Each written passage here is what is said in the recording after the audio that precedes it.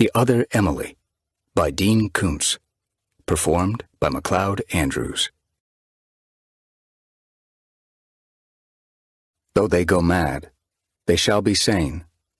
Though they sink through the sea, they shall rise again. Though lovers be lost, love shall not, and death shall have no dominion. Dylan Thomas. Part 1. Alone among the millions. 1. She is lost, and he must find her. But she leaves no trail, no footprints or spoor of any kind. And the way is dark, for she has gone into the forest of the night, where the trees are black and leafless, where the moon and stars do not exist, where the sun will never rise, where the path is ever downward. Yet he descends in a desperate search, for she does not belong here among the dead, not when she is so alive in his mind and heart, does not belong here, does not belong here. And although finding her is his only hope of joy, his only reason to exist, there are moments when he senses her within arm's reach in the blinding darkness, and terror wakes him. 2. Crystal confetti showered on the city.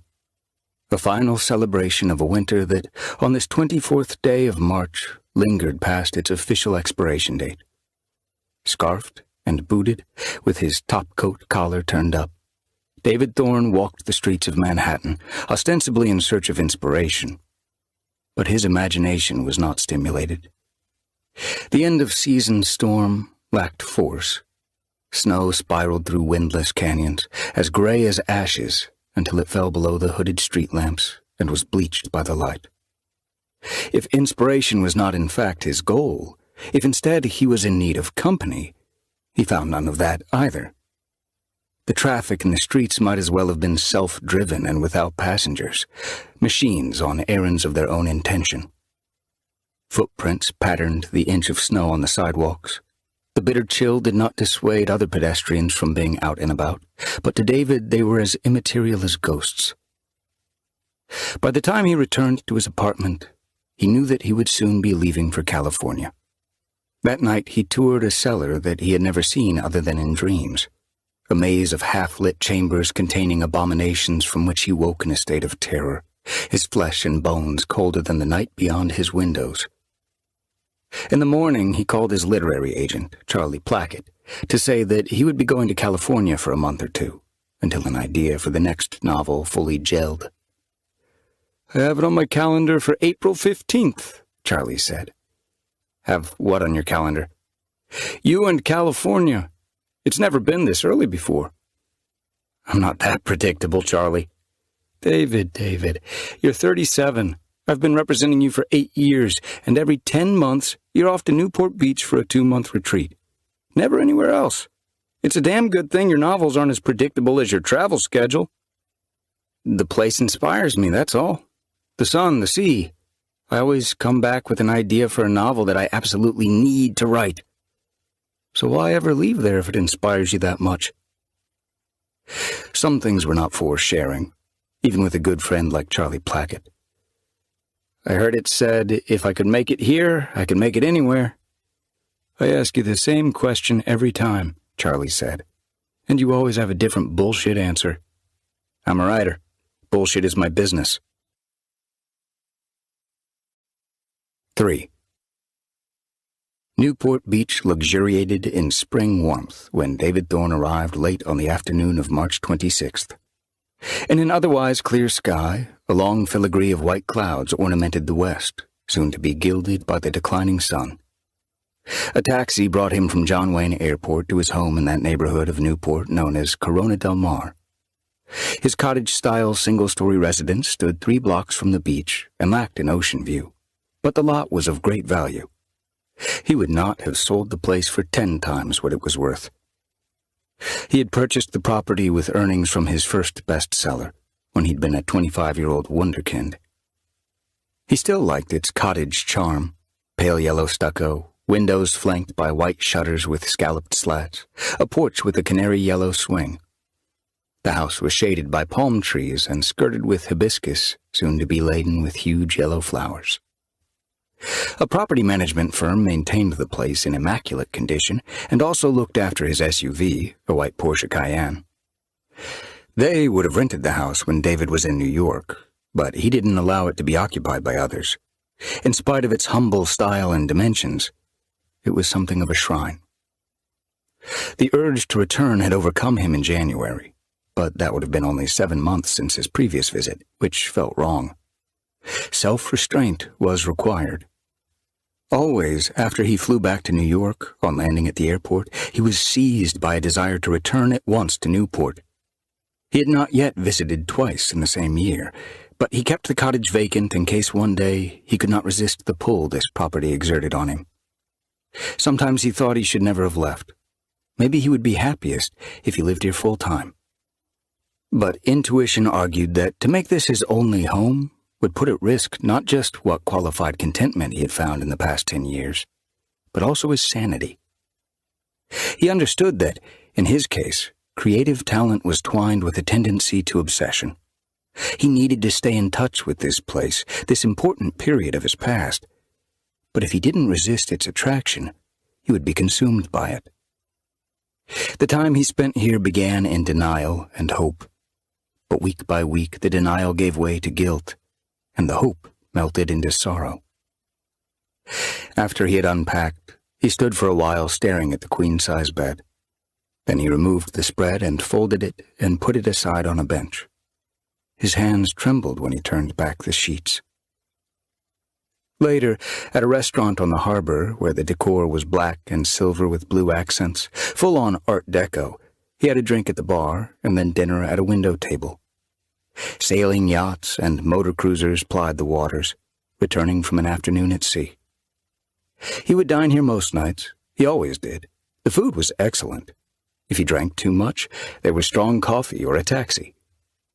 He didn't recognize any of the staff from earlier visits. If any remembered him, they didn't say so. That was as he wanted. He preferred anonymity and had no desire to engage in conversation.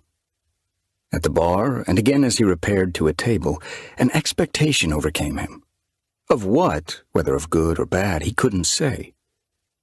Alert, he sat alone at a window table for two, surveying the other patrons, but they were as ordinary as they were well-to-do. The fleecy clouds alchemized to gold against an azure sky, and then curdled blood-red against a sapphire backdrop. But it wasn't the sunset that filled him with anticipation. Gradually, his presentiment faded as the stars came out. On the dark water of the harbor, reflections of shoreside lights cockled like colorful skeins of rippled ribbon sugar candy. He and Emily had come here back in the day, when the decor had been somewhat less glamorous. But she didn't haunt this place. Only his heart. During the 10-minute drive home, he felt that the night was as incomplete as the half-moon. He dreamed of the many-chambered cellar, that labyrinth of wickedness and cruelty. Although it was a real-world place, he had avoided watching news film of it. But his imagination took him there again in his restless sleep. So vivid were these nightmare images that when he woke at 3:15, he went into the bathroom and threw up. 4.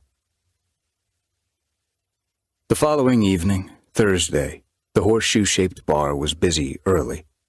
Well-dressed singles in their 20s and 30s were getting a buzz, and on the prowl, but not too obviously, for someone with whom to hook up. Eagerness could be easily misinterpreted as desperation. This was a moneyed crowd that associated desperation with economic rather than emotional need. The men and women alike shied from anyone whose net worth might be tied up in the clothes and jewelry they wore, and who might be fishing for a catch. The bar was too crowded for David. He tipped the hostess for the window table at which he'd dined the previous night. She seated him and saw to it that his waiter brought a glass of Camus Cabernet by the time that he unfolded the napkin and placed it on his lap. The anticipation that had drawn his nerves taut the previous evening rose in him once more. He expected nothing would come of it. Nothing ever did. Nearby on the harbor, two 20-ish women in bikinis standing on paddle boards oared their way past the docks, making progress so effortlessly that they were conducting an animated conversation at the same time and laughing with delight. They were beautiful and lithe, with tanned and silken limbs. But though they gave rise to a certain need in David, they didn't fill him with true desire. The swollen sun was still 5 minutes from immersion in the sea when he glanced toward the noisy bar and saw her. He froze with the wineglass halfway to his mouth and for a moment forgot that it remained in his hand. She was in that highest rank of beauties that inspired stupid men to commit foolish acts and made wiser men despair for their inadequacies. He thought he must be wrong about her. Then she looked his way and for a moment met his eyes at a distance, and he put down his glass for fear of spilling the Cabernet. Her gaze didn't linger on David or on anyone. She turned her elegant head to the bartender as he placed a martini before her. Balanced on the horizon, the fat sun poured apocalyptic light through the huge tinted windows.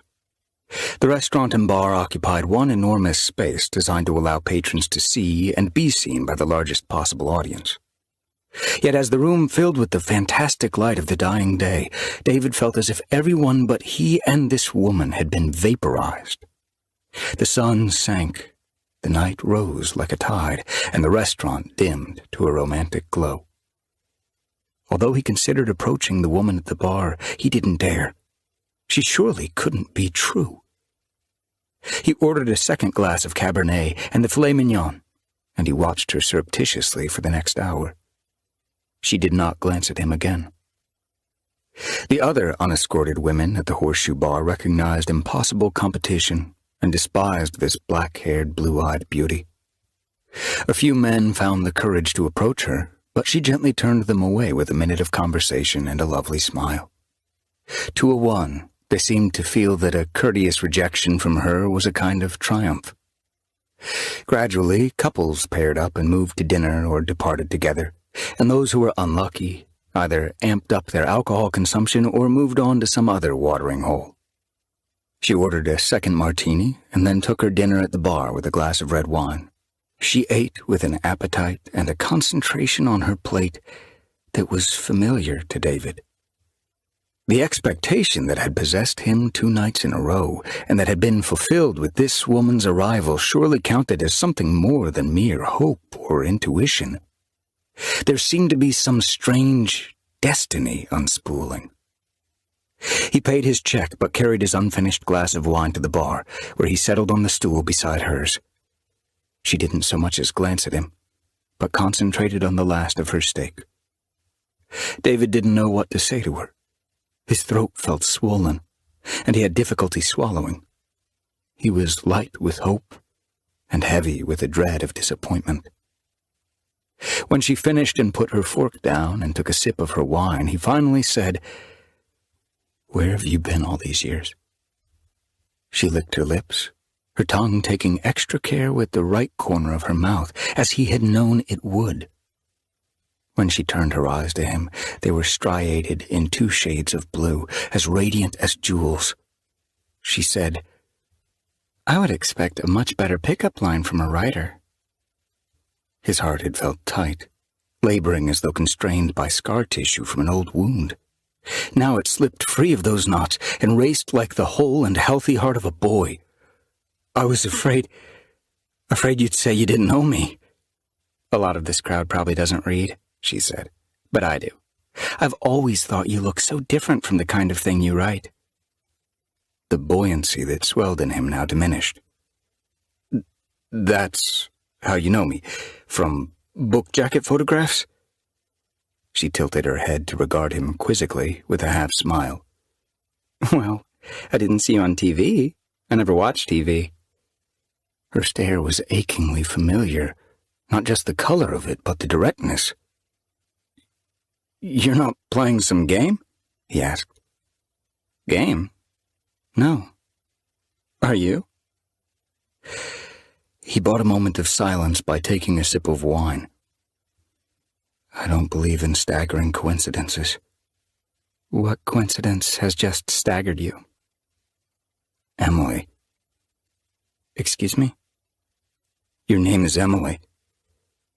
My name is Maddison. Then you must have a sister named Emily. I'm an only child. I never knew of a sister, he said. Because there isn't one. This is extraordinary. What is? She was too young. He saw that now. A decade too young, but otherwise a dead ringer. You're too young, he said, though he didn't mean to express that thought aloud. She sipped her wine and propped an elbow on the bar and cupped her chin in her hand, exactly as Emily had done, and studied him for a long moment. This has become a much better pickup pitch. It was so lame at the start. Where have you been all my life? It was, where have you been all these years? Whatever. But you've polished it up considerably in subsequent drafts, adding a nice note of mystery. He felt disoriented, as if he'd been folded into some universe parallel to the one in which he'd been born. 10 years. She was 25 when I last saw her. I'm 25. But you're not Emily. I'm glad we finally agree on that. He didn't remember finishing his wine, but his glass was empty. No two people, unrelated, could look so alike. You must have an older sister you don't know about. He took his smartphone from a jacket pocket. May I take your picture? That's all you want of me? A picture? That question left him nonplussed. She said, What about your younger brother? I don't have a brother, younger or otherwise. Too bad. He might have taken me home by now. You're playing with me, just like she did. She, being the fabled Emily, I suppose. You wouldn't go home with me if I asked. She wasn't that easy, and neither are you. Maddison shrugged. As though you know me. If all you want is a picture, go ahead and take it. He took 3. What's your last name? Sutton. Maddison Sutton. As he put the phone away, she said, Now what? He wasn't smooth at this, not these days, not since Emily. He said, There is an age difference. Good grief, you're just 30-something. 37. I'll call you Grandpa. You can call me Lolita. Okay, it's not a millennium. Will you have dinner with me? I just finished dinner. So did you? Tomorrow night. I'm free, she said. Is this place all right? It's delightfully expensive. I'll pick you up at 5:30. Let's take it slow. I'll meet you here. A moment ago you were ready to go home with me. Not with you, she said. With your brother. Although unnerved by a resemblance to Emily, he nevertheless laughed. Fortunately for me, I'm an only child. So you say. Most likely your brother's cuter. You even talk like her. Which is how? Always half a step ahead of me. Do you like that? I guess I must. He wanted no more wine. She nursed the last of hers as if to avoid leaving with him and being mistaken for just another meat market matchup. He said, Well, okay then. See you tomorrow, and departed. The night was pleasantly cool, the air soft rather than crisp, appealingly scented with the faint, musky odor of the invading sea that rose and fell and rose ceaselessly within the confines of the harbor. After retrieving his SUV from the valet, David drove across Pacific Coast Highway and parked in the empty lot of a bank. He had a clear view of the restaurant. 10 minutes passed before she appeared. At the sight of her, the valet hurried to fetch an ivory-white 2-seat Mercedes 450 SL that was at least 40 years old but impeccably maintained. As she stood waiting for the car, bathed in the golden glow of the portico, she seemed to be not the subject of the light, but the source of it, radiant. The sight of her gave rise to that certain need in David, but this time also to desire. Even though she didn't know what car he drove, he dared to follow her only at a distance. Traffic remained light, and he was never at risk of losing her. He expected to be led to a house, perhaps one in a gate-guarded community. She went instead to the Island Hotel. From a distance, he watched her leave the Mercedes with another valet, who stood at the open driver's door to watch her until she had disappeared into the lobby. David went home, and for 5 hours he slept as if drugged. He dreamed of searching the Island Hotel for Emily. The bellman wore black and carried automatic carbines and refused to help him with his luggage, which didn't matter because he had no luggage. He wasn't checking in. He was just looking for Emily. The man at the front desk insisted that no one was currently staying in the hotel, and this proved to be true when David went room by room, floor by floor, his sense of urgency growing, seeking someone who might have seen Emily. He thought she must have gone to the bar for a drink. But the bar had been turned into an infirmary, where wounded men were stretched out on rows of cots. Although he didn't recall having been wounded, he found himself on a cot, being attended to by a nurse in a black uniform. Employing a rubber tube as a tourniquet, she used a needle to tap one of his veins and draw blood into a collection tube. Because her uniform was black rather than white, he worried that she wasn't a real nurse, but she assured him that she was a nurse and a trained phlebotomist. "I have much experience of blood," she said. Only then did he realize that she was Emily, and with considerable relief, he said, "At last, I've found you." And she said, "You won't remember this. Sleep and forget. You won't remember." 5. He woke and showered during the night. In a vague sort of way, he remembered the dream in spite of the nurse encouraging him to forget. In the crook of his left arm was a tiny red swelling, a spider bite. Having been bitten in his slumber, he had felt the nip and fashioned part of the dream around it. The sleeping mind was an inventive, if strange, playwright. Dawn had not yet broken when he imported the 3 smartphone snapshots of Maddison Sutton to the computer in the study and printed them on glossy photographic paper. He put the photos on the kitchen table with the intention of studying them over breakfast. He drank coffee and ate nothing. The early sun had slowly moved a window shape across the table to the photographs, as if light were tropic to her sublime face. In the bedroom, he opened the bottom drawer of the highboy and took from it a 9x12 white box. He returned to the kitchen and opened the box and removed an assortment of pictures of Emily Carlino. He had put them away in the highboy after she was gone. He had not looked at them in years because the sight of her caused him such pain and longing and fear. Although he spent half an hour examining the evidence, he could not see the slightest difference between Maddison and Emily. They were no less alike than identical twins who had formed from one fertilized egg, sharing one amniotic sac and one placenta until they had been delivered into the world. After he fetched a magnifying glass from the study, further examination of the photos availed him nothing. Her eyes were owlish under the enlarging glass, and she met his stare with her own. 6. Isaac Eisenstein was just a private investigator, a gumshoe with a third-floor walk-up office on a shabby side street. He owned one of the largest security companies in New York City, providing alarm systems and armored vehicles and armed bodyguards. With his staff of licensed PIs, he was able to conduct investigations of any complexity. A valued research source for David's novels, Isaac was also something of a friend. He was in his office at 9 o'clock Eastern Time when David placed the call. Standing by the sink, watching through the window as a ruby-throated hummingbird took its breakfast from the flowers on a red-bark arbutus, David said, "Isaac, I need help." "So I've told Patsy like 1,000 times."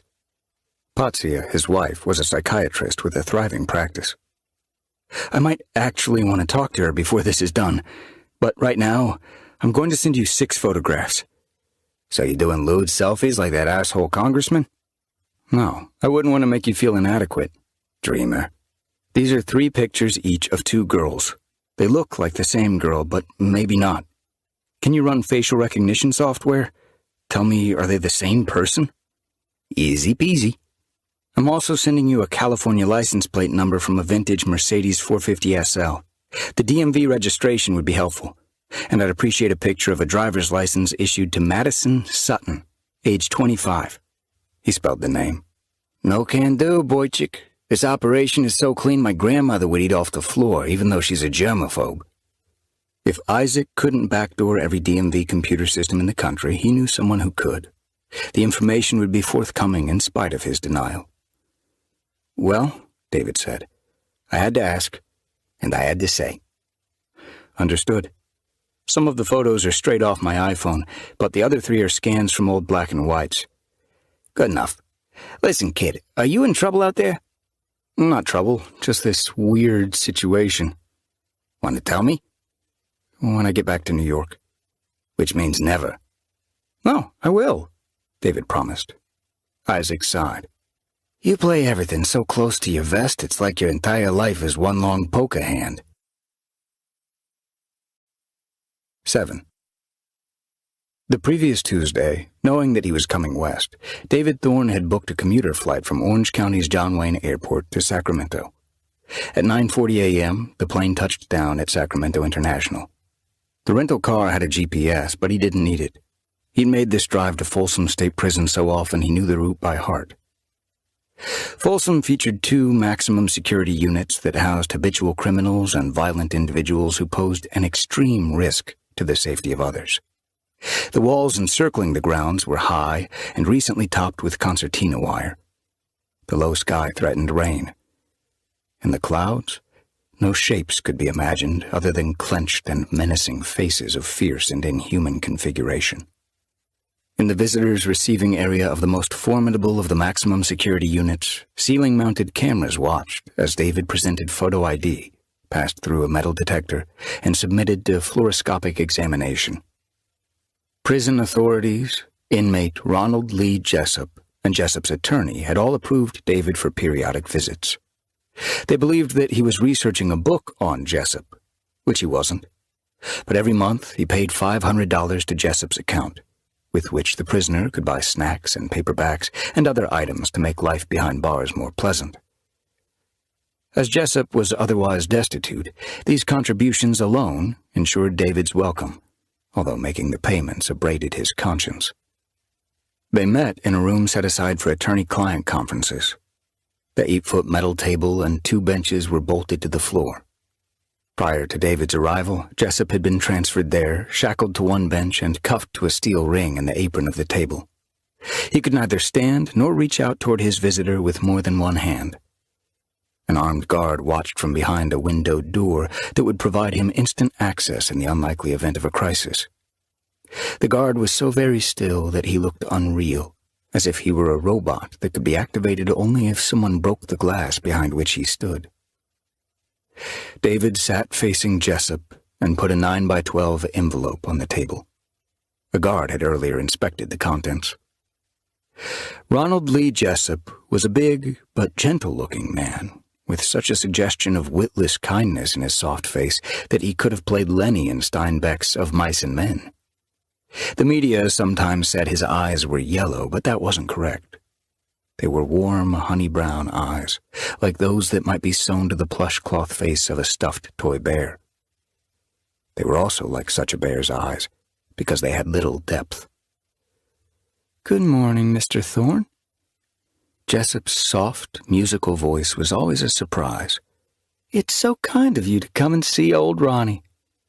"How are you today, Ronny?" "I'm good. Are you good?" "Yes, I'm doing just fine." "Glad to hear it. And thanks for paying to my account and all." "Well, that's only what we arranged." "I bought more of them Louis L'Amour books. You like westerns, Mr. Thorne?" "I've not read as many as you have." Jessup's smile was artless, self-effacing, without irony. "Well, I guess I got more time for it than you do. I like westerns and all, 'cause the good guys always win, which is how it ought to be, but mostly isn't." Ronny Jessup often expressed gratitude for having been caught and imprisoned. He seemed to be sincere. "You still making a book about me?" Jessup asked. "Indeed I am, Ronny." "It's taking a long time." "Anything worthwhile generally does." "I guess that's true. Who do I know, like family and all, that you've been interviewing lately?" "I can't tell you, Ronny.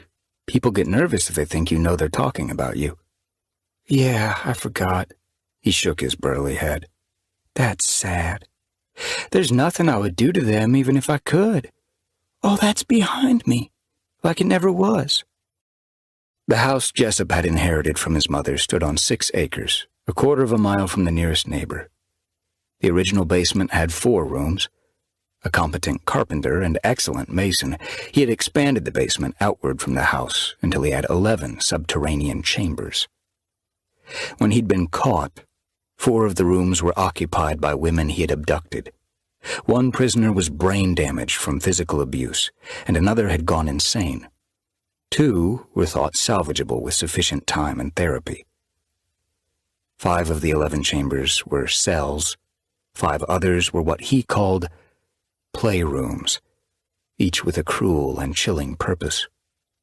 In the 11th space were stored the bodies of 9 women whom he had treated with his special concoction of preservatives and wrapped snugly in cotton windings to mummify. David had never seen that place or even photographs of it. The architecture of the version in his dreams was unique to him, shaped by his fear and guilt.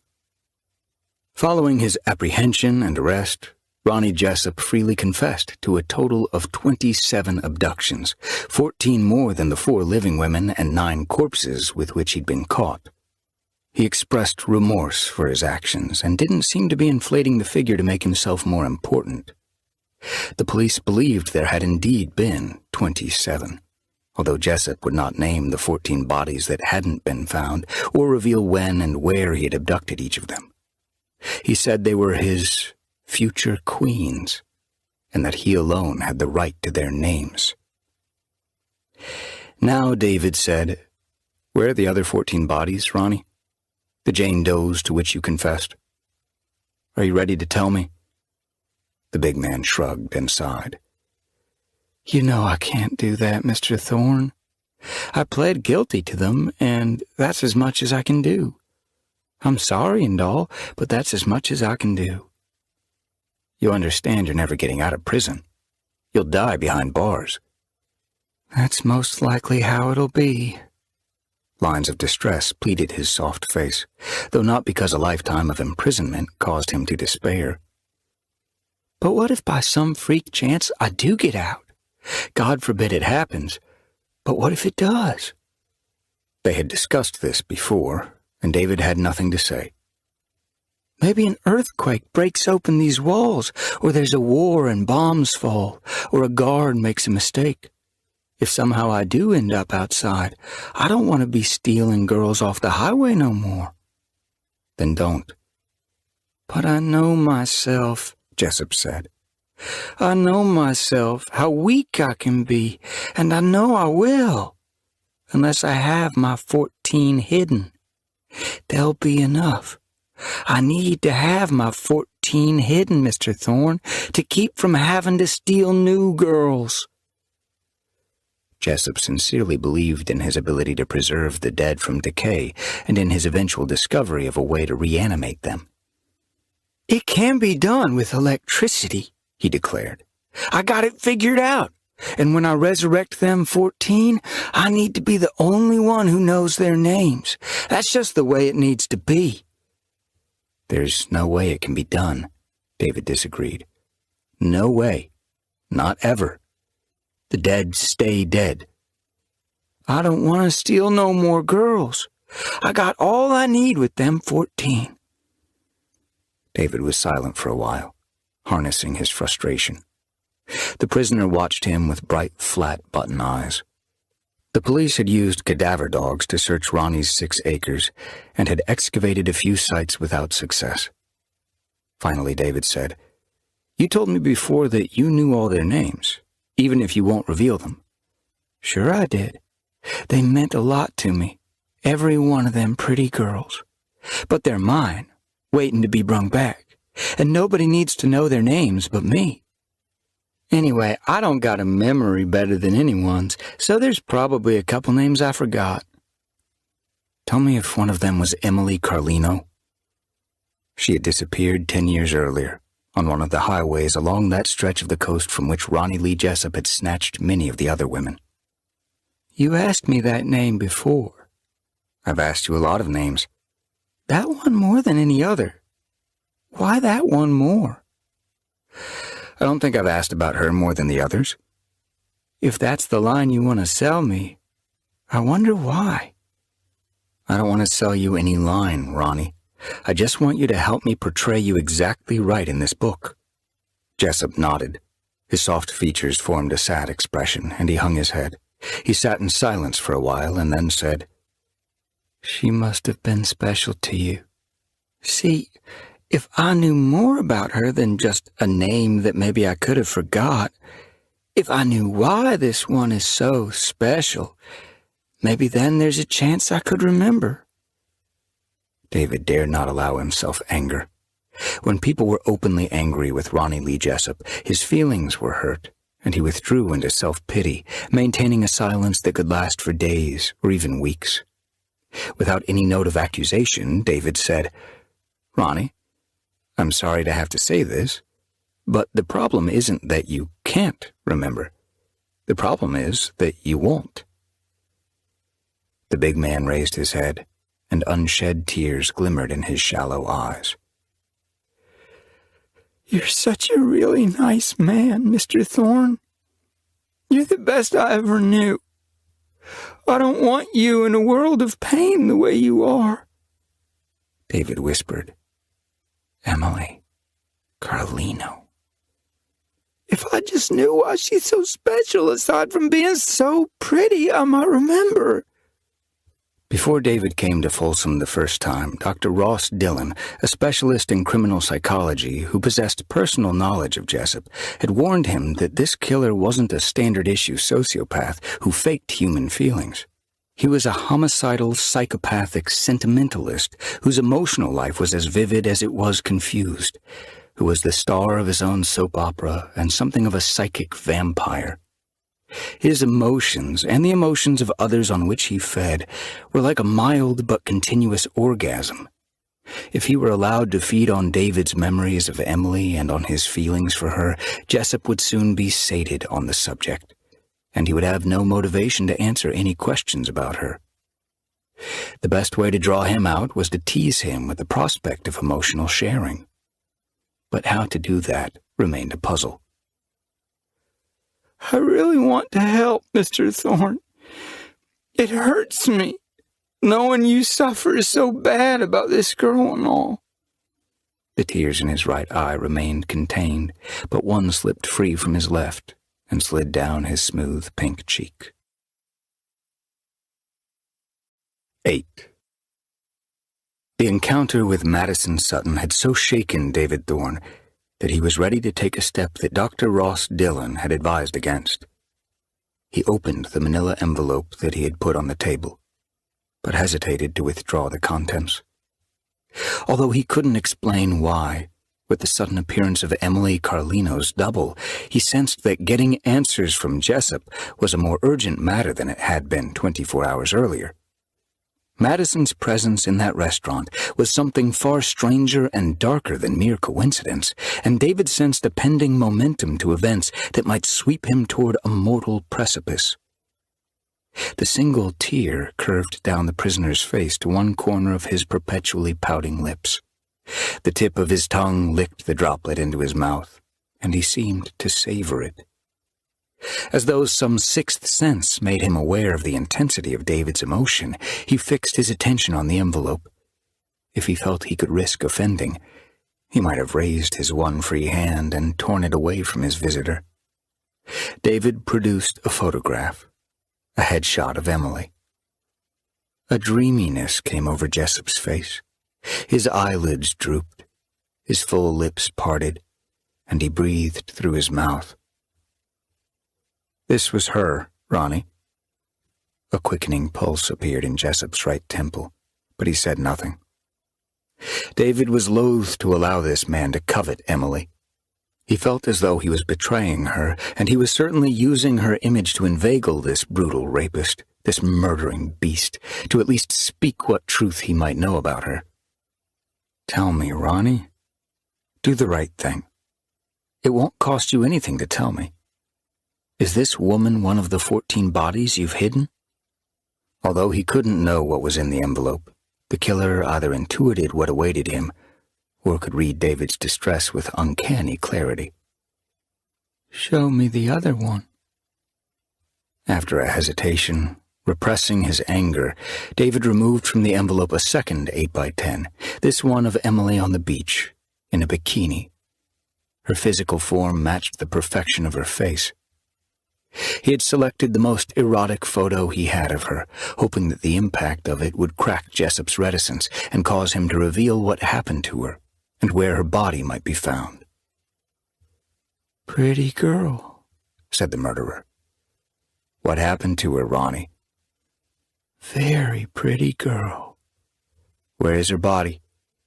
Jessup shook his head. "She can't be dead." "What do you mean?" "Such a pretty girl being dead is too sad." David waited. With his gaze, Jessup fondled the girl in the photograph. At last, David said, "Her car broke down sometime after midnight on Highway 101, about 22 miles north of Santa Barbara." "She shouldn't ever been out alone so late. Why might a pretty girl like her be driving alone so late?" Instead of answering that question and revealing the anguish for which the killer thirsted, David said, "It was raining hard that night. A hard, cold rain." Jessup remained focused on the picture. "What's she driving? What kind of car? Maybe I'd remember the car." "Don't snark me like that, Ronny. It's not worthy of you. She was a beauty. You'd remember her before the car." "There was a lot of girls, Mr. Thorne, and I kept on stealing them for more than 20 years. 27 isn't so many that you'd forget this one." Jessup's left eye produced a second tear, his right a first. "I pled to 27. That's not the all of it. Tell me, was she a good girl?"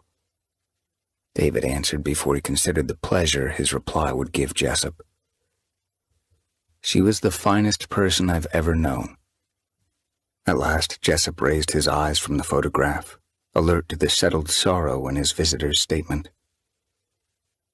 "This book of yours, if there is any book, it's going to be about her more than me." David was determined to maintain his composure and give the killer nothing more to feed upon. That stretch of highway can be lonely. In those days, cell phone coverage in that area wasn't so good. Little chance she could call for help. "If she was one of my girls, she'd be the first I'd make alive again." David failed to draw a breath. He saw that Jessup heard that subtle silence, and he breathed again. Too late. "Is she one of those bodies you've hidden?" "Question for question, answer for answer. That's only fair." "I've answered your questions, Ronny. Unless you mean the car. It was a black Buick sedan." "The car don't matter. What you didn't answer that matters is, was she a good girl?" "But I did answer that one. You know I did." "You answered it the way you heard it, not the way I meant it." "I don't understand." The big man wet his ripe lips with his tongue. The steel ring in the table apron to which his right hand was cuffed rattled, not as though he was making a frustrated effort to break free, but quietly, as if he trembled with need or excitement. "She a good girl, Mr. Thorne? Was she as good as she looks? When you did her, when you was in her, was she tender?" In all his meetings with this man, David had never given in to anger. for he didn't want to waste the next visit assuaging Jessup's hurt feelings and self-pity, repairing their relationship. And there would be a next meeting, another beyond that, another, and another, as long as Jessup allowed, until he stopped playing games and spoke the verifiable truth, whatever it might be. This was David Thorne's purgatorial passage, his penance, his duty to Emily, and the primary reason that he came to California for 2 months at a time. Now he returned the photos to the envelope and closed the clasp and folded his hands on the table and stared at Jessup in silence. The killer met his stare and produced no more tears.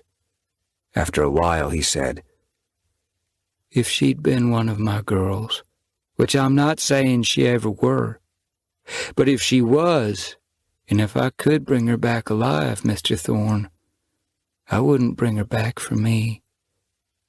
I'd bring her back for you. I really would." Each minute David spent with Ronny Lee Jessup was a test of his own sanity. He picked up the envelope and got to his feet. "I'll see you in a week. Maybe sooner." "I always enjoy your visits, Mr. Thorne. They're such a special part of my life." 9. Friday afternoon, David sat in a window seat, southbound from Sacramento under high iron-gray clouds, winging over the San Joaquin Valley, once the most productive farmland in the world, now in places devastated by the state's mismanagement of the water supply. Decades-old orchards withered brown, vast fields blackened by recent wildfires.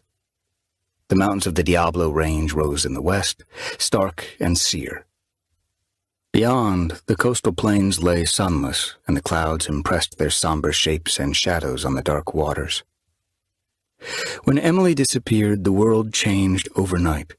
Not just his life, not just his world, but the very world itself, as if the known universe intersected with another that was unknown, and in that quiet collision, an infinite number of subtle changes occurred. He could not define what was different, could not enumerate the many tweaks and twists, though he could feel the truth of them by the way the world loomed strange around him, by events that were too bizarre for the cosmos as it had been, but that unfurled in this new reality without seeming to amaze or disturb anyone but him. For perhaps 2 days he had been in denial, certain that she would be found or would walk through the door with some bright story of comic adventure. On the 3rd day, he realized he would never see her alive again. That he had loved her was not a belated discovery, nor that he had loved her more than he loved himself. They were so young, however, that he had never contemplated or even imagined the loss of her. He felt hollowed out and for weeks could not get warm. In his dreams she wandered fields and forests. He glimpsed her on far hills or between trees, and though she called his name, she never seemed to see him, and she moved always farther away. They had been together for 5 years, since he was 22 and she was 20. He had achieved his success with her at his side, because she was at his side, because she centered him. In the wake of her disappearance, he couldn't understand why they had not married. They were of a generation that often delayed marriage or even felt it wasn't essential to shaping a life together. But when he had no hope of wedding her, he wanted her to have been his wife, to be able to say that by sanctification they had been as one. He felt that he had failed her by not committing in that fashion. Worse, he found himself lying awake, wondering if being married would have changed their actions, so that she would not have been alone that night, and therefore would not have gone missing and surely to her death. When Ronny Lee Jessup had been arrested 3 years later, and his hideous labyrinthine cellar had topped the news, David waited in dread for the coroner to report that one of the 9 cadavers the killer had crudely mummified was hers. But she remained missing. Perhaps he should have found hope in the fact that she wasn't among the living and dead women in those subterranean rooms. But after 3 years, his capacity for hope had been exhausted. She wasn't out there alive, waiting to be found, not in this strangely altered and steadily darkening world. Like a grotesque insect in human disguise, Jessup stowed her poor body in some secret niche as if it were a chrysalis from which she would in time emerge, her beauty reborn, to submit to his brutality once more.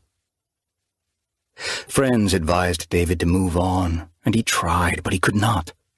He was haunted by what had been, what might have been, and what could never be. When writing, especially since the loss of Emily, he often became obsessed with the work to the exclusion of all else. So it seemed that if the atmosphere of Earth should suddenly evaporate, he would be sustained by the air of the fictional world he created. He had also become obsessed with one path by which he might find peace of mind. Discover the truth of her fate, locate her remains, and bury her in the cemetery nearest to the cottage in Corona del Mar, where they had been so happy, where he would always be able to look after her, as he had failed to do in life. For this reason, for 6 years, he had been visiting Ronny Lee Jessup in Folsom. At 2:10 p.m., the turboprop commuter flight began its descent into Orange County. The clouds of the north had withered away south of Santa Barbara.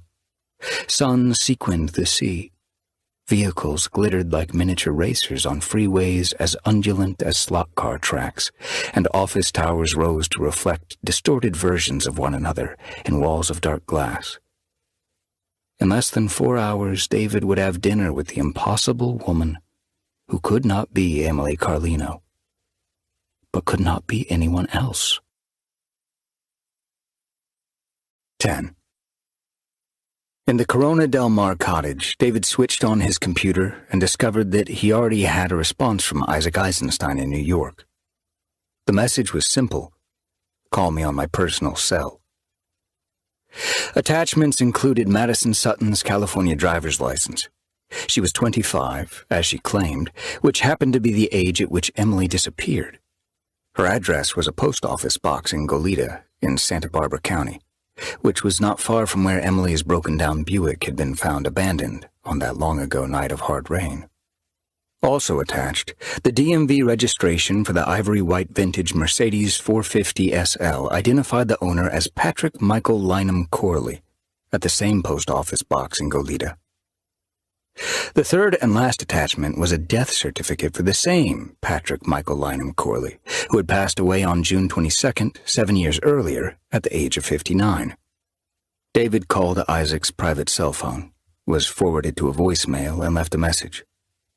The 2 study windows were fitted with interior shutters. The half-open slats interleaved shadows with bands of sunlight that laddered up one wall. When Isaac returned the call 6 minutes later, he said, "Patsy and I are going to dinner at Le Cuckoo. She's been looking forward to this for a month, so if we're not out the door in 12 minutes, I'll have to eat dinner with an ice pack on my balls." "Then let's get to it. How can a car be registered to a guy who's been dead 7 years? "Someone's been renewing it in his name every time it comes due. I don't know who yet, but I'll have more for you tomorrow." "What do you know about this Corley?" "He was a contractor and property developer. Built houses in and around Goleta. His wife died 5 years before him. No children. More tomorrow. Now these photos you sent of Maddison Sutton. My God, she's a looker. Breathtaking. Are you head over heels?" Isaac knew nothing about Emily Carlino. David spoke of her to no one in his current life. Sorrow, the mystery of her fate, and shame kept him silent. "It's not about romance, Isaac. And only 3 of the shots were her. The other 3 are a different woman." "So you said, but you're wrong about that. 44 detailed comparisons of facial recognition scans say they're one and the same person. And every photo of the same period." "No, those shots were taken 10 years apart." "Somebody's pulling your leg, pal. Faces don't stay the same for a decade. The most highly reliable recognition programs require base images of the subjects on file to be upgraded every 7 or 8 years. According to a driver's license, she's 25, and the function of our scan that estimates age puts all these photos in her mid-20s. But I haven't been able to get anything on Maddison Sutton, where she works, family, education, anything at all. Such deep anonymity doesn't make sense in Google world. We'll dig further. I'll have some follow-up for you tomorrow. And when I have more time, I've got to know what's going on there. It's not about romance, huh? If it's really not, then you're either blind or stupid, and I know you're neither. Now I'm off to Le Cuckoo." David hung up. He switched off the computer. The quiet in the cottage was so deep that the place might have been drifting outside of time, displaced by some quirk of physics. The planet rotated, and on the wall, the ladder of sunshine and shadow skewed somewhat, and the bright bands dimmed. As the light seemed almost to simmer slowly away, steeping the room in mystery, David Thorne wondered what he ought to say to Maddison Sutton at dinner, how he might draw her out, yet avoid seeming suspicious, and what he would feel in mind and heart when he touched her. 11. Upon the waters came a multi-deck party boat, a mere shell of spaces that could be used for banquet rooms and buffet lines and rental casinos and dance floors, bedecked with strings of tiny white lights, with guests of some well-catered event posed at the railings or glimpsed beyond the enormous windows in chambers festooned with cream-white bunting and enormous floral displays of white and yellow blooms. The massive confection of contrived elegance cruised past the windows of the restaurant, moving smoothly through harbor waters glimmering with the first golden light of sunset. It seemed to glide not by the power of its engines, but to hydroplane on the music of its big band playing Glenn Miller's In the Mood. Maddison had arrived before David. She already sat at the window table where he had dined alone the previous evening. Her martini had been so recently served that it had hardly been touched. Perhaps she saw his reflection in the glass. She turned her head to smile just as he approached. The passing spectacle paled by comparison with this woman. To David, the expensive and lustrous decor of the restaurant became ordinary. The festive clinking of glasses, the ringing of flatware, the laughter of the singles on the hunt at the bar, the animated conversation of the other diners, all of it faded, so that even though she spoke softly, her voice was clear and intimate as he settled in the chair across the table from her.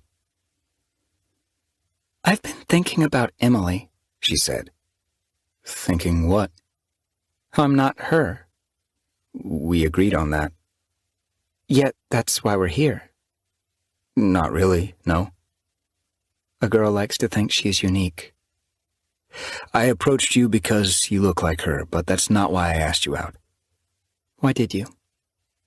"I liked the way you talk." "Oops. Last night you said I talk like her." "I say a lot of stupid things." "Few men would admit as much." The waiter came to take a drink order. When David and Maddison were alone again, he said, "Maybe I should go home and send my brother." "Then I would have to dine alone. Anyway, even if he existed, I doubt he'd be cuter than you. Or more entertaining." He didn't know what to say. He wished he already had a drink. After taking a sip of her martini, she said, "Which woman in your novels is Emily?" "I've never written her." Maddison raised one eyebrow. "You loved her more than life itself, but never wrote about her?" Although he hadn't spoken to Maddison of his love for Emily, he supposed that she could deduce it from his actions or read his heart as revealed in his eyes. He said, "Sometimes it takes a lot of distance to be able to fold a piece of your life into a work of fiction." 10 years is a lot of distance. Did you leave her? Why would I have left her if I loved her more than life itself? We all do reckless, foolish things. So she left you? Just walked out? Yes, he said, and left it there. You're afraid of writing about her and getting her wrong. Are you still too angry to be fair to her? I've never been angry with her. Then it's pain. Is it? Her leaving hurt you so badly that you don't believe you could be fair to her, and you still love her too much to write about her in an unfair way. You make me out to be more sensitive and considerate than I am. Are we going to talk about Emily all night? Not all night, but because last night you thought I was Emily and because you still wish I were her, I have more questions. A girl's got to know her competition if she's to have a chance. I don't wish you were her. That's the second lie you've told me tonight. You're not a guy who lies well, which is to your credit even if you lie. Second? What was the first? When you said she left you. Clearly it was more complicated. She didn't get bored, not with one like you. And you're no brute. She seemed to be as open and forthright as anyone he had ever known. Yet he sensed that she had been formulating her side of this conversation for much longer than a day, and that his responses did not surprise her. He said, "More complicated than she just walked out on me? Do you have a different scenario in mind?" She met his eyes and seemed to gaze into rather than merely at him. Maybe a moment came when she needed you desperately, and you weren't there. Maybe it haunts you even after all these years. Maybe the guilt you feel for failing her still eats at you like an acid, so that writing about her would be as excruciating as forcing yourself through a mile of razor wire. He was shocked, speechless. He could not break eye contact. Her blue steel stare pinned him as if he were a butterfly fixed to a specimen board. After a damning silence, at last he said, "Very dramatic. You think like a novelist." She smiled and shook her head. No. I have no desire to be a writer and no talent for it. Anyway, sooner or later, you'll tell me the full story. Her stare no longer chilled him. Her smile was warm. There had been no accusation in what she'd said, only idle speculation. She couldn't know that she had touched an open wound of truth. Nevertheless, David was relieved that the waiter arrived just then with his glass of Macallan Scotch over ice. 12.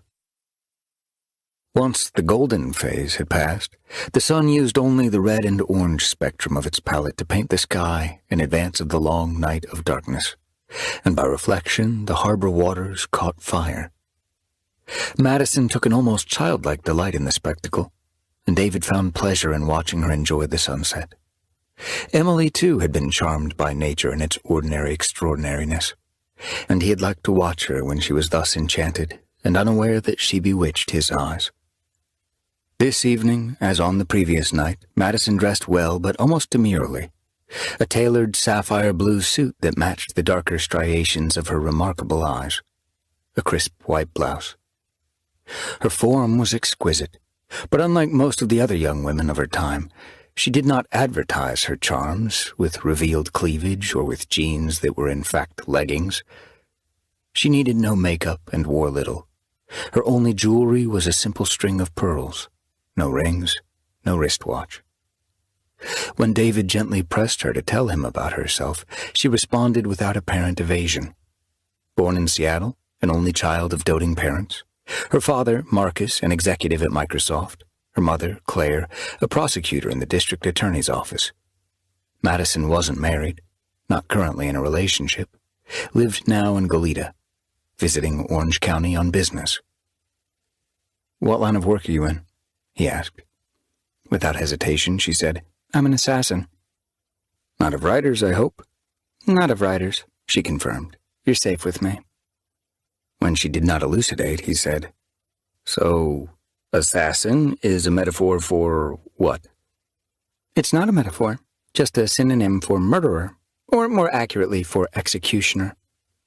The waiter stopped by to ask what they would like for dinner.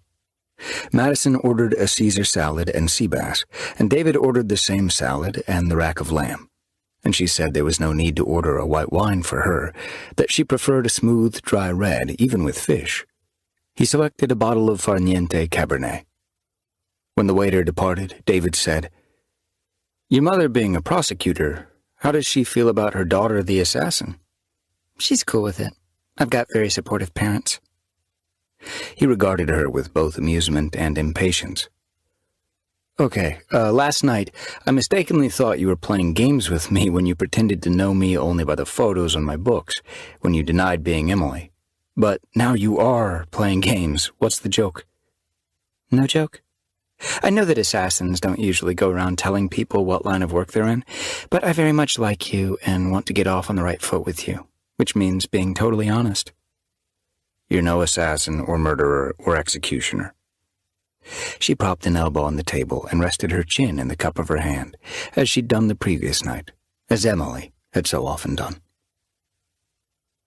"So, What would you prefer my line of work to be? I don't prefer it to be anything.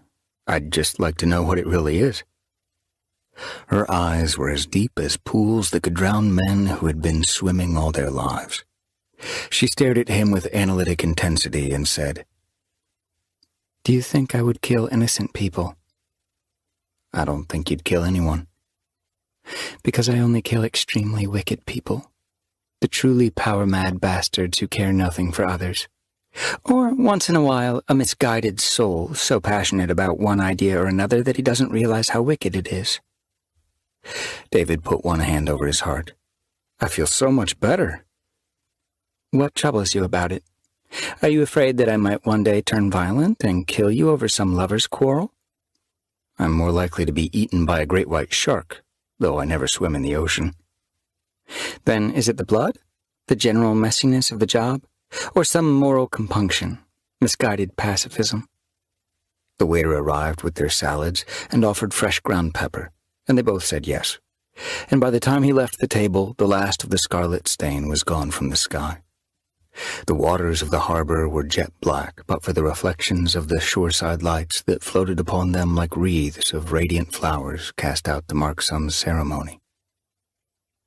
Do we play this game all the way to the entree? He asked. Oh, goodness, David, allow me some mystery for a little while. You've certainly got your own share of it. I rather like being an assassin. It's so much more glamorous than being a representative for IBM Business Systems. Now let's talk about that movie they made from one of your books. If you really were an assassin, I could give you a contract for a megalomaniacal film director the world wouldn't miss. 13. Maddison had a profound interest in literature that was unusual in this digital age when the language arts were receding into the mists of the unfashionable, along with a knowledge of history, an appreciation for complex music, general civility, and so much else that David valued. In fact, her education was both broad and deep, and consequently, their conversations seemed to be a kind of jazz that made 3 hours pass like one. Over coffee, when he asked where she'd gone to school, she said, the University of the Machine, and implied, but would not say, that she was largely self-educated online, as though it might be an embarrassment for her highly educated parents that she had not attended college. Given all your interests, David said, I'm surprised you find it fulfilling to be a sales rep for IBM Business Systems. I'd find it stifling if that's what I was. But you said... You inferred, dear. I didn't say or so much as imply IBM. It was just an example of a glamourless career. So I'm still supposed to believe you're an assassin. And quite a good one. After the waiter refreshed their coffee, David said, We've talked nonstop all evening, yet there's a long list of essential things about you that I don't know. She was about to speak, but her smile became fixed, and her lips parted without producing a word, and her gaze slipped out of focus. She cocked her head as if listening to some voice or siren song that only she could hear. After perhaps half a minute, he said, Maddison? She blinked, came back from wherever she'd gone and said, Sorry, what did you say? There's a long list of essential things about you that I don't know, he repeated.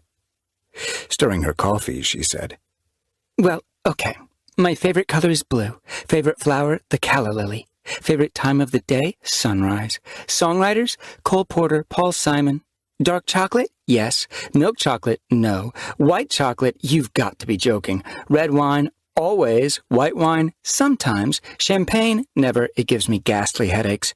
Walks on the beach. Dolphins, whales, pelicans flying information, hummingbirds, butterflies, driving very fast, laughing till I cry, making love. So, lunch on Sunday? Or would you first like to know my favorite textures, smells, and sounds? He said, Why not dinner tomorrow instead of Sunday? You're up early tomorrow and away all day, and you're stressed out about it, whatever it is. He frowned. I said that? Only that you're up early and away all day. I inferred the stress. It's very sweet how easy you are to read. If you were an assassin, dear, you'd never be able to get close to your target. I'll be back in time for dinner. And all knotted up by whatever secret business it is that you have to deal with? I don't know, of course, because you're being as mysterious with me as you say I'm being with you, even though I do not know your favorite color or favorite flower or position on the issue of driving very fast. Lunch on Sunday, noon, Laguna Beach? We'll walk on the beach afterward, he said. She finished her coffee. Tour some galleries, cute little shops. May I pick you up? Where are you staying? You can pick me up when I'm certain of your position on very fast driving and selected other matters. Sunday, I'll drive myself and meet you there. Don't look bereft. Smile for me. There, that's nice. I love your smile, especially when it's aimed at me.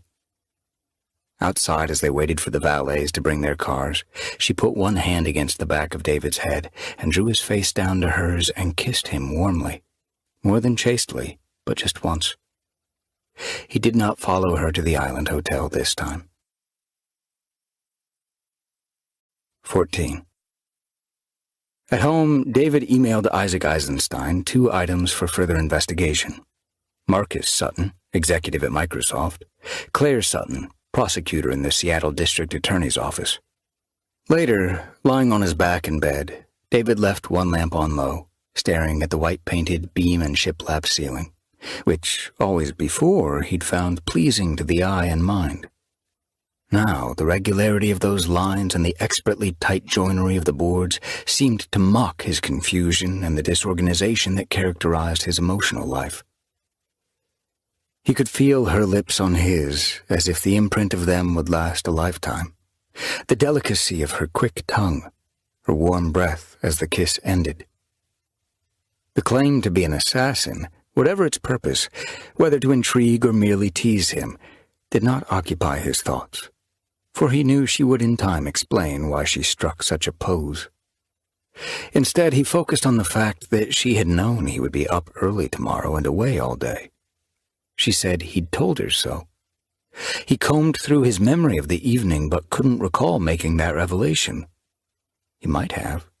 He just couldn't remember, and it seemed that he should remember. What he did remember, and what he kept returning to more than anything else, was what she'd said in response to his complaint that, in spite of hours of nonstop conversation, there was still a long list of essential things he didn't know about her. She had charmed him by imitating a schoolgirl and launching into a long list of likes and dislikes. The first 3 items he remembered word for word. My favorite color is blue, favorite flower the calla lily, favorite time of the day, sunrise. Emily Carlino's favorite color had been blue. Her favorite flower was the calla lily, and she loved to be up before sunrise because, as she'd said, life is so fragile and uncertain that every daybreak is a miracle, almost a triumph. That first blush in the sky is all the hope of the world distilled into light. I watch the dark fade and say to myself, okay, I'm still here. And the more sunrises I see, the more I feel as if I'll live to see another 20,000. The seams in the beam and shiplap ceiling ran as straight as lasered lines, and each piece fit as tight as in a completed puzzle. The orderliness of the ceiling annoyed him. He switched off the nightstand lamp. In the dream of the cellar maze, she came to him out of an unraveling shroud to say, I am Maddison, who was Emily. Can you love me? When he replied, I already do, he was happier than he had been in a long time, and afraid. 15. In his Porsche Cayenne, David departed Newport Beach at 6:40 Saturday morning and followed Interstate 405 north to Los Angeles. As he had felt in the crush of Manhattan and in Orange County's multitudes, so he also felt when he arrived in the City of Angels and its teeming suburbs at 7:50, alone among the millions. The city was buzzing, and fast-moving traffic swarmed the freeways. Yet he imagined himself invisible to everyone, not a man at all, but a spirit in denial of his death, racing north in the mere idea of an automobile, a modern ghost motoring from one haunt to another. Interstate 405 to U.S. Highway 101, then west and northwest toward Oxnard, Ventura, Santa Barbara, inland on State Route 154 to the Santa Ynez Valley, past Lake Cachuma, and then northeast on a county road of sun-fissured blacktop, crumbling at the edges. The 6-acre parcel tucked into the low foothills of the San Rafael Mountains. The nearest town, Santa Ynez, lay more than 10 miles away. These acres had once been part of a much larger property planted with grapes. The sun-graced valley boasted in excess of 100 wineries, but for some reason this enterprise had failed. Most of the vines were rotted stumps, others were withered, with looping tangles of dry and barren trailers. Wild mustard and grass and a wide variety of weeds had overtaken the vine rows, the regimented patterns of which could still be discerned, though not many more years would be required to erase what remained of the property's history as a vineyard. Split-rail fencing, broken down in places by termites and dry rot, encircled the Jessup parcel.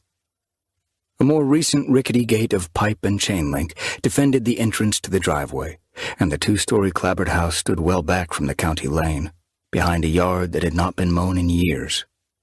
At 11:12, almost 20 minutes prior to his appointment, David parked on the shoulder of the road, near the driveway. Passing the town of Santa Ynez, he had phoned Stuart Ulrich, the current owner of the property, to report that he was in the neighborhood. Weather had worn much of the paint from the old house. Dirt-filmed windows as milky as the eyes of a long-blinded animal. The front porch steps were sway-backed, and balusters were missing from the railing. In spite of its decrepitude, the house looked formidable and alive with menace, as though the evil done therein had not vacated the premises when Ronny Lee Jessup had been hauled off to prison, but remained and empowered some supernatural entity that took up residence and waited now to possess a visitor. The horrendous history of the house made the property a hard, if not impossible, sell. Stuart Ulrich had acquired it for a pittance of unpaid back taxes. He had for a while conducted tours of the place. A surprising number of curious people with an interest in the macabre had paid for the privilege of inspecting the subterranean rooms where so many innocent women had endured so much terror and misery. Business had been best at Halloween. The house also made money for Ulrich when a documentary about Ronny was filmed there, and again when a low-budget horror movie used the property for a fictionalized version of the true story.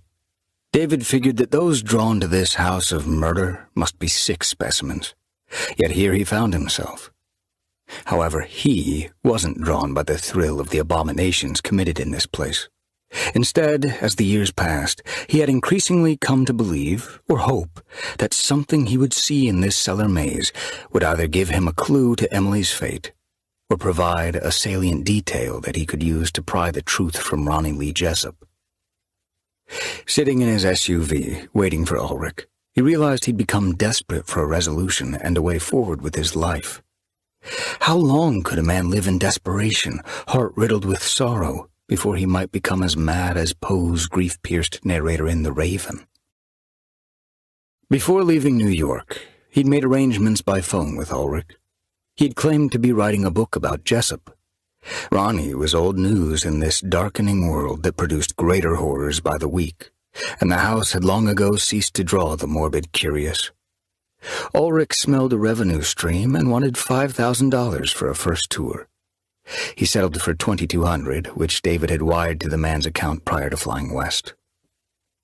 Now Ulrich arrived in a Ford pickup and parked in front of David. The driveway lay between their vehicles. They met at the gate. Ulrich proved to be about 40, maybe 2 inches short of 6 feet, lean and sinewy, with a high brow and a low, wide jaw like a scoop. He was as solemn as if he were an animated cadaver. When they shook hands, his was cool and moist. "Any photos you put in your book? I'll need a separate fee." "I don't intend to take photographs. I don't have a camera." "You got yourself a smartphone, sure enough. I'm just saying, so there's no argument later." "I understand." Ulrich keyed open the padlock on the gate. "We'll walk from here. I don't allow no one to drive right up to the house. Too damn easy to sneak some souvenir into their car and drive off with it."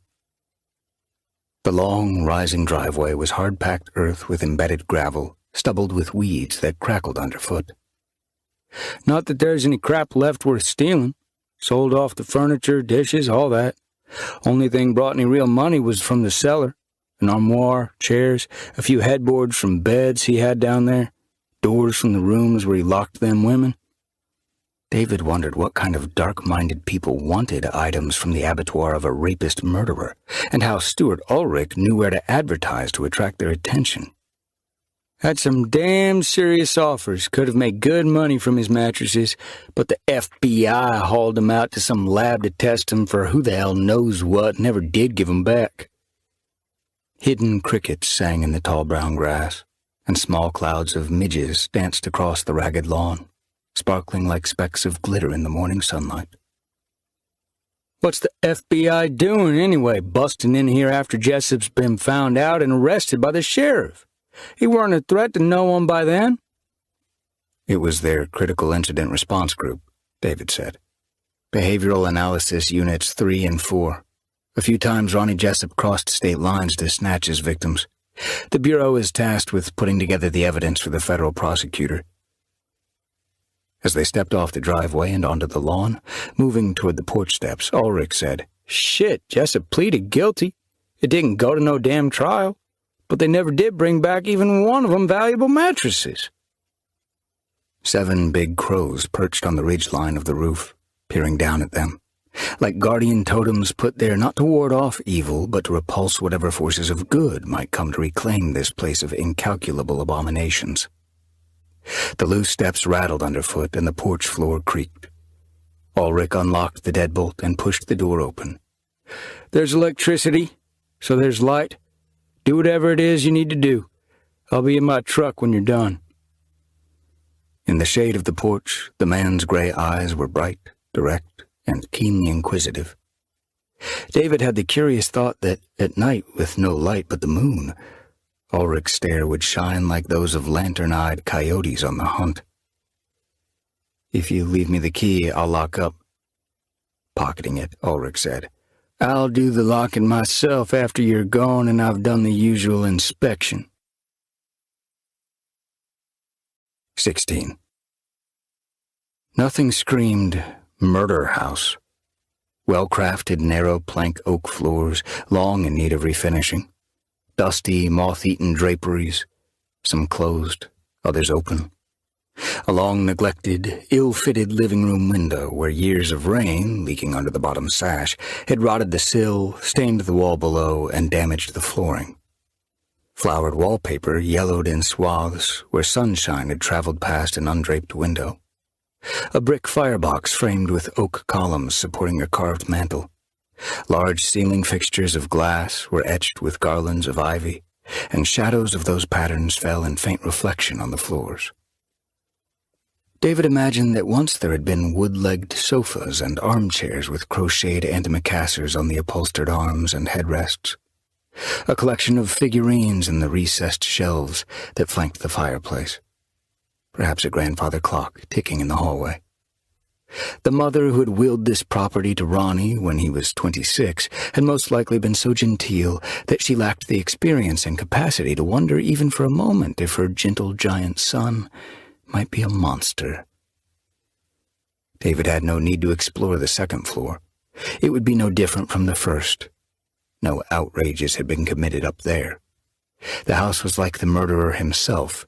The horrors were not to be found in the public rooms, but were restricted to the windowless spaces below. The cellar could be accessed only from the kitchen. Like all the interior ground floor doors, this one was made of 2-inch thick solid core oak. It stood ajar. The door was hinged on the kitchen side. He opened it wider, pulling it toward him, and saw that the 2 deadbolt locks were blind set, with no escutcheon, keyhole, or knob on the cellar side. If a captive had escaped her cell, she could not have gotten through this barrier with other than an axe. David wondered why Ulrich had not sold this door of doors when he'd sold those from the cells below. Perhaps even in this callous and shameless age, there were not sufficient connoisseurs of cruelty with whom to place all the available product. David stepped onto the landing and flipped the wall switch. Light bloomed on the stairs and below. Ronny Jessup had installed tinted bulbs from which issued a rose-colored glow. For minutes, David stood at the top of the stairs, considering the place below as not a hard passage of his life to be endured, but as a scene in a novel. Writing fiction, he maintained control, had the final decision on what events would occur and what their meaning would be. As in life, he nearly never did. When he felt a calm at the center of his mind, when the silence of the house became a deeper silence, he went down the stairs. 17. At the foot of the stairs was a steel bar gate, at the moment standing open. Beyond the gate lay what Ronny Lee Jessup called the receiving room. He had finished the block walls with plasterboard painted a glossy, waterproof white, and had applied multiple coats of sealant to the concrete floor to make it easier to clean when one of his games got messy. He had relied on his physical advantage, his size and great strength, to subdue a woman initially, but then used chloroform to keep her quiescent during transport. He bought acetone from an art supply store, bleaching powder from a janitorial supply, and brewed the chloroform himself from acetone by the reaction of chloride of lime. While maintaining his captive in sedation, Jessup carried her through the house, down the stairs, into the receiving room, where he placed her in a lounge chair. He had then secured the gate to the stairs with a combination lock to which only he knew the 5-digit release code. If he'd needed to bind the captive's hands and feet, then, as she lay in the lounge chair, he cut those bonds. He applied no more chloroform. He removed her jacket or coat if she wore one, took off her shoes to deny her the chance of delivering an effective crotch kick, and waited for her to awaken. When she was fully conscious, he explained that her life would now last only as long as she pleased him and was of use to him, unless she was smart enough in the next 15 minutes to find her way out of the cellar maze by the secret exit. Jessup had told David that, when giving what he called this orientation speech, he had often wept with the terrified captive, and sometimes wept even when she didn't. "It was such a terribly sad moment, Mr. Thorne. Very damn sad and exciting all at once." That was no doubt true, for he was a homicidal psychopathic sentimentalist with an intense and disorganized emotional life. It was not true, however, that the captive might find a secret exit. There was no secret exit from that prison, only the stairs beyond the gate. "You'd be surprised, Mr. Thorne, how nearly all them believed it. Poor things. How much they wanted hope when they should have known there weren't none. Broke my heart every time. It really did." During the 15 minutes when the woman still might have had hope, he followed close behind her. From time to time he snared her and removed, or tore off, or cut off another piece of her clothing, until she was naked when her time ran out. At some point in her desperate search for an exit, she would try locked doors and hear the cries of the women imprisoned behind them. Perhaps her hope then diminished, and if she still held fast to hope in full strength after that, the bleakness of her situation couldn't be entirely denied when she fled into the room where Jessup kept the wrapped bodies of his mummified future harem. When the house had been heated and cooled, perhaps fresh air moved through this lower realm. But now there was a dank smell and the muskiness of mildew. Before exploring farther, David returned to the stairs and gazed at the open door at the top. His psychological vulnerability encouraged a sense of physical jeopardy as well. Whatever he might be, however, Stuart Ulrich was not the serial killer who had ruled this domain for almost 20 years. Anyway, David had wired the man $2,200 for this tour and had spoken to him more than once on the phone. If he disappeared, there was a trail to follow. It made no sense to fear that Ulrich would imprison him. The apprehension he felt, the claustrophobia, wasn't occasioned by any risk he faced, but by empathy for the women who had perished here. and by the dread that Emily Carlino might have come awake in this receiving room with the sweet taste of chloroform on her tongue under the pitying, hungry, honey-brown stare of Ronny Lee Jessup. The 7 rooms that Jessup added to the original 4 were not connected by one straight hallway, but rather by a warren of narrow passages designed to facilitate exciting chases and tense hunts. The cunning architecture made it difficult for David to know whether he was revisiting a section already inspected. He took a pair of $1 bills from his wallet and tore them and dropped small pieces on the floor, like Hansel on some macabre search for Gretel. The rose-colored light bulbs were everywhere. Apparently to Jessup's eye, his naked prey looked most alluring in rose light. The labyrinth had supposedly been kept immaculate when the killer played his games here. Now some of the plasterboard featured water stains. In places, mold grew in fractal designs, jet black in this boudoir light, or webbed a wall in varicose vein patterns.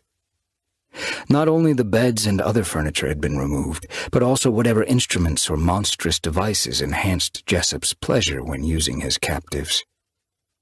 For that, David was grateful. According to Jessup, the 5 cells in which prisoners had been kept, plus the mummy chamber, had been fitted with doors, though the 5 playrooms had been accessed through open arches.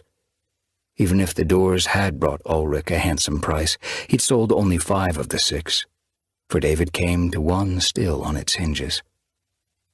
The space beyond the threshold was about 17 feet square and more detailed than other rooms. Sconces provided white light. The walls met at radiused corners rather than 90-degree angles. In the center of the domed 10-foot ceiling, Jessup had embedded a ceramic tile on which was painted an eye with a bright blue pupil. The radiuses and the shallow dome created acoustics different from those of the other rooms. David's footfalls made a hollow sound and echoed along the curved surfaces. 3 walls were painted concrete block, but the back wall appeared to be made of railroad ties from floor to ceiling. Along that entire expanse were 3 rows of platforms, 3 platforms per row, the first row a foot off the floor.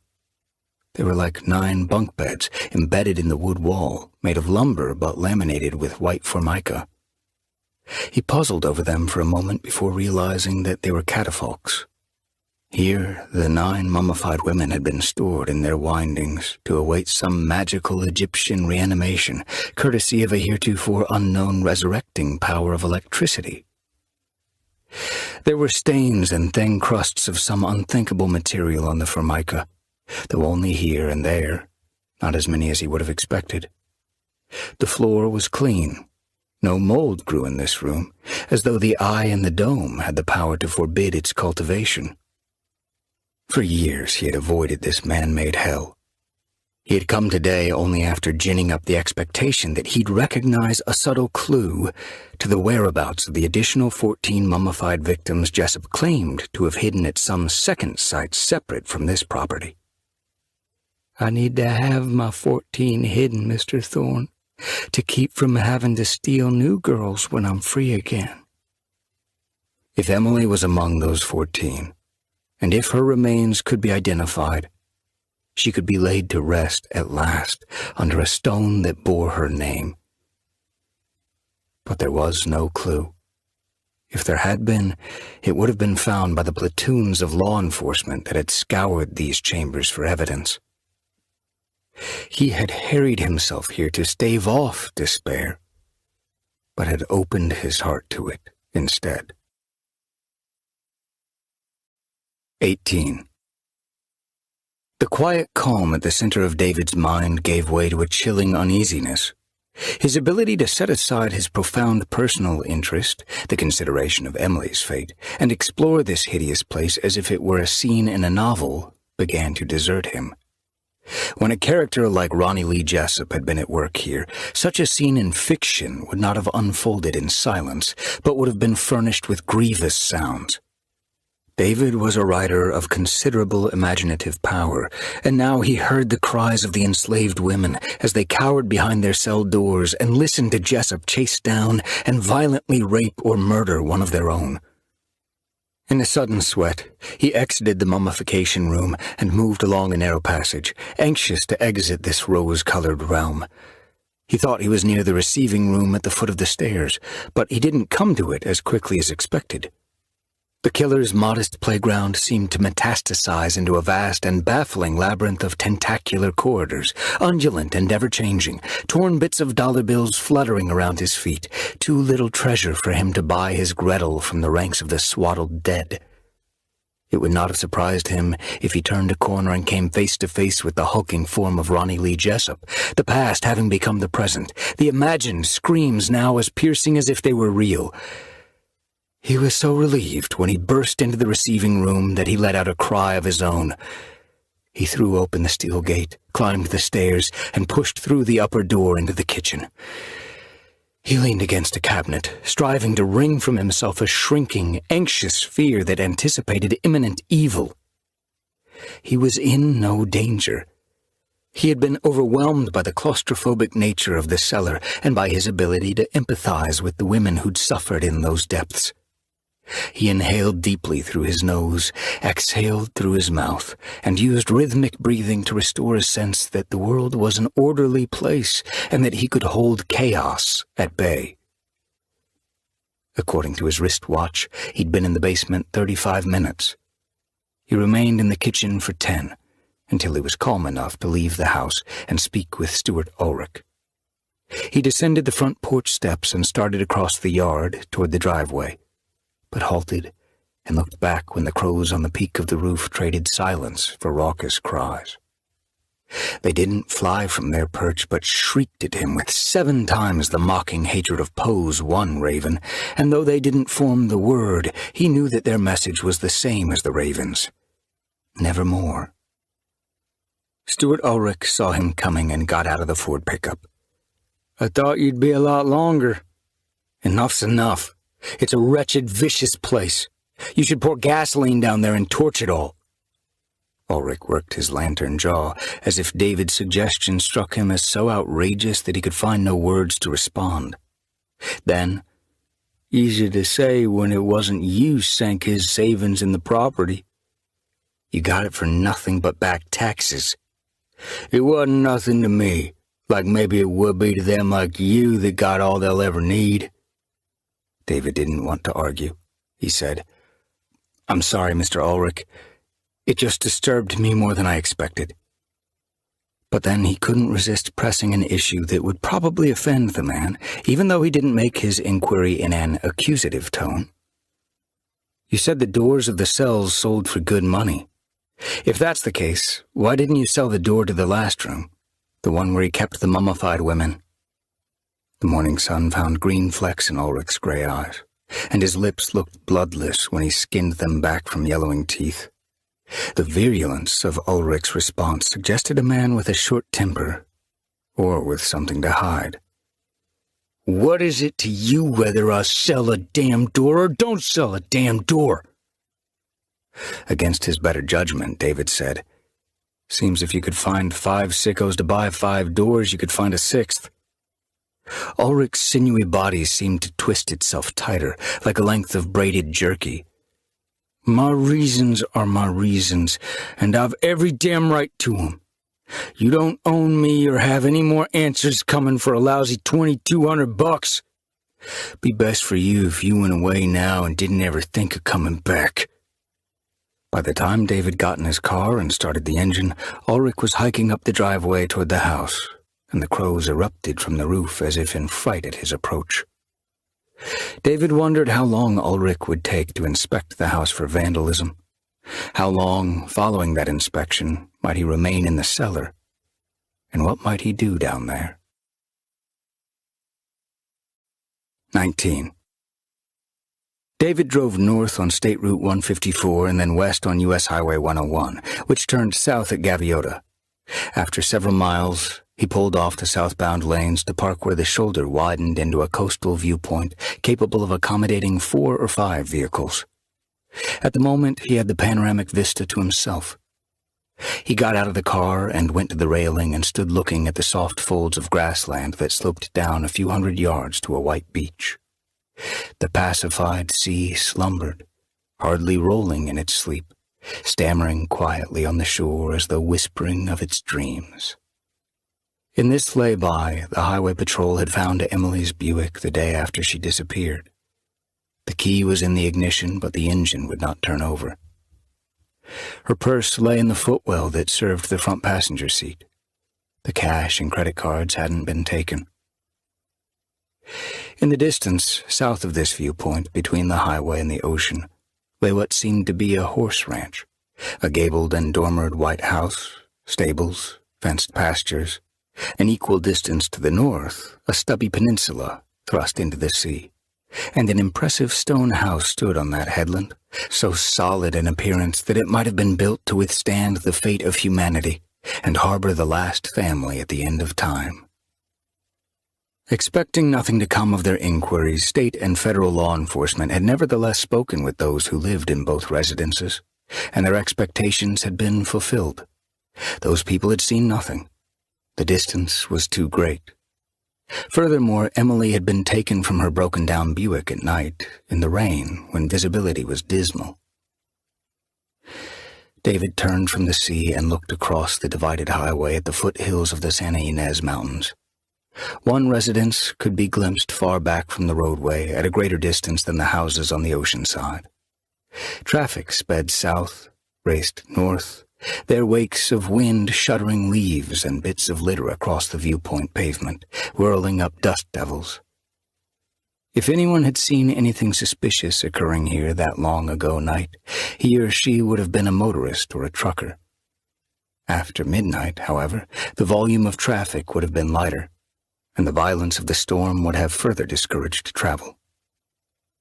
Here in the state with the highest population among the 50, with the bustling northern suburbs of the Los Angeles metroplex less than 2 hours to the south, this overlook on that rain-swept night would have been not merely lonely, but desolate. He had been here twice before, a year after she vanished. He'd come just to see the place, first in daylight. He had returned that night, though there had been no rain. In sunshine and in darkness, with the sea grumbling louder than it did today, he had spoken her name aloud. Not because he expected some miraculous response, not because he thought she, in some realm of spirits, might hear him. He stood in this terrible place where she had surely known piercing terror, and he spoke her name to shame himself, for that was the least part of the penance he owed for not having been with her on that night. Now he said her name just once, and got in the car and continued south. He soon passed Goleta, adjacent to Santa Barbara, where Maddison Sutton lived. But he had no street address for her, only the post office box on her driver's license. Anyway, she was not there now, but in Newport Beach, pretending to be an assassin. He drove fast and counted on the lighter traffic of a Saturday to get back to Orange County while an hour of daylight remained, because he still had tasks to which he must attend. 20. At 5:10 p.m. in Newport Beach, the shadows of the headstones yearned eastward across the gentle slopes and shallow vales of the cemetery, as if the spirits of those interred here had slept through death, only now to wake and wonder at their condition and strain to return to lives lost. Unto this place David would bring her, if ever her remains were found. The memorial park was expensive, and a portion even offered views of the distant ocean, to which it referred in its brochures. Evidently, for some people, the sting of death might to some extent be ameliorated by the prospect of moldering to bones in a plot of high-end real estate. And why not? No one could make a fool of himself in dying, regardless of his delusions. Life was the stage for fools, and no one earned mockery by going to his grave. David had waited 7 years before purchasing the plot. 7 years after disappearing without a trace, a person can by law be declared legally dead.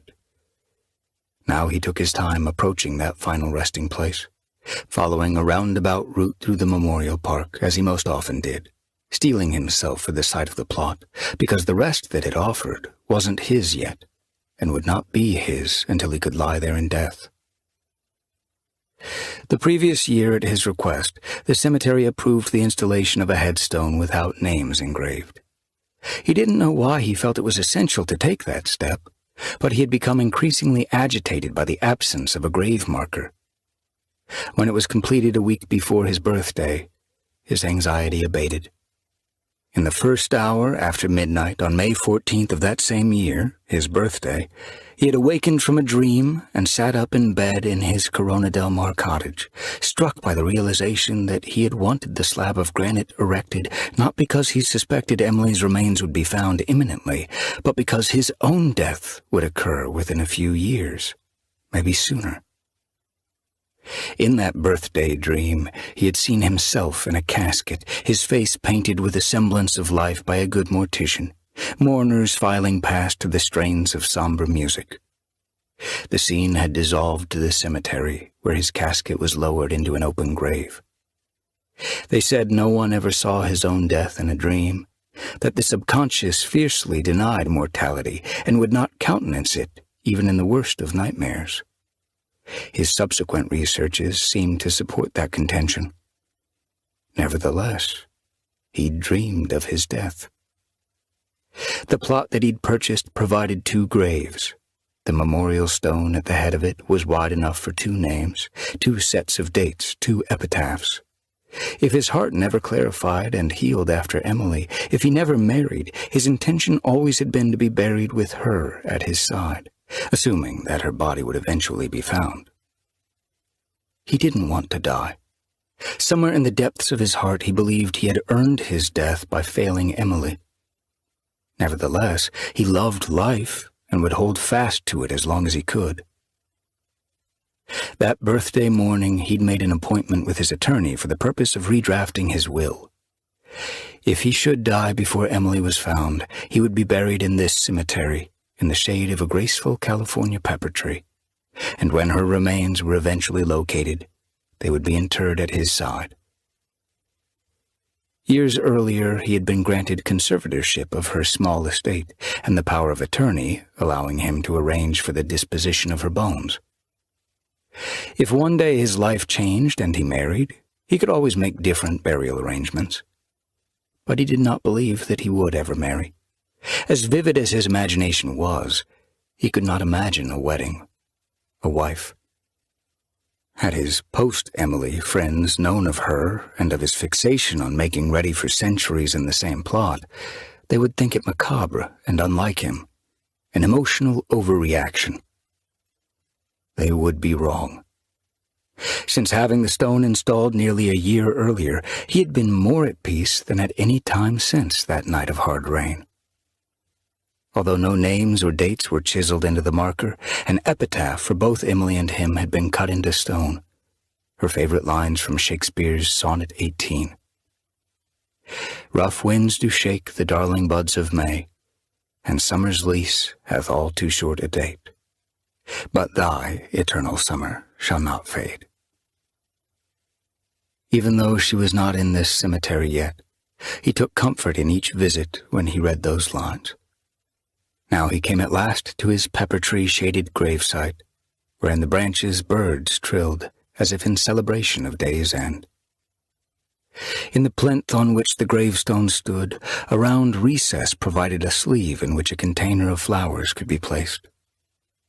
He had not brought flowers, but someone else had made use of the recess.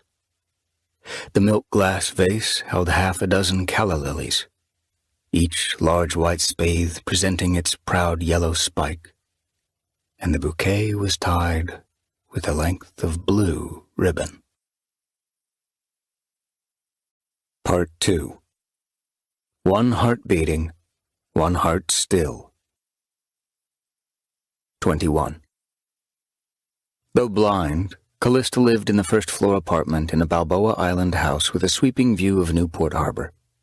She spent a lot of time on the generous deck that came with her unit, for she enjoyed the smell of the sea and the jasmine that grew in her ceramic pots, the warmth of the sun, the freshness of ocean breezes, the sounds of boat traffic, the chuckle and slap of water against dock pilings, The flight calls of the gulls, the mournful warning note of the channel entrance foghorn on sucked-in nights, and the conversations she engaged in with people who strolled or cycled along the public promenade onto which her deck faced. When David had bought the house 11 years earlier, he had not told her its location. With Emily, he had walked Calista into the first-floor unit, toured it with her so she could feel the comfort of its rooms, and then escorted her onto the deck, where she first realized that she was on the harbor. If he had not presented the apartment as a fait accompli, she would not have agreed to it. Even so, she had been appalled by what the cost must be, and she could not understand why she deserved such generosity. Generosity has nothing to do with it, David had said. It's what your daughter wants. Without her, I wouldn't be a publishing phenom. I was writing short stories for little pay before she gave me the ideas for my first 2 novels. I owe her more than what this costs. Anyway, it's a terrific investment. This evening, he called Calista en route to ask if he could visit, and she invited him for dinner. Maria cooked a scrumptious brisket and left a rice and beans casserole, and as we speak, I'm making a salad. Maria Alvarez shopped and cooked. Her sister Josefa did the cleaning, and one or the other of them looked after Calista for a few hours every day, though the indomitable Mrs. Carlino could otherwise take care of herself. In fact, even after all this time, she complained to David that he was pampering her inexcusably by providing this level of care. When she answered the door, she was wearing white athletic shoes and a white kimono with a spare pattern of red hibiscus. She placed a hand on his chest and leaned in unerringly to kiss his cheek. "What a sweet surprise," she said. "I've missed you, child." "I've missed you too, Calista. Very much."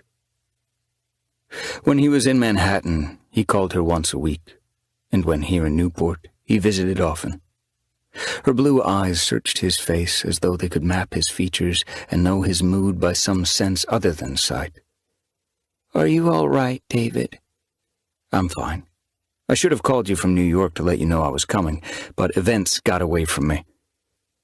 As she welcomed him into the apartment and closed the door, she said, "I was going to eat from my special tray with its separate little compartments, but now that you're here, we can use plates if you'll just set the table. It's warm enough to dine on the deck." She had a stainless steel cart with which she wheeled food and utensils to the table where she was taking her meal. He used it to transport plates and napkins and whatnot to the deck, and then to convey the salads, rolls, and wine. She moved with ease about the apartment and onto the deck.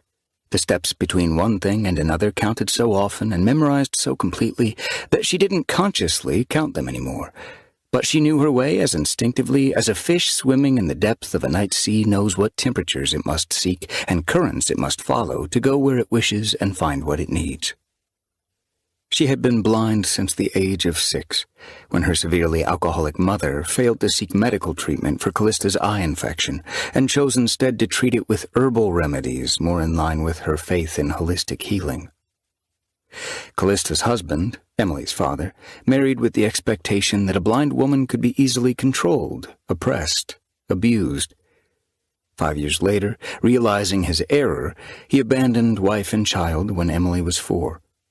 Mother and daughter had lived a hardscrabble life for a long time thereafter. Seated at the table, Calista slid the index finger of her right hand around the curve of the salad plate, and then reached for the wine glass where it ought to be. David had put it precisely at 1 o'clock, as she had known he would. "A toast," she said, "to the most precious son I never had." "And to you, dear lady, in memory of the mother I never knew." His mother had died in childbirth. She waited for him to clink her glass with his, and then they drank. "Have we a sunset?" she asked. The last of one, scarlet-veined with turquoise in the west, every white yacht in the harbor pinked by reflection, light in the darkling water like garlands of radiant roses floating just below the surface. The birds have gone to their roosts, and the sky in the east is midnight blue, waning to black, diamonded with early stars. "I suspect you'd describe a wonderful sunset for me even if night had already fallen." The scene was as he described it, but he hadn't looked away from her face while he painted that word picture. At 60, she was still quite lovely. Having gone blind so early in childhood, she had never seen how beautiful she'd been as a young woman, and she had never seen that her daughter, Emily, had been even more beautiful. As night took dominion, the deck lamps came on automatically, laying down a glow as soft as the scent of the jasmine. "How is your father?" she asked. "Tell me things have been repaired between you." "We're cordial," David said. "Better than in past years. But he'll never stop being embarrassed that his only son is a popular novelist rather than an investment banker." "I don't understand that at all. Your novels are marvelous. I listen to them over and over on audio." "It's the fact of their popularity that dismays him." "How perfectly silly." "Well, he comes from a family of intellectuals. They distrust the taste of the average man and woman. Nothing can be of quality unless it's formed by the right ideas, held by the proper people, and offensive to the bourgeoisie mind. I have no patience for any of that. The salad is quite good." During dinner, they caught up with each other's lives, and over coffee he said, "I was at the cemetery this afternoon." "There's nothing you can do, David. Nothing either of us can do. Don't torture yourself with the cemetery." "It's not torture. Really, it's not. I find a kind of peace there," he said, which was in fact sometimes the case. "Anyway, I mention it only because someone had recently left flowers." She frowned. "At a grave without names on the stone?" "You're the only one who knows what names are intended for it. I thought maybe you sent the flowers." "Oh, no, dear. I've hoped all these years. I still hope, and I'll continue to hope until the day I die that she'll walk in one morning with an amazing story. I'll never put flowers on her grave until I know beyond doubt that I can't put the bouquet in her arms." 22.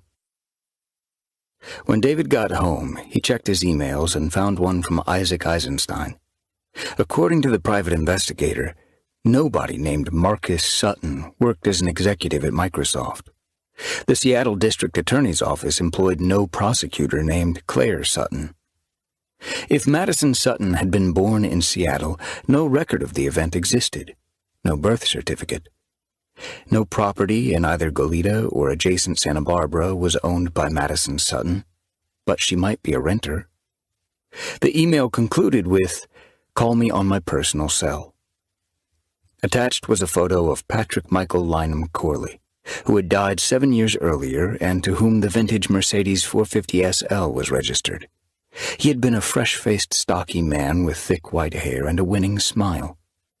Although it was midnight in New York, Isaac seldom went to bed before 1 in the morning. He got by on 5 hours of sleep a night and sometimes seemed on a sugar high without benefit of sugar. After pouring brandy into a snifter and settling behind his desk in the study, David placed the call. Isaac answered on the third ring. "My second favorite writer." "Who's number one?" "Privileged info, Boychik. Rest assured it's not his literary excellence that ranks him above you.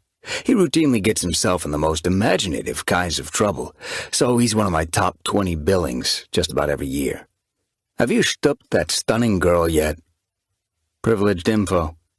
"Yeah, so you struck out. Maybe it's just as well." "How so?" "Something's not kosher about this cutie. A valued source of mine says he's 95% sure her driver's license and registration for that 450 SL are phantom inserts in the DMV files." "Which means?" "They're forgeries that were backdoored into the state system.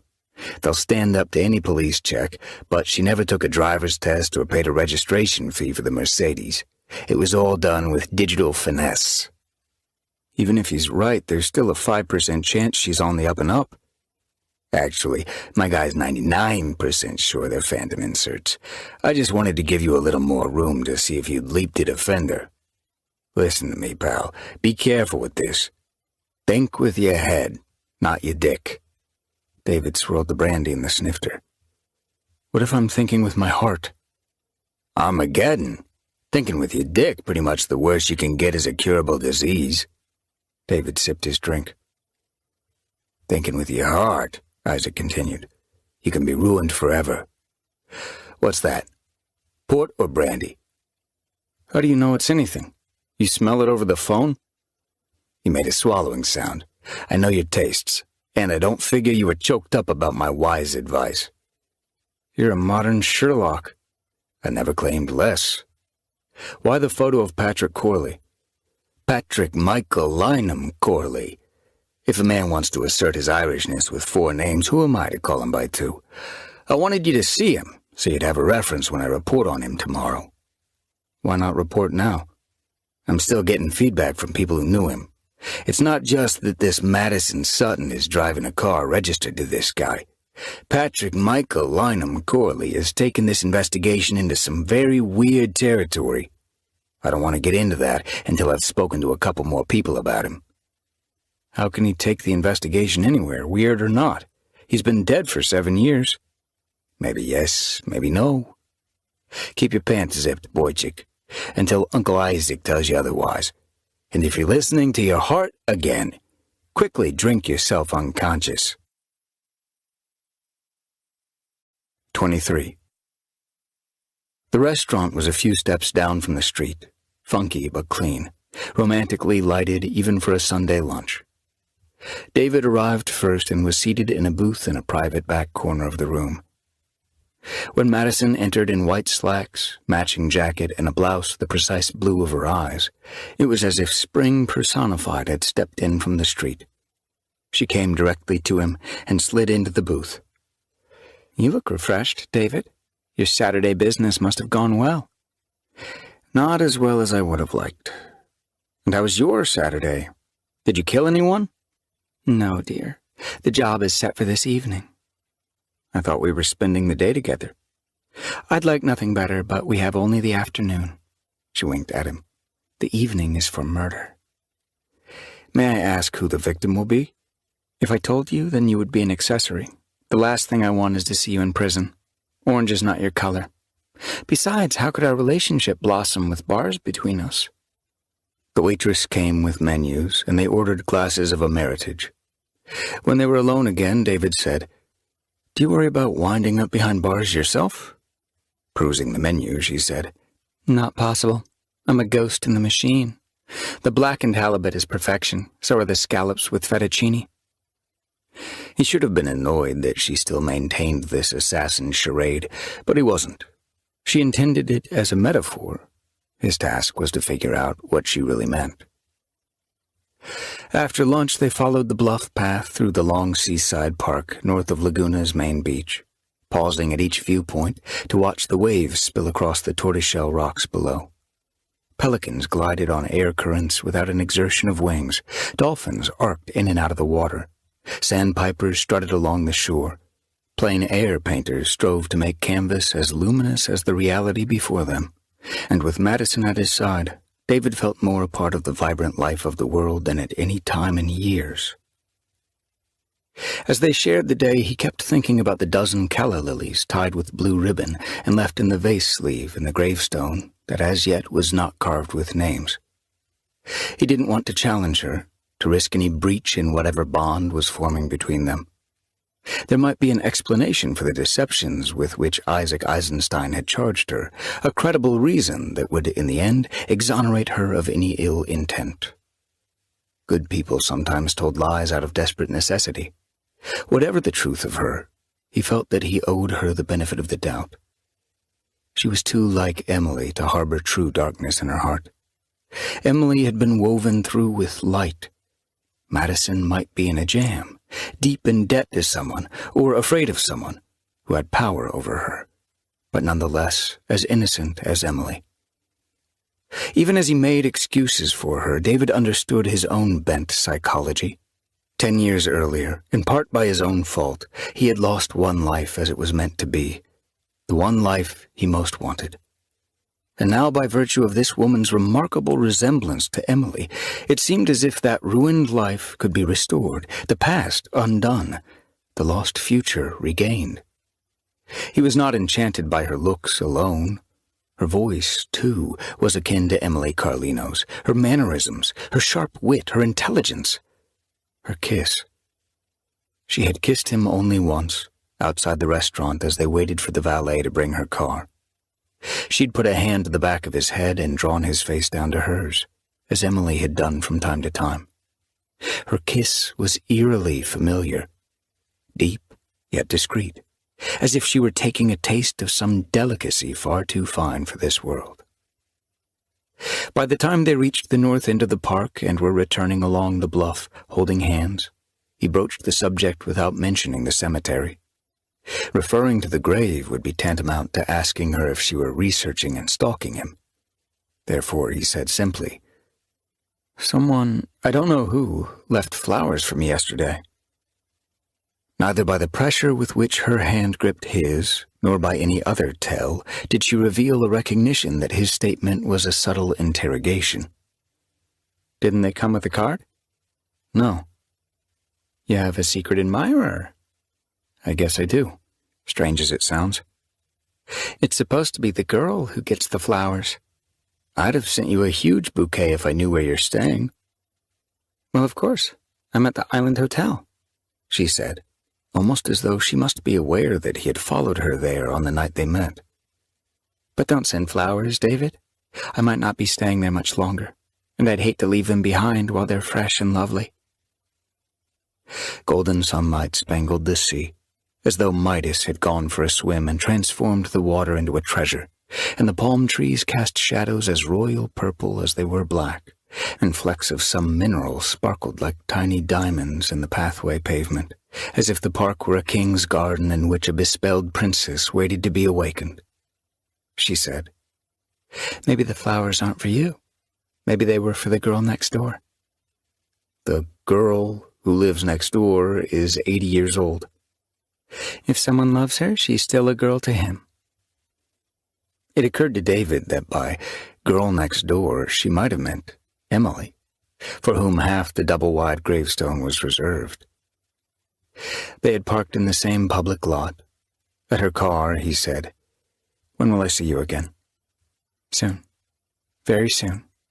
I'll be free for a while after I attend to this evening's unpleasant task." "The assassination." She smiled, shrugged, and seemed to be acknowledging that they both understood her claim of being an assassin was a mere fantasy, that whatever task awaited her was mundane, even if nevertheless unpleasant. And yet, this time she kissed him not on the mouth but on the cheek, with a certain solemnity, as if greater passion were inappropriate with murder in the wind. He watched her until she drove out of the lot and out of sight. He was weak with desire that was more longing than appetite, a craving to set right the great wrong of his past. His heart felt swollen and yet empty in her absence. He told himself that he did not know Maddison well enough to love her, but he felt as if he'd known and cherished her for half his lifetime. Whatever the answer to the mystery of this woman might be, David Thorne believed that what he felt for her was right and true, that if they couldn't make a future together, he would have no future at all and no reason to want one. In his SUV, on the way home, his mind filled with memories of Emily, a montage of moments and images. By the time he pulled into his garage, he was irrationally convinced that somehow he had found her, that for Emily, time had stood still. If he were invited to undress Maddison Sutton, would he discover a symmetrical, flat, golden birthmark an inch below her navel, the very one that he'd so often kissed, that he had claimed tasted like honey? 24. The night received the day, and the scarlet sunset burned into blackness in the west, leaving the sea to reflect only the lamp of an early moon. At 6:50 p.m., David was about to drop pasta in a pot of boiling water, preparing a dinner of linguine and butter with roasted pine nuts and Parmesan cheese, broccoli on the side, a meal that Emily had often prepared, when Isaac Eisenstein called from New York. "Your cutie has a job, such as it is. She's one of the 3 directors of the Patrick Michael Lynham Corley Foundation. It's not a paid position." David put down the box of pasta and leaned against the counter. "Which means what?"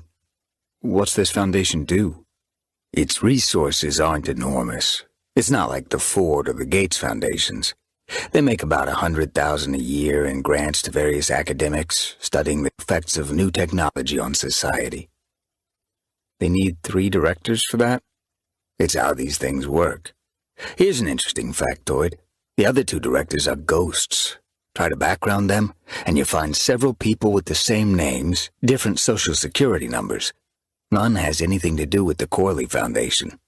As far as we know, your Maddison is the only director who's a real person. What do you make of that? I don't make anything of it, my friend. What it suggests to me is that maybe you should forget this lady and use an online dating service, or join a monastery. Sinuous curls of steam rose from the boiling water in the pot. They looked like a series of question marks without the dots. For the time being, David said, I'm giving her the benefit of the doubt. Have you been hooked and reeled in, or what? Hooah! There has to be trust in every relationship. Hooah! Don't hooah me. Change my mind with facts. Yesterday you said all this had taken a weird turn because of Patrick Corley. You said maybe he's been dead 7 years. Maybe not. A PI from Santa Barbara, Lou Ross, did all the local footwork for me out there. You'll see it on your bill. David sighed. Maybe I better write an extra book to pay for this. According to Lou, Corley was in a supermarket when he had a massive heart attack. The guy was dead before paramedics got there. Because there was no living family, a director of his foundation signed to release the body from the morgue. Maddison Sutton. 7 years ago, she'd have been like 18. Can you be a foundation director at 18? A soft, fluttery tapping drew his attention to the window above the sink. Only darkness beyond the glass. Maybe the sound had been that of a frenzied moth seeking the solace of light. Isaac said, More interesting is what happened to Corley's body. She hired Churchill's funeral home in Santa Barbara to collect the remains from the morgue, install them in an airtight casket, and deliver them to the Corley Foundation. She didn't want the body to be embalmed or in any way whatsoever prepared for viewing. Did they cremate it or what? She didn't explain herself to the mortician. She just claimed a religious objection to modern mortuary practices, and she had this certificate of exemption from state interment laws, granting the foundation the right to bury its founder on its property. The tapping again. Nothing but darkness at the window above the sink. Only darkness at the window and the door to the back porch. What property? He asked. A house in 5 acres north of Goleta. Lou Ross is pretty sure that's not just the foundation office, but also where Maddison Sutton lives. With whom? With whom, he asks. You're pathetic, pal. You're lost, gone, bewitched. Might as well buy the ring and change your name to Mr. Sutton. With whom? David persisted. Maybe with no one. Like I said, the place is on acreage. No immediate neighbor. No one is currently answering the door. I wish I could say the lady is in a menage a trois with 2 bodybuilders who will bust your ass if you touch her, so then I could save you from yourself. Maybe she'll save me from myself. After a silence, Isaac said, You're scaring me, Boychik. Send me the report you received from Lou Ross. As soon as we hang up. Read it and think. The key word is think. You need to maybe do more of that. There's another thing you'll find interesting in Lou's report. Patrick Michael Lynham Corley died 7 years ago. But he's been seen since. What does that mean? Seen when? Where? 3 times. The first was 5 years ago. Where? This guy Markham was taking a dawn walk on the beach. No one in sight. But then he sees Corley coming the other way, keeping his head down, as if searching for shells. Back in the day, Corley had built Markham's house. Holding the phone in his right hand, David reached with his left to grip the draw cord and lower the pleated shade over the window above the sink. Markham calls out to Corley, but the man keeps going, head down. Markham blocks his way. Turns out, This isn't Patrick Michael Lynham himself, but his twin brother, Phelim Kearney Corley, who's visiting the Foundation for a few days to familiarize himself with Patrick's legacy. Letting go of the shade cord, frowning, David said, "Why are you trying to ghost story me, Isaac? You said Patrick was seen after his death." "We can't get any background on this Maddison that checks out. She's a cipher. But Patrick Corley lived his whole life in Goleta and Santa Barbara, and we know everything about him, practically down to what he ate for breakfast every day and how often he had constipation. We know for certain he didn't have a twin brother named Phelim or anything else. He was an only child." David stared at the window and the back door. He could see his reflection faded like the semi-transparent figure of a spirit that had escaped the confines of a casket and the pressing weight of a gravestone. "What am I supposed to make of Markham's story?" "Besotted with the lady as you are, my friend, I don't know what the hell you'll make of it, except probably too little. What I make of it is that, when it comes to this Maddison doll, nothing is what it seems to be. You're reasonably famous and you've got money, so you're a target. Keep that in mind." "She's not a gold digger." "You would know that. How?" David avoided the question. "You said Corley's been seen 3 times since he died." Isaac sighed. "It's a weird night in old Manhattan, David. A lot more sirens than usual. Even more strange, angry people in the streets than we're accustomed to. One of those nights when you feel these canyons of stone are as fragile as glass, that something's coming, and not something good. I just want to lie down with Patsy and go deaf to everything but her." The other 2 incidents are in Lou Ross's report. I'll send it to you as soon as we hang up. "I do appreciate your work, Isaac. I know I can always rely on you, and that's a rare thing in this world." "You're a good friend, David. I care about you. Please don't screw up your life." David restrained himself from saying, "I already did, a decade ago, before you ever knew me." 25. After lowering the shade over the back door window, he sat at the kitchen table with the 9x12, 6-inch deep fabric-covered box that contained his collection of photographs of Emily, some of her alone and others of them together. Until 2 nights earlier, he hadn't looked at these pictures in years because the sight of her caused him such pain and longing and guilt. He should have been with her on that rainy night. He had failed her before the Buick failed her. He had been a knave and a fool. His weakness had cost Emily her life and had cost him all hope of happiness. The pain and the longing, and even the guilt, were less acute on this occasion, and David knew why. He wanted to believe the world was shapen to a plan, this layered world of infinite mysteries, that by something akin to a miracle, he was being given a precious second chance. Impossibly, inexplicably, a second chance. He needed to believe no less than he needed to breathe.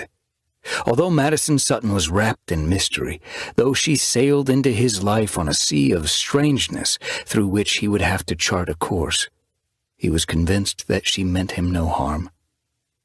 When all was understood, all would be well.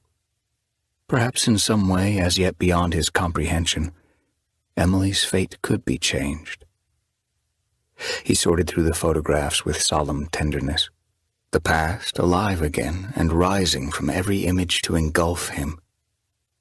He sat in remembrance for a long while before the familiar fear quickened in him, as it had done in years past when he dared these pictures. The dread that Emily was still alive somewhere, anguished and tormented. She'd never been found. Therefore, it was not beyond possibility that she was alive in some ghastly circumstances, that after a decade she remained imprisoned and had no surcease from suffering. This dread became so intolerable that he put away the photos and closed the box. For the first time since Isaac called, David remembered the pot on the stove. Half the water had boiled away. The linguine was still in the carton.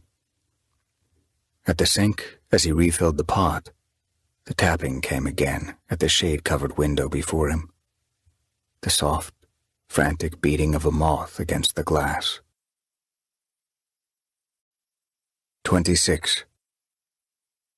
Except for the few sounds David made, the small house stood in absolute silence, as though the world outside its walls had ceased to exist. Nothing now beyond its doors but eternal darkness and the end of time. Over dinner, he read and reread the report from the private investigator in Santa Barbara, Lou Ross. In addition to Samuel Markham, who had met Patrick Corley's non-existent twin Phelim on the beach 2 years after Corley had died in the supermarket, Ross had found 2 others who had seen him vividly alive subsequent to his death, the most recent less than a year previously. On the second reading, he knew that sooner or later he would have to talk to the witnesses, face to face, and he did not read the report a third time. After rinsing the dishes and flatware, after putting them in the dishwasher, he sat at the table with a mug of coffee that he did not drink, staring at the box of photographs that he wanted and did not want to review again. He put Lou Ross's report face down atop the box. He poured the coffee down the drain. He filled the mug with ice and scotch and carried it into the bedroom. He did not desire music, could not tolerate television. He wanted only what he could not have. Sitting up in bed, he sipped the whiskey in the dark until, halfway through the contents of the mug, he thought he heard the moth again, if it had been a moth before, this time in the room with him. The whispery flutter of gossamer wings, the soft thumping of its body against whatever surface it contested. But there was no light to excite the insect, other than the cold glow of the digital alarm clock.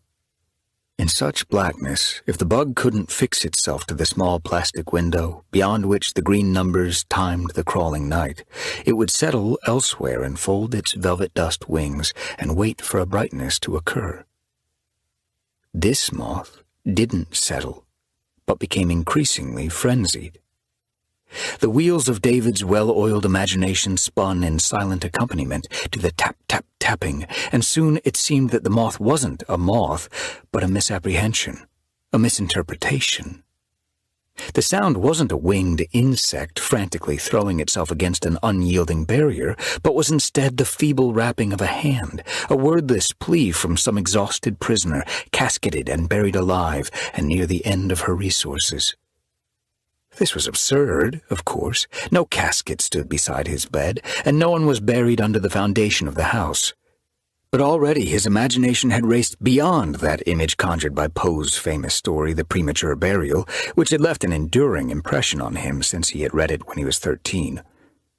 However, neither reason nor the reassurance of Scotch on the rocks could forestall his imagination from proceeding to an even more macabre explanation of the sound.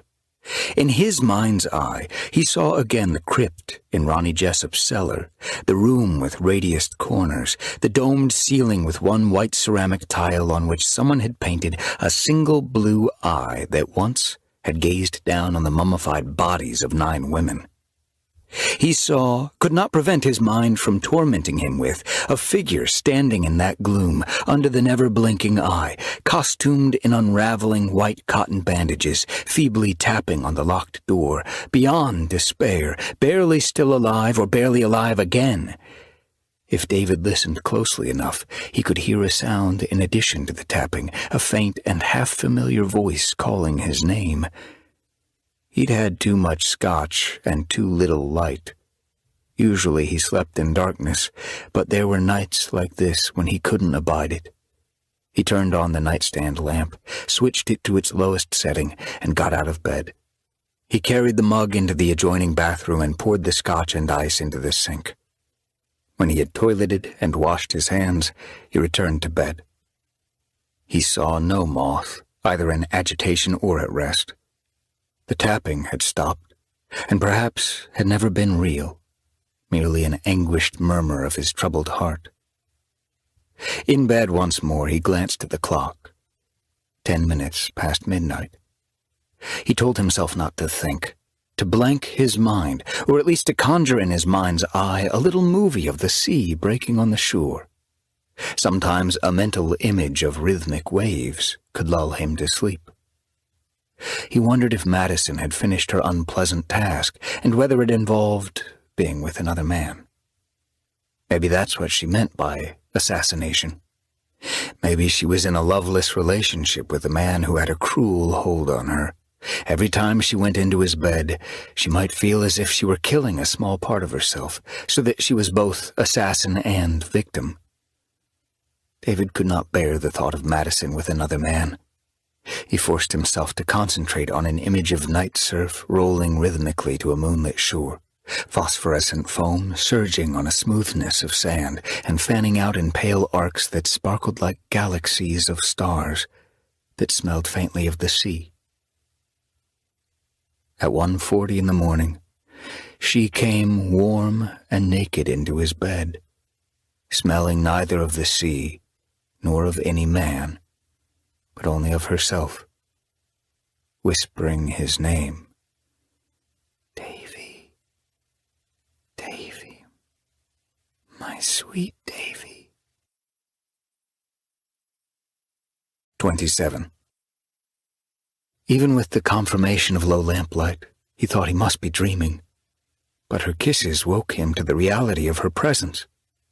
Her kisses and her exploring hands. The contours of her body were as familiar as those of his own, but no less exciting for being so well known to him. He hadn't set the alarm system. He seldom did when he was at home. But he had locked the door. He was pretty sure he had locked the door. However, the moment was so exhilarating, this fulfillment of his most ardent wish so intoxicating, that he didn't question how she'd gotten into the house. It didn't matter. All that mattered was that she was here. Davy, my sweet Davy. Maddison had not before called him Davy, but Emily often had. Like Emily, Maddison was not meekly submissive, but an equal partner, and when joined, they were not two in pursuit of their pleasures, but one in rapture. He was lost less in the physical sensations of their coupling than transported by a passion of mind and heart, by delight in her satisfaction, by the wonder of her existence, by astonishment at this reunion. He called her Maddison, but a few times he slipped and spoke Emily's name. When he said that he was sorry, she hushed him and whispered, "It's all right, all right, all right. I'm whoever you need, Davy. I'm me and her, and yours." The first time wasn't quick, but it wasn't as slow as David wished. However, they were so energized by pent-up yearning that they needed no pause before continuing. There wasn't a single moment of awkwardness to any of it. Not one instant of bestial awareness or ugly mechanics, not a surrendering, but a sharing, not a taking, but a giving, each breathless raveling up followed by a long, silken unraveling. And throughout, he felt the world, which had for so long been wobbling on its axis, now establishing a right rotation, the broken past being repaired moment by moment, his long-lost future resolving into view once more. A still, small voice within cautioned that this might not be the knitting together of a torn destiny. Not all mysteries, when solved, revealed a world of exquisite design or benign intention. Enigmas of physics, when deciphered, might produce a sublime light, but the answers to mysteries of human behavior seldom resulted in glorious revelations. He heard this inner voice, but discarded the warning that it conveyed. Maybe Maddison was trapped in an oppressive relationship. Maybe someone had a hold on her that required of her actions that she despised. So she felt as though she were killing herself with 1,000 self-inflicted wounds, resulting in the unsettling metaphor of assassination. He could have listed 100 maybes, and every one would have justified his trust in her. Now he gave himself to her, lost himself in her, and fell asleep with her in his arms. Sometime later, a continuous rhythmic murmur woke him. Still in a gauze of half-sleep, he realized that he was alone in bed, and he raised his head, looking for the source of the voice.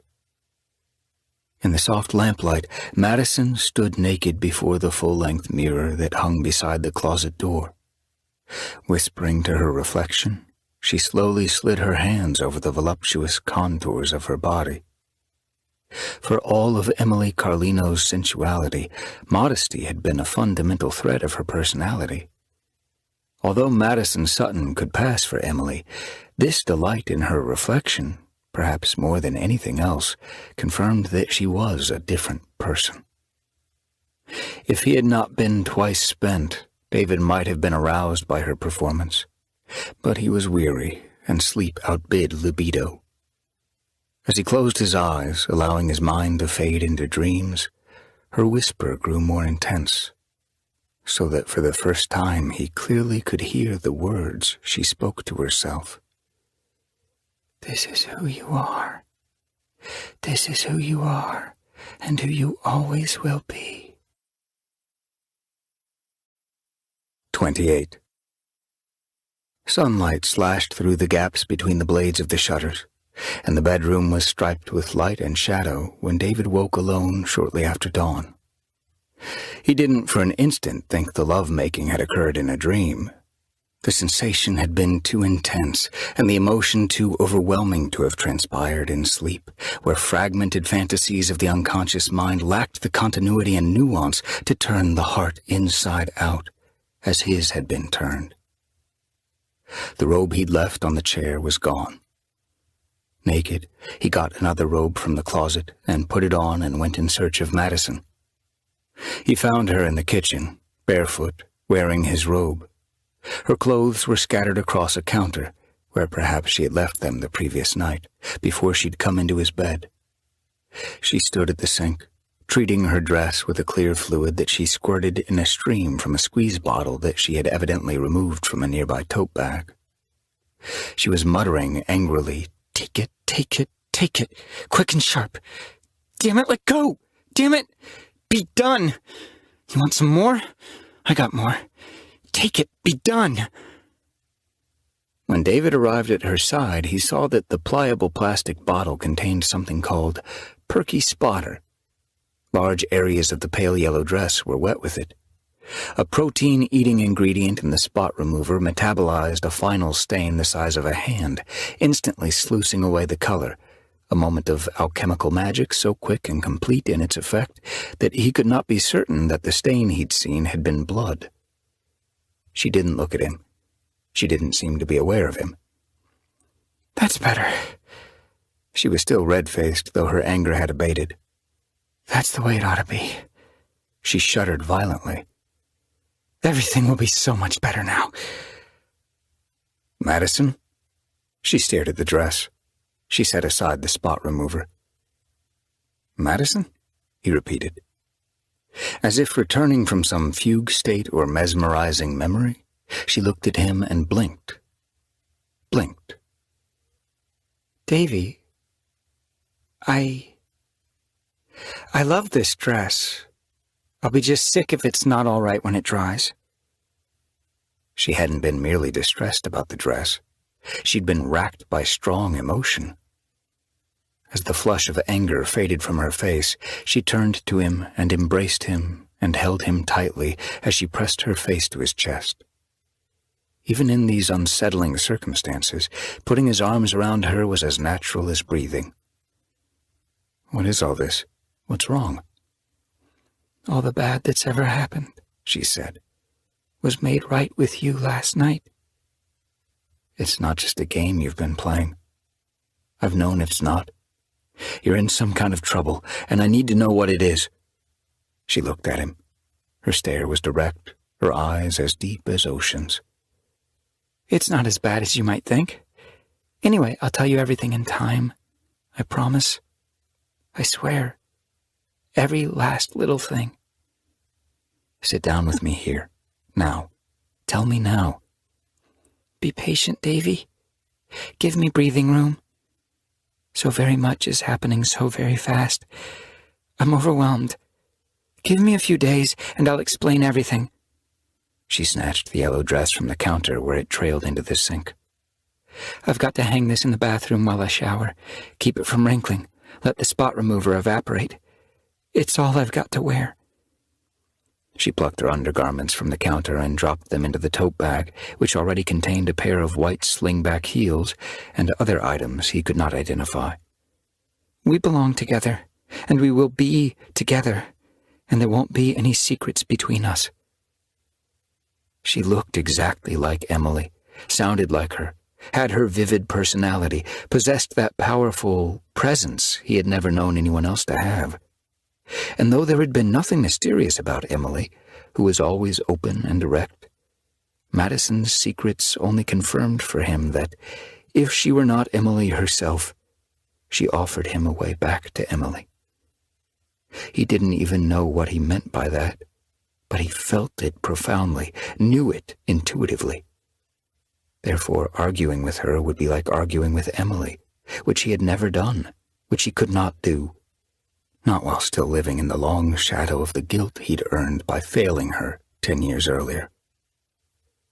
"Be patient," she repeated. "I've so much to do today, so much to be finished with.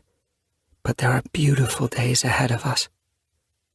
As she picked up the tote and the dress and headed toward the hallway, David said, "Was that blood?" She halted and glanced back at him. "What? The dress?" A light, seemingly genuine laugh escaped her. No. Wine. Just wine." "You always carry a bottle of spot remover?" "A lot of the time, yeah. I can be such a klutz." As far as he had seen, she was grace personified. "Now I've really got to run," she said, and hurried off to take a shower. 29. On the windowsill by the back door, the house key gleamed in the morning sunlight. A mundane object, yet as fateful-looking as King Arthur's enchanted sword drawn from a block of stone. It had not been there when David had gone to bed the previous night. When he picked up the key, it was warm in his hand. He had not given her a key. He stepped onto the back porch where 2 rocking chairs stood with a wrought iron glass-topped table between them. He overturned one of the chairs and looked at the small key box attached to the frame. He pressed the lid, and it dropped open, revealing an empty container. He replaced the key and clicked the lid shut and put the chair upright. He had never told her where the spare key was hidden. Emily had known, but Maddison had not. Standing at the head of the porch steps, he regarded the roses, as white as innocence and as red as blood. Barely stirred by a faint breeze, the Australian tree fern in one corner of the property cast a lazily undulant shadow, like the wimpling fins of a manta ray. David crossed the yard to the man-sized door that served the 2-stall garage. When he peered through the window, just enough light allowed him to see that only his car was parked inside. He walked around the side of the garage. Her vintage Mercedes wasn't on the brick apron between the big roll-up doors and the alleyway blacktop. When he went to the front of the house, her car was not parked anywhere along the block. Once more in the kitchen, less because he wanted coffee than because he needed something to do, he brewed a pot. Like him, she took hers black. In the hallway, as he carried 2 mugs to the master bedroom, he heard her talking softly to someone. As he crossed the threshold, she terminated the call and dropped the iPhone in her tote. "You're a doll," she declared as she accepted the mug that he offered. She wore a bra, panties, camisole, and high heels. She had dried her hair with a towel, but though it was still damp, it fell in an artful shag as black as raven's wings. Breathtakingly erotic, she nevertheless looked vulnerable as well. And suddenly David feared for her. She took a long drink of the coffee. And another. She carried the mug into the bathroom, put it on the granite countertop. The yellow dress hung from a hook on the back of the door. Maddison slipped it off the hanger and shrugged into it. "Zip me up?" As he obliged her, he realized that in the night, when she had been naked and his to explore, he had failed to look for the small, flat golden birthmark an inch below her navel. The light had been dim, and passion had pressed out all thought of satisfying that eccentric curiosity. Connecting the tiny hook and eye at the apex of the zipper, he told himself there could be no birthmark identical to Emily's, for this wasn't the woman he lost. To believe she'd returned without having aged a day, to think that somehow she was Emily preserved and resurrected, well, it would have been a little creepy to make love to her. No matter how desirable she was, no matter how much he wanted to erase the past 10 years, no matter how he had been taken off guard when she slipped into his bed, he wouldn't have melted into her arms so easily if he genuinely embraced the possibility that she was the long-missing and thought-dead Emily. Besides, no matter what the circumstances of her disappearance, Emily would not have made a mystery of her return to him, would not have toyed with him by claiming to be an assassin or by leaving the flowers at the grave. And what did it say about him that he would indulge Maddison's deceits and game-playing in the hope that with her he could have at least a semblance, a simulation of the life he might have had with Emily? Did he see her as a medicine for grief, a cure for guilt? Those were questions he needed to answer, but at the moment could not address. The mere presence of this woman left him without the power of introspection. Anyway, the mystery of Maddison Sutton was not whether she was Emily Carlino. Her mysteries were many. How could she be a dead ringer for Emily? Why had she contrived to come into his life? She had planned that first encounter in the restaurant. He had no doubt of that. How did she know things that only he or Emily could know? Where he kept the spare key, Emily's favorite color and flower and time of day, that a 2-plot grave marker waited for names to be cut into the stone. How did she know the way that Emily kissed, as no other woman but Emily had ever kissed him like that?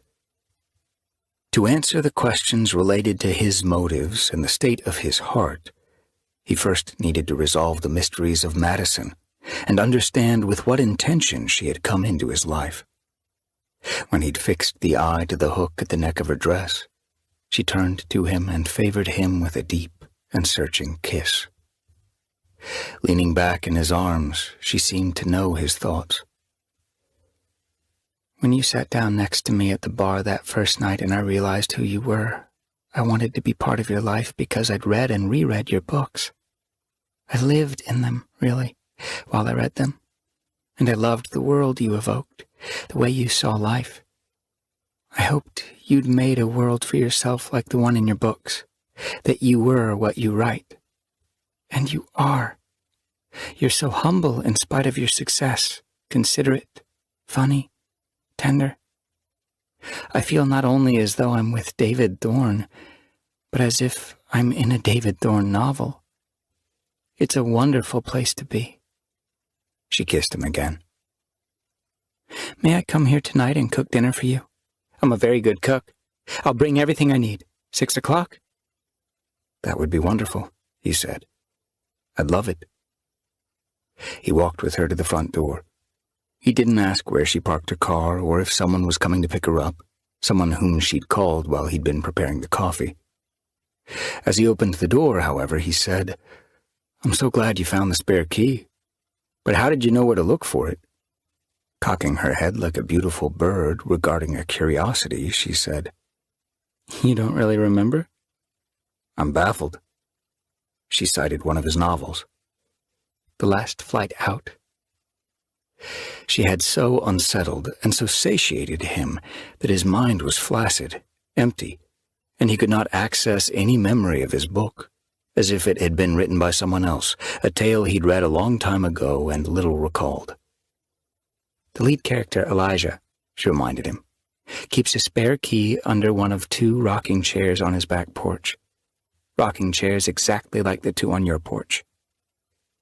Although the key had no thematic or plot purpose, though it was a small detail of no consequence, the memory of his book coalesced around it, as if it were of great meaning, akin to that of the green light in Fitzgerald's classic novel that Jay Gatsby saw from across the bay at the end of Daisy Buchanan's dock, a light symbolizing the orgastic future forever beyond his grasp.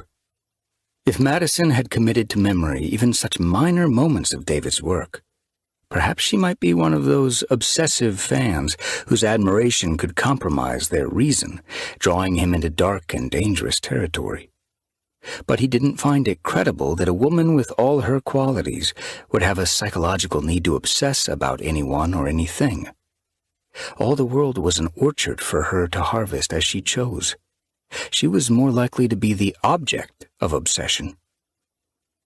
"The last flight out," he said. "I forgot I gave Elijah my own back porch rocking chairs." "I know it was bold of me," she said. "But last evening, after our time in Laguna, but before I came here, the business I had to take care of was so terrible, depressing. This awful man of such wicked character.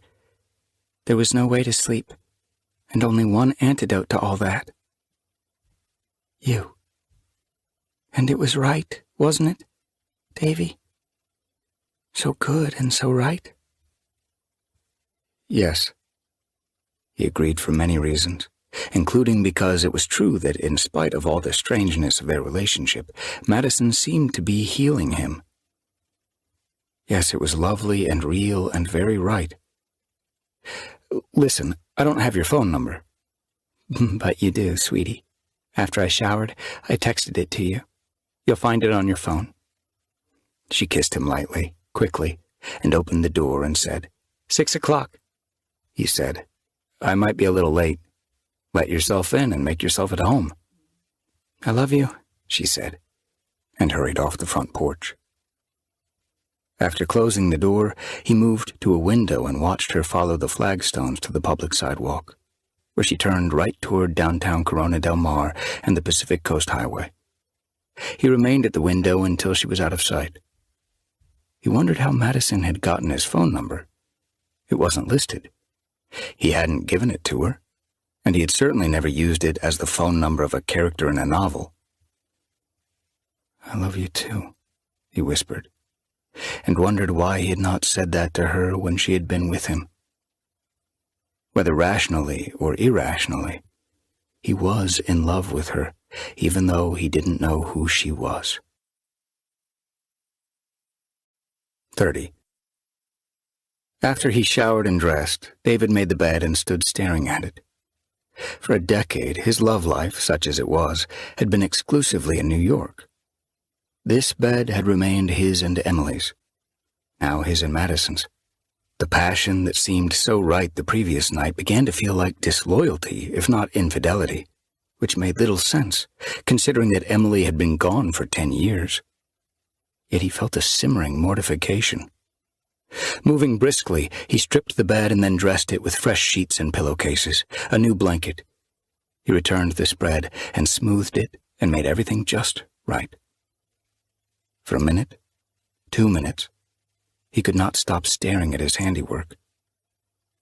Then, as if he were a hotel maid, he doubled back the spread, doubled it again, draped it on the footboard bench, and he folded back the sheets, as if turning the bed down for the night. He could have laid the sheets back at one side, but he laid them back at both, on the left and right. It was 7:08 a.m., and he had much to do. 31. At his computer in the study, he visited the countrywide law enforcement site that offered a public access police blotter for every community, as well as for the territories in the sheriff's jurisdiction. The murder rate among the more than 3.5 million residents of Orange County was low, averaging just 6 per month. The previous year, there had been 71 homicides. If a murder, or call it an execution, had been committed in the past 24 hours, it had not been reported yet. But somewhere a body might be lying in coagulated gore, its former resident having been awakened from the dream of life. The door might at any moment be opened, a discovery made. He didn't bother to check the missing persons report. Except in the cases involving children, those were usually not filed until the subject had been out of contact for a minimum of 24 hours. Was that blood? What, the dress? No, wine, just wine. Most likely it had been wine. The truth of her would not prove to be as dark as it sometimes seemed. She didn't merely look like Emily, but was also good at heart, as Emily Carlino had been. That was what he believed, needed to believe. The business I had to take care of was so terrible, depressing, this awful man of such wicked character. In the night, she hadn't come into his bed with the scent or substance of another man clinging to her. She had been fresh, clean, and wholesome in her passion. Whatever business she conducted with that wicked individual had not involved intimacy.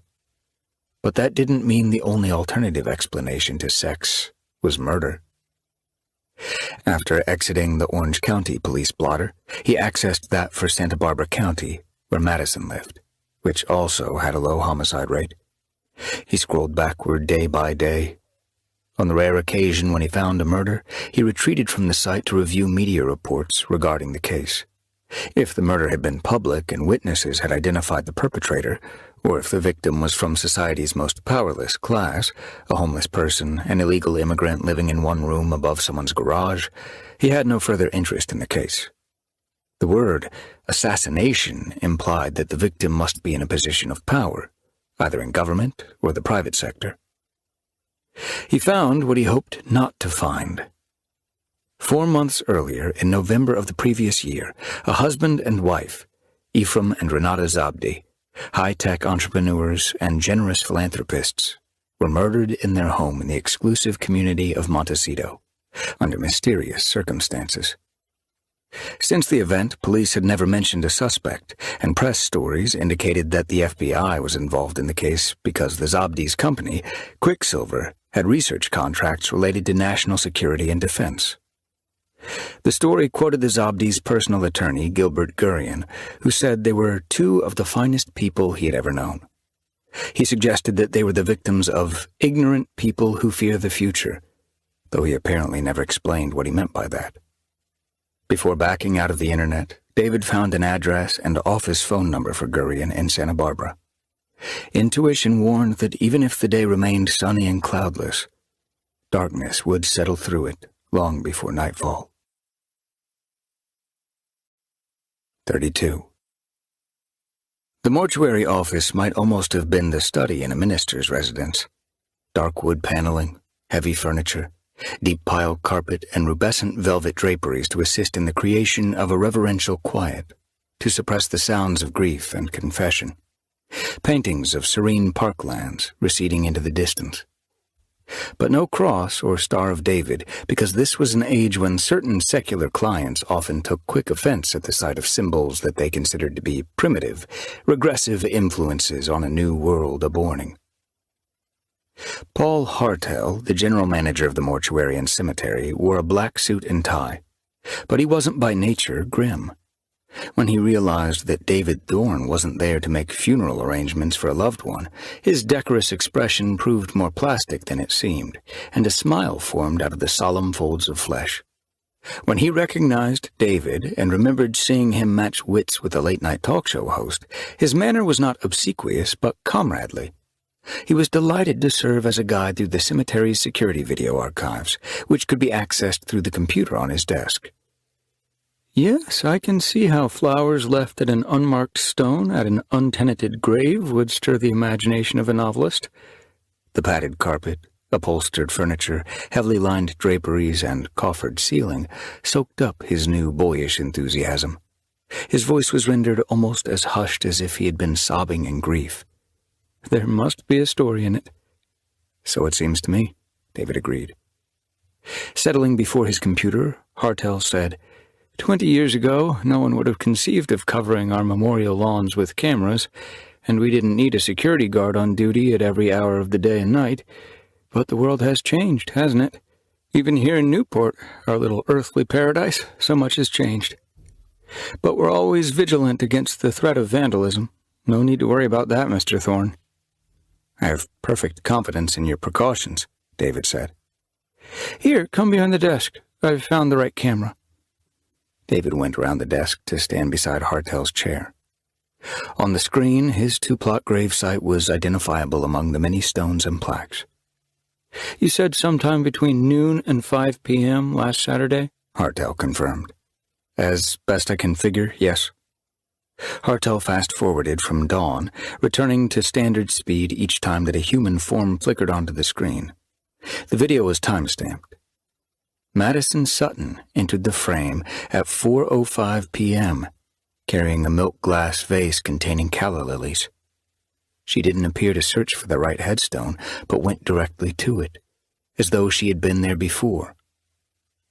In white slacks and a cornflower blue blouse, she elicited from Paul Hartel an exclamation of approval.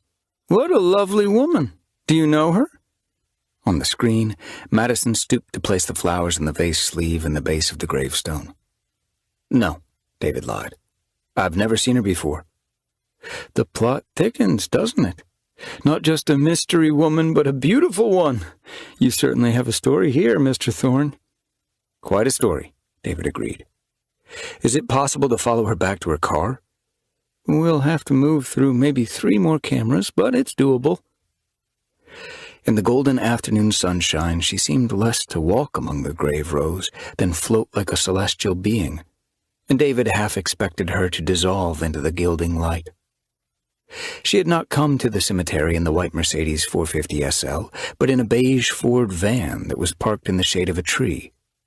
She wasn't the driver. A man stood by the vehicle waiting for her. Even in shadow, he was recognizable. When he stepped into sunlight, there could be no doubt that he was Patrick Michael Lynham Corley, who had died of a massive heart attack at the age of 59, 7 years earlier. 33. Directly from the cemetery, David departed for Santa Barbara. Using phone numbers provided in the report by Lou Ross, the private detective hired by Isaac Eisenstein, he placed 2 calls before he crossed the Newport Beach city limits, made contact with both subjects, and arranged meetings with them. Then he phoned the offices of Gilbert Gurian, expecting that the lawyer would decline to speak to him on the grounds that even deceased clients, whose estate he might still represent, deserved attorney-client privilege. As it turned out, however, Gurian was an avid reader and aware of David's novels.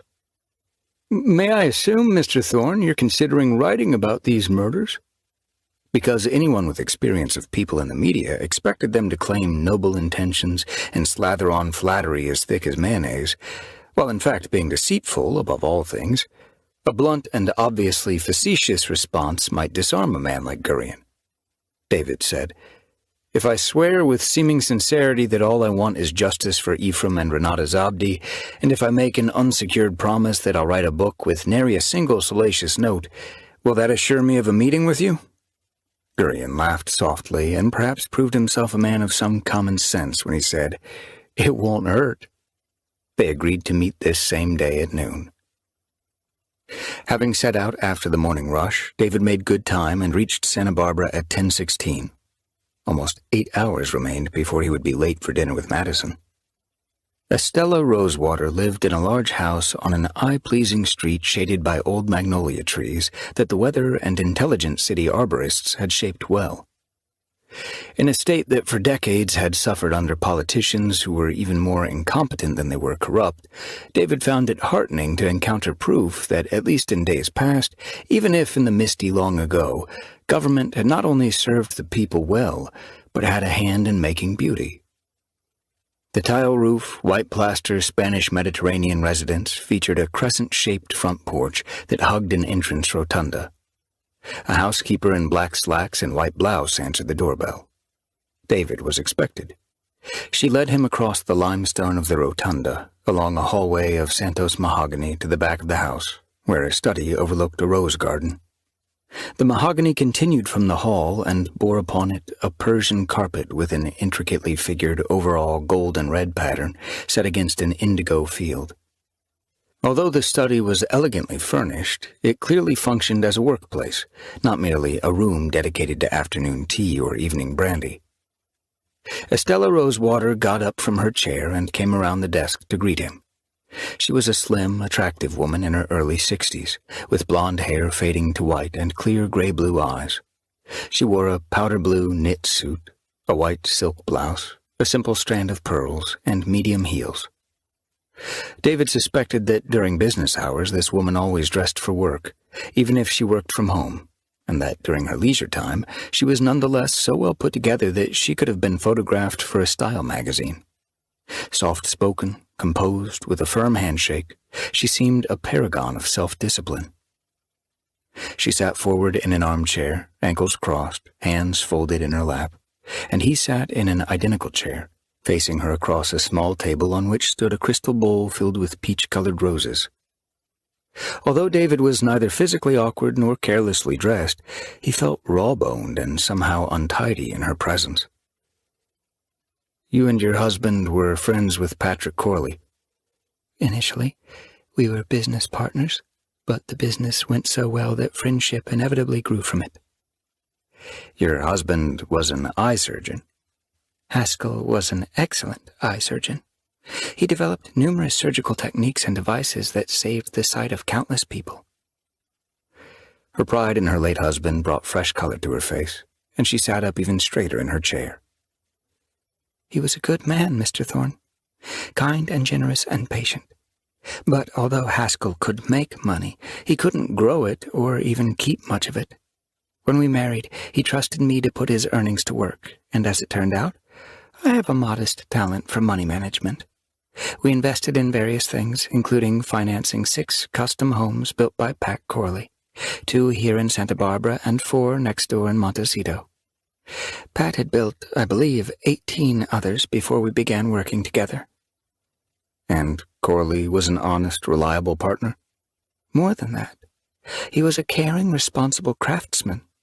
Many general contractors, building custom homes on spec, they cut corners where the cutting is difficult to see, just to line their pockets with a few thousand more. Pat never cut corners and still achieved a handsome profit. We were proud of the homes we built together." David said, "I believe his wife was an artist." "Nanette worked in stained glass, in all kinds of art glass. More Tiffany-inspired than either modern or churchy. Nan was very talented and a good friend."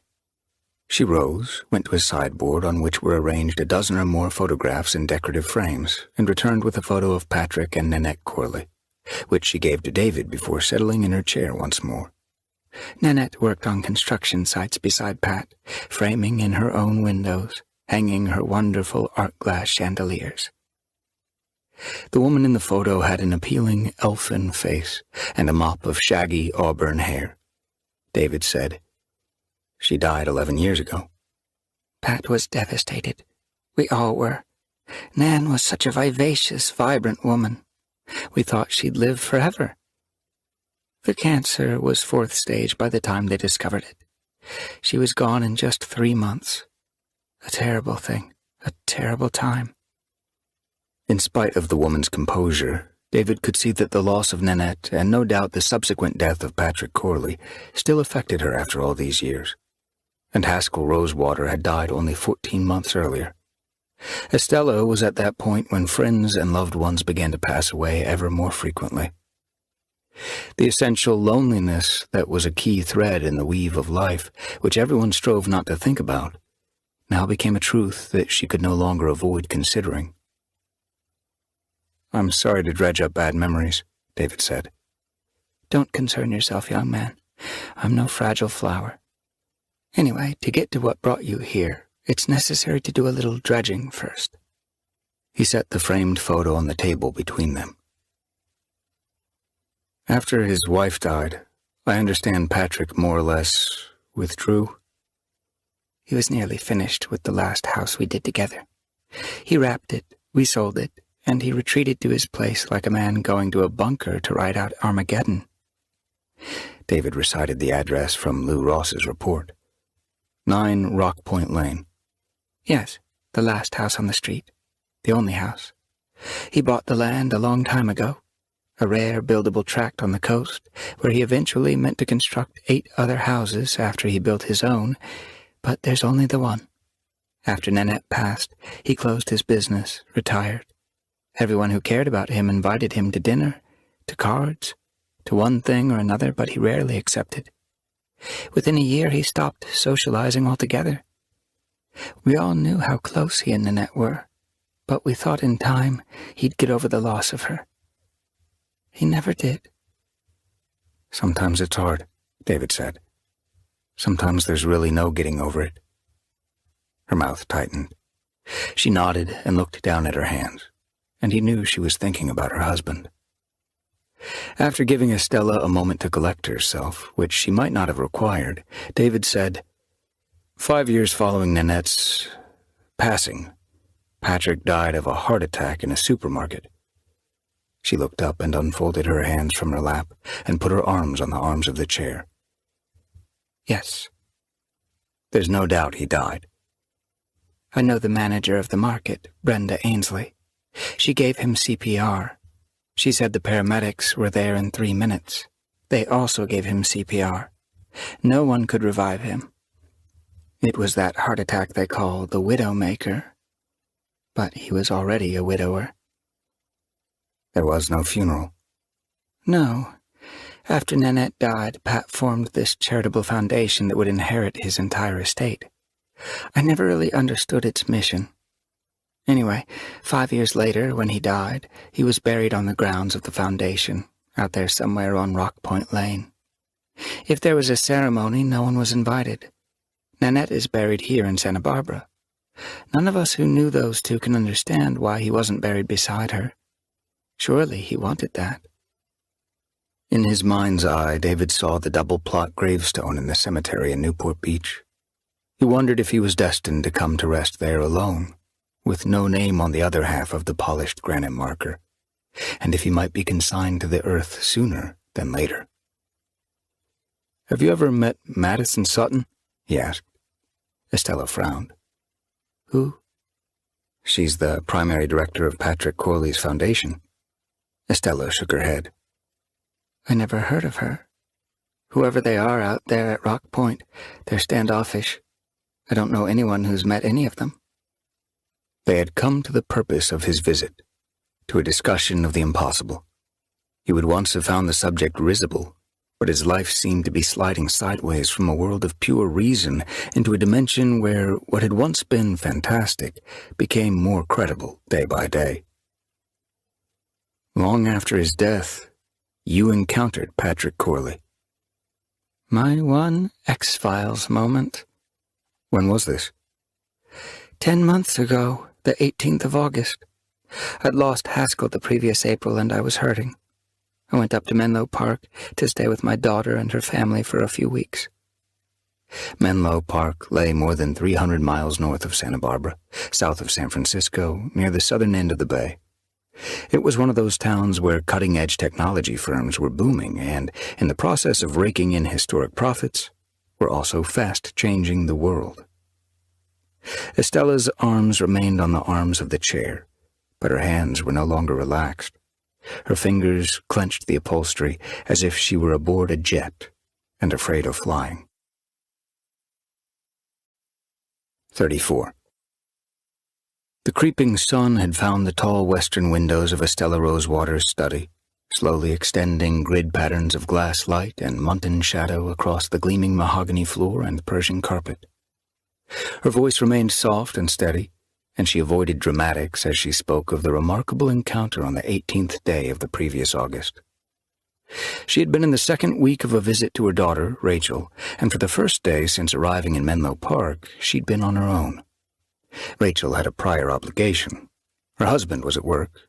Estella decided to treat herself to lunch at La Convenable, a restaurant at which they had enjoyed dinner a few nights earlier. Seated at a table for two by the front window, she overlooked a patio shaded by a striped awning, with the sidewalk and the busy suburban street beyond. This was a white tablecloth establishment, but cozy and welcoming.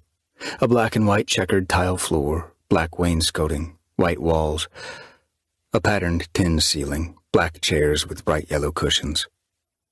The customers were a varied bunch. La Convenable was such a perfect place for people watching that Estella never opened the book she had brought to read. I looked up from my salad and saw him coming forward through the restaurant, returning from the hall that led to the lavatories. When Estella seemed to be lost in the memory, David said, "Patrick Corley." Yes, I had no doubt that it was him. He was identical to Pat in every detail. David played devil's advocate. This was, what, 6 years after his death? Memory fades. Not mine, she said. Not after all those years of wonderful friendship, doing business together. Anyway, though he hadn't seen me when he went to the men's room, and though I hadn't noticed him earlier, he saw me as he returned, and he knew me. He reacted at once to you, David said, recalling Lou Ross's report. He looked shocked at the sight of me. He halted in the middle of the restaurant, froze for a moment, staring, then turned and hurried back the way he'd come. You went after him. I surprised myself how quickly I reacted. It wasn't what you might think, not astonishment or curiosity. In retrospect, I realize it was anger that drove me up from my chair. Why would he have faked his death, caused such pain and grief for his friends? What selfish purpose would have motivated him to do such an outrageous thing? But he didn't fake his death. He really died. Your friend, the supermarket manager, attested to that, and the coroner. Her eyes, the gray-blue of hawk's eye quartz, seemed to focus on something at a great distance. Only when her stare returned to David did she reply. Yes, they attested to it.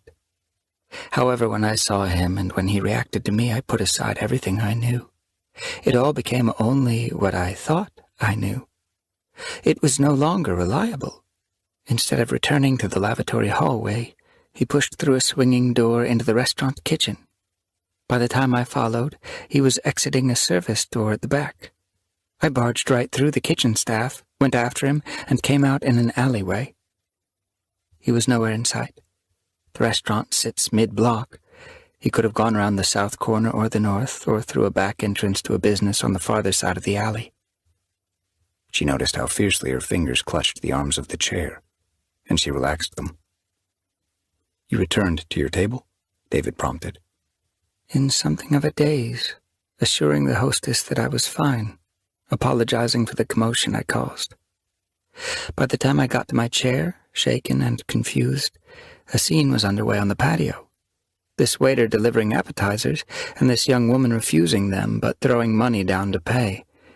2 glasses of wine hardly touched, 2 rolls uneaten on the bread plates. She rushed off the patio onto the sidewalk, just as a van pulled to the curb. She boarded it. I had a clear view of the driver, and I've no doubt that he was Pat Corley. Then they were off. I wasn't able to get a license number. What color was the van? Sort of tan, I think. A Ford. I sat down and finished lunch. I ate very slowly, pouring through the whole encounter again and again so I wouldn't forget any detail. David wondered if Pat Corley built this house. In moments like this, when he waited for Estella to continue, the room was as silent as a mausoleum, the structure so well insulated that no sound seemed able to penetrate from the street, as though the world beyond these walls had been vacated by humanity, while nature, with all her power and creatures, had settled into stasis.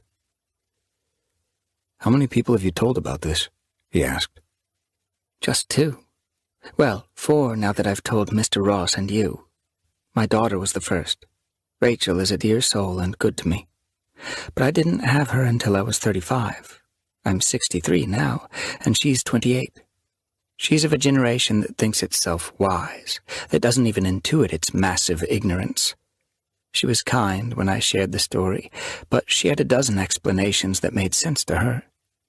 I was only 62 when this happened, but I could tell she worried I might be in an early stage of dementia, so I relented and accepted one of her explanations, feeble as it was. When I got back to Santa Barbara, I told my best friend, Marcia Gasparelli. Marcia is 3 years older than I am and has no patience for anyone who thinks that old age inevitably involves a mental decline. She believed me implicitly, but neither of us has been able to imagine what it all means. Withdrawing his smartphone from an inside jacket pocket, David said, "It was Marcia who mentioned your story to Sam Markham." I knew Sam casually, but I'd never heard about him meeting Pat Corley on the beach near Rock Point 2 years after Pat died. And over 4 years before you saw Corley in Menlo Park. Yes. Apparently Sam wasn't shy about telling his little ghost story about the twin who never was. Mr. Ross found him and Harry referred him to Marcia and me.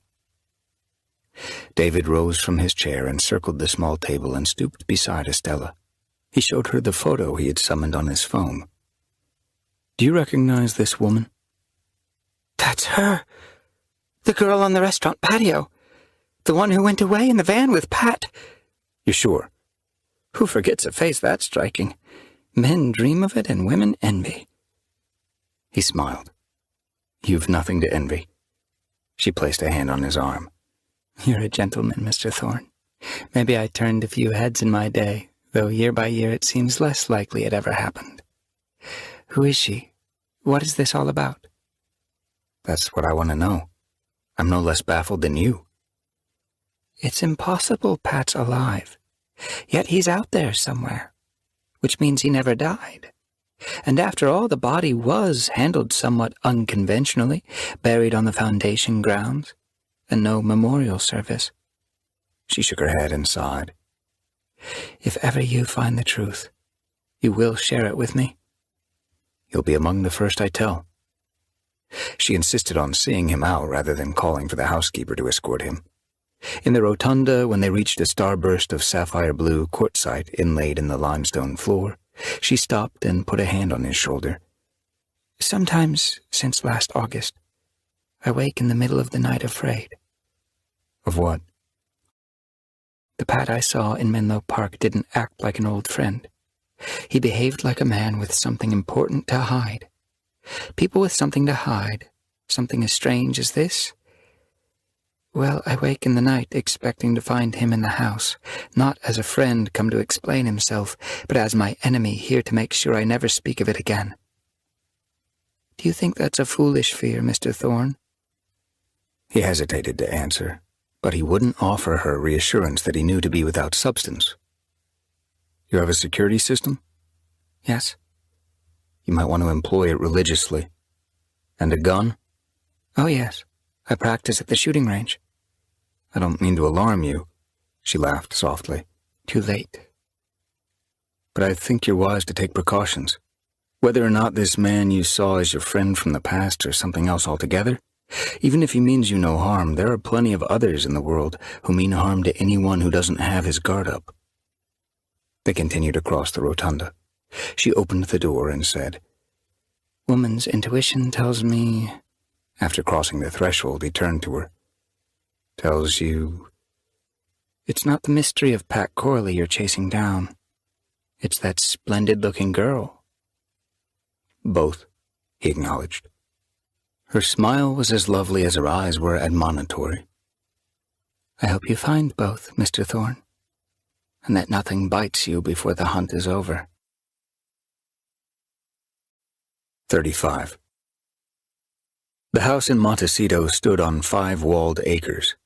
The 10-foot-high bronze gates hung from square stone columns, decorative rails and scrollwork radiating from a central cartouche bearing the letter Z, evidently for Zabdi.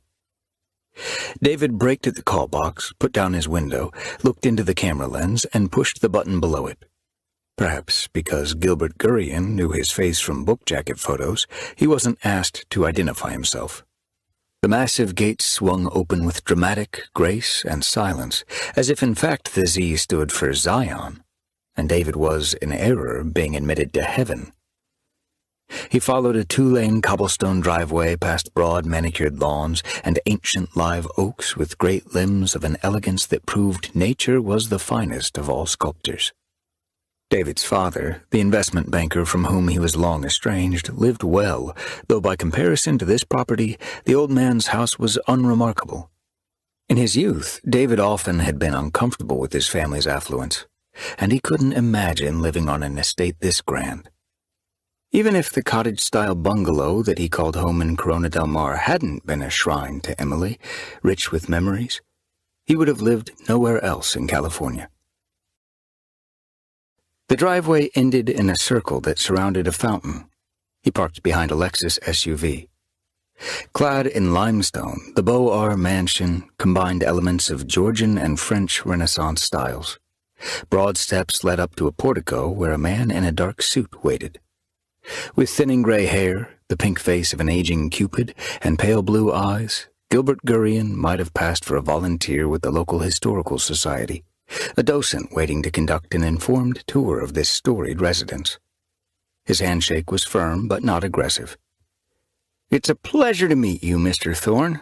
I genuinely am an admirer of your writing." "Thank you, Mr. Gurion. However, considering that pounding out stories is the only thing that I can do at all, I think I should be able to do it better.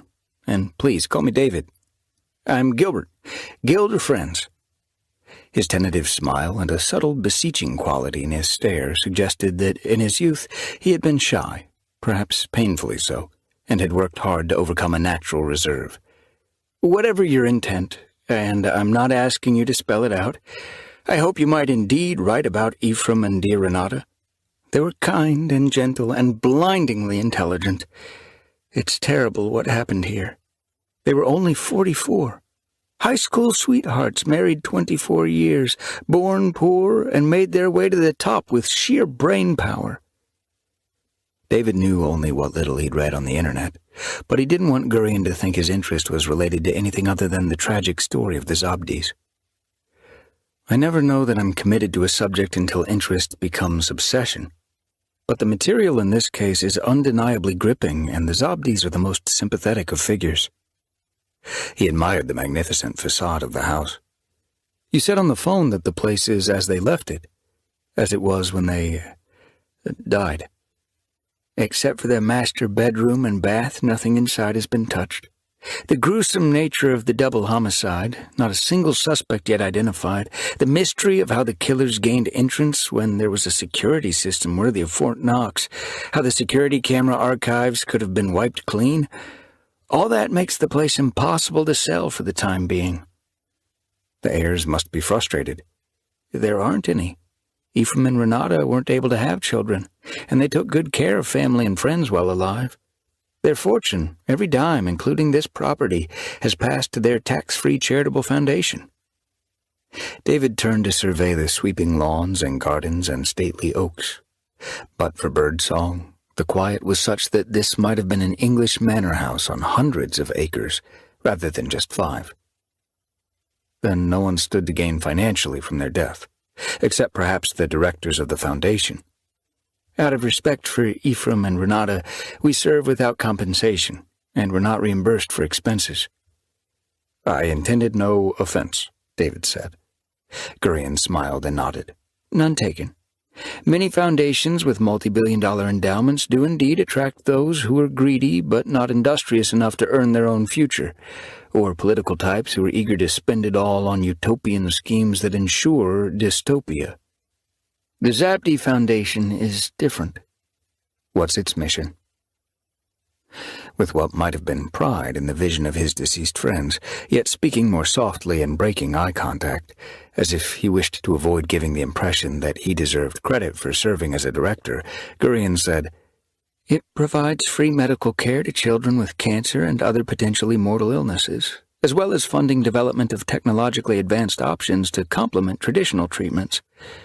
Currently, the Zabdi Foundation pays for the care of 436 young patients of all races and creeds. It's a blessing, really amazing to be part of it." Having once engaged in deceit that would haunt him all the days of his life, David had an ear for deception and an eye for its many telltales.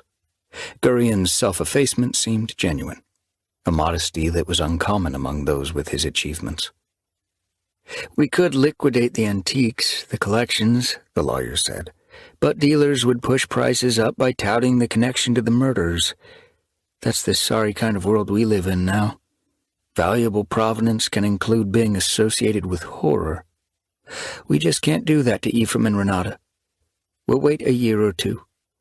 There's so much violence these days, so much for the media to sensationalize, that even cases as awful as this one are soon old news that no one cares about, the injustice accepted and the victims forgotten." "Maybe I can write something to ensure they're remembered," David said, and he wasn't pleased to hear himself so convincingly imply that he was serious about addressing the Zabdi case in a book, when he had no such intention. "I'll show you the place," said Gurion, and they went inside. 36. On the ground floor, the large rooms were brought into human scale by antique jewel-tone Persian rugs, Japanese screens and bronzes, Chinese ceramics and painted cabinets, Art Deco furniture, sculpture, paintings by Tamara de Lempicka and Jean Dunon. An eclectic mix that should not have worked, but did. It must take quite a staff to maintain this. Yes, it does, Gurion said. An even larger staff when it was lived in. And no one heard anything the night of the murders? The place is so solidly built that sound barely travels from room to room, let alone beyond the walls. The estate manager lived in a bungalow at the very back of the property, a significant distance from here. Because Ephraim and Renata valued their privacy, the rest of the staff came to work at 8 o'clock every morning and left at 5, and no one worked on weekends unless there was a dinner party or other event. The murders occurred on a Saturday. A hotel-size elevator served all levels of the residence, but they climbed the long arc of stairs, shoe leather softly shushing them, as if they were in a place made sacred by the lives sacrificed under its roof. The master bedroom, where the bodies had been found, was a large and barren chamber stripped of the rug, furniture, art, and draperies. With nothing to absorb and soften sound, the limestone floors and bare walls lent a hollow ring to their voices, as though they weren't on the highest floor but deep in a catacomb. The air was cooler here than elsewhere, suggesting that spirits lingered. Even after scoping the place for fingerprints and vacuuming for hairs and such, Gilbert Gurion said, the FBI took everything from the bedroom, retreat, and bath for further analysis at their lab. An extraordinary step. They still haven't returned anything. The FBI? Didn't the local police have jurisdiction? As far as the public was aware, yes, but they were quietly relieved of jurisdiction and cooperated with the Bureau. Ephraim and Renata's company had some defense contracts with national security issues. The press covered it as a typical tabloid murder case, with wild speculations of sex parties, other grotesque nonsense. But the feds think the Zobdis were tortured into revealing vital information about certain sensitive projects. They say this wasn't just murder, David. They say it was an operation by foreign agents, most likely a team of 4. Not mere murder, but a double assassination. As David stood at a window with a view of the park-like grounds, the previously still air was troubled by a cool draft that chilled the nape of his neck, as though a lurking revenant had breathed it out when Gurion spoke the word assassination. Did they suggest what country? Country? What country these 4 foreign agents might be from? No, that's all they said. They were otherwise close-mouthed. Gil? Yes, David? Quicksilver is mostly into developing, not drugs, but medical products. Is that right? Medical technology. It's more correct to think of it as a biotech firm that has grown in related directions. As I understand it, Quicksilver owns numerous patents for bioprinting technology. That's right. Many, many patents. I'm not sure I understand what bioprinting is. It involves bioinks. They contain cells and collagen and other stuff to print layers of artificial tissues, even organs, especially capillaries. Before Ephraim and Renata, capillaries were almost impossible to print. Sounds like sci-fi. It's not. Quicksilver also has key patents on processes to recellularize donor organs before they're transplanted. Give it to me in English. I'm trying my best. It's a little Greek to me, too. The way I understand it, they strip the cells out of an organ, say a kidney or a heart, and repopulate it with new cells from the person receiving the transplant. Far less chance of the organ being rejected. The grounds beyond the window now appeared less like a park, more like a cemetery where flat plaques marked the graves. Gurion said, Organs once unsuitable for transplant can now be used. The decellularized organ is like a natural scaffold for the new cells. Bioprinting is maybe more important because applications of the technology are, well, stunning, revolutionary. Some people think certain biotech developments, like those related to AI, are a little Frankenstein, but that's just ignorance. This science has great potential to alleviate human suffering. Turning from the window, David harked back to something that the attorney had said earlier. They were tortured? For a fact? Looking toward where the bed had most likely stood, Gurion clamped his lower lip between his teeth, as if to bite back a strong wave of emotion. His pale blue eyes glimmered with unshed tears. When he spoke, his voice was steady but strained. I'm the one who found them. My wife and I were invited for Sunday brunch at 10:30. Just the four of us. Renata and Ephraim loved to cook. They could lay out quite a spread, just the two of them, no help from staff. They usually started on it at 5 a.m, making a big production of it, but always having fun. The two of them like chefs on some light-hearted home and garden channel cooking show. The attorney fell silent and seemed lost in grim thought, and David said, The press reported they were stabbed to death. That's what the FBI wanted to say. Keep the truth for court if there's ever a prosecution. What was done to them? The torture, I mean. I've told no one, not even my wife. If you're constrained by the FBI, or you'd just rather not... It's all right, Gurion said. If you're going to consider writing about them, you need to know what they suffered. Shamed by his ongoing deception, David waited. Gurion went to the open door to the bath and stood there with his back to the bedroom, as if he could not bear the sight of it, even now that it had been emptied. They were face up. His ankles were zip-tied together. So were hers. Ropes tethered each of them to a different footpost of the bed. Their hands were cuffed too. Other ropes pulled their arms out over their heads, linking the cuffs to the headrail. David was able to picture it. He didn't want to, but he could. Locks and alarms had failed them. Overpowered in their sleep, they were totally vulnerable once secured. Both were disfigured. How? Horribly. Their faces, even with all the blood, it looked like slow and careful carving. Maybe they were already dead when that was done. Not according to the Bureau's medical examiner. He continued to stand at the threshold of the bathroom, staring through the open door. And I don't think they were tortured for information. When the attorney's silence grew extended, David said, Then what do you think it was about? Vicious hatred. The psychotic hatred of killers whose souls were long ago extinguished. Ephraim and Renata were kind and giving, the last people to inspire homicidal rage. But their killers must have hated them. Only people consumed by demonic hatred could do that, all that, to other human beings. Do you have any theories of your own? Suspects? Someone other than foreign agents? Gurion seemed reluctant to face the bedroom, as if by facing it he would invite ghastly images to surge in memory. He turned with the caution of a man on a high wire. No theories, no suspects, but it changed me.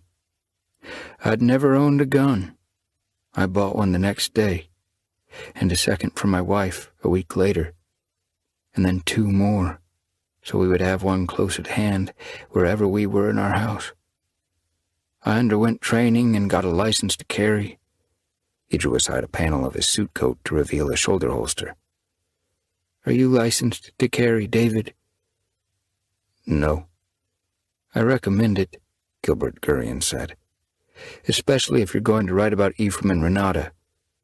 But even if you're not, I recommend it. 37. Half a mile from the Zobdi estate, David pulled to the curb and shifted the SUV into park. He adjusted the dashboard vents to direct the outflow of cold air more directly on his face. He sat for a few minutes, thinking and trying not to think, alternating between the two. Whoever invaded the house that Saturday night had possessed the knowledge and technology to override the alarm and, later, to erase all archived video from the security system. That suggested well-funded professional operatives, rather than just a woman who was the director of a small foundation and seemed to enjoy playing at being a femme fatale. According to Gilbert Gurion, the FBI had estimated that it would have taken a team of 4 to foil the security system, enter the house undetected, and overpower Ephraim and Renata. If Estella Rosewater was right about Patrick Corley, that his death had been faked somehow, and that he was still alive, Corley might have been Maddison's partner that bloody night. But then who were the other 2? She hadn't heretofore been seen with anyone else. She'd lied about her father being a Microsoft executive, about her mother being a Seattle prosecutor. But if she was Emily, then her lies were quid pro quo, because he had lied more egregiously to her back in the day, before she had disappeared, and his lies had a greater consequence than hers. He couldn't hold her to a standard that, when it counted most, he'd been unable to meet. And if she wasn't Emily?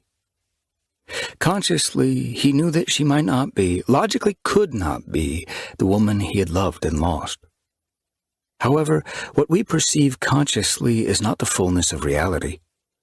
On deeper levels, subconsciously and instinctively, he was convinced that Maddison must somehow be Emily.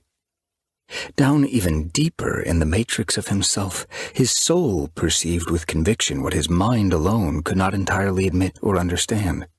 That she was Emily Carlino, the one and only, the same that he had loved. And being Emily, she was incapable of killing anyone. Emily was gentle, loving, kind, wise to the ways of humanity, but also faithful to the expectations of God. Whatever game she was playing with him, she was not really an assassin. She would not have been capable of committing the atrocities that Gilbert Gurion had described, would not have been able even to stand by and watch as others wielded the knives that disfigured and ultimately killed Ephraim and Renata. The Zobdi murders had nothing to do with Emily pretending to be Maddison, or with Maddison pretending to be Emily. The case was a distraction, a red herring, a blind alley, and David dismissed it from further consideration. As surely as he understood the psychology of any character in one of his novels, he understood his own. His every action arose inevitably from 2 emotions that had trumped all others for more than 10 years, that were the bedrock of his identity. Grief that had become a terrible, settled sorrow, and acidic guilt that grew more caustic year by year. There could be no relief from either sorrow or guilt if Emily was indeed dead.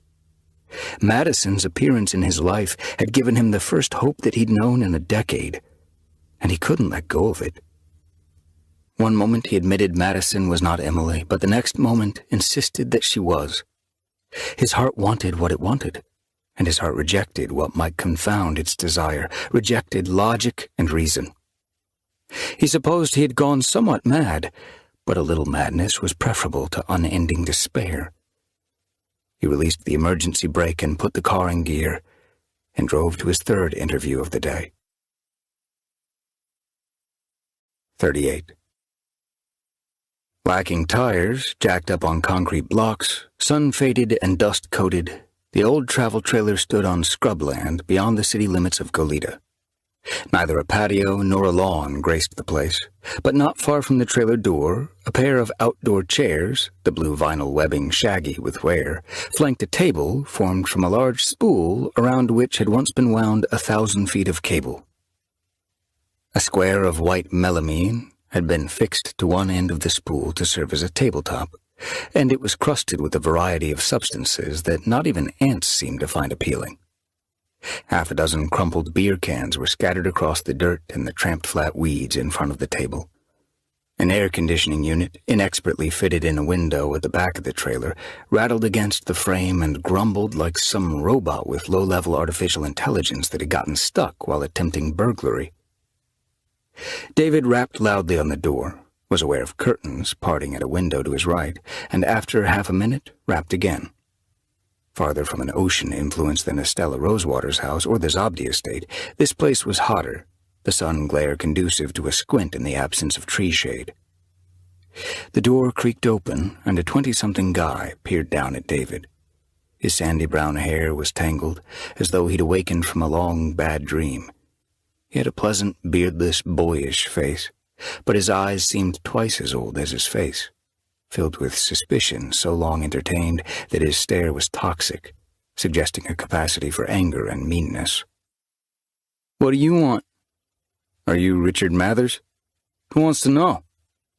"I'm David Thorne. Recently you talked to a man, a private investigator named Lou Ross." "Maybe I did, maybe I didn't." "Mr. Ross was working for me." "You can't get your money back." Mathers had insisted on being paid to be interviewed about his experiences related to the Corley Foundation. He and Lou Ross had agreed on $300. "I don't want my money back, Mr. Mathers. I'm here to talk to you about what you told Mr. Ross." "I said everything I had to say. I got no more." "I just need to confirm a few things. Hear it unfiltered in your own words. You wouldn't let Mr. Ross record you." "Nobody records me. You neither. Get your ass out of here." "I don't want to record you, and I'll pay. Again." Mathers chewed on his lower lip, from which curled shreds of dry skin. "This must be something bigger than I thought. So maybe I need like $1,000. "It's not that big. I'll pay $500 cash, not a dime more." Mathers thought about it. He turned his head to look back at someone or something in the trailer. Maybe he had a girl in there. Maybe he was packaging drugs for resale. "I don't got all day," he said. "You get like 15 minutes for $500. Mathers stepped down the stacked railroad ties that served as stairs, pulling the door shut behind him. He was about 5'10", lean but solid, red sneakers, faded jeans, and a T-shirt emblazoned with the word Resistance. After counting out the $500 and giving it to Mathers, indicating the T-shirt, David said, "Resistance to what?" "To everything. To the whole freaking world. To every shitty thing. You got a phone? Let me see your phone." David took his smartphone from a jacket pocket. "You can record with that. Go put it in the car, and so I can see you do it." He dropped onto one of the lawn chairs in the shade of the trailer. When David returned from the Porsche, a snub-nosed revolver lay on the makeshift table. His host must have drawn it from an ankle holster or from the small of his back. "I'm not going to mess with you," Mathers said. "But I can't see what's really in your heart, can I? The gun is just insurance." Without comment, David used one hand to cast debris off the second chair. Mathers issued a snort of derisive laughter. With one finger, he tapped his wristwatch. "Your 15 minutes started, dude." Settling in the chair, David said, "This thing that happened, it was about 1.5 years ago?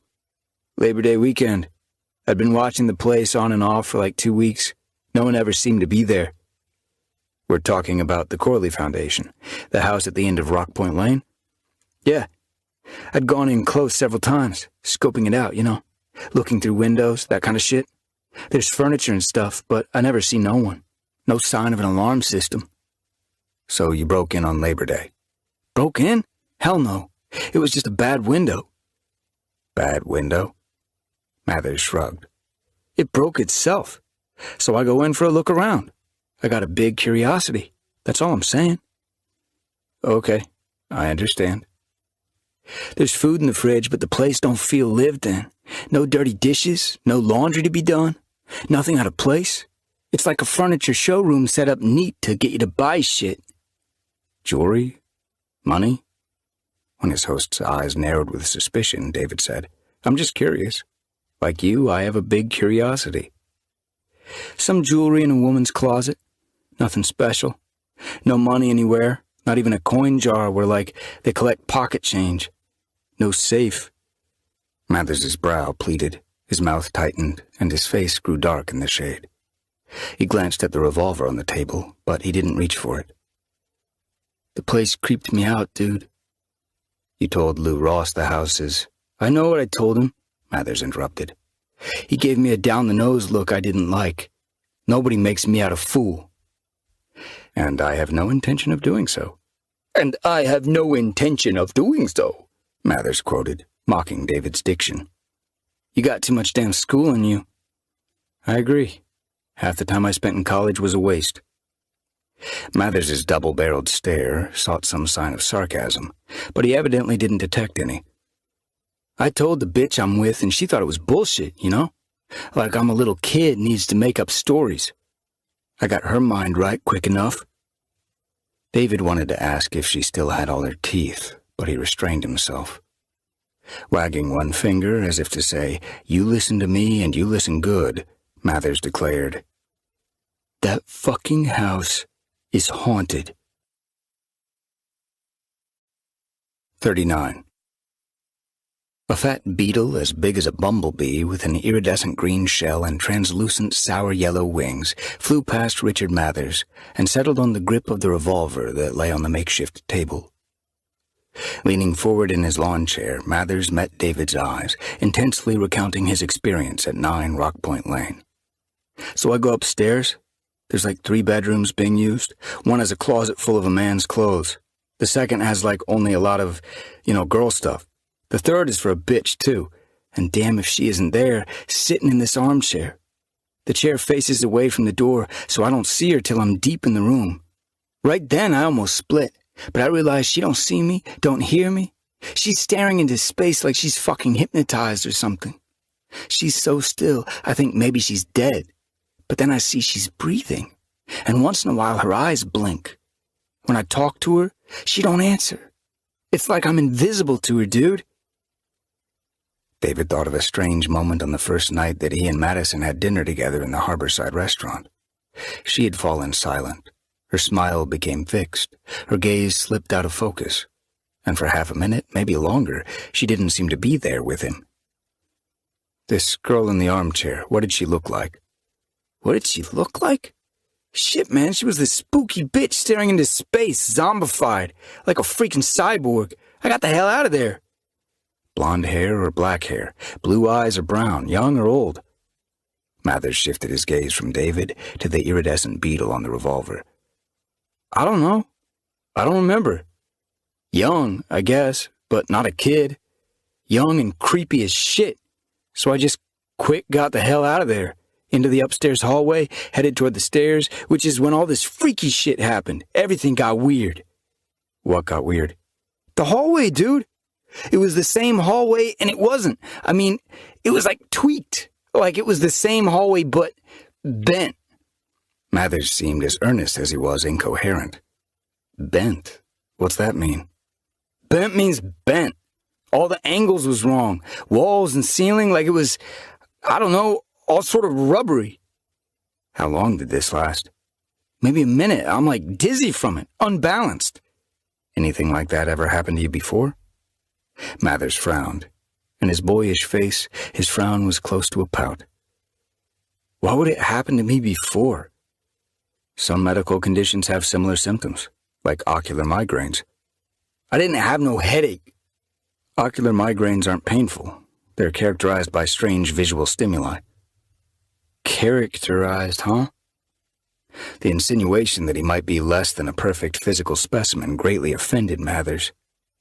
I eat high protein, low carbs, pump iron every other day. Resting heart rate like 60. BP is 110/70. I can hammer nails with my dick.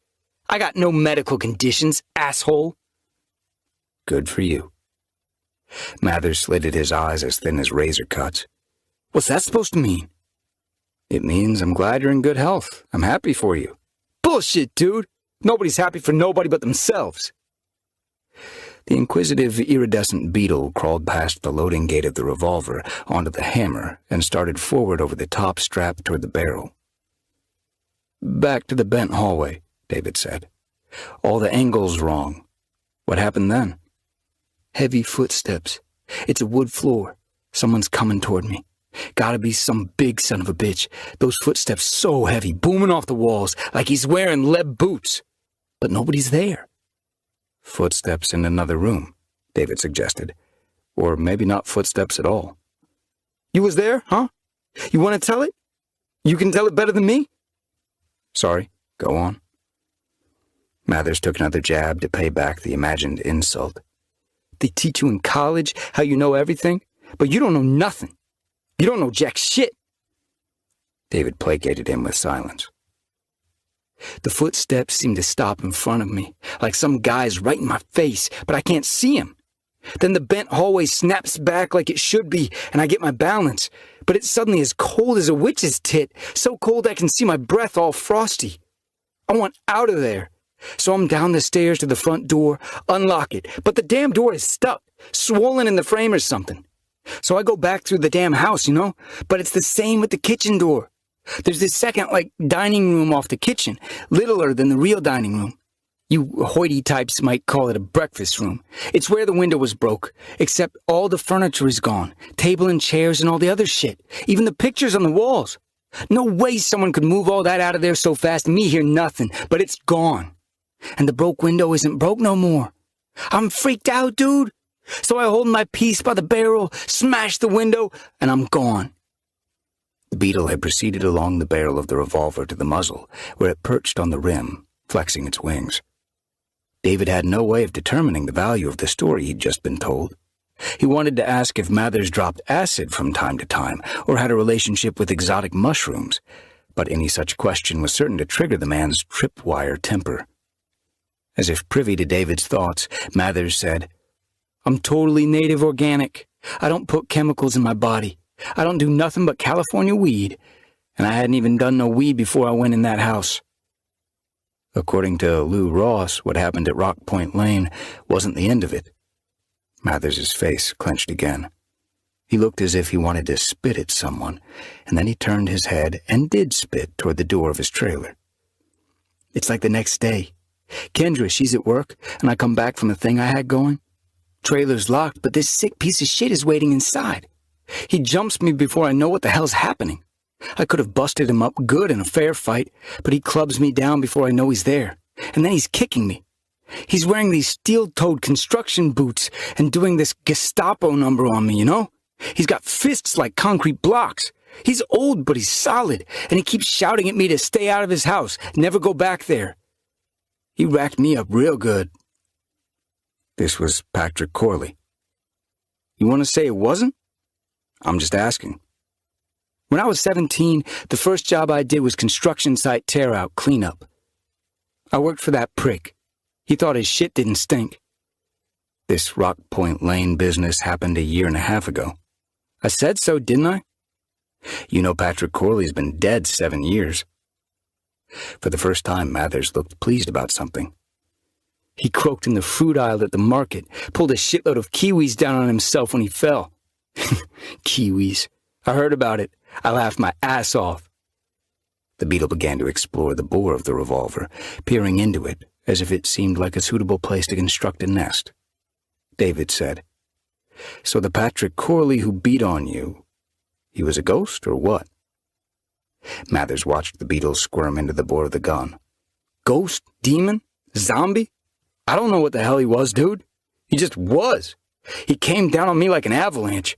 I wasn't right for 2 weeks. When Kendra came home, found you half conscious, you told her he was a ghost." Mathers closed his eyes and summoned a long-suffering look. "I told her not to tell no one, because then people would start asking did I see Bigfoot in a flying saucer with Elvis. But Kendra, she just can't keep her damn mouth shut no more than she can keep her legs together. I don't know why I still hang with that bitch. There's some mega hot pumps out there who got an eye for me. I got choices, plenty of options. I don't know why I don't kick Kendra's ass out of here." David said, "Maybe it's love." Mathers laughed and opened his eyes and shook his head. "You're one crazy dude. You should record yourself, listen to yourself sometime. You'd be amazed all the shit you talk." His laugh was like that of a snarky, arrogant adolescent. He plucked the revolver off the table, aimed well over David's head, and squeezed the trigger, launching pulverized beetle far into the vista of scrubland. He pointed the weapon at David. "You got 500 more in your wallet, college boy?"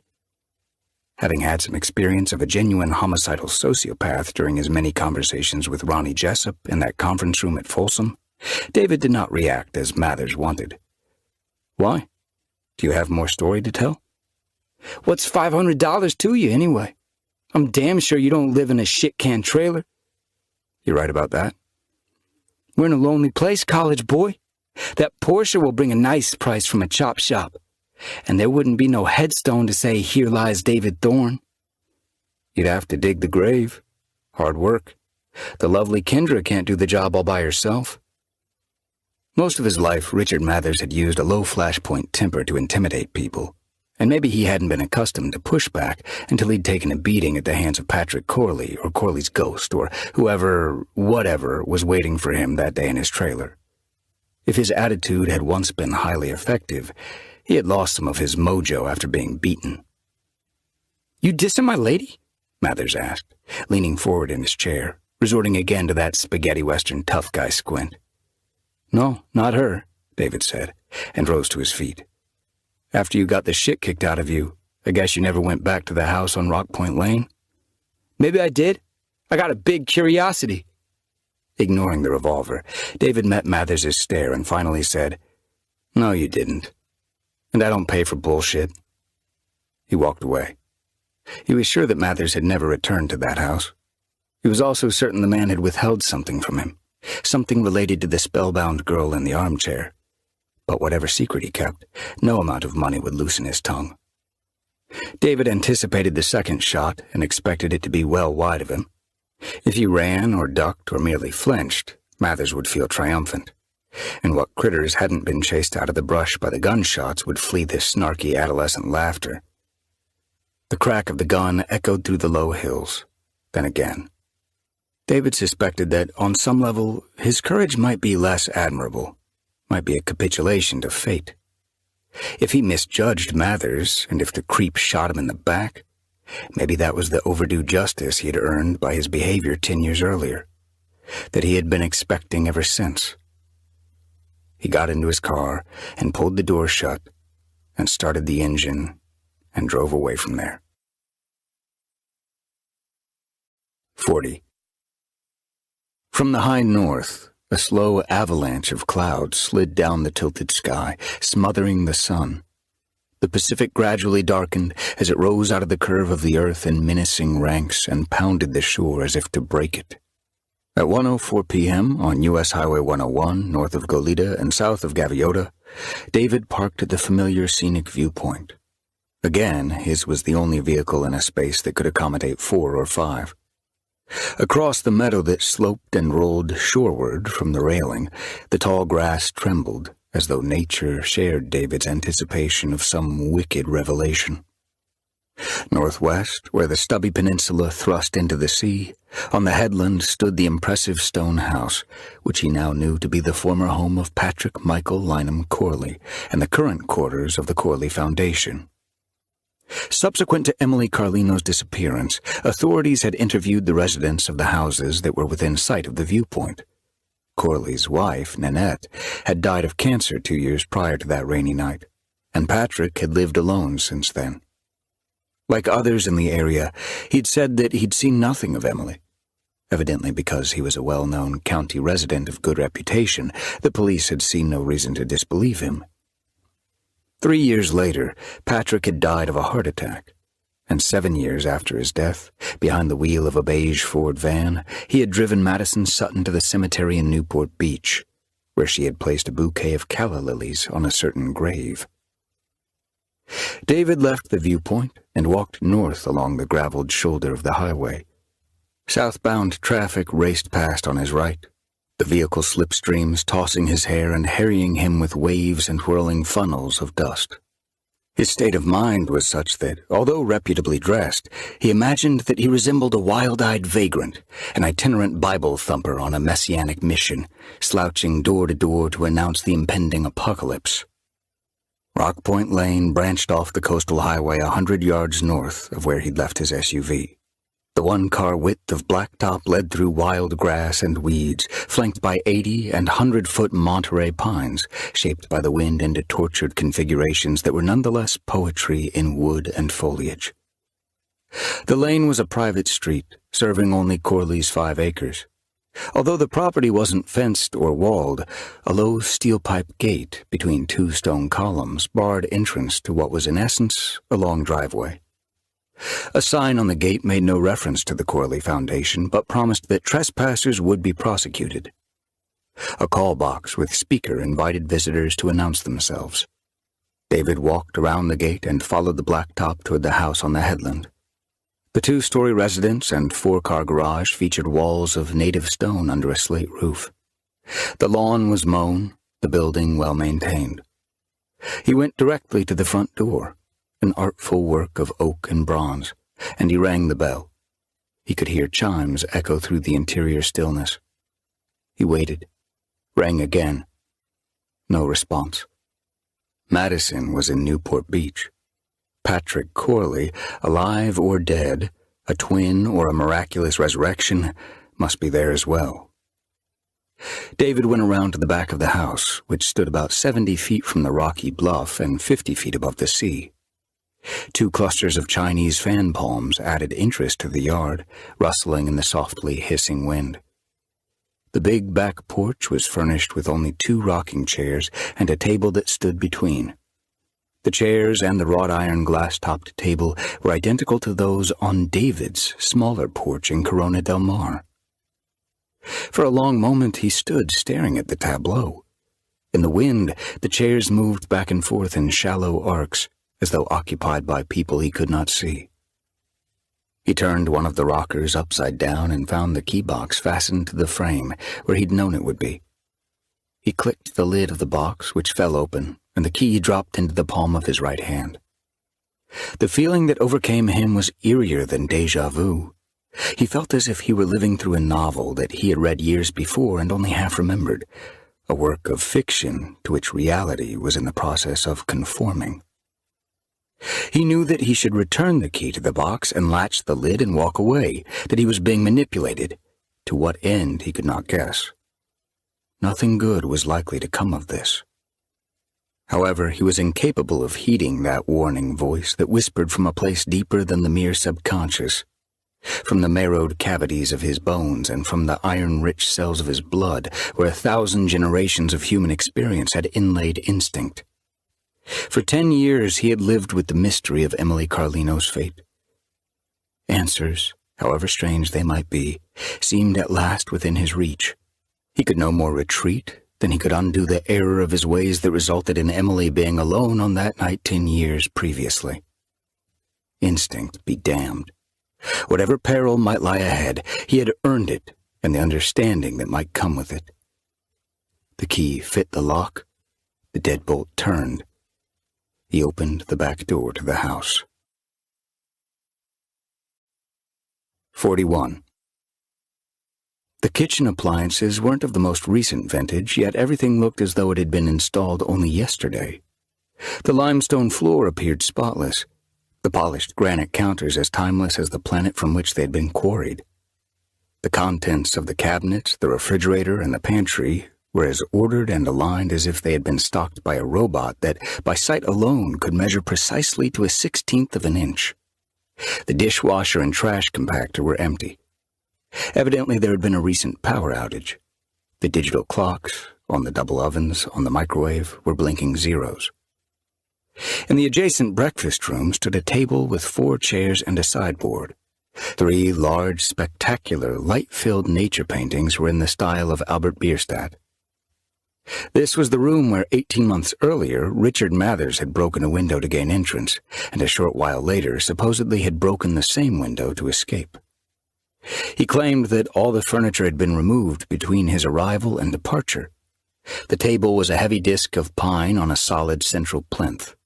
The captain's chairs substantial, the sideboard 8 feet long. The room could not have been quickly or silently emptied. The laundry room, the casual family room, the formal dining room, the living room, the large study, the closets, the half-bath. Nothing on the ground floor seemed in any way odd or suspicious, nor suggested supernatural presences. Everywhere were exquisite stained glass lamps of which Tiffany would have been proud. 3 walls of the study were lined with books, nearly all science fiction. Bradbury, Heinlein, Sturgeon, Dick, Zelazny, Delaney, Scalzi, Gibson, and the entire 4th wall featured a backlighted stained glass triptych of flowering trees, framing a view of golden meadows beyond, obviously crafted by Nanette Corley. The residence was immaculate, which indicated nothing more sinister than someone who had an ingrained habit of cleanliness. David wondered if the truth was that Mathers had broken into the house and someone, Patrick Corley, who had somehow faked his death, or a twin who really did exist, had given him a beating during his intrusion, not a day later in his trailer. Humiliated, Mathers might have invented a story to tell the gullible Kendra, embellishing it with the supernatural. His claim to being chemical-free and native organic in his use of only locally grown marijuana was probably another lie. Most likely, he sampled a smorgasbord of drugs and drew on past experiences with hallucinogens to concoct the otherworldly events he claimed had occurred in this residence.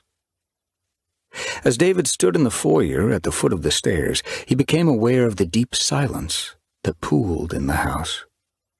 Through the sidelights that flanked the front door, he saw trees thrashed by the wind, but he couldn't hear even a whisper of that tumult.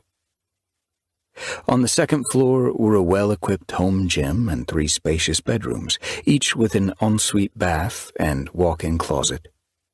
All 3 bedrooms were being used, as Mathers had reported. David first explored a closet full of men's clothing, and then the bathroom cabinets.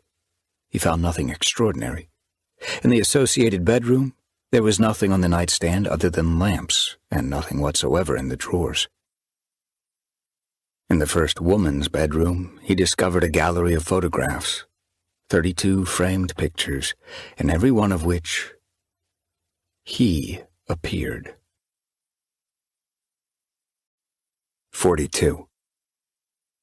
The collection was arranged on both nightstands and across the top of the dresser, a variety of sizes, each in a unique silver or gold-plated or white enameled frame. A lot of them were publicity photographs from the back of his book jackets, or had been used to accompany newspaper and magazine interviews. They could have been downloaded from his website. He only now realized that he had never smiled in a publicity shot, that without calculation he had always looked solemn, intense, even haunted. In addition to the many professional portraits, there were 10 snapshots, 6 of him alone, in which he was smiling at the camera.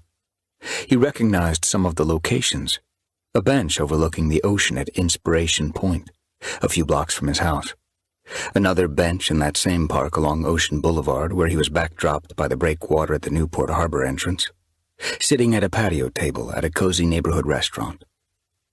In all these photos, he was in his early 20s. They were from his personal collection, taken by Emily, with her camera. In the remaining 4 snapshots, she was with him. They were from the same period, before she disappeared. He couldn't remember who had taken them. Probably friends from those days. How had they ended up here? Had Maddison stolen them? If so, when? Not just the previous night, because she was still in Orange County, and these pictures were here, framed with such care. Last night was the first time that she'd been in his house. He dared to believe that only Emily could have had these photographs, that Maddison's possession of them proved that she was, in fact, Emily. One other object had caught his attention: a fine gold chain hung from a nail in the wall above the bed. At the end of the chain was a glass ampule containing perhaps an ounce of what appeared to be a red fluid. He leaned over the bed, reached to the ampule, held it in his hand to take a closer look. He was all but certain that it contained blood. He released the ampule and watched it swing like a pendulum until it became still. He used his smartphone to photograph it. Whose blood? What did it mean to her? What did it represent? David surveyed the photographs again. He didn't know what he should think of this collection. He didn't want to think of it at all. He yearned to be with Emily, a desire that could perhaps never be fulfilled. And in the enduring absence of Emily, he wanted to be with Maddison, Emily's uncanny duplicate, who might be Emily herself under a new name, to be with her 24/7 now and forever, until they were old and wizened and white-haired, to be with her in a condition of total acceptance, without any suspicion, without reason for suspicion, without being consumed by the puzzle of her existence. Of course, this Gordian knot of mysteries was so extraordinary that denial was impossible. He had no viable option other than to continue his investigation, and his only hope of happiness was to resolve every hitch in this tangle of enigmas and discover at the end of all discoveries that Maddison was an innocent rather than a villain, that she was somehow Emily, returned or reborn. He searched the closet and the bathroom, but discovered nothing further of interest in either. In the study on the ground floor, he looked for records of the Corley Foundation, but he found none. And then he went into the garage. 43. Fluorescent tubes casting bleak light through frosted plastic panels. Cold rising off the concrete floor and off poured-in-place concrete walls, painted white and mottled with water stains that vaguely resembled enormous crawling insects. The immaculate condition of the house did not extend to the garage. Although the two double-wide roll-up doors were closed, in-blown debris littered the floor. Dead leaves, loose feathers, the fragile skeletons of perhaps 20 birds, the flesh long stripped from their bones and eyeless skulls. Improbably elaborate spiderwebs, their creators dead or gone to other hunting grounds, trailed in tatters from the rafters, as if fragments of ghosts had snagged on the splintered edges of the beams and the exposed nail heads. Because Corley had been a general contractor, David expected a home workshop, but there wasn't one. Backboards bolted to two walls suggested that cabinetry had once been hung there, but had been torn out and carried away. No vehicles were present. The large space felt hollowed out and decades older than the well-kept house. The stillness here was equal to that in the residence. Maybe the wind had blown itself into exhaustion. Leaves crunched underfoot, and a smell of mold issued from the carpet of litter. He avoided the avian skeletons. Some of the larger ones, as big as owls, seemed to be tortured constructions like the skeletal architecture of a winged menace in a dream. In addition to the roll-ups, there were 3 man-sized doors, the one from the kitchen, another that led outside, and one set in an interior wall. He went to the third and found it locked. From a pocket of his pants, he retrieved the key he had taken from beneath the rocking chair on the back porch. It fit the keyway and turned the deadbolt. When he opened the door, he saw stairs descending into darkness from which rose a faint but unpleasant chemical odor. He felt for a switch, found it, flipped it, but no lights came on below. The basement was not steeped in silence like the garage. The lower realm secreted a faint electronic hum, woven from several frequencies, and a soft rhythmic throbbing, felt as much as heard. No such noises had issued from the cellar in the Jessup house, where homicidal Ronny had kept his stolen girls, both the living and the mummified. Nevertheless, David grew convinced that something in these depths would prove no less disturbing than what he'd seen at the Jessup place, which was only 40 minutes from here. He needed a flashlight. He went into the house to find one. As he searched through kitchen drawers, he heard what might have been a door slam upstairs. He froze and listened. Perhaps someone had come into the house while he had been in the garage. Silence returned, perfect but for his soft breathing. Then another door slammed, as though a rightful resident was searching rooms for an intruder, angered by the need to do so. David was not prepared for a confrontation. Besides, he was at risk of being charged with housebreaking. He stepped onto the back porch and locked the door. He quickly replaced the key in the little box that was fixed to the underside of the rocking chair. The wind, which had not relented, tossed his hair, flapped the panels of his sport coat, and brought to him the scent of the sea. The gray clouds spilled out of the north and flooded 3/4 of the sky, roiling like smoke from a vast, uncontainable fire. As he hurried around the side of the house, at least 20 shrieking crows cascaded from the roof, as though the building had expelled them. They swooped low over David and arced off toward the Monterey Pines, like a scrolling line of ciphers in a coded message. Proceeding along the driveway, David glanced back a few times, but he never saw a face or figure at any of the windows. In his SUV once more, he sat thinking about what he'd found in the Rock Point house. As ordinary as most of the rooms had been at the time he explored them, in retrospect, the place seemed almost as weird as Richard Mathers had portrayed it.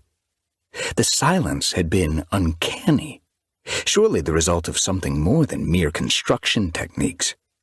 The condition of the garage, the lightless basement, the subtle electronic hum rising from below, along with the slow bass throbbing like the heart of some leviathan, all that now creped the skin on the nape of his neck.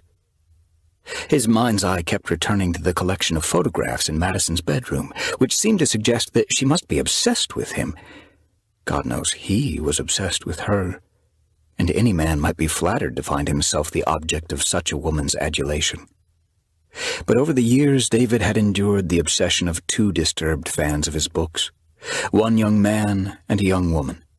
And in each case, serious security issues had required the hiring of private investigators and bodyguards for the duration of the threat. In spite of Maddison's fantasy of being an assassin, David found it impossible to fear her, for she was the very image of the lost woman whom he had loved so long and passionately. On the other hand, the existence of that collection of photographs seemed proof enough that she'd schemed to meet him last Wednesday evening in the restaurant. He started the engine, put the car in gear, and pulled out onto the highway, heading south toward home. Never before had he been so emotionally conflicted. He didn't know what to do next. As he brooded without profit on what course he ought to take, he finally decided he had no choice but to follow Maddison's lead. She was the author of this play. Sooner than later, she'd say something or do something that would give him direction and lead him closer to the cloistered heart of the mystery. 44. He had outrun the leading edge of the southbound clouds, and the beetling vehicles on the freeways cast racing shadows stranger than themselves as sunlight slanted through the afternoon, the rays seeming to distort as much as illuminate. David's hands-free phone rang as he crossed into Los Angeles, and he activated it with a voice command. Calista Carlino said, "Sweetheart, I hope I'm not interrupting anything. If I'm interrupting something, call me back whenever." "No, nothing. I'm in L.A., on the 405 coming home." "Do you have an hour to stop by and see me?" "Of course." For the first time since heading south, he glanced at the car clock and was surprised to see that it was only 2:29 p.m. He thought he'd spent at least half an hour in the house, more like 40 minutes. It should be at least half an hour later than this. Evidently, while he'd brooded about Maddison and what might lie ahead for them, he must have greatly exceeded the speed limit from Goleta. "Depending on traffic, I'll probably be there around 4 o'clock. What's up?" "I had the most incredible experience this morning. I can't stop thinking about it. I'm consumed by it, and I just don't know what to make of it." "Nothing wrong, I hope?" No, dear. It was quite wonderful, but very strange." "You should be a writer, Calista. You certainly know how to set a narrative hook. Give me a hint of what comes next." She was silent a moment. Then she said, "We've never spoken of this subject, perhaps afraid of sounding frivolous. I'm not sure how I feel about it, really. But you, David, do you believe in ghosts?" He knew at once that whatever had happened, it had involved Maddison Sutton. "I don't disbelieve in them," he said cautiously. "I have an open mind, though I've never seen one. Sounds like I might need a drink to go with this tale of yours." "Josefa is here today. She'll fix you whatever you want, and you'll find me on the deck." "You're really all right?" "I'm splendid, dear boy. I'm ebullient." "4-ish," he promised, and they disconnected. In its determination not to keep still, in its fever, humanity surged south and north across 8 or 10 lanes of traffic, eager to get to one future or another, as if the future wouldn't find all of them on its own, minute by fateful minute. Part 3. The last of all silences. 45. At 4:12 p.m., Josefa Alvarez answered the back street door and led David into the kitchen, where he agreed to a glass of Cabernet. She was a doll-faced dumpling of a woman, just 5 feet tall but with a mighty heart. Her sweet appearance and air of perpetual gratitude for the very fact of life seemed to be the truth of her. As she poured the wine, she reported on Calista. Our Callie has been in such high spirits all day. She had an unexpected visitor at breakfast before I came to work, and I swear she hasn't stopped smiling since. What visitor? That's the strangest part. You know how open she is about just everything? But not this. She says she's saving the story for you, and she might never tell anyone else. I'm all cat with my curiosity, but if she never tells me, that's okay. It's enough to see her so happy. David carried his glass of wine across the dining area and living room, through the open door to the deck overlooking the public promenade that encircled Balboa Island. The sea itself was swimming, each of the millions of ripples on its surface like a small fish schooling, withdrawing from the harbor as if to follow the sun westward. As the tide slowly went out, the dock pilings appeared taller as more of their length became exposed, and the belayed boats, big and little, rode low beyond the island's seawall, beyond the sand that the receding tide had revealed. Wearing a sapphire blue kimono with a pattern of white storks in flight, Calista sat at the table, a glass of wine before her. Although David moved quietly, she heard him and somehow knew that he was not Josefa. She turned her head and favored him with a warm smile, her blind eyes full of refracted sunlight. Twice in 1 week. I love it when you're living on this coast, dear. I wish there wasn't a New York City. He bent to kiss her on the cheek. I'm thinking of looking for a larger place and staying here all year. Until he spoke, he didn't realize that he had been drifting toward such a major decision. But it was true. Either Maddison would explain herself to him, as she had promised when she'd asked for his patience, or he would learn the truth of her on his own.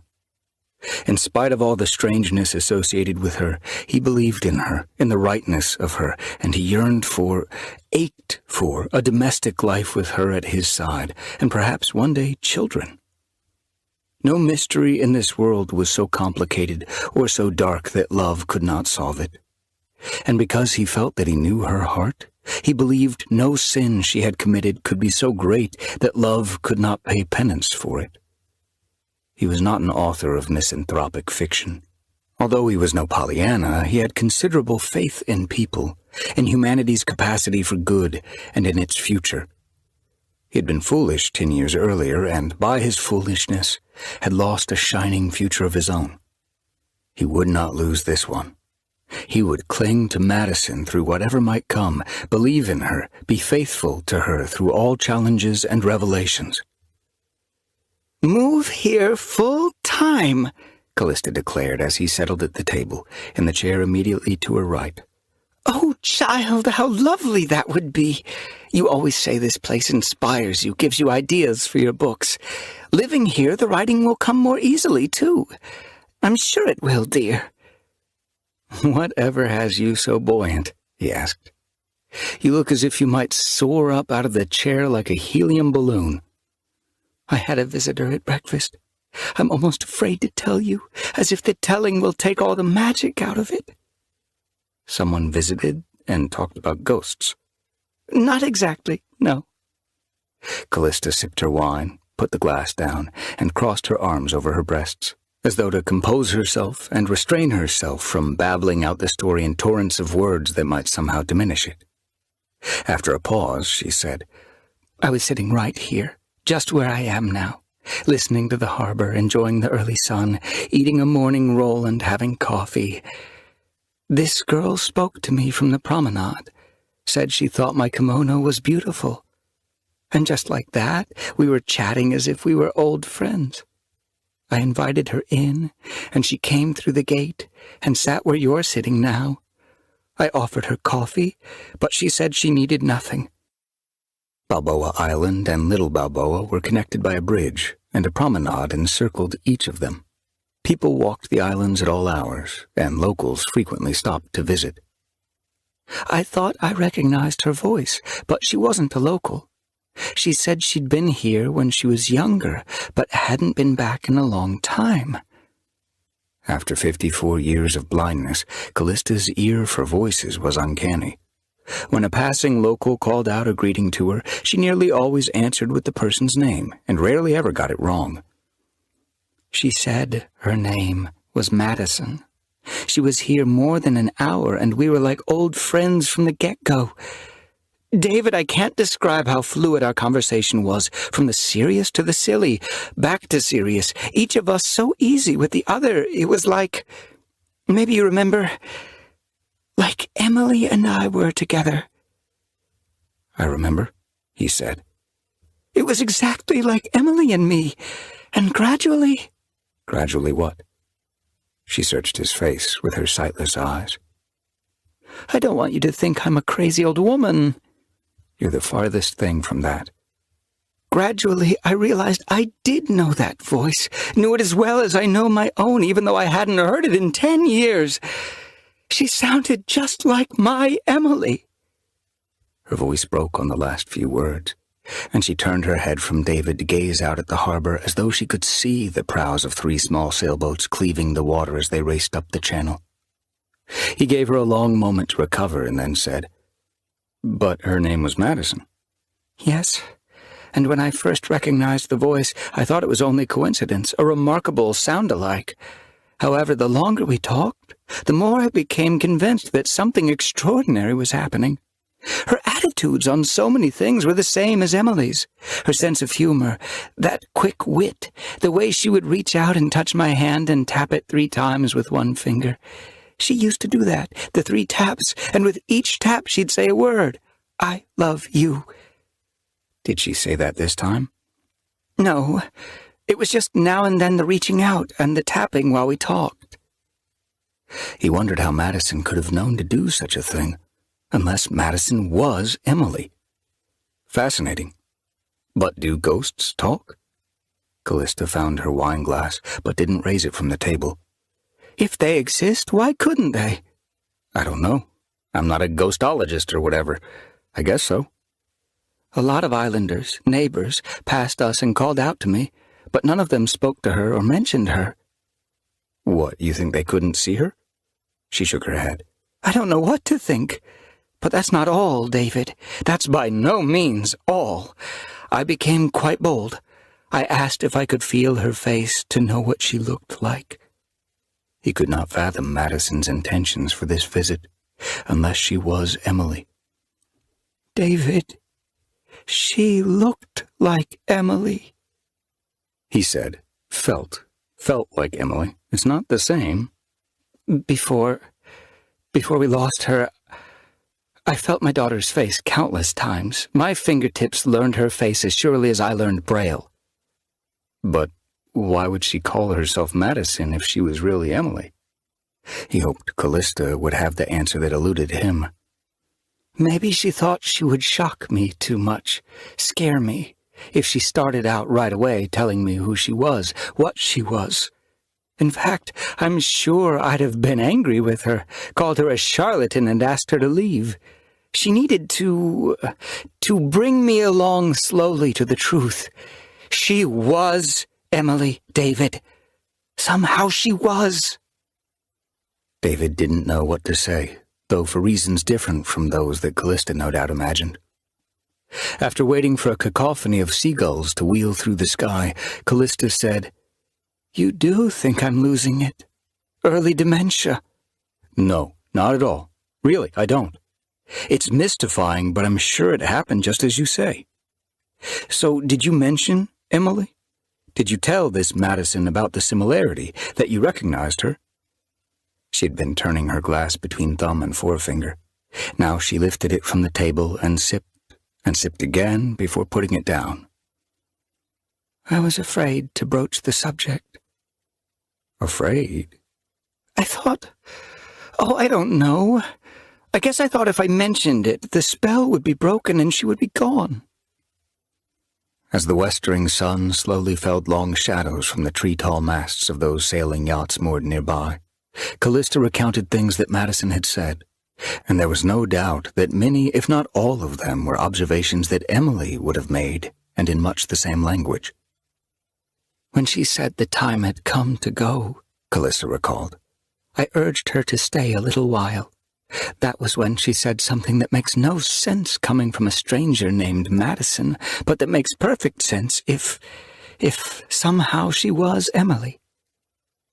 David brought his glass to his lips and discovered that he had finished the Cabernet without realizing he'd been drinking it.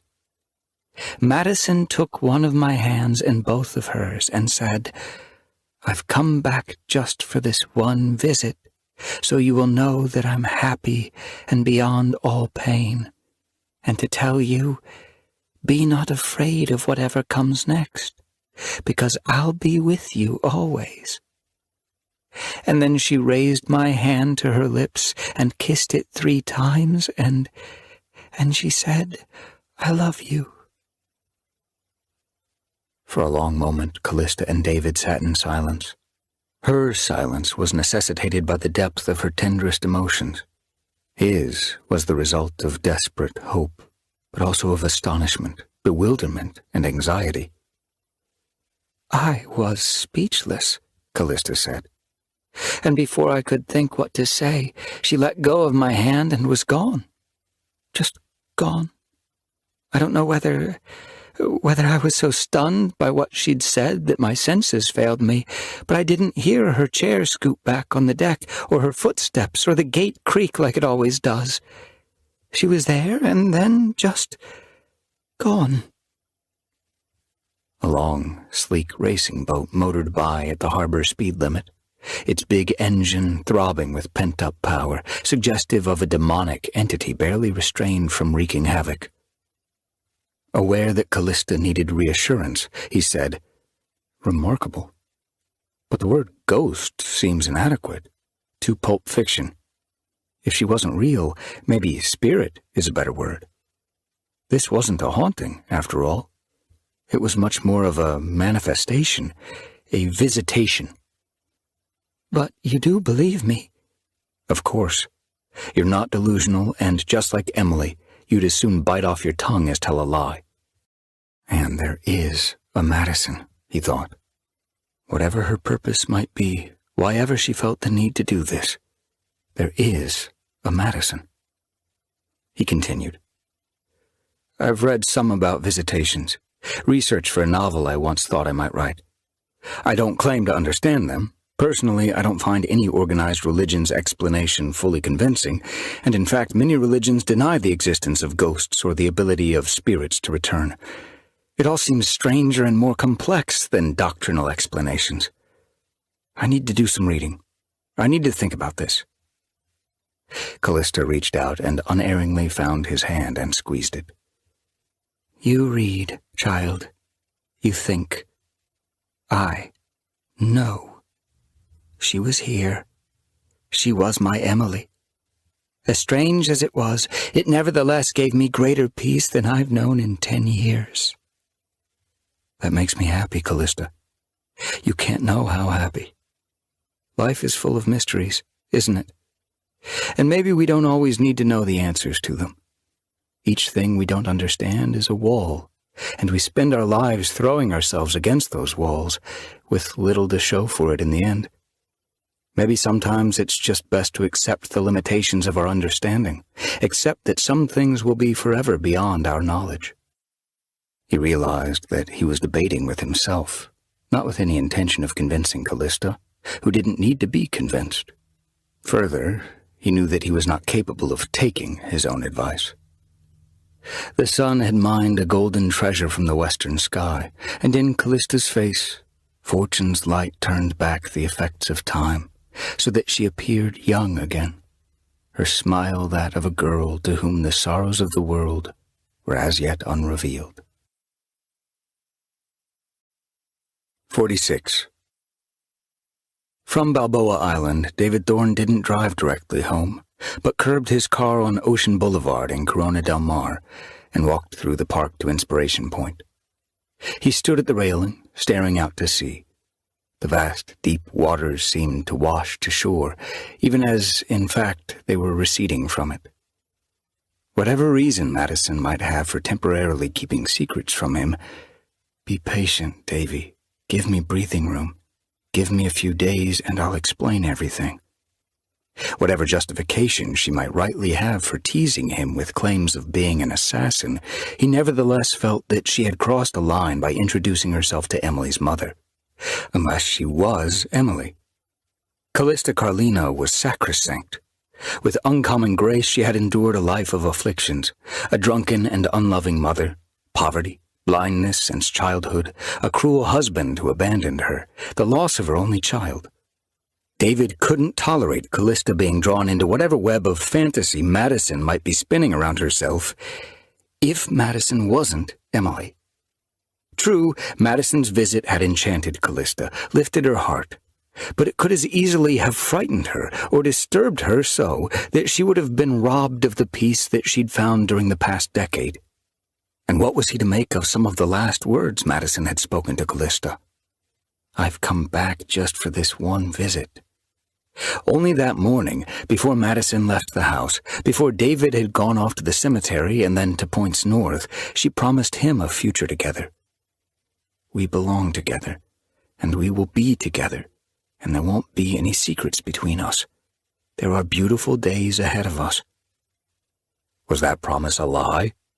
How could she tell Calista that she had come for one visit, and subsequently become a part of David's life, therefore a fixture in Callista's as well? How could she make a pretense of being Emily's spirit, but then later reappear as flesh and blood Maddison? "I've come back just for this one visit, so you will know that I'm happy and beyond all pain." Maybe Maddison acted out of compassion, but if that were the case, her actions were misguided. Unless... The mystery of this woman didn't fade with every new thing he learned about her, but instead grew more impenetrable. He wasn't angry with Maddison. Long ago, by his own descent into deceit, he had forfeited the right to be angered by the deceit of others. He did not have it in him to confront her in righteous indignation, any more than one thief deserved the right to lecture another thief about his larceny. As he'd stood at the railing, the sun became a wound as it met the sharp horizon line of the sea, and an artery opened in the sky, spilling scarlet light across the west. When he returned home, if he pressed Maddison to explain why she had visited Calista, he would surely open the door to questions about what he had been doing during the day prior to responding to Callista's phone call. If she discovered that he had been probing into her background, both on his own hook and with the help of Isaac Eisenstein and Lou Ross, her reaction might be one that he couldn't manage and would regret. She had asked for his patience and had promised an end to all secrets soon. By his actions and his words, by his acceptance of the gift of her passion, he'd appeared to accept that bargain, even as he continued to investigate her. He believed in her goodness, the goodness of Emily inexplicably reborn. He despaired at the thought that she might leave him, as if to lose her, as he'd lost Emily, would establish a cycle of losses that would repeat through all his life. The wounded sky pressed its image on the sea, and the sea, too, was red, and the air between the sky and the sea was as fiery as that in a furnace, as if all of nature would be consumed before night could quench the blaze. 47. When David arrived home at 5:48, Maddison's vintage sports car was in the garage. He parked beside it. When he entered the kitchen, he found 2 place settings on the table, a small vase of red roses and 3 cut crystal holders with candles not yet lit. A bottle of Chardonnay and a clear glass ice bucket stood open on a counter with 2 glasses ready at its side. In black jeans and a white shirt, with an embroidered blue and yellow butterfly on the breast pocket, Maddison was busy with what seemed to be half a dozen culinary tasks simultaneously. She looked ravishing, as always. She paused in the process of dividing the curd of a cauliflower into sprigs, put her arms around him, and kissed him. Her mouth was sweet with the flavor of carrots, which she evidently had been slicing and sampling earlier. He did not deserve this, shouldn't accept it until he knew everything about her. But reckless abandon was an aspect of his madness, and he became lost in the kiss for a long moment. Returning to the cauliflower, she said, I came at 3 o'clock because there were groceries to unpack. So many preparations to make. It's a small but wonderfully functional kitchen, so cozy. We could have gone out to dinner. No. I want to do this for you, for us. A lovely little dinner at home without a waiter interrupting to ask if everything is to our taste. I assure you it will be. If you can pour more water, if you can pour more wine. I want you to myself this evening. No other women's eyes on you. I wasn't aware that women took notice of me. They all do, Davy, but not tonight. Tonight, you're just mine. How was your day? I knocked around here and there, looked into a thing or two, this and that. Research? She asked. He flinched at the question, rattling the ice in the glass bucket as he withdrew the bottle of wine. Belatedly, he realized that she meant research for a book. Oh, I'm not working now. This is a vacation, a winding down before I get wound up for the next book. How was your day? Excellent. I've wrapped up everything I had to do here in Orange County. I'm free. No more assassinations, bodies to dispose of? She grinned and winked at him, which he took to mean that it had all been a joke. Not a one. Got away with it scot-free. I've nothing to do tonight but be your chef. And later, something better. He put her glass of Chardonnay near the cutting board at which she had been working. She paused to slip on an oven mitt, open a warming drawer, and retrieve a platter of zucchini dorati. The thick-sliced courgettes had been lightly coated with flour, dipped in an egg and cheese mixture, and pan-fried in olive oil. A little something to whet the appetite, she said. They were delicious, exactly as Emily had made them. 48. 3 golden halos of light quivering on the kitchen ceiling, reflections of the candles below. Wine glasses and polished flatware glimmering on the table. Soft piano solos dialed low to allow easy conversation. A symphony of mouth-watering aromas. She served dinner at 7 o'clock, starting with aubergine salad, dressed with a sweet and sour sauce. The main course of soiola al marsala, fillets of sole in a thin but delicious batter, was accompanied by tortellini alla panna with freshly grated nutmeg, carrots with tarragon, and cavolfiore alla siciliana. For dessert, narrow slices of paradise cake flavored with lemon. Every dish was exquisitely prepared, as they had been when Emily had cooked them. David praised Maddison's culinary talent, but did not remark that dinner was eerily like others that Emily had created. She supposedly knew nothing more about Emily Carlino than what he had told her, that she greatly resembled Emily, that he and Emily had once been lovers, but that she had left him. Yet Maddison knew of the grave meant for Emily, even though the headstone lacked that precious name, and knew of Calista. She sounded like Emily, moved like Emily, cooked like Emily, made love like Emily. With such a cloud of mysteries weighing down on the evening like thunderheads swollen with cold rain, and armed with 10,000 lightning bolts, the conversation should have stumbled repeatedly as they avoided tripping over the countless deceptions and evasions in which they had engaged since the night they met.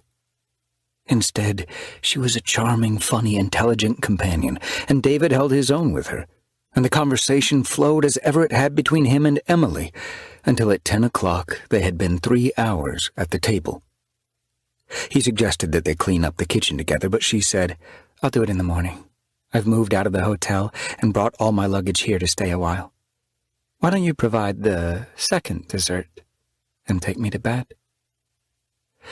Although he wanted nothing more than to do what she asked, the weirdness of the situation so troubled him that he thought they had best avoid intimacy until all secrets were revealed, according to her promise. He couldn't say as much without, in the end, disclosing where he'd spent the day, and he was worried that if Maddison knew of his investigation, if she viewed it as distrust of her, the floor might fall out from under their relationship. He said, "You shouldn't have stuffed me like a fat Italian sausage. I'll be a whale in bed." "Nonsense. It was a light meal, and you'll be what you were last night, which is everything a girl could ask." "But it's been a long, warm, sticky day. I'm a poster boy for the tragedy of body odor." She plucked her napkin off her lap and set it aside and got up from her chair and rounded the table and sat on his lap. "That's easily fixed. We'll take a shower together, soap each other up, and go to bed as fresh as ever we were." She held his face between her hands and kissed him. "Let's not waste an evening, Davy. Let's never say tomorrow, because all we ever have is the moment. People think there's a future, but there really isn't. Not if we want to be totally honest with ourselves. There's the past, which we might wish desperately that we can change, and there's now. If we don't seize the now with all our might, it becomes just another part of the past that we end up wishing we could change." She kissed him again and led him to the shower. He convinced himself there was no reason to resist. This was the only way things could be. This was good and true, as much an expression of trust and hope as it was a surrender to need. If she was right and this moment was all they really had, then it was precious beyond valuing. But if what he wished for might come to pass, if all of the mysteries would clarify and the suspicions prove unwarranted, if they could have a few decades together, then this was a commitment to their future. No less than in Montecito, earlier in the day, on a profound level deeper than the subconscious, deeper than more intuition or instinct, David knew that she was somehow Emily. His soul recognized hers, and doubt had no place in matters spiritual. In the act, when they were one, when the fresh scent of her was all that he could smell, when the sight of her was the only reality that his eyes would admit, when there was no sound in all the world but her quickening breath and small cries of rapture, when his senses were saturated with her, he said 3 times aloud what he had not previously been able to say to Maddison, "I love you," and in so saying, spoke the truth of his heart. He had told Emily that he loved her, and had meant it no less than he meant it now. But he had been immature then, and too callow to grasp how the world would test his vows. He hadn't understood that the ignorance and inexperience of youth provided fertile ground for self-delusion and vanity, which could lead him to betray his best intentions. These years later, he knew the heart was deceitful above all things and required constant self-judgment. All hope and happiness depended on never lying to himself and at all costs being faithful to the vows he made. With "I love you," he was pledged to this woman beyond reason, no longer primarily driven to find the truth of her, but to prove that the truth of her was benign. Intuition, that primary form of knowledge, coming before all learning and reasoning, told him she was fundamentally good, innocent, and a victim of someone, not a victimizer. His investigation of her would now be an investigation on her behalf, an unstinting effort to vindicate her, to free her from those to whom she might in some way be indentured. He was no longer driven by reasoned suspicion, which had availed him little. He was motivated instead by pure and powerful emotion, which was a dangerous but exhilarating path to follow. 49. Afterward, Maddison switched off the lamp and pressed against him, her head on his chest. Neither of them spoke for a while. Sometimes no words could translate and well express the language of the heart. David listened to a night breeze winging down the roof and warbling like doves nesting in the pockets of the eaves. In a voice hardly louder than a whisper, Maddison said, "I'm a needy creature, Davy." "We all are," he said. "Me more than most. I need affection. I need it like air. I need to be loved." "You are. I love you. I love you very much." "I need to be loved every day, every hour. I know so well the loneliness of being unloved. Until you I've been starved for love all my life. Surely not. But I have. Starved. And now I can't get my fill until you. Life was a horror. The word unsettled him because she spoke with such sincerity. Horror? For a girl with your mind, your heart, your charm? How could that ever be? For a while she seemed to be listening to his heart. Then she said, Loneliness. Enduring fear. A sense that society has gone mad and I'm falling through the madness of it. That's horror enough for me. He thought of the 32 photographs in her bedroom in the house on Rock Point Lane, which had seemed like evidence of a fan's obsession. In the light of the word horror, and what else she had just said, he wondered if that collection might be something else altogether. Something cleaner than obsession. Instead, an expression of desperate hope. A coldness coiled through David, a chill of responsibility, that she should vest in him all her aspirations. I feel safe here, she said. Only here, with you. I feel so safe. Tell me it's forever. I'll never leave you. This is what I want. It's all I want. So then say it. Say what? She raised her head from his chest to look at him. Say this is forever.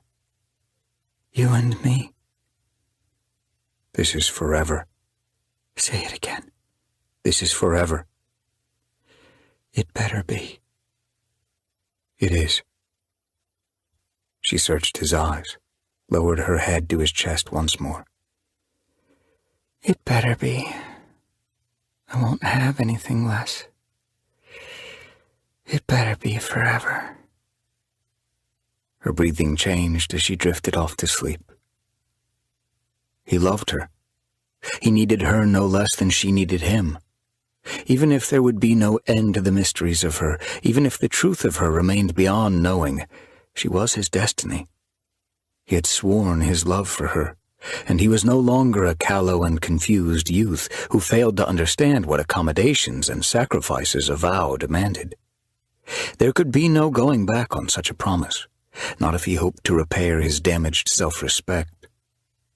From this night forward, even the most startling revelations must be absorbed, adjusted to. The latest discovery during their love-making was that Maddison, though a decade too young to be Emily, had a perfectly symmetrical, flat, golden birthmark the size of a quarter, about an inch below her navel. He remained awake for another troubling hour as Monday became Tuesday, as the world turned through more darkness than the mere absence of the sun. And then he dreamed. He is in the house on Rock Point Lane, where the digital clocks in the kitchen appliances are blinking zeros. Suddenly he's stricken by a fear that the clocks have been counting down to the moment of his death, that his time is up, that a black-robed reaper will at any moment appear to harvest his life. When he consults his watch, the face of it is blank, without numbers or checks, and the hands are still, pointing to where the number 12 should be, though it is neither noon nor midnight. His heart racing, he hurries room to room through the ground floor, seeking clocks with time still on them, but there are none. Surely there will be bedside alarm clocks. He climbs the stairs, searching the 3 bedrooms. They are clockless. In Maddison's room, she stands naked by the bed, regarding him solemnly, and she wears no wristwatch. The 32 frames contain no pictures of him, as if he has never existed to be photographed. In terror, he flees the house and is in his Porsche, southbound. He glances at the dashboard clock, which is blinking zeros. When he looks up, no highway lies ahead, only a terrible blackness, a night without moon or stars or sky, and he accelerates into oblivion. He sat up in bed, a cry caught in his throat, heart hammering. Maddison slept undisturbed. When his breath returned to him, David lowered his head to the pillow. Something about the nightmare was more disturbing than the presentiment of his death. He didn't need long to understand what else unsettled him. His unconscious mind had called to his attention things that he had seen but not properly considered, had found a strange consistency of absences. The kitchen appliance clocks at Rock Point had in fact been flashing zeros, which he had attributed to a recent interruption of electrical power. And indeed, there were no bedside clocks, a detail he had noticed almost subconsciously. He'd been in the house half an hour or 40 minutes, but after he hit the road and drove south, he was nearer to Los Angeles than he ought to have been, as if his visit had lasted but a minute. He thought he must have been exceeding the speed limit all the way from Rock Point Lane, while preoccupied by thoughts of what he found there. But was that the correct explanation? The first night that he'd had dinner with Maddison, her only jewelry had been a simple string of pearls. No rings, no wristwatch. Had she worn a watch on any subsequent occasion? He didn't think so, as if she must be always intimately aware of the time. But what did any of this mean, if it meant anything at all? Although he remained awake for another half hour, he could puzzle no meaning from those curious facts. 50. After 5 hours of sleep, David woke. He was alone in bed. He pulled on a robe and went in search of Maddison and found her in the kitchen, in a robe of her own, cleaning up from the previous night's dinner. "I'll help you," he said. "Not a chance, Galahad. My gift to you was dinner and dealing with the wreckage." Putting his arms around her as she stood at the sink, he kissed the nape of her neck. "Your gift to me was far more than that," she said. "As gorgeous and sweet as you are, even cute with bed hair and beard stubble, not even you can spread a gloss of romance over congealed leftovers and a garbage disposal. I'll attend to all this. You get your shower, and there'll be hot coffee when you come back presentable." When he returned 40 minutes later, the kitchen gleamed. Maddison kissed him on her way to the shower. The easy domesticity between them soothed him and supported his conviction that the intuitive emotional commitment he'd made to her was the best of all possible options he could have chosen. He carried a mug of coffee into his study and switched on his computer. He visited the law enforcement site that offered a public access police blotter for every community in the county. When he felt a twinge of guilt, he reminded himself that this was no longer an investigation of Maddison, but an investigation on her behalf. To help her and to ensure their future, he needed to separate fantasy from reality and, one by one, resolve all of his unanswered questions. There had been a gang shooting in Santa Ana, 2 dead, but the incident had occurred the previous evening when he and Maddison had been having dinner in the kitchen. Among the missing persons reports, a new name appeared: Lucas Eugene Auckland of Irvine, California. His wife had reported him missing at 11:10 p.m., and police protocols allowed for the posting of his name only now, Tuesday morning. Sunday evening, following their afternoon together in Laguna Beach, Maddison had left David alone so that she could attend to some terrible, depressing business involving an awful man of such wicked character. He Googled Lucas Eugene Auckland, who turned out to be a 28-year-old mathematician, microbiologist, and entrepreneur of considerable accomplishment. He was a figure of some controversy, and had been called everything from a genius, one of the most profound thinkers of his time, to a wicked piece of work. There was a wife named Lynette, but no children. With a little effort, David located an address. The water was still running in the shower. He wrote a love note to Maddison. Beneath the lines of romance adapted from Shakespeare, he claimed a morning appointment with his lawyer and promised to return by noon. He backed his car out of the garage and angled east in the alleyway serving the houses that abutted it on both sides. He drove to the end of the block and turned right into the street. The morning was clear, sunny, and unknowable. 51. Irvine was one of the earliest planned communities, designed from end to end, nothing left to happenstance.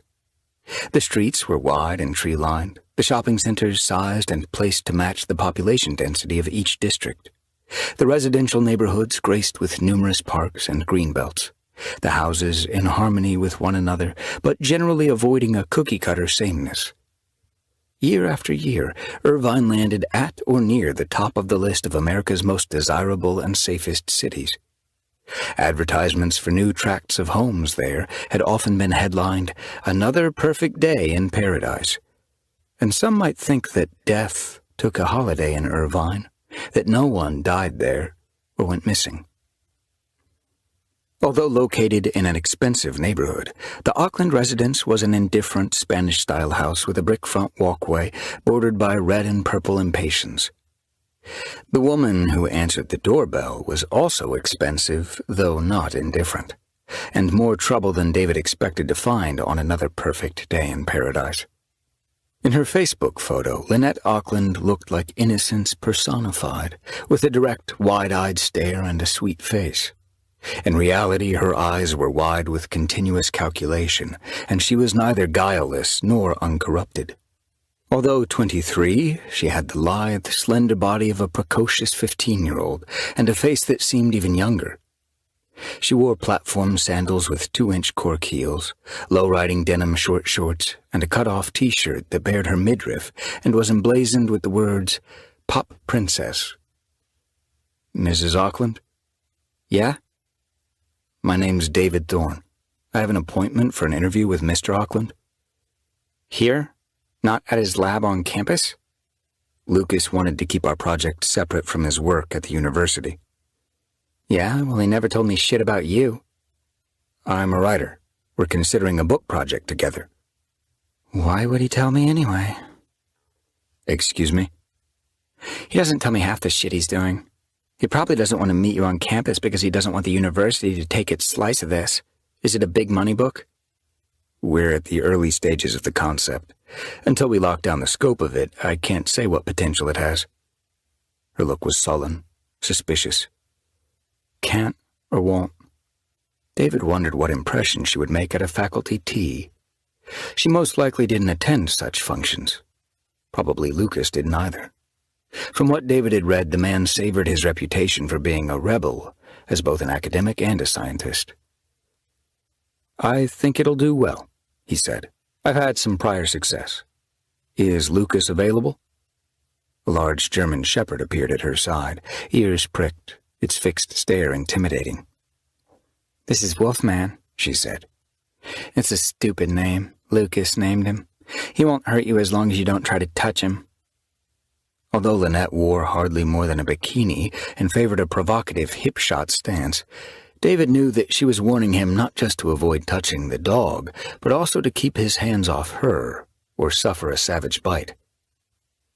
"Come in," she said, and she stepped back from the door as the dog, too, relented to allow him entrance. She escorted David to a large living room that was furnished less like an adult residence than like a room in a fraternity house. An enormous flat-screen TV, a poker table with 6 chairs in one corner, a Harley-Davidson rocker with a fully chromed conversion package stood against one wall, like a piece of sculpture. Books and magazines were scattered about. There were armchairs and a sofa and plenty of evidence that the housekeeper who came in one day a week didn't know where to start.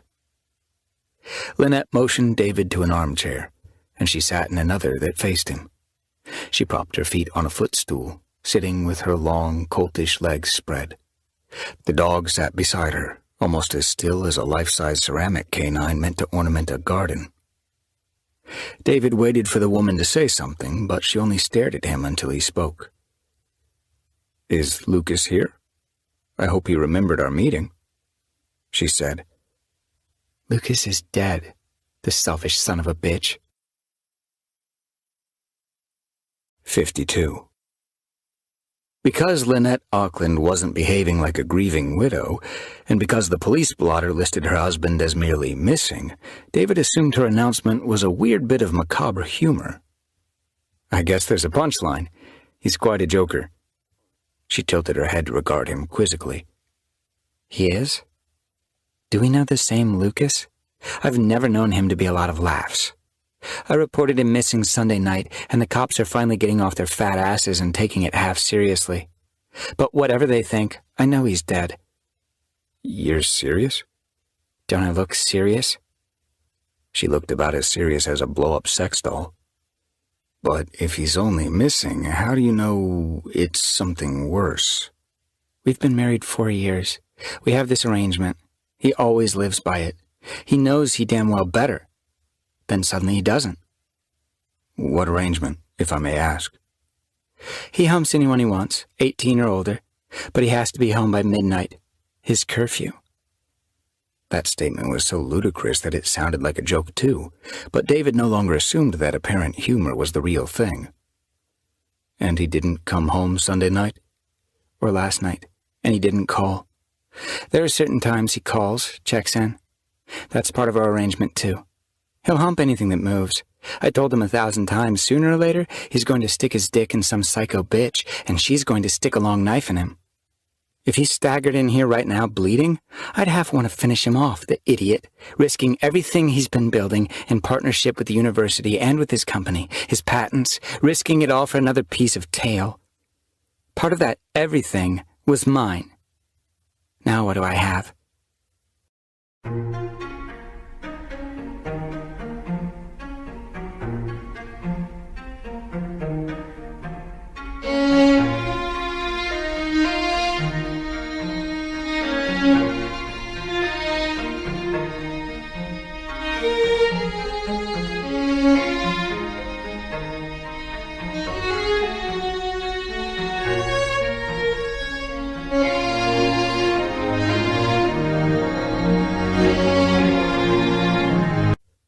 Evidently something had gone badly wrong with academia since the last time David had been on a college campus. How much success? She asked. What? You said you're a writer. You said you've had some success. How much success? Several best-selling novels. A few were #1. Wolfman got to his 4 feet, shook himself, and slunk across the room to the poker table. You think there's a big book in my story? Lynette asked. Well, I don't know your story. Being married to the eccentric super genius with the permanent stiffy? None of this had gone in any way as he expected. However, he had come here to learn whatever he could, so he adapted, pretended that he saw nothing peculiar about this place or she who ruled it. He drew her out. It probably depends on how outrageous his sex life was. There's always a market for that kind of thing. As outrageous as it gets. He was a narcissistic bastard, a sex addict, an encyclopedia of fetishes. Wolfman sniffed around the poker table, apparently hoping to find a bit of dropped potato chip or pretzel previously overlooked, but paused now and then to glare across the room at their visitor. David almost apologized for the question he was about to ask, but then he decided that apologies would seem quaint to this woman, who could so easily speak in the crudest terms of the most personal things to a stranger who came to her door. If he's so obnoxious, why did you marry him? I could see how smart he was, above the rest. How he was going to make billions if he didn't self-destruct. I'm not stupid. I'm the farthest thing from stupid, whether you believe that or not. I could see his potential. He was my ticket, and I was the control that he needed. He couldn't hold it together without me, and he knew it. Control? He was a sick son of a bitch. His ideal sex goddess was like 13, 14. The disorder of the house apparently reflected the disordered morality of the man who lived there. A pedophile. He could have been. He got himself in some bad trouble once and barely squeezed out of it. I've got this perfect body if you're really into adolescent girls, and I've got this face like I'm still in middle school. When Lucas couldn't keep his Humbert under control, we did a little role-playing. Sometimes he seduced little Lynette. Sometimes he tore my clothes off and forced himself on me, and I fought, and he made me do the most humiliating, disgusting things he could think of. He could be tedious, really. A crushing bore. But you wouldn't have to write it that way. Wolfman returned from the poker table and stood 6 or 7 feet from David, staring intently, as though he might attack if the slightest expression of distaste was addressed to his mistress. We had rules, she said. He accepted and obeyed them. He was a year, 2 at most, from the big breakthrough, the thing that would have made us billionaires when he took the company public. Then he goes out and hooks up with some psycho bitch who slits his throat or cuts his dick off. I hate this selfish asshole. He was so brilliant and so stupid at the same time. Maybe you're wrong about what's happened. He might show up. Yeah, and maybe there's life on Mars with good pizza shops and bowling alleys and everything. Wolfman's hackles were up, and he growled low in his throat, as if he could read David's mind. His mistress called him to her. With some reluctance, the dog went to sit beside her chair once more. As I understand it, your husband's primary work involves something called archaea? Yeah, particularly those archaea that have the capacity to affect HGT. I'm afraid it's all over my head. She swung her feet off the footstool and sat forward on the armchair, suddenly less the pop princess that her t-shirt declared, and more like a ninth-grade science geek. There are 3 domains of animal life on Earth. Eukaryotes, which is us and all the higher animals, then bacteria, bacteria, and then microbes called archaea. Until like 1978, archaea were thought to be bacteria, but bacteria are ester-based, and archaea are ether-based, very stable compared to bacteria, and with all sorts of properties that bacteria don't have. You're really into this, David said, surprised. I am totally into it. I'm the boy toy the dickhead wanted me to be, but I'm also who I am. You got that? I've got it. What does HGT stand for? Horizontal gene transfer. It used to be thought genes can be passed only vertically from parents to their offspring, and that's by far the primary route. But thanks to molecular phylogenetics, we can compare nucleic acids, DNA and RNA, from different species and track the origin. Archaea can fuck with your genome and insert material from another species, from other animals, even from plants. That sounds like a shit-can horror movie, but it's only nature at work. It happens all the time. There are a lot of ways this thing can revolutionize human life for the better if it can be harnessed. Lucas, the stupid, sleazy, tail-chasing perv, was 100 miles ahead of everyone else who's racing for this particular finish line. For the better how? David asked. She eased even farther forward on her chair. Are you looking at me like you were before?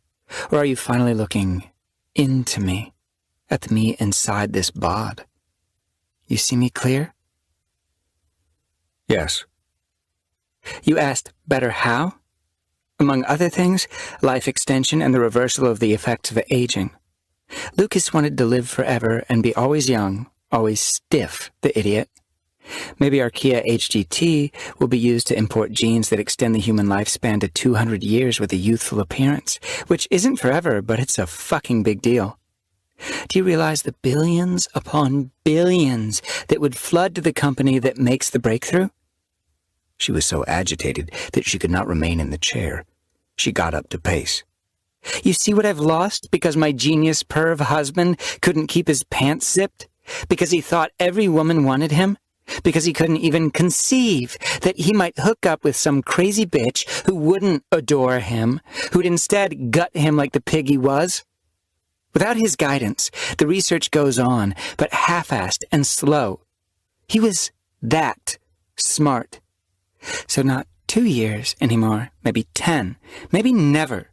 There's some value in his patents, but I'll have to fight this shitty university, which has an interest in them. The administration there is a band of thieves, and they have all the money in the world to fight me in court, the blood-sucking leeches.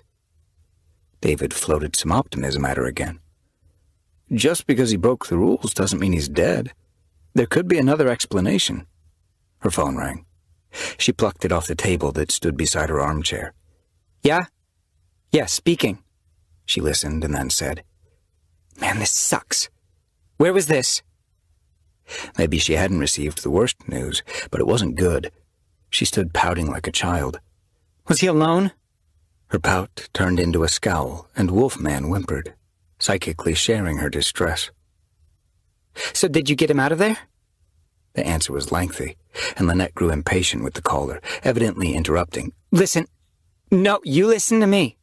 You better believe there's a crazy bitch in this somewhere. He's into edgy situations with sluts who have a screw loose. You better operate on that assumption. Wolfman slumped onto his side and continued whimpering. I want to know who the bitch was. You find her, or I'll be all over your ass in the media. I'll never stop. This is a damn outrage. It takes 36 hours to get to this. To this? 36 hours when I told you it was a life-or-death emergency already Sunday night? She didn't wait for a reply, but terminated the call and threw the phone across the room. It cracked off a wall and rattled to the floor. David got to his feet. The atmosphere in the house and this woman's unrelenting attitude were oppressive. He felt trapped. Anger failed to age Lynette's middle school face, but made her look even younger, like a petulant child in the flush of a tantrum. Police. The shitheads found his car in a canyon off the Ortega Highway, 200 feet below the road, totally racked up. He's as dead gets. What the hell is he doing way the hell out there on the damn Ortega Highway, middle of nowhere? Being killed, that's what he was doing. You know what I think? I think some crazy bitch killed him somewhere else and drove his body out there and pushed the car over the edge to make it look like an accident. When they do an autopsy, they'll find a dozen stab wounds or a slit throat, or all of that plus his balls are missing. She picked up an 8-inch-tall crystal obelisk from a sideboard and threw it at a wall. The dog ran to hide under the poker table, and as if listening from another room, David heard himself offer his condolences to the woman. "I'm sorry for your loss." "Billions!" she declared. "I'm so pissed. I wish I'd killed the son of a bitch years ago instead of wasting all this time on him." "I'll just let myself out." When she followed David to the front door, he felt pursued, not just by Lynette, but also by his fear of what the news about Lucas Auckland might portend. "I am so screwed," she said. "This is a total shitstorm. Give me your card." "What?" Your card. We've got to plan our book. It'll be the tell-all of tell-alls. I'll rat out that perverted creep, scandalize the university poobahs who enabled him. They're a bunch of chicken hawks and cokeheads, and those geek legions of fanboy biotechies who idolize Lucas on their circle jerk websites. To placate her, he fumbled a card from his wallet. It bore a number that he gave to contacts when doing book research. He never answered that line. All calls went to voicemail, and he returned them when he saw fit. "I'll give you a call Monday," he lied. "When you've had time to—" Grieve was not just the wrong word, but also absurd. "When you've had time to deal with all this." He opened the door and stepped outside, into a suburbia that seemed to have subtly tilted while he'd been in the Auckland place. Each house and identical mailbox and street sign and meticulously pruned tree ever so slightly aslant from all the others, as if a former unity was on the brink of fragmentation. Lynette followed him onto the stoop. "Your last name, is it spelled with an E or not?" "With an E, like on the card." "I'm going to get your books, check out your style, but I already know you're a really bright guy. I feel like we'll mesh, like we can get this on and do it right, make something big of it. You'll call me Monday?" "Definitely. We'll meet. We'll get this going." "It'll be fucking great. The book of the year." "Monday," he lied, and he made his way through a world out of kilter to his car at the curb. 53. David drove 2 blocks to the nearest park and got out of his car and walked to a lake and sat on a bench and stared out at the water, which mirrored the heavens. Sky above, sky below, as if he had come unmoored from the earth, which was in fact how he'd begun to feel while at the Auckland house. Lucas Auckland, first missing but now dead, might have been murdered, but he might not have been. An autopsy would eventually establish the truth. If he had been murdered, his killer wasn't necessarily Maddison Sutton. By the testimony of his wife, he was sexually reckless, with a special fondness for edgy situations with women who perhaps were not mentally sound. Lynette had half expected that he would sooner or later encounter a violent lover. But a woman alone could not likely have killed him and loaded him in his car and sent it plunging into a canyon. And even if she had done that herself, she would have been without a vehicle on a lonely stretch of the Ortega Highway. Unless she had an accomplice. Someone like Patrick Michael Lynham Corley. No. David had committed to her, pledged his heart to her, had told her that he loved her. If life had taught him one lesson above all others, it was that happiness did not proceed from the breaking of vows. She did not deserve his suspicion. She needed his help. She was under someone's thumb, She had said as much. And if he truly loved her, he needed to be focused on freeing her. She was Emily, somehow. Figuratively, if not literally, magically, Emily. She had to be. He could endure nothing else. Sky above, sky below, and a question for a man adrift. Could the golden birthmark below Maddison's navel have been a tattoo? No. He vividly recalled the texture of it under his finger and tongue. It was not perfectly flat, but slightly raised, as had been Emily's. Tattoos had no dimension. This spot hadn't been prickled into her skin with needles and ink. It had been real, hers since she had entered the world. She was either Emily, incredibly untouched by time, and for whatever reason could not reveal her true identity to him, or she was in some way an avatar of Emily, embodying her mind and spirit. He had no clue how such an avatar could exist. His ever-spinning imagination couldn't produce even a fragile thread of explanation. In either case, Emily or avatar, it was a matter of magic, in which he did not believe. And in either case, she was essentially Emily. I'm a needy creature, Davy. I need to be loved every day, every hour. I know so well the loneliness of being unloved. Until you, I've been starved for love all my life. Surely not. But I have. Starved. And now I can't get my fill. Until you, life was a horror. Horror?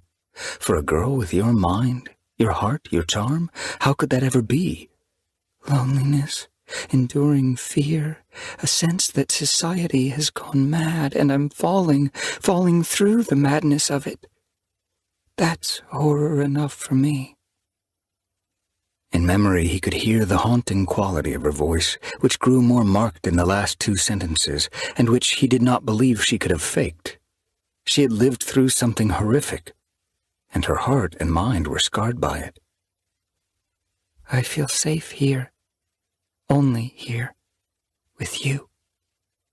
I feel so safe. Tell me it's forever. If Maddison had only him, it was equally the case that he had only her. She was his to save, and in the saving of her, he might save himself. Doubt had no place in a true love knot, and suspicion could not untie it. A great egret, snow-white with long black legs and a wingspan of at least 4 feet, issued as if out of nowhere and flew low across the lake, seeming luminous, otherworldly, and its reflection in the water was a doubling of the miracle of its sudden appearance, so that David's heart was lifted. He was about to get up from the bench when his phone rang. It was Josefa Alvarez, who took care of Calista Carlino. She was at a hospital and in tears. "Callie's had a stroke. Please come quickly, David. She's dying." 54. When David arrived at the hospital's intensive care unit, Emily's mother had already passed. Weeping, Josefa Alvarez held fast to him for consolation. He couldn't tell if the small room was warm or not, for cold radiated outward from his marrow. He wasn't able to stop trembling. White ceiling and walls, white floor, white bed sheets, white fluorescent light. It was a room in an ice palace. Deep in grief, Josefa went home while David remained at Calista's bedside, waiting for the attending physician who, he'd been promised, would shortly speak with him.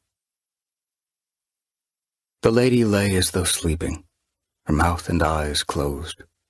Although she was pale, death had not lined her face or left her with a tortured expression. She was still lovely and appeared to be in perfect health, though she would not ever open her eyes or speak to break this last of all silences. David gripped the bed railing to steady himself. His legs were weak. He recalled what Maddison said about feeling as though society had gone mad, as if she were in free fall through all the madness. After the events of the past 6 days, especially after the bizarre experience in the Auckland residence with the venomous Lynette, David was filled with foreboding, with the conviction that he was on the verge of a long fall into an abyss. He blamed himself for failing Calista just as he had failed Emily. On the one hand, this sense of guilt was irrational. On the other hand, he knew why perhaps he should feel at fault, though he was afraid to consider the issue too closely. Not here. Not yet. A nurse entered the room and expressed her condolences as she gently drew the sheet over Callista's face. Pushing a gurney, an orderly followed close behind the nurse. "Where are you taking her?" "Down to the holding room in the basement. Whatever mortician you make arrangements with can assume custody of the body there." David wanted to slow things down, take time to accommodate himself to this terrible turn of events, to get his mind around how his life had changed, take time to catch his breath. Callista's death had been so sudden, and now the haste with which she was being moved to the hospital morgue seemed to dishonor her. As the nurse opened the door for the orderly with his gurney, Dr. Theodore Goshen entered. He was dressed in green scrubs, 50-ish, with a thickening waist and thinning blonde hair. He had the weary look of a man who'd seen more death than he had bargained for when the romance of the healer's profession had long ago lured him into medical school. Josefa had reported the cause of death as a stroke, a blood clot, but Dr. Goshen corrected that misapprehension. Not a blood clot, cerebral aneurysm. The weakened wall of an artery gave way, resulting in a subarachnoid hemorrhage. "I visited her late yesterday afternoon," David said. "She was in high spirits. She seemed in perfect health." Nodding as if accustomed to such protests against the mortal facts, Goshen said, "A cerebral aneurysm generally doesn't cause any symptoms until it either ruptures or begins leaking. Then there's a sudden, severe headache and stiff neck. Subsequently, there can be vomiting, breathing problems, trouble swallowing, and inability to speak. But there were none of those conditions in this case. She had some slight confusion on admission, but she could breathe and speak, at least initially." Callista's body had been removed. The ICU cubicle lay in a hush. Into David's silence, Dr. Goshen said, "Something?" David said, "Could there have been..." "Been what?" Goshen asked. "This sounds melodramatic, but could there have been foul play? Poison, a drug, something to cause..." With a puzzled expression, Goshen seemed to consider not the question so much as David himself before he said, "No, not at all, not possible. Aneurysms are either congenital or develop later in life. They're a naturally occurring physiological weakness. She received supportive measures immediately on her arrival here and went straight to a CT scan for diagnostic evaluation. The scan was actually underway when the leaking aneurysm burst. The bleeding was massive. There was no time to ameliorate it, no time to prepare for her surgery." Those were the assurances David had hoped to receive. He was relieved, although less because of the doctor's words than because he wanted to be relieved, to banish all suspicion. "Is there some reason," Dr. Goshen asked, "some circumstance that might make you wonder about foul play?" "No, not really," David lied. "Just that, like I said, only yesterday she was in such high spirits, seemed so healthy. Then this." "She was special to you." "Very special, yes.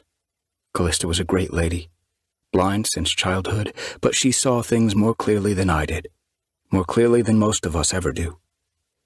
"You're the son-in-law, I believe." "That's right," David said, rather than explain the painful truth of his and Callista's relationship. "Her daughter's name is Emily?" "Yes." Dr. Goshen hesitated. "The slight confusion she exhibited on admission, it involves her daughter. She believed Emily was at her side. She kept her right hand locked as if holding hands with her daughter, and she carried on a conversation with her." For a moment, David couldn't speak. Then he said, "They were extremely close." "Has Emily been notified?" Emily is dead." Genuine sympathy seemed to inform the doctor's eyes, his face. "Ah, one loss after another. I'm so sorry, Mr. Thorne." Calista and I helped each other through it. I couldn't have made it without her. There were papers to sign, acknowledgments and releases. Calista had brought nothing with her. There were no personal effects to gather. Although David had been in the hospital less than half an hour, when he stepped outside, he was surprised to find himself in warm morning light, for he had expected a bleak darkness to match his mood. 55. In the parking lot that served the cemetery and mortuary, shaded by the spreading boughs of an old water gum tree, David sat behind the wheel of his SUV, the windows open to receive the breath of the morning. The tree was the one under which the beige van had been parked in the security video, the shade the same in which the late Patrick Corley had stood waiting, inexplicably solid for a ghost, while Maddison Sutton had delivered the calla lilies to a grave that was not her own. The flowers had been for Emily, the girl next door. But maybe they had also been for Calista as well. Maddison had known Calista would die soon. That conclusion was inescapable. Yesterday, according to Calista, Maddison had visited her, had spent an hour in her company. In parting, she kissed Callista's hand 3 times and said, "I love you." Maddison's words, as recalled by Calista, echoed now in David's memory. "I've come back just for this one visit, so you will know that I'm happy and beyond all pain, and to tell you, be not afraid of whatever comes next, because I'll be with you always." Whatever comes next. 24 hours later came a cerebral aneurysm, a severe headache, stiff neck, confusion, inevitably fear. Be not afraid of whatever comes next. And according to Dr. Goshen, Calista had not appeared to be afraid, only lightly confused. Because I'll be with you always. Because of that encounter and the encouragement Calista had taken from it, her bleeding brain evidently conjured a vision of Maddison, Emily, at her side, as she'd been taken for a CT scan in the final minutes of her life. Yesterday, David had been shocked and mystified that Maddison had visited Calista, that she had pretended to be Emily. When he'd come home, where Maddison was busy whipping up dinner, he had been reluctant to ask what motivated her to do such a thing, because he worried that their conversation would lead to the revelation that he'd been investigating her, that she would then withdraw from him. He had assumed that her motivation had been ill-conceived, if not even somehow suggestive of ill intent. However, it now seemed that Maddison had visited Calista on a mission of mercy, to lift her heart and prepare her to endure the impending crisis of the aneurysm without fear. Which meant Maddison had known Calista would soon die, of an undetected, unsuspected, entirely natural arterial weakness. How could she know? She couldn't. The morning breeze, wafting through the car from window to window, brought no answer to his question. Neither did the soft whispering of the water gum tree. David put up the car windows and went into the funeral home to make arrangements for the disposition of the body, as well as to purchase a single plot and a headstone. Later, he would need to plan a memorial service for Callista's many friends, find a date 2 or 3 weeks hence. She had never wanted a traditional viewing and funeral with casket, which she'd thought too depressing.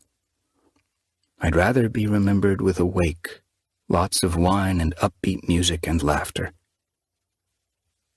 When he came out of the funeral home following his appointment with Paul Hartel, the otherwise clear sky was scored by 3 thick white contrails, perfectly parallel from east to west, as though 3 celestial chariots had just passed over, escorting Callista's spirit home. And on the green lawn of memorials sloping up from the parking area, perhaps 50 feet away, stood Patrick Michael Lynham Corley, 7 years dead but as solid as David himself. The contractor was a big man with broad shoulders and a barrel chest. His glower, his stance, his hands fisted at his sides, the very fact of his presence, suggested malevolent intention. They stared at each other for a long moment. Then Corley turned away and ascended among the graves.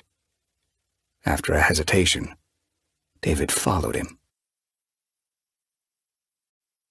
56. By nature, David Thorne was not confrontational. Normally, if in anger another man braced him about anything, he would have stood his ground, but he wouldn't have taken a first step toward a conflict. If a potential adversary had second thoughts and walked away, David would not usually have pursued. But these were not normal times. After all that happened in the past 5 days, after this morning's bizarre encounter with Lynette Auckland and the news of her husband's possible murder, after Calista Carlino's sudden death, David felt as if he were drowning in mysteries, suffocating in a quicksand of secrets. Patrick Corley, or whoever this might be, following him, boldly watching him, represented a threat that suddenly seemed intolerable. Through sunlight and tree shadows, along avenues of the dead, up mortal slopes, across the considerable acreage, Corley moved as quickly as a young man. He disappeared over the top of a hill. When David reached the crest, beyond the last graves, he came to a gate in a chain-link fence. A sign identified the property beyond as being future development for the memorial park. Groundskeeping equipment occupied a corrugated metal building where 2 double-wide garage doors were raised. At a larger, similar structure, a man-sized door stood open. Neither Corley nor anyone else was inside. David went to the second building and peered inside. Pale light revealed metal racks of landscaping supplies on both sides. Toward the back of the room, a door stood ajar, a brighter space beyond it, luring him. He passed bags of fertilizer, boxes of grass seed, cans of insecticide and fungicide. Eased open the second door, an office, maybe that of the head groundskeeper. Nobody. The door to a bathroom was open wide. No one in there. When David turned from the threshold to leave, he came face to face with Patrick Corley, who crowded him backward into the office. "Stay away from her." Hey, back off," David warned. Estella Rosewater had described Corley as gentle, kind. But the contractor's face was wrenched by demonic anger, his teeth bared as though to bite. If he'd died in that supermarket, which he obviously had not, he was alive now, energized by rage, his eyes glinting like eviscerating blades. "You don't know who she is, what she is. You don't know anything." "And you don't own her. My God, you're old enough to be her grandfather." Corley shoved hard, and David staggered backward, almost fell, grabbed at the desk to steady himself. The guy was strong. "This isn't about sex, shithead. This isn't about that at all. This is something bigger than you'll ever understand, Thorne. Stay away from her, or you're finished. I'm finished. She's finished. If she doesn't stay focused on her work, we're all dead." As he loomed closer, Corley withdrew something from beneath his jacket and thrust it at David. "Knife!" No. Evidently it was some kind of taser. Every nerve fascicle in David's body short-circuited. Bright pain scissored through him, and he collapsed. As he thought, the son of a bitch isn't wearing a watch. Darkness washed over him. When he woke, he tasted blood. He had bitten his tongue. He was alone in the office. His strength returned. He got onto his hands and knees, rose to his feet, and stood swaying until a brief dizziness passed.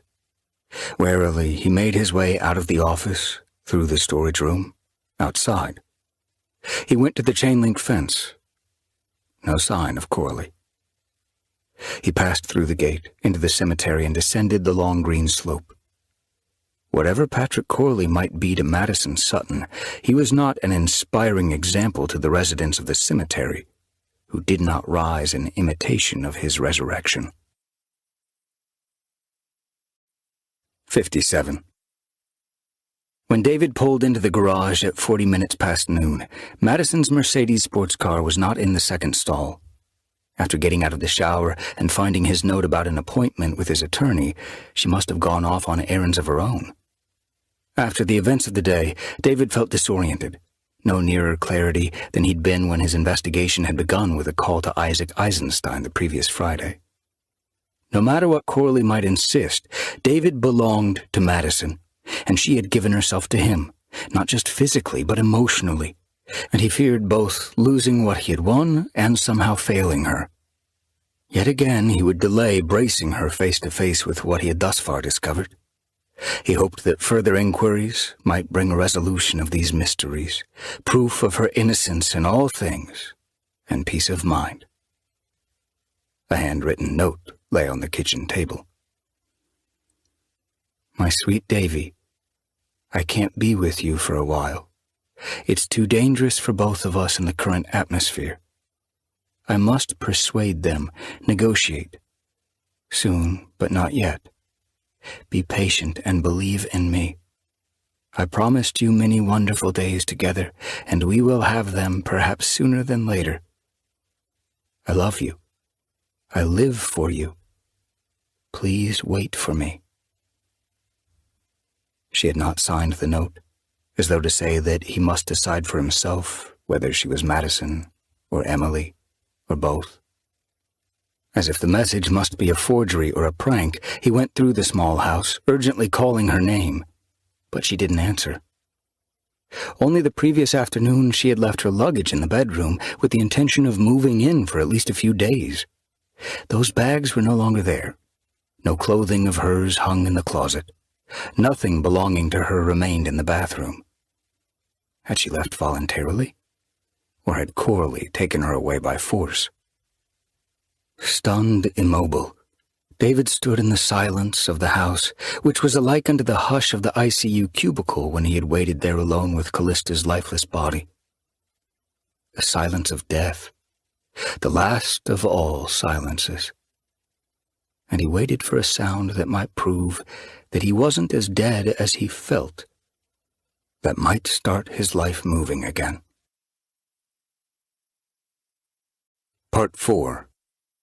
The Thorn in the Heart. 58. As he stood in the bedroom, the ringtone broke the sepulchral silence that brought him to life. He withdrew his smartphone from a jacket pocket, his link to life renewed, certain that the caller must be Maddison. However, his editor in New York, Constance, was calling to report that first-pass proofs of his next novel had just been emailed to him and that he had 2 weeks to read them and correct any errors that had occurred in typesetting. He forced himself to sit on the edge of the bed and gossip for 15 minutes, as he and Connie often did. Either he didn't sound as despondent as he felt, or she failed to hear the deep current of discouragement beneath his bright chatter. When they disconnected, David entered the phone number that Maddison had given him. He was sent directly to voicemail and left a message. I'm confused. I don't understand. Call me. In the kitchen once more, he read the note she had left, read it a third time. He wasn't concerned about her warning of danger to him. What obsessed him was the implication that she must be under the thumb of some cruel master, Corley or others whom Corley served, being used in one way or another. I must persuade them, negotiate. His heart felt compressed by his breastbone, as though the sense of inadequacy that settled on him had real, crushing weight. He phoned her again and was sent to voicemail. Confused was the wrong word, Maddison. I'm bereft. I feel lost, and I'm afraid for you. I love you. Whatever your situation is, I know I can help. Give me a chance to help. Please, please call me. For more than an hour he restlessly toured the house, as though he would come across something else she'd left behind other than the note, some cryptic clue that, with sufficient study, would reveal more about the truth of her than he had yet uncovered. He stood at one window after another, gazing out at the day, but the day offered him nothing, not even the comfort of familiarity. The street and the neighboring residences and the courtyard between his house and garage appeared shot through with a subtle but disturbing strangeness. One by one he took books from the shelves in his study and focused intently on a page of this, a paragraph of that, and put them back without remembering a word of what he'd read. Eventually, when Maddison did not respond to his phone calls, indignation rose in him, a sense of righteous offense, which became resentment, which grew into anger. He stalked into the bedroom and stared at the bed they had shared. She'd hidden the truth of herself from him, and she'd walked out on him. He couldn't abide sleeping with the sheets in which were enfolded even the faintest scent of her. He tore the bedclothes off the bed and carried them to the laundry room and put them in the washing machine.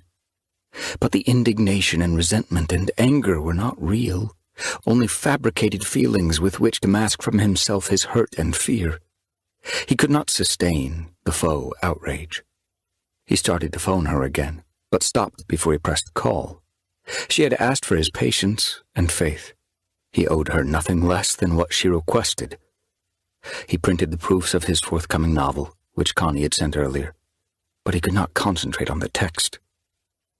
At 3:20, although he rarely drank before dinner, he opened a bottle of Cabernet Sauvignon and poured a generous portion and took solace in the smoothness of the grape. He decided that in the morning, if he had not heard from her, he would drive to the house on Rock Point Lane. If his life really was at risk, the danger would likely be greater there than anywhere else. But he was in a mood to walk ledges and high wires. When he was in New York, the management company that cared for this house also collected his mail at the street and sent it to him once a week. But it was now his to collect, which he hadn't done for the past few days. Among the envelopes that he brought in from the mailbox, he found one from Ronny Lee Jessup, posted from Folsom State Prison, stamped with a warning that the contents were from a prisoner of a maximum security facility. According to the postmark, the letter had been mailed at 5 p.m. Friday, the afternoon of the day that David had visited Ronny. He sat at the kitchen table to read it. Dear Mr. Thorne, since you left a few hours ago, a thing has happened that changes my mind. If you come to see old Ronny, we can maybe work something out so I can tell you what you want so bad to know. I hope you are well and happy and all. I am good, but not as happy as usual. Your friend, Ronny Lee. David phoned his contact at Folsom and was able to arrange a visit for 10 o'clock Thursday morning. Then he booked a commuter flight to Sacramento for Wednesday afternoon, the next day. The Rock Point Lane house would have to wait. He had spent years trying to get Ronny Jessup to reveal where he had stashed the missing 14 women whom he had killed and whose bodies he preserved by some arcane form of mummification. He needed to seize this opportunity before the killer changed his mind. 59. The vase of roses Maddison had bought remained on the table with the 3 candles in cut crystal holders. David microwaved leftover tortellini alla panna, carrots with tarragon, and cauliflower Sicilian style, which Maddison had cooked the previous evening. Everything tasted good, but even if it had not held its quality from a day earlier, he would have taken pleasure in the food because she had prepared it with her own hands, which made him feel close to her even in her absence. As he ate and as he sipped the Cabernet, he studied the photo of the blood-filled amulet that hung from a gold chain in Maddison's Rock Point Lane bedroom, which earlier he had printed on glossy photographic paper. Ever since he had seen that strange pendant above her bed the previous day, it had troubled him because it stirred an echo in his memory, resonated off an event in the past that he couldn't recall. At first it had seemed to be an icon with some sacred meaning, akin to a crucifix, but David was not able to sustain that simple interpretation. If you were superstitious enough to believe in vampires, you might hang a clove of garlic over your bed. But what creature would you intend to ward off with an ampule of blood? It's too dangerous for both of us. He became aware that darkness pressed at the windows. He got up to lower the pleated shades. Sometimes he failed to set the alarm at night, and he never employed it prior to going to bed. Now, however, he crossed the room to the security system panel next to the back door, and he pressed the button to engage the at-home mode. After he finished eating and rinsed the dishes and put them in the dishwasher, he poured the last of the Cabernet and carried his glass and the photograph into his study. He emailed the picture to Isaac Eisenstein with a short message inquiring if he'd ever seen anything like the pendant, if it suggested a cult of any kind. He didn't say where it had been hanging when he'd seen it. Because he had drunk the bottle of wine over 3.5 hours, he was only mildly inebriated. Maddison had not returned his calls, and he suspected that she was in all ways out of his life for an extended period. What if forever? He wasn't usually a man who, when despondent, drank to excess, but he was that man tonight. for he knew he would not sleep, even to dream of her, if he didn't have the assistance of Cabernet. He opened a second bottle, only for one last full glass. He sat at the kitchen table to drink, watching the candles gradually gutter in their crystal cups, their lambent glow lapping the velvet petals of the deep red roses, which seemed to swell with pleasure at the gentle licking of the light. 60. The door to the underworld is in an ordinary kitchen, a 2-inch thick slab of local oak hung from sturdy iron hinges. No fiery-eyed hounds with serpent fangs guard the entrance, because everyone who wishes to descend may do so unimpeded. Such is the all-welcoming nature of hell. The wood stairs speak his footfalls to the realm below as he makes his way down through the rose-colored light and through the open steel bar gate into the receiving room. Hades, the god of the underworld, is nowhere to be seen, but the bargain has already been made, and there are no papers to be signed either in ink or blood. If he can find her, he will be allowed to lead her out and up into the world of the living, although if he once looks back at her while they ascend, she will be lost to him, lost forever. Through narrow winding corridors that might have been eaten from the earth by some monstrous maze-making worm, he seeks Emily, softly calling her name, softly so as not to summon other presences that might tear out his soul like smoking sweetbreads and greedily consume his immortality. With increasing urgency, he searches these tunnels of rose light, passing doorless rooms like aneurysms swollen off the artery through which he moves, catacombs where bodies should lie in wait of resurrection, but there are no bodies, neither dead nor living. Urgency becomes a frantic exigency, panic. For though this place should be outside of time, he feels time running out. Then, in answer to his calling of her name, he hears his name spoken. "Davy?"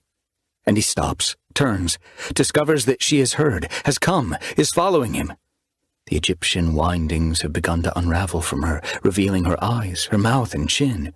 Even from what little he can see of her, he knows that before him stands Emily, vivid and uncorrupted after all these years, her luminous blue stare beseeching him to rescue her. Now that he has found her, he must never look back at her again until they have ascended to the world of the living. That is the bargain. He hurries forward through claustrophobic wormholes, serpent tunnels, in a mist of rose light that is a mockery of romance, trusting her to remain behind him. It seems that he will never find his way through the labyrinth, but at last he comes into the receiving room, passes through the steel gate without glancing back. He begins to climb the steep plank steps, although an enormous weight presses on him, as if he is a deep-sea diver making way under 1,000 feet of ocean. On the third of 12 steps, a voice speaks to him from within, that voice of doubt that lives in every human heart and labors to deceive. Is she still close behind you, or have you moved too quickly for her to keep up? But he does not look back. On the 6th step, the voice inquires, "Is she truly Emily, or have you mistaken another for Calista's daughter?" His gaze remains fixed on the open door at the stairhead. On the 9th step, the voice warns, "If she is Maddison, then you have left Emily among the dead forever." He answers that they are one and the same, Emily and Maddison, and if they are not one and the same, nevertheless he loves them both. But that is not an adequate justification for such an error as the one of which he's being accused. On the 12th step, with only the landing ahead, the voice within his heart asks, "Is it not a betrayal of your Emily, yet another betrayal, to mistake Maddison for her, leave her among the dead, and embrace her impostor, all in the interest of your own happiness?" 10 gravities pin him to the final step, and he can't lift a foot to the landing, can't reach the threshold at the open door while unsure of whom he's led this far. He turns his head. The interment windings have continued to unravel.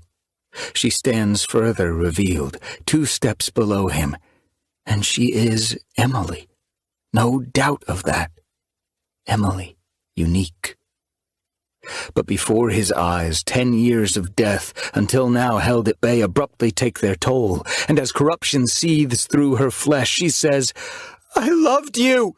and she falls away from him, a figure of such horror that his scream comes from him as a silent cry. David did not wake.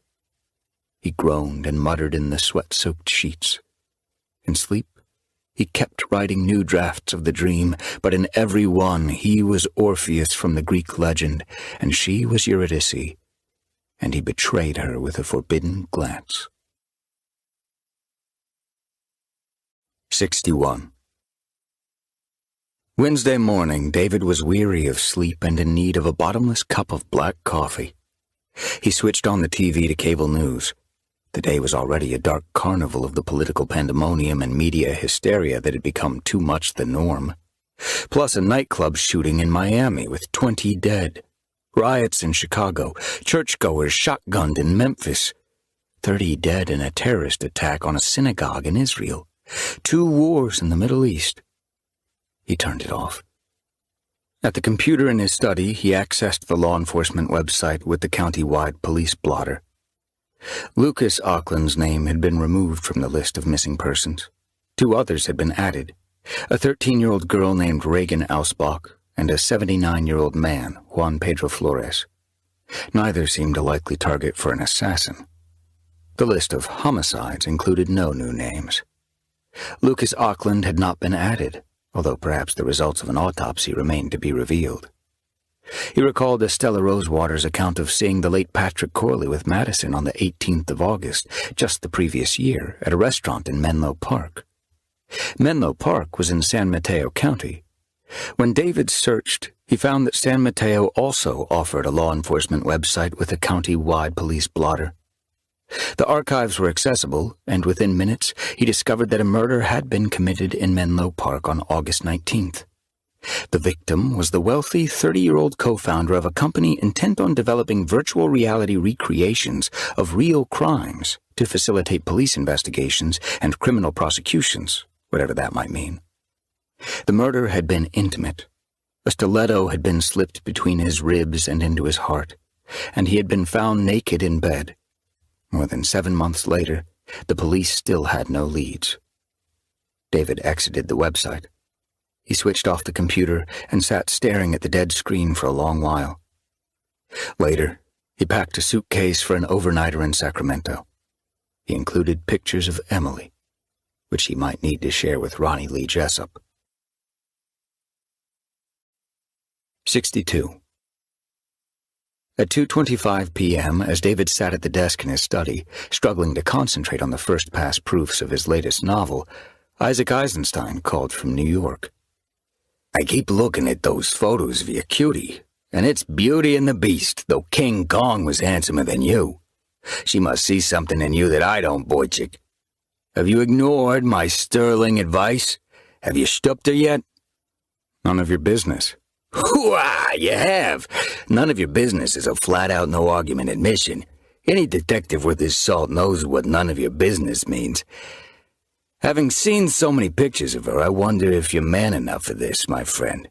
I sincerely worry that you are going to end up a mere husk of your former self, drained beyond replenishment." Damn it, Isaac, she's more than just a looker. She's smart, funny, charming. She's sweet and vulnerable.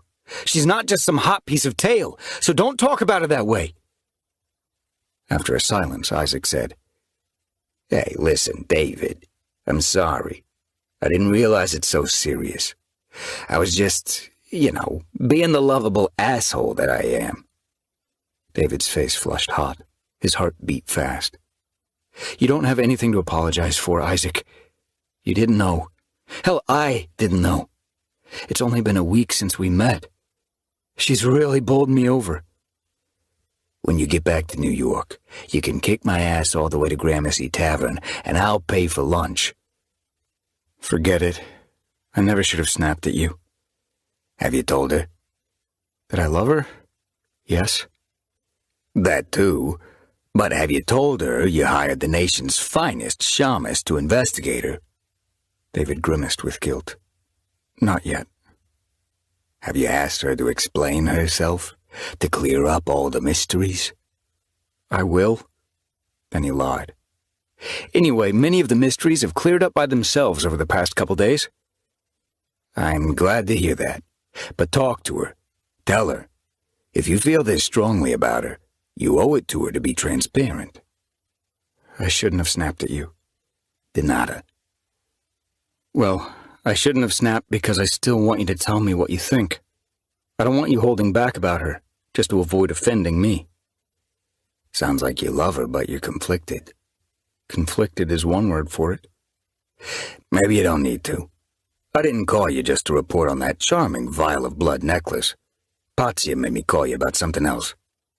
How did she like Le Cuckoo, by the way? Loved it. I am her hero. But even heroes do stupid things. I told you to dump this Maddison and use an online dating service or join a monastery. Patsy says I was wrong, and I think she's right. I don't even know your girl. Listen, the world is going to hell. Maybe it's always been going to hell, but it's sliding down faster on a steeper slope than before. There's so much insanity these days, so much hatred and violence. The internet, social media, seems like a poison that makes some people crazy. It's all about power. Everyone wanting to tell everyone else what to think, how to live. It won't end well. If you've got a chance at happiness with this Maddison, then by God, grab it. We don't get that chance so often that we can afford to turn down something good with the hope something perfect is right around the corner. Not that this gorgeous girl of yours isn't perfect. I'm sure she's perfect. Don't take my head off. Even in his loneliness and confusion and simmering fear, David found a laugh. That was quite a speech. A private dick is supposed to be a strong, silent type, as terse as a Mickey Spillane character. But when you're married long enough to a psychiatrist, you start babbling like a therapist and philosopher. I love Patsy. She's a peach. But she'll eventually ruin my business. So what about the pendant? Ever seen anything like it? Where did you find it? Who does it belong to? It belongs to me now, David lied. I saw it in a thrift shop, and I thought there has to be a story in it. Maybe something I can write. Who runs this thrift shop? Satan? There's a South American gang as violent as MS-13. Their motto is rape, rob, and kill for justice. Each of them wears blood from his first victim. But this isn't that. The chain's too girly. Only guys allowed in this gang, and they put the blood in an empty rifle cartridge and seal it. Not in a glass ampule. That's all you've got? Believe it or not, neither Cartier nor Tiffany has a line of blood jewelry. Back in the day, there were those two movie stars, Billy Bob Thornton and Angelina Jolie. They wore little vials of each other's blood on pendants, but for some reason the marriage didn't last. Maybe you found a genuine Hollywood treasure. David glanced at his wristwatch. I've got an appointment, but I'll look forward to coming back to New York and kicking your ass all the way to Gramercy Tavern. As he terminated the call, the elusive memory wimpled through the deeper waters of his mind. The incident that he couldn't quite recall and that somehow seemed related to the pendant hanging above Maddison's bed. He pushed aside the page proofs and carried his empty coffee mug to the kitchen and washed it and put it away. He tucked his suitcase in the car and drove to John Wayne Airport to catch the commuter flight to Sacramento. On takeoff, when the tarmac dropped away, a quiver of dread passed through him, and he thought perhaps he would never walk the earth again. Though alive on touchdown in Sacramento, he felt insubstantial, as if chasing after ghosts might be wearing him away, until soon he would be a mere spirit. In the rental car on his way from Sacramento International to his hotel, he wanted to reverse course, fly south, return home, and live in the quiet behind the pleated shades of his sweet bungalow, where the madness of the world would not intrude, and wait for her to call him, if she ever did. He did not want to go to Folsom in the morning. He did not want to talk with Ronny Lee Jessup. He did not want to go down among the 14 stolen girls, wherever they might be. What he didn't want didn't matter. That very descent had been his destiny for 10 years. Incredibly untouched. 63. The table and benches were bolted to the floor, as if David's eerie sense of reality warping around him had become manifest, the laws of physics inverted, so that the furniture might float to the ceiling. Bare-big, gentle-looking Ronny Lee Jessup, with his ever-warm smile and honey-brown eyes, glimmering with plush toy sympathy, sat shackled to a bench and cuffed to a steel ring in the apron of the table, as if some grave injustice had cast into prison an innocent host of a Saturday morning TV show for children. The armed guard watched from behind a windowed door. In a voice as warm and honeyed as his eyes, the killer said, "I guess you got my letter. The Postal Service does a good job. I often think I could have been a postman. You meet a lot of pretty girls and all on a mail route, I guess, and you see where they live. Thank you for coming to visit old Ronny, Mr. Thorne." From the farther side of the wide table, David said, "I hope you haven't brought me here just to toy with me further." A carefully constructed sadness reshaped Ronny's expressive face. "I've always been honest with you, Mr. Thorne. I couldn't tell you where my girls are hid, because if maybe one day I got out of here and needed them. But everything else, I've always been true with you. You're a nice man, been fair to me. Now a thing has happened, so where the girls are hid isn't a secret I need to keep no more." What happened? With his eyes and the tip of his head, Ronny indicated his right hand, which was heavily bandaged. "They mostly keep me solitary, you know, so I won't hurt no prisoners, as if I got an interest in men, which is plain silly. But they also keep me mostly to myself also to keep me safe. There's some in here, all bad men, bad as me, but can't admit it to themselves, which is their shortcoming.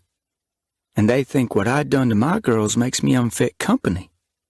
They want to prove themselves better than me by doing me damage. So one cut me with a makeshift knife. He don't have it no more. He don't have a left eye, neither. My hand will heal okay, but this thing happening made me see there's no way I'll have my girls no more. My days are numbered, thanks to some bent guard or another, which is all right, being as how I earned my end because of what I did. Old Ronny is weak when it comes to pretty girls. Shamefully weak. And this here isn't no world for the weak."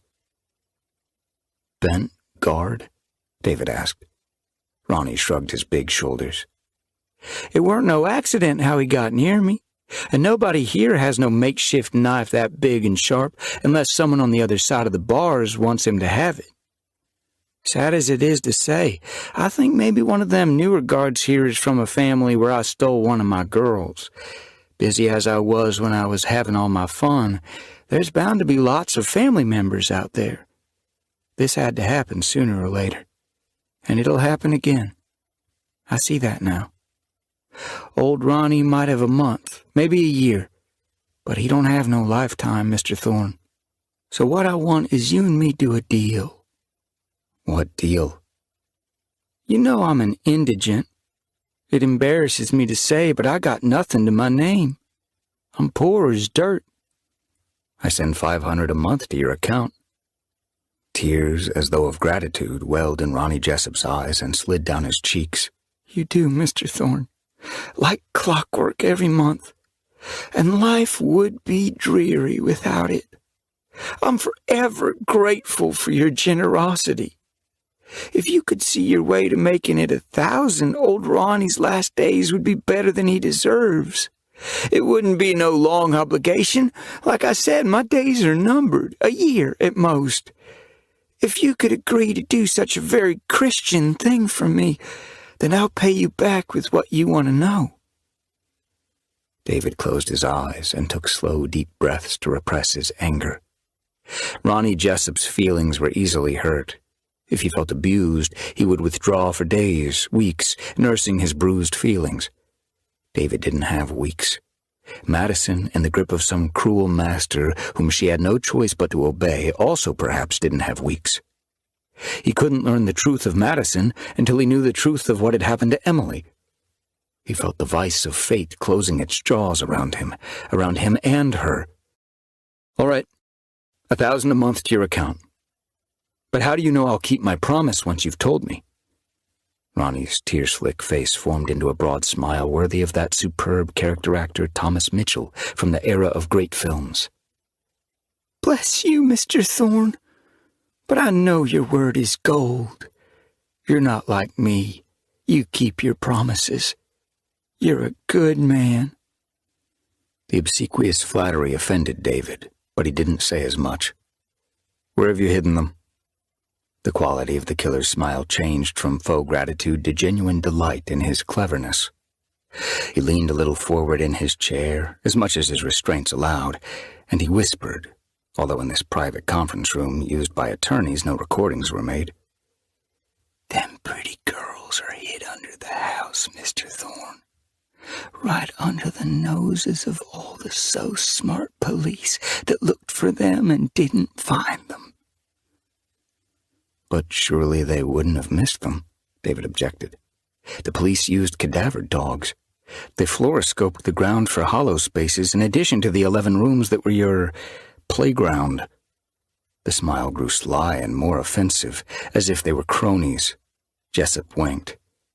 "The one more room with 14 girls treated and wrapped and waiting for a new life isn't part of the basement and isn't outlying from it. That special room is under the basement, Mr. Thorne, direct under where they found my 9 wrapped girls." David found himself leaning forward conspiratorially. "Under the room with the blue eye that looks down from the center of the domed ceiling?" Jessup nodded vigorously. "The very room where you yourself stood, Mr. Thorne, under that very room." For a moment, the importance of what the killer said eluded David, and then his gut clutched as understanding hit him. He had not visited the murder house yet when he had most recently paid a call on Jessup the previous Friday, and he hadn't revealed to this man that he had any intention of going there. "Ronny?" "Yes, Mr. Thorne?" "How do you know I went to your old house?" "Oh, when you visited me last Friday, I already knew you was going there come Saturday. For some reason you didn't say, and I didn't want to make a thing about it." "But how did you know?" Jessup leaned back in his chair. "Mr. Ulrich wrote me about it back when you paid him to see the place." "Stuart Ulrich?" "Yeah, him that bought the place for taxes. He practically got it for nothing. Fact is, I'd call it stealing." In his mind's eye, David saw Ulrich's face, a visage straight out of some Blumhouse movie, with his high, bulbous brow, the low, wide jaw like a scoop, the gray eyes as bright as honed steel, and every bit as probing as scalpels. "Ulrich writes to you?" "From time to time. Mr. Ulrich is a curious man. He wants to know 1,000 things. Each thing me and them girls did with each other, how I felt when I did it to them girls, what them pretty girls said to me, how I killed them, how I preserved the ones I killed, where the hidden are hid. But don't worry none, Mr. Thorne. I never told him nothing. He stole the house for taxes, but he won't give me a dime for my needs. He don't care I'm indigent the way you care. He's no Christian." 64. The painted eye on the ceramic tile inset in the domed ceiling of the chamber of mummification was the key to accessing the secret crypt under that room. With evident pride in his carpentry, masonry skills, and mechanical ingenuity, Ronny Jessup explained to David how the tile could be used to reach my pretty future queens, and described the explosive trap he had laid in the stairs that led down to them. When David felt confident that he understood, he put on the table the manila envelope containing photos of Emily, including those that he had shown Jessup on his previous visit. The prisoner stared at this offering with keen interest and licked his lips as if wetting the way for some delectable morsel. "Ronny, will you swear to me that the missing 14 are in that hidden room?" "On my honor, Mr. Thorne." In your freely given confession, you claimed to have abducted 27 and murdered 23. "That's right. That's what I confessed. They caught me fair and square. No reason to lie." Of the 27, 13 were found. "Yes, sir." Among those 14 in the secret chamber, is one of them Emily Carlino?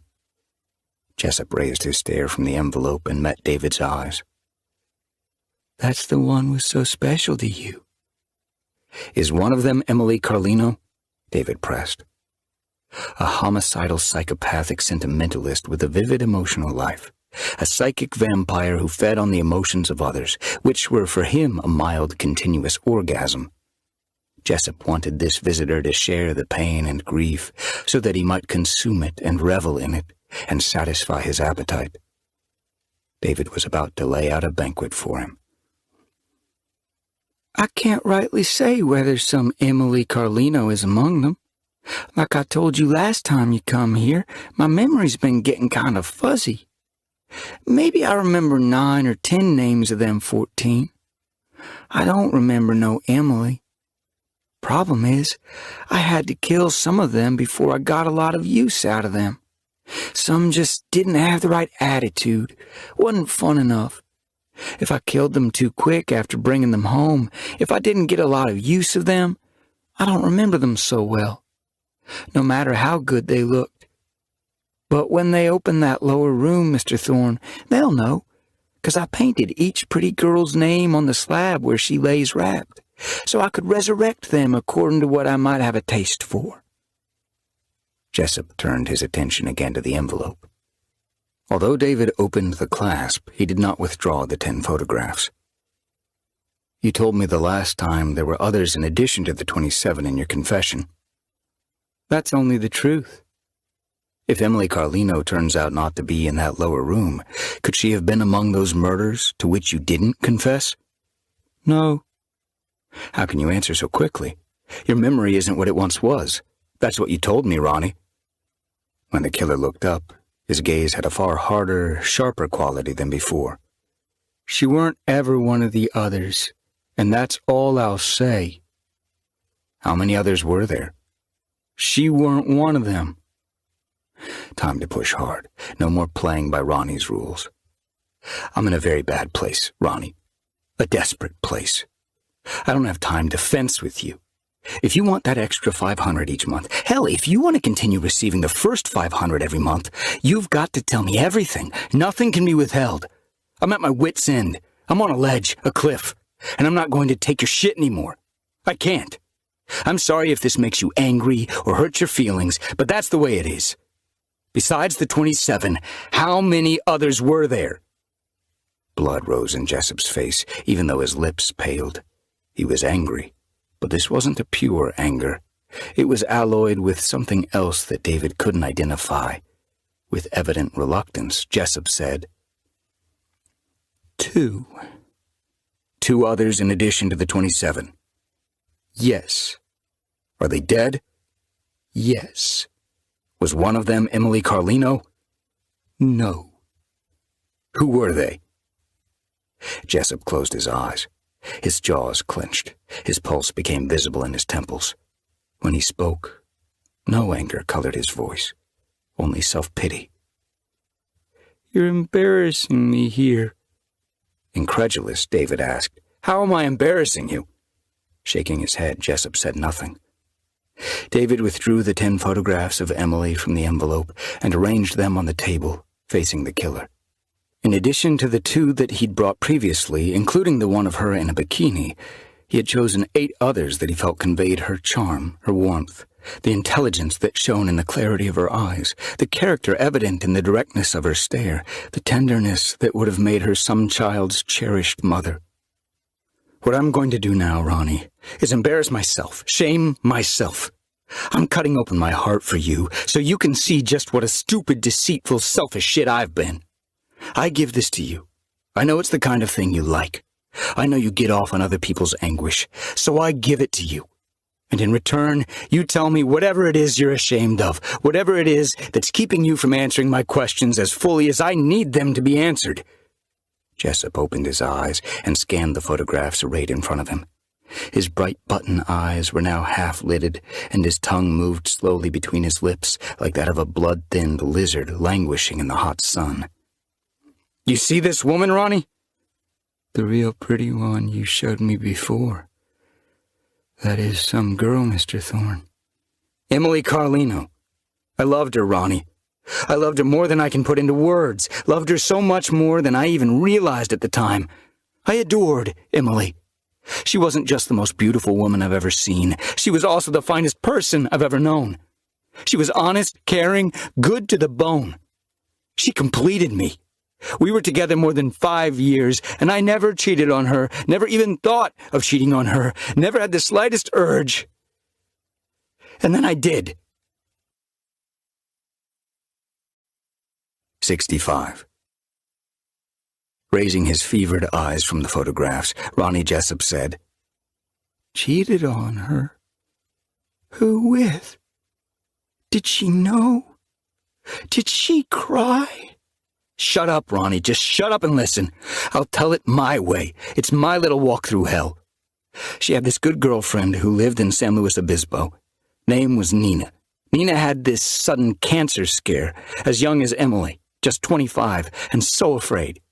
Emily wanted to go to San Luis to be with Nina through the tests and exploratory surgery, just 4 or 5 days. She wanted me to go with her to keep her spirits up, so she could be the best possible cheerleader for Nina. Usually, I'd have gone. We went everywhere together, everywhere. It was only maybe 250 miles up the coast, but this time there was this situation. Jessup nodded sagely and opened his pouting lips to say, You had this other girl you wanted to bang. Tell me who, Mr. Thorne. Did Emily know her? Was she another good friend of Emily's? Did you fuck one of her friends? David wanted to punch him in the face, but he deserved this opprobrium no matter who it came from, even from this monster. For a moment he was unable to continue. With his free hand, Jessup turned one of the 10 photos to face David, but David couldn't look at it and still finish his story.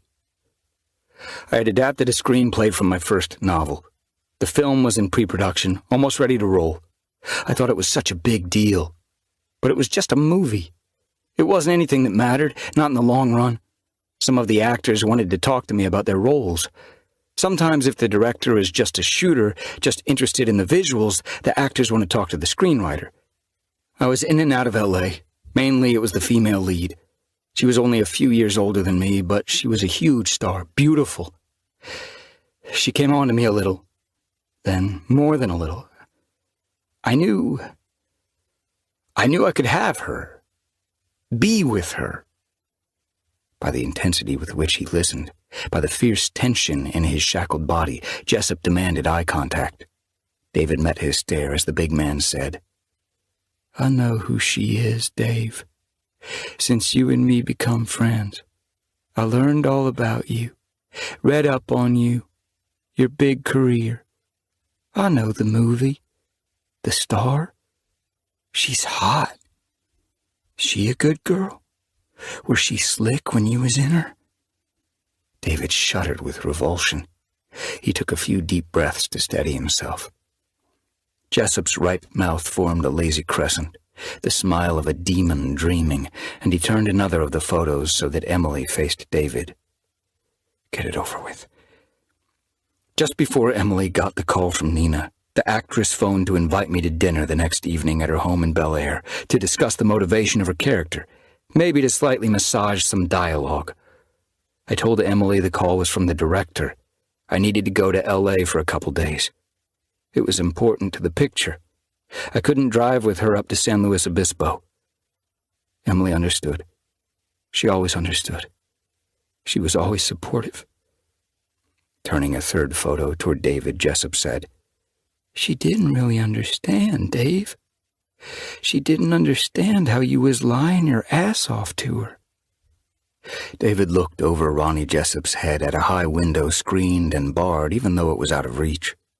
A white bird perched on the outer sill, peering in and down at them as though it must be an augury of some portentous event impending.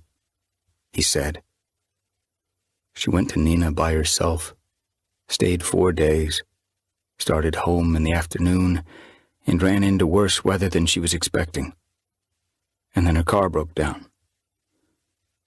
I never saw her again. Jessup shook his head. That don't do it, Dave. You skipped the best part. You skipped the actress part. It weren't just dinner. You stayed the night, I bet. 2 nights. All these years later, I still don't understand myself, why I did it, what I was thinking. The fact that she was famous, that every man I knew would have envied me if they'd known. The glamour? A short, bitter laugh escaped him. It was about as glamorous as mud wrestling. She drank too much, so did I, though I never had before. She did cocaine, and I didn't. She was beautiful, but not as beautiful as Emily.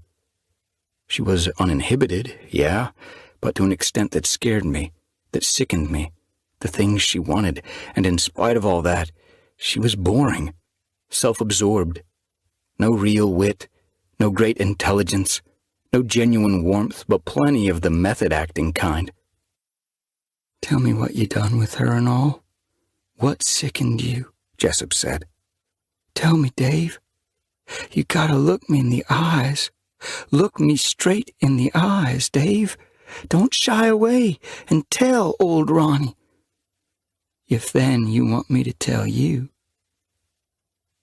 When you made a deal with the devil, you had to expect there was fine print that, in your eagerness to descend, you failed to read, but by which you were obligated to abide. They sat eye to eye through David's disclosures. The longer he met Jessup's cobra stare, the more he was spell-caught by it, unable to look away. An ineffable connection arose between them, a seeming psychic wire.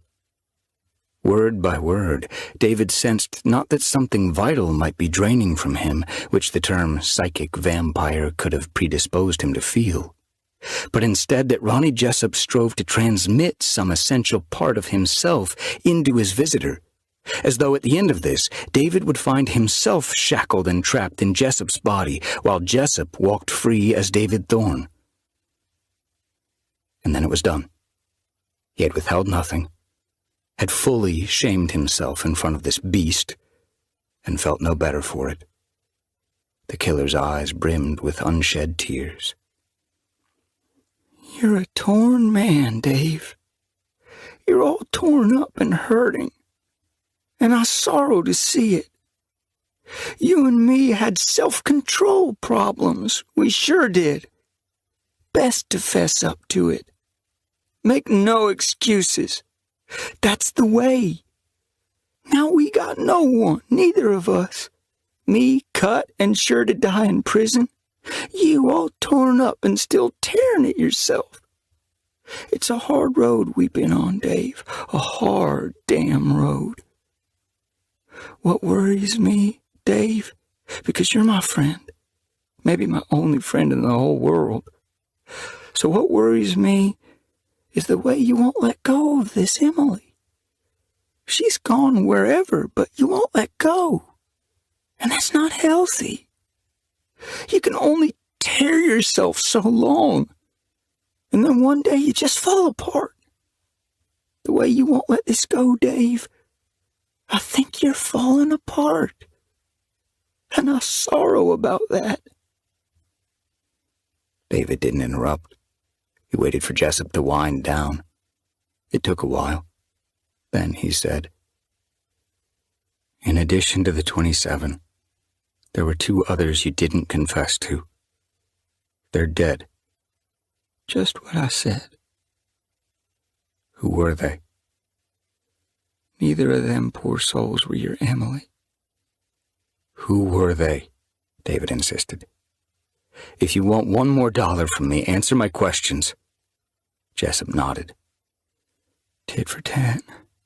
Tit for tat. We had us a tit-for-tat understanding. Old Ronny keeps his word. They was my first 2, Dave. Children. A little boy. A littler girl.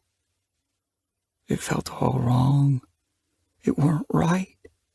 And it weren't fun enough. So I stopped for a while, till I figured out what would be better. If this was known by the bad men in here, I would have been cut dead long ago. In here, no one ranks lower on the totem pole than us misguided souls who did little children. no matter how we regret it. You now got my life in your hands, Dave. I trust you'll keep my secret, like I'll keep yours, about how you humped the movie star while maybe Emily was dying. Too exhausted for anger and many years beyond a capacity for self-righteousness, David merely said, "Were there any others?" Only them two, like I told. You're sure there's no one you forgot? Only a few names, Dave. Some faces. But I remember the number right enough. The number torments me. All the damage I've done. All the families whose hearts I broke. Did Emily have a family? Just her mother. You ever tell her mom how you was drilling the movie star when Emily was on the road alone? David took a deep breath, and his chest ached with the inflow. No, I didn't. I couldn't. You should, Dave. You should tell her mom. One thing I learned is it feels good to confess and all. You confess, have a good cry together, and then it's all behind you. Tell her mom, Dave, and then you won't keep forever tearing at yourself about it. 66. The white bird had flown from the high window. Gathering up the photos to put them away, David had a final question for Ronny Lee Jessup. Were there any women who escaped? Not from the house. Not how tight I built my playground. I mean when you tried to abduct them. 2. One got clean away, but I wore a mask so she couldn't describe me. She looked juicy. I couldn't stop thinking about her, how juicy wet she would be. You know how it is. She looked sort of like your movie star. I bided my time, went back 6 months later, and got her good the second time. What about the other one? Jessup grimaced. She were a nasty bitch. It's unkind to say, but true. She weren't no lady. Before I could use chloroform, she had this pry bar she swung at me, broke a couple ribs. Pissed me off. Old Ronny used to have a temper when some bitch fought back. I'm not proud of that, but it's the honest truth. Her and me got into it hard and fast, and I had to knife her a few times. After that, she weren't worth bringing home. You left her for dead? I didn't leave her for dead. She were dead already. When was this? Long ago. I never kept no diary, Dave. Could it have been 10 years ago? The gravity of sadness drew Jessup's features long. Farther back than 10, I think. I kept at the game 20 years. I wish I could say 10. Wish I could tell you it were your special girl so you'd be at peace. As David was about to slide the last of the 10 photos into the envelope, Jessup said, "Wait. Show me her again." David held up the photo. As he studied Emily's face, Jessup slowly assumed a frown. Did she maybe wear a little necklace thing? She wore a gold locket. What did it look like? In the shape of a heart, inset with a rare red diamond. I had it designed for her. When you opened the locket, there was a gold thorn fixed in it. Thorn? Because of your name? That's very tender, Dave. That touches my heart. He closed his eyes and raised his free hand to massage his forehead with his fingertips, as if to encourage a submerged memory to surface. When he lowered his hand and opened his eyes, he said, I never opened the locket. I never saw no thorn. I don't clearly remember your Emily because she had such attitude. One of them nothing but trouble types. I didn't get much good use of her before I killed her. He met David's eyes. They'll find her in that secret room, I think. Your peace is near, Dave. You don't gotta keep tearing at yourself no more. Once they find her and you know, then you can be done with this. Move on. Be happy. And happy in a way you don't expect you ever can be. 67. David felt wrung out.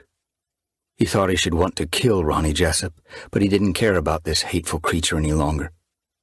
Even if there had been no guard watching through the windowed door, even if he could have done the deed and gotten away with it, he would not have wrought violence here. He didn't believe that killing this monster would be wrong, even though the state's highest-ranking officials and their ever more outrageous virtue signaling might equate the execution with the crimes that Jessup committed.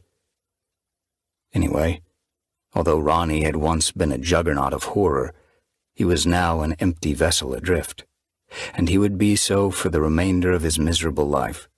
Striking out at this man would be nothing more than a vulgar, pathetic attempt at self-exoneration, when in fact he had no authority to exonerate himself. As David closed the clasp on the envelope full of photographs, Ronny Jessup said, "When they open that room, Dave, when they find them pretty girls, don't you let them go and bury your Emily. She might look dead, and by some measurements she might be dead, but she's not really dead. Not forever." David got to his feet. "What I said about bringing all them beauties back to life with electricity, that part were a big crock of shit, Dave. Just one more thing to get the law thinking by reason of insanity. No court is gonna treat old Ronny too hard if I don't know real from fiction. If I think all that electricity shit in Frankenstein movies is true." David stared down at him. "But none of them girls is really full dead. Them girls is preserved good as hams or sausages or canned pears or anything in any supermarket, neither spoiled nor withered, preserved by ancient chemical formulas, creams and elixirs of life, smoothed on them pretty bodies and injected. But that's not all." He smiled and shook his head, pleased with himself, proud of his accomplishments. His gentle, musical voice might romance a listener into lending a measure of credibility even to his most irrational claims. "Softest creams and powerful elixirs according to ancient formulas. But there's also big magic in it, Dave. True magic in it." David looked up at the high window from which the bird had flown. The winged watcher had not returned. He didn't believe it would return, even if he stood there for the rest of his life, watching for it. "There's real magic in that deep secret room," Jessup repeated. "You don't need no electricity, Dave. All you need to do is whisper her name in her ear and peel back the bandage from her mouth and kiss her. Kiss her good, and she'll be woke and ready." David regarded Jessup in silence. "Kiss her good, Dave, and she'll be yours again." When David turned away from the table, Jessup said, $1,000 a month now. Old Ronny done right by you, like I promised." "You get nothing more. Not a penny." Jessup spoke quietly, with equanimity, with seeming confidence that the threat of defunding him would not be fulfilled. "Don't go breaking your promises, Dave. You know how that turns out.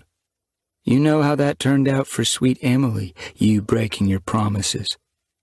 You break your promise to Ronny, it'll turn out worse for you than me."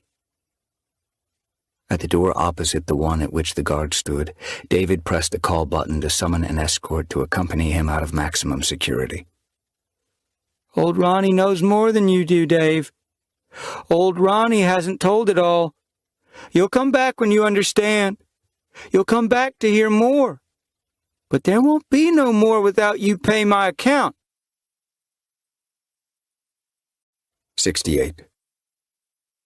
In the rental GMC terrain Denali, Interstate 80 west from Sacramento and then south to Oakland, across the Bay Bridge to San Francisco, the city was dressed in a ragged shroud of fog less white than it should have been, as if the mist had not come off the ocean but had issued out of the soiled streets, where in recent years human waste had become such a problem that the government provided maps denoting areas to avoid for health reasons. Then out of the fog and south on U.S. Highway 101. David Thorne knew where he was going, what he intended to do, but if he did it, he would risk venturing further across the border of sanity than he'd already gone. After his visit to the Zabdi house in Montecito, he descended into denial that was a kind of madness, born of love and desperate hope. But to descend farther was perhaps to have no way back. Nevertheless, if he reported to the authorities what Jessup had told him, they would act, but with bureaucratic sluggishness. They would take a week, a month, perhaps longer to mount the effort to revisit the former Jessup residence and descend into the secret chamber. After all, from their perspective, there was no emergency. Jessup had been imprisoned for years. His reign of terror was long at an end. None of the women he preserved was in danger, for none was alive. Before they acted on David's information, they would talk to Jessup. Angry at having his income cut off, he might very well lie, say he'd never told David any such thing. That would add a few days of delay, as might Stuart Ulrich, the current owner of the property, who would argue for guarantees against damage and for remuneration. No one but David would have any sense of urgency. Maddison had still not called, nothing in voicemail. It's too dangerous for both of us in the current atmosphere. Whom did she fear? Patrick Corley? Or was Corley no less a victim than Maddison? This is something bigger than you'll ever understand, Thorne. Stay away from her or you're finished. I'm finished. She's finished. If she doesn't stay focused on her work, we're all dead. What might be happening to Maddison right now? How could she be Emily down to the birthmark below her navel? That didn't matter for the moment. The answer to that would come later. All that mattered now was not losing her. The only place to look for her was the stone house on Rock Point Lane, which Richard Mathers had called haunted and which David had found decidedly strange.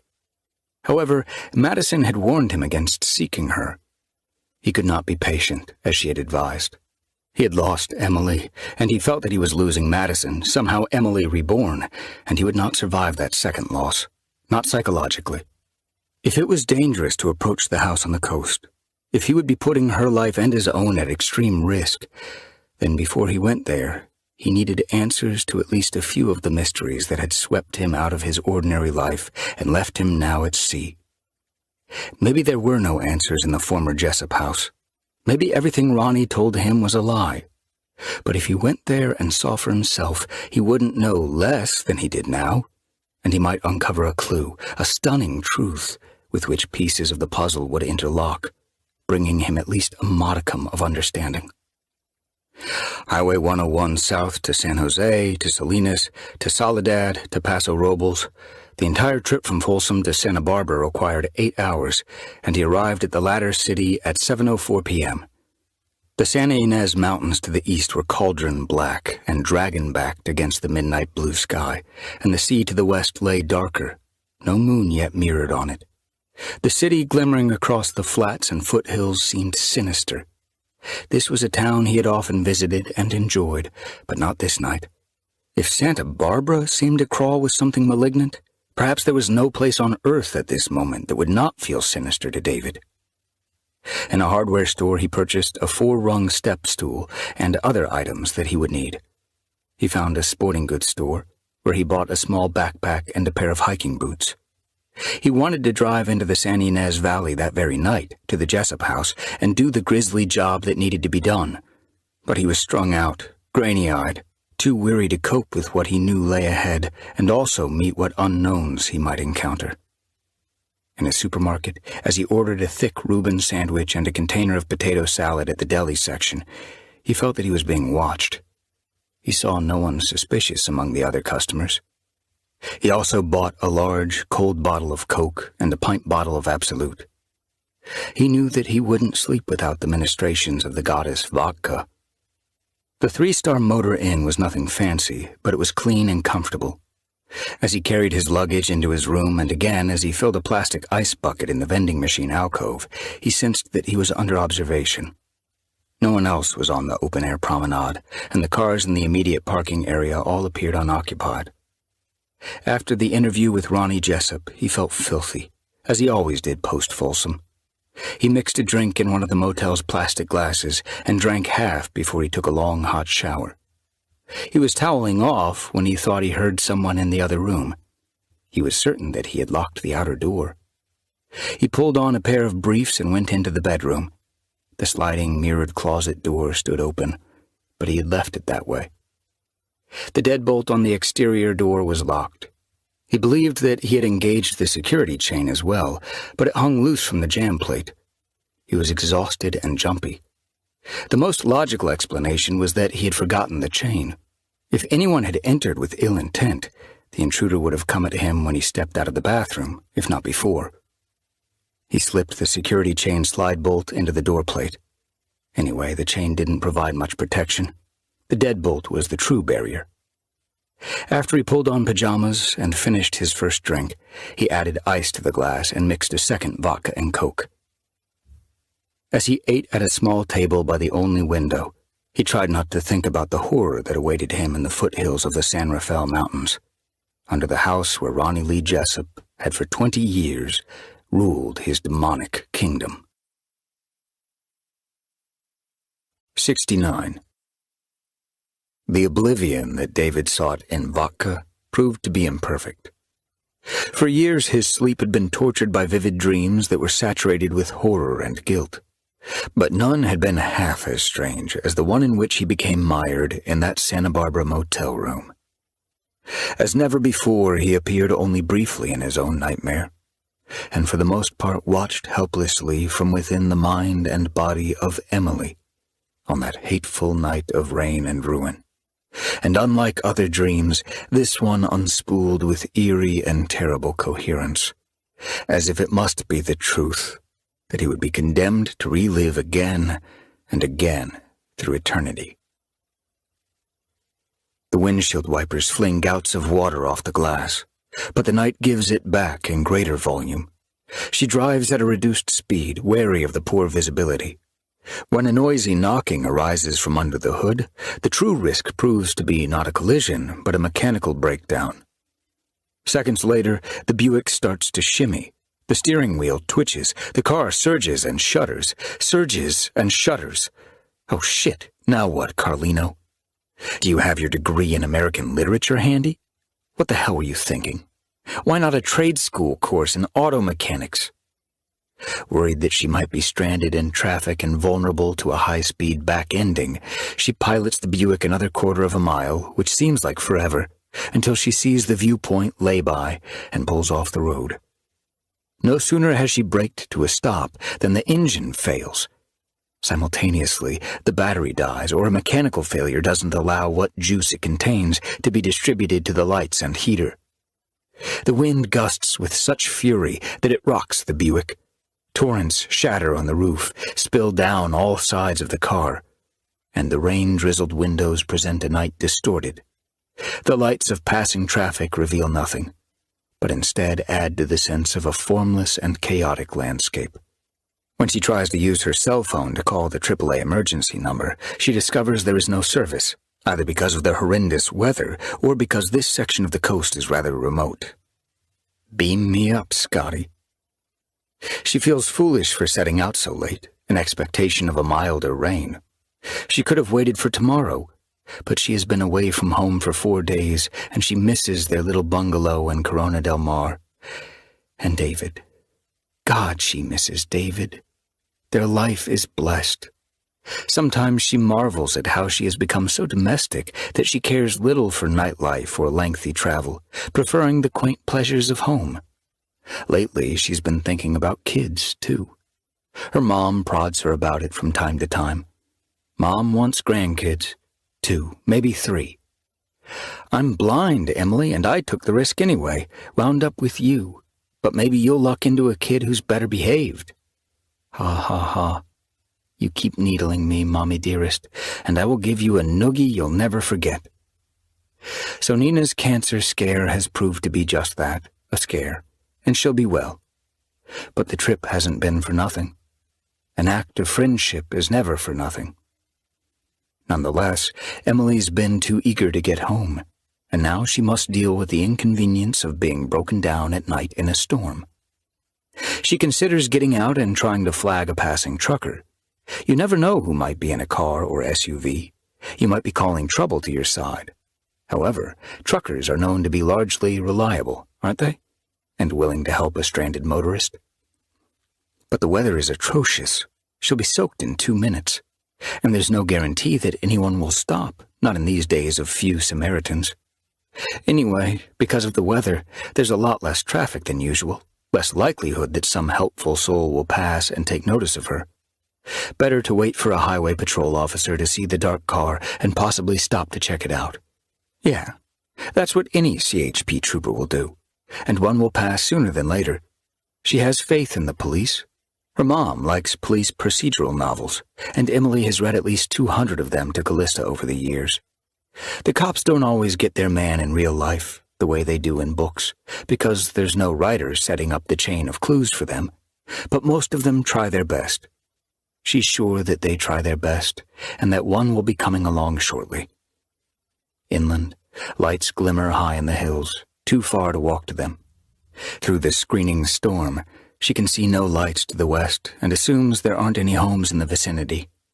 If you've got to break down, always do it in the equivalent of the Hindu Kush or the Australian outback, where it's so much more adventurous. There's a horse ranch to the south along the coast, David tells her from the back seat of the car. Go to the horse ranch. Go now, quick! But she does not hear him. A sudden coldness on his forehead steals his voice from him, and he is no longer in the back seat, but once more behind Emily's eyes. The lack of a heater isn't a problem. She's warm enough. She wouldn't mind some music, but there's no way to get any. She has a bottle of water and a power bar. She'll be all right. Tough it out. It's not like being shipwrecked on a desert island. Not going to have to live on coconuts and raw rats for a year. Not going to have to drink her own urine or anything like that. Suck it up, Carlino. Maybe it's premonition, or perhaps the fierce and unrelenting storm is getting on her nerves, but slowly her sense of isolation becomes a sense of danger. She's a stranger to paranoia, an eternal optimist. When she was a child, her mother called her Little Miss Sunshine. Fortunately, never in front of other kids. Little Miss Sunshine could use some sunshine now. But she's okay. She's been through worse. She's not a fragile snowflake. By the time an hour passes, however, she is deeply uneasy. There's seldom lightning in storms along this coast, but of course tonight the sky crackles with fireworks, layering on the atmospherics, so the damsel in distress will be sure to feel adequately distressed. There's zero chance that a bolt will strike the car.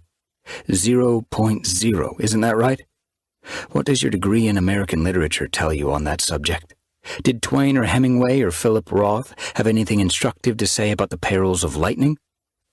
Anyway, she's sitting on 4 rubber tires, well insulated from shock. Yet she feels increasingly threatened. She's seriously annoyed by this apprehension. It's not who she is. She's pissed off at herself for being a nervous Nellie. However, there's nothing she can do about it. It is what it is. No point spanking herself. Spanking never worked when her mom did it back in the day. Psychologically, she is spank-proof. She plucks the key from the ignition, throws open the door, scrambles out into the rain. She hurries around to the back of the Buick and pops the trunk lid and retrieves the tire iron. A lug wrench on one end, pry bar on the other. When she gets back into the driver's seat, she's seriously wet, although not soaked to the skin. Now she has a weapon. It's not exactly Thor's hammer, but it's something. She slides low in the seat. Better that someone passing doesn't get a glimpse of her and realize she's a woman alone. Unless she's a highway patrolman, of course. A patrolman will stop whether he sees someone in the car or not. In fact, where is Mr. Chip? He's overdue. For a while she shivers, but gradually her body heat dries some of the rain from her clothes. Anyway, it's a chilly night, but it's not really cold. As 40 minutes pass without incident, and as her shivering subsides, she begins to be mildly amused by her moment of alarm. The tire iron resting against her seat and angled into the footwell is an awkward weapon. She was never good at softball, Can't imagine swinging hard enough to knock a would-be assailant out of the park. Just then, the white paneled van pulls off the southbound lanes and parks parallel to her. When she'd come to a stop, the car hadn't been nose to the viewpoint railing, hadn't been facing the sea. She is parallel to the highway. This larger vehicle pretty much prevents passing traffic from seeing her. The side of the van doesn't bear a company name. She doesn't like how it blocks her from Highway 101. The guy who gets out of the van is wearing a hooded raincoat, not one of those yellow slickers, but a dark and roomy garment, so it almost looks as if he's wearing a cape. There is no Dracula. Keep that in mind, Carlino. Just a guy in a raincoat.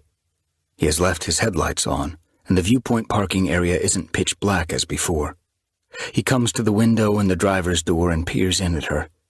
He has a nice face, like a furless teddy bear, and he looks very concerned when he says, "You broke down, miss?" In the front passenger seat, David looks past Emily to Ronny Jessup's face in the side window, and terror electrifies him as if lightning has penetrated the car and struck him. He reaches for the tire iron in the driver's footwell, but his hand closes around an emptiness, as if either he or the iron isn't real. When he looks at the window, Jessup's face is that of Patrick Corley, but an icy coldness against his forehead transforms the face into that of Ronny Jessup. And once more David is looking out through Emily's eyes.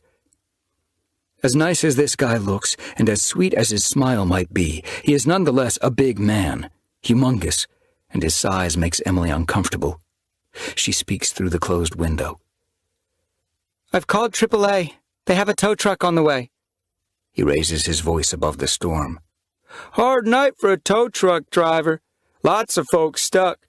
Maybe hours before he gets here. You want? I'll give you a lift into Goleta. Then you deal with this here in the morning." "Thank you," she says, her words lightly fogging the window. "Thanks, but I'll wait for the tow truck. He'll be here any minute now. I don't want him to come and then I'm not here, and so he doesn't tow the car." She's talking too much.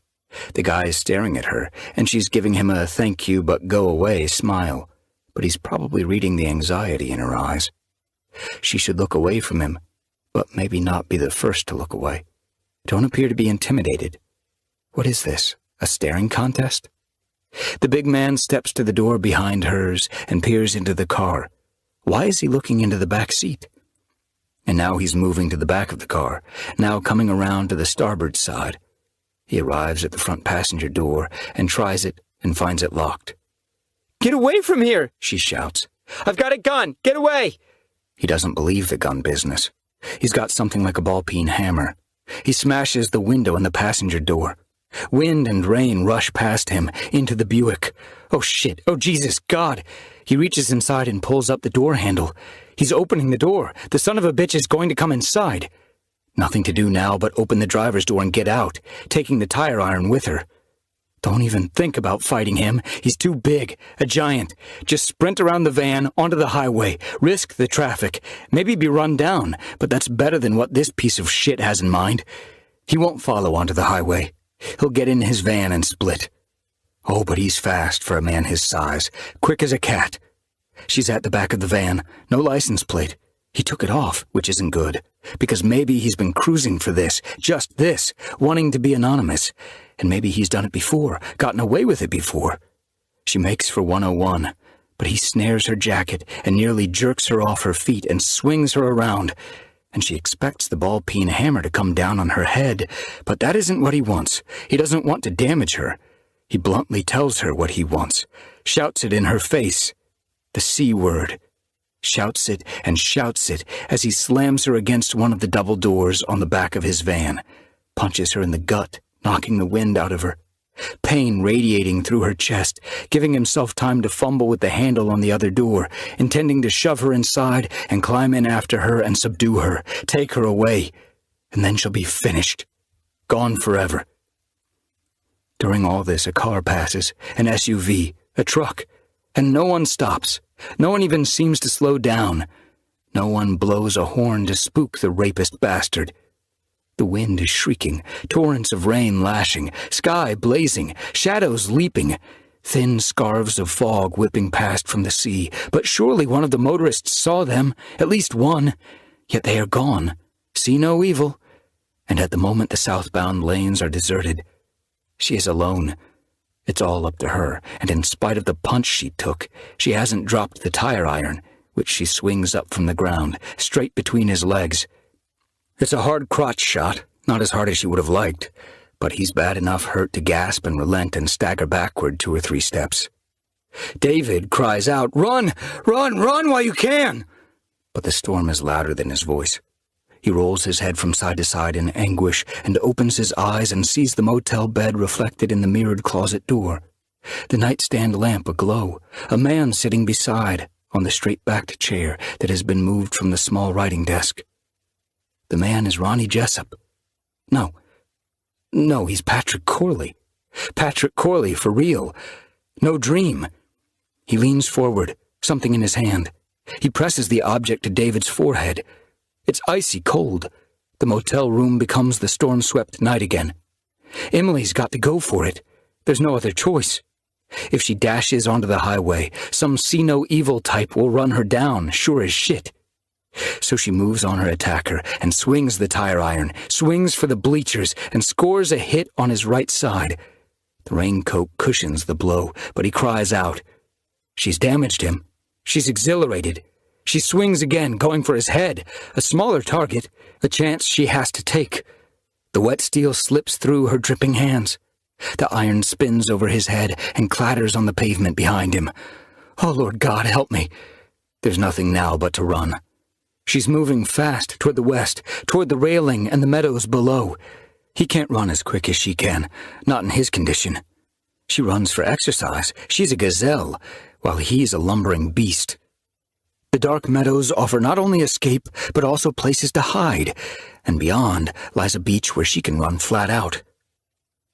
Maybe it's his rage and insanity. But he finds enough strength to plunge after her and grab her again and throw her down against the railing. He swings his massive fist at the side of her head. The blow brings pain and a darkness deeper than the night. Oh, Davy, Davy, Davy! She's 25.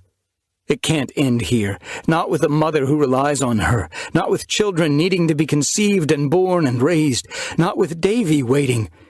The beast hits her again, and she is gone. She wakes briefly, realizes she's being dragged across the blacktop, passes out, wakes to find herself in the back of his van, restrained with zip ties, then unrelenting darkness. In that palpable dark, a voice whispers insistently, "Emily is gone forever. She is gone forever. She is gone forever. And Maddison is but a walking corpse. A walking corpse." Other ghastly dreams tormented David throughout the night, but unlike the first, they were as amorphous as the molten wax in a lava lamp. He had drunk far less of the vodka than he intended, and the dreams were not conceived in the womb of inebriation. On waking at 8:40 a.m., Friday, he suffered no hangover, although the dread coiling in him was a blunted bramble entwining all his nerves. He sat on the edge of the bed and stared at his reflection in the mirrored closet door. He examined the bed and the floor around it, but he found nothing out of the ordinary. The straight-backed chair was tucked into the knee-hole of the desk where it belonged. This unit had no connecting door to another. The high window in the bathroom was small. No one could have come and gone by that route. He went to the exterior door. The deadbolt was engaged, but not the security chain. He was certain that the chain had been in place when he'd gone to bed. Whether Maddison was truly Emily or someone else, she couldn't know he had a room at this motel. Neither could Patrick Corley. David had felt watched the previous evening. He had called it paranoia, nothing more. And yet the chain dangled. Maddison couldn't have known that he had gone to Folsom to speak with the killer. She didn't even know about Ronny Jessup. Unless she was somehow Emily and therefore knew who had killed her. And how crazy was that thought? as crazy as Jessup himself.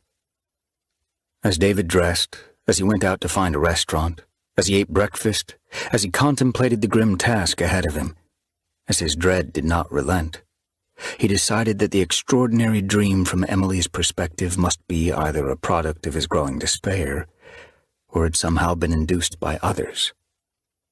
The latter explanation made no sense, but he considered it anyway. Supposing that the dream had been crafted and in some fashion inserted into his mind during sleep, using a technology he couldn't comprehend, then it must be meant to dispirit him.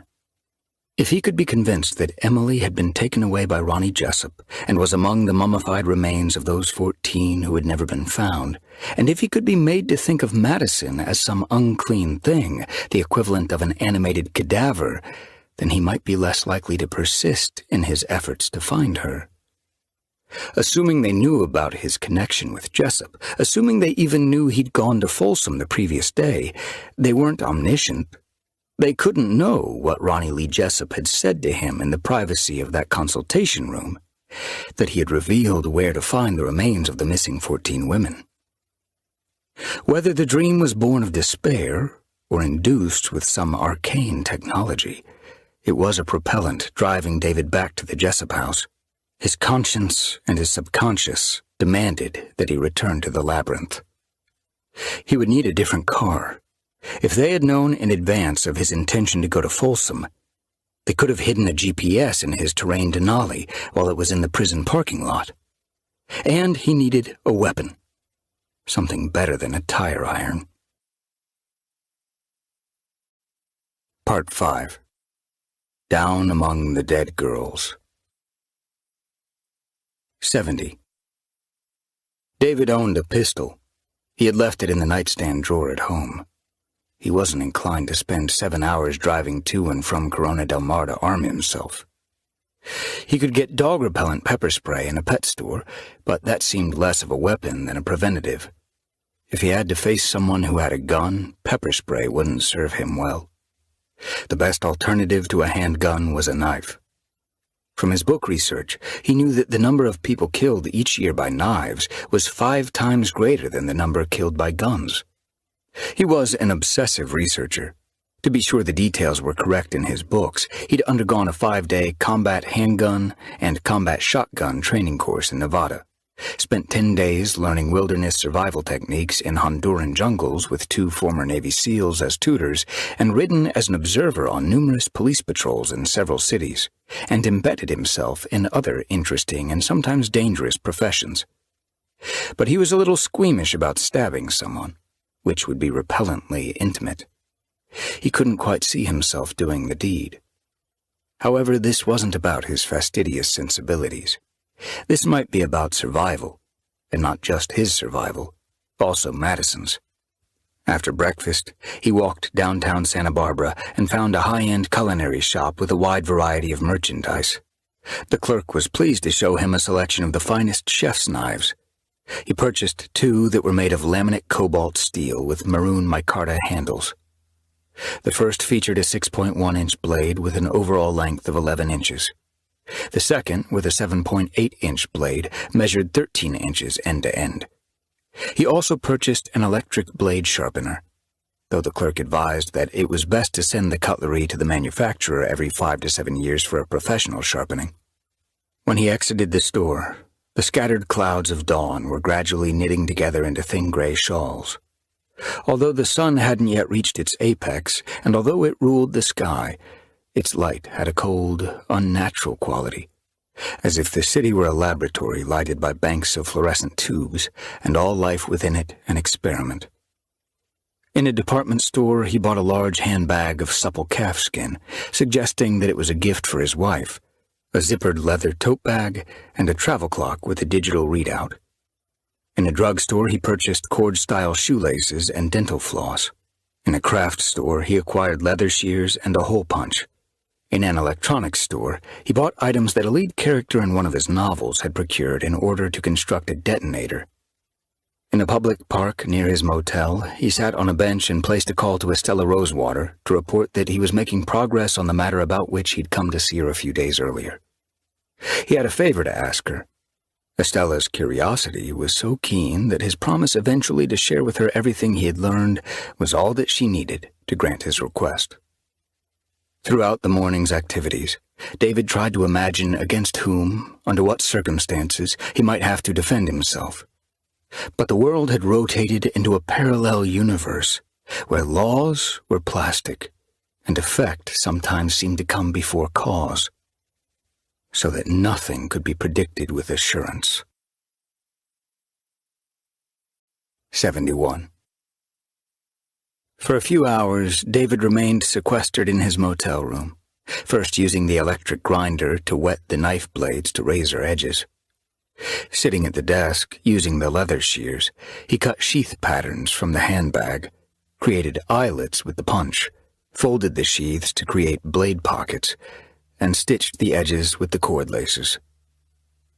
Using items from the electronics store and the clock, he constructed the detonator, which featured a trigger that would activate a 1-minute countdown timer or enable an instantaneous detonation.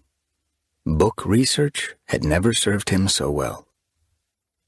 Periodically, he glanced at the mirrored sliding doors on the closet and thought of the moment in the dream when he had seemed to come half awake and had seen a reflection of himself lying abed. Patrick Corley sitting bedside, in the desk chair that David now occupied, something in his hand. Something that, when pressed against David's forehead, sent icy waves through his skull, dropping him back into the dream as it unfolded from Emily's point of view. Each time that he looked up from his current work and toward the mirror, he half expected to see himself in the bed and Corley in attendance. The past few days had felt like a long dream, sometimes blithe fantasy and sometimes a nightmare, cause and effect replaced by wild chance, every hour warped by surreal effects and unexpected juxtapositions, the dead alive again, the living lost in a maze of meaning. At 2 o'clock, after a late lunch that would also be his dinner, he put his loaded backpack in the terrain Denali, in which he left the stepladder the previous evening.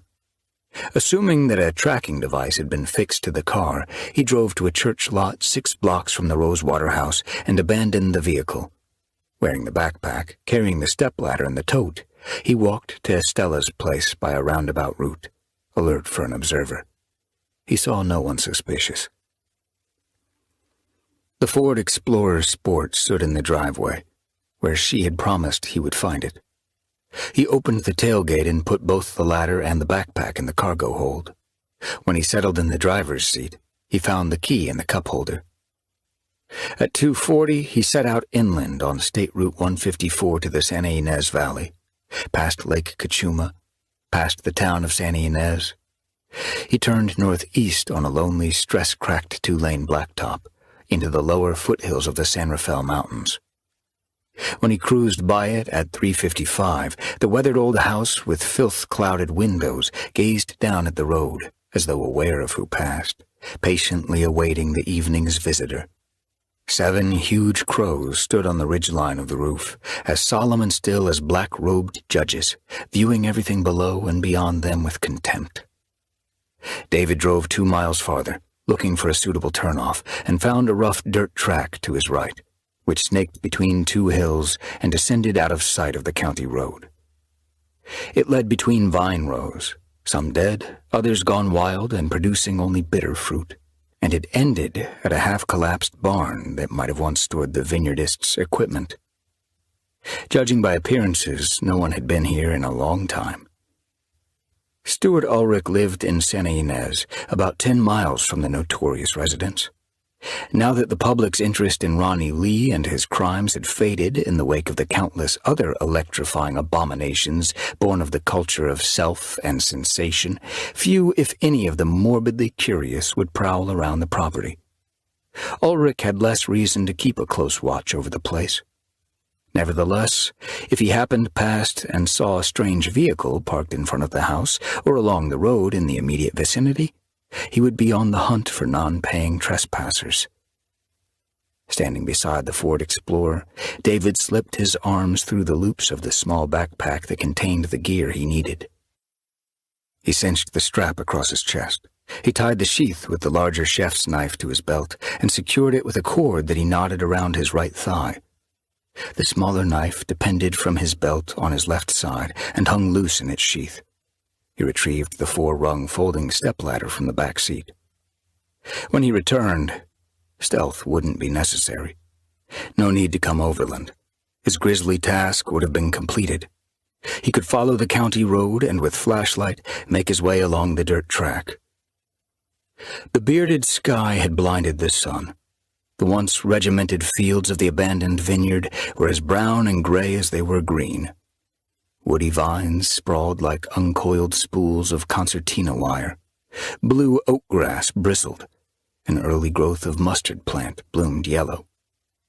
The slopes of the foothills at first seemed to roll under his feet, so that he lurched a few times and staggered, the stepladder knocking against his side.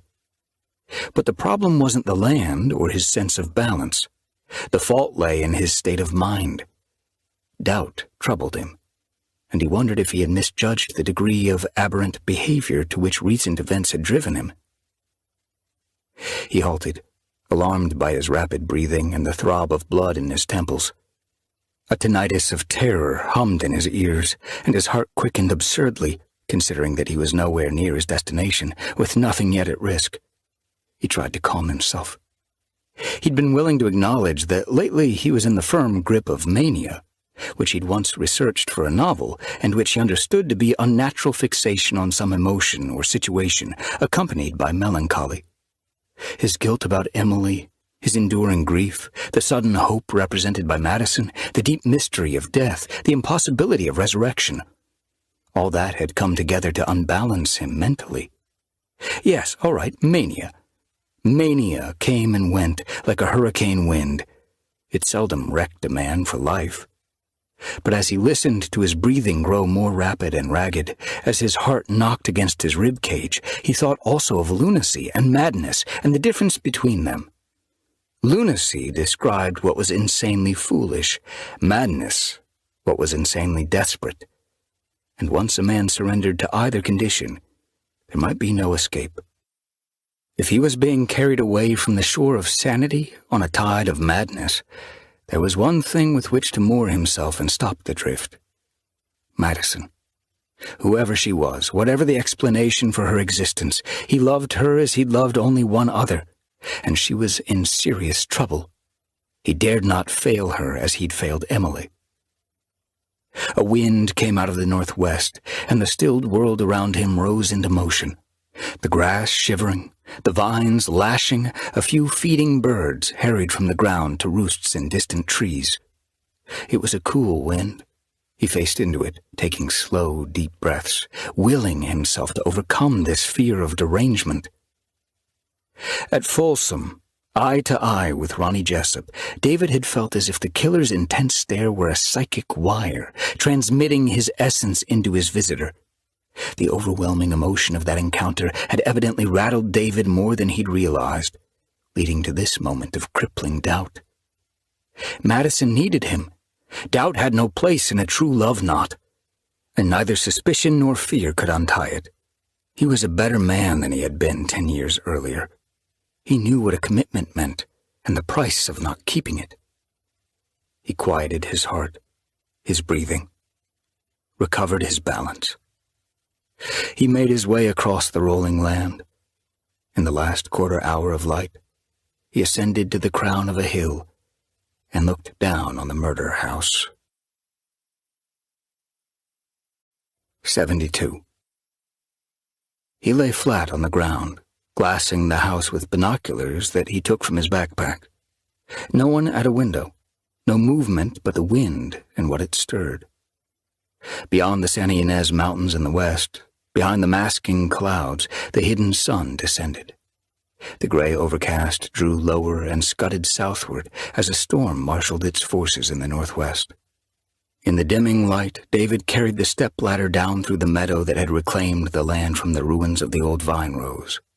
He took up a position behind a bushy mass of mountain pyrus about 20 yards from the house and waited there until night had fully settled. When, after 15 minutes, no light appeared in the residence, he had expected none, he carried the stepladder to the back porch and put it down near the door. He was reluctant to smash a window and leave evidence of his visit. Anyway, it might not be necessary. He went around to the west side of the house. The previous Saturday, after Ulrich had admitted him, as David had stood in the living room, getting a feel for the place, he noticed a long-neglected, ill-fitted window. Years of rain, leaking under the bottom sash, had rotted the sill and damaged the floor below. It was unlikely that such a warped window could be locked. It wasn't.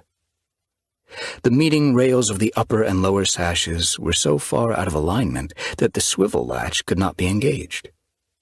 Nothing remained here worth stealing, and Ulrich had no reason to install a security system. Nonetheless, David steeled himself for a siren when he raised the bottom sash. But there was no alarm. He clambered into the living room, wind blowing the rotted draperies around him, and closed the sash as best he could. He stood listening to the vacant rooms. Because the night was moonless and the stars were bedded behind a thick layer of woolpack, the windows could hardly be discerned, limned by a vague ghost light reminiscent of the barely visible glow that sometimes haunts a screen for a short while after a TV has been turned off. Darkness seemed to pool deeper in this place than elsewhere, a distilled blackness. But that was a false perception arising from what he knew of the house's evil history. From a side pocket of his backpack, he removed one of his 3 flashlights. Masking part of the lens with 2 fingers, he switched it on. The room resolved in its remembered drabness, and he made his way to the kitchen. He brought the stepladder in from the porch and locked the back door. The 2-inch thick door to the cellar stood ajar, as it had been when he'd taken the tour for which he had paid Ulrich. The 2 deadbolts were blind set and, once locked, could not be opened from the cellar side. He wanted to search the ground floor and upstairs before going to the lower realm, to be certain no one lurked at his back. But if someone waited in the house, he ought to have responded to the noise David made. Anyway, the search would take too long, and to braid nerves already raw. The sooner that he was out of this place, the better. He preferred not to pull the cellar door shut behind him. It might be impossible for one of the deadbolts to slip a fraction of an inch into the striker plate on the doorframe, accidentally trapping him. On the other hand, seemingly impossible things had recently happened with some frequency. Although only a pale glow would rise into the kitchen from below, and although Stuart Ulrich was unlikely to cruise by at just the wrong moment and notice a faint radiance in the house, David did not intend to use the electric lights in the cellar. He would rely on his flashlights. He stepped onto the landing and hesitated. Maybe he would find Emily's body in its Egyptian windings, among the 14 stolen girls, and would know beyond all doubt that she was long dead. But that would not explain Maddison. Maybe Emily's remains wouldn't be found here. In that case, nothing whatsoever would be resolved. In any event, mysteries would remain. But what else was there to do but descend and see? Nothing else. This maze had brought him to a turn where, for once, there were no other paths to take. He went down the stairs, carrying the folded stepladder. The steel bar gate at the bottom stood open as before. He proceeded into what Ronny Jessup called the receiving room. He withdrew his fingers from the lens, providing more light, although not enough to warm his chilled blood. 73. The maze of Ronny Jessup's dark, erotic dreams of absolute power was also the labyrinth of David Thorne's nightmares. In this cochlea of eerie silence, the narrow, serpentine passageways, with their low ceilings and walls patterned by creeping mold, testified to the seed of evil in the human heart, dormant in some, flourishing in others.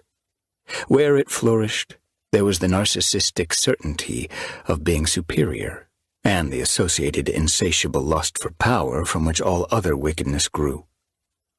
The need to control others and use them, to intimidate and abuse them, forcing them to submit until eventually they submitted with self-negating eagerness.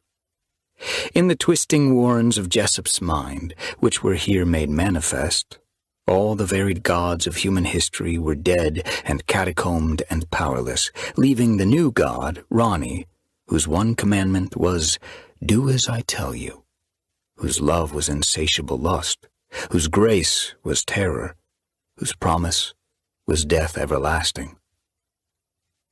Here and there the flashlight beam played over a fragment of the dollar bill that, on his first tour, David had torn into pieces and used to mark the route that he had followed, so that he would not waste time revisiting places he had already explored.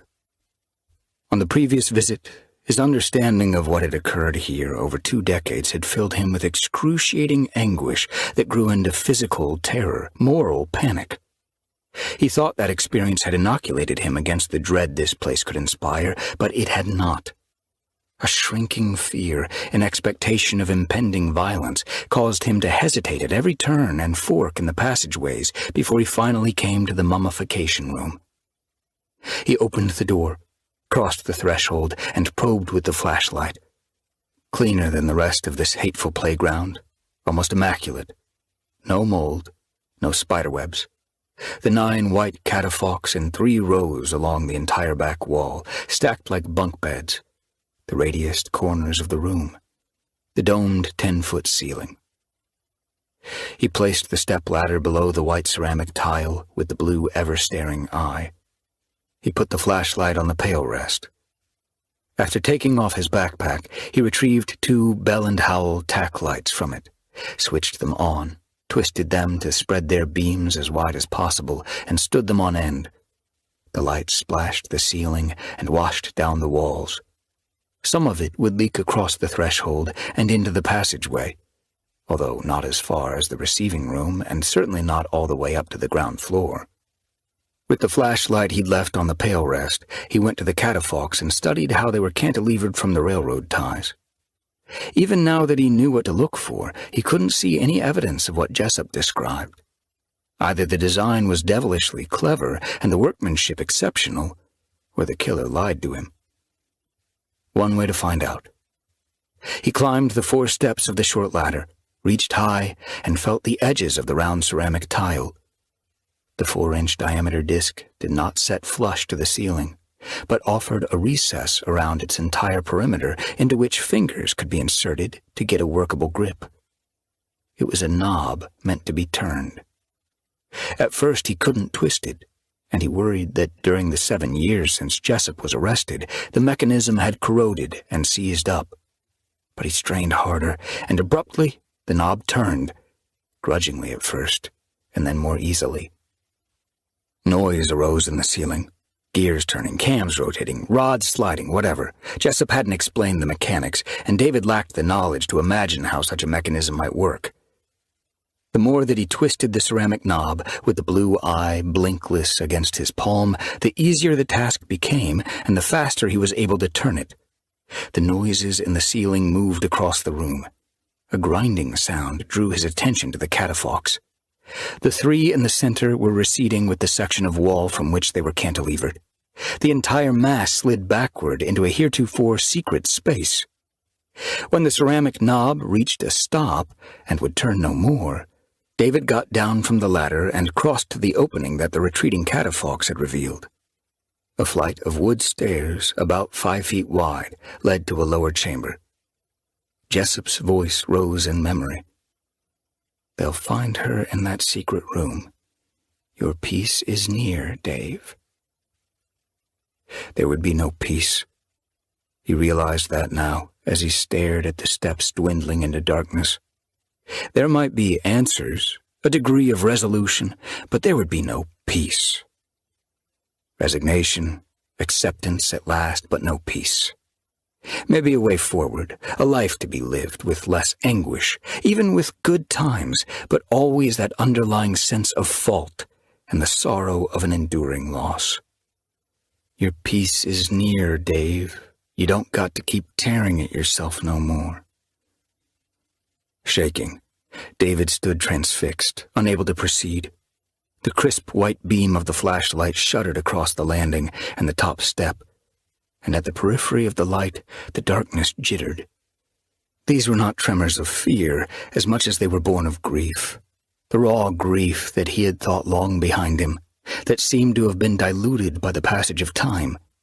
but that now surged back in its full power, as devastating as it had been when Emily had gone missing and he'd first admitted that she was lost to him forever. His vision blurred. His face was hot and wet. He tasted salt.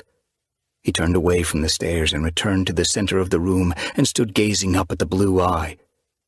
Never speaking aloud, he confessed his fault and failures, as he had often done before, revealed the depth of his sorrow, pled also to the truth of his undying love for her, and begged her forgiveness. From mere mania into madness. Coming here, surely he'd crossed the line of sanity that he'd been walking with the fear of losing his balance. Once here, however, he could not go back until he explored the chamber below. This horror he had earned, this and more, and he was still man enough not to flee from the consequences of his deceit. He put down the flashlight, retrieved one of the more powerful tack lights, took a screwdriver from the backpack, and went once more to the head of the secret stairs. He knelt on the landing and studied the first step, and saw that it was held in place by 4 screws, as Ronny Jessup had described. David removed the screws and put them aside. He lifted the loose tread, revealing a hollow space. Tucked in that niche were 2 1-kilogram bricks of a plastic explosive. The second was plugged into the first, and the first was plugged into a standard electrical outlet that featured a hot slot and a neutral slot parallel to each other, separated by a smaller ground slot.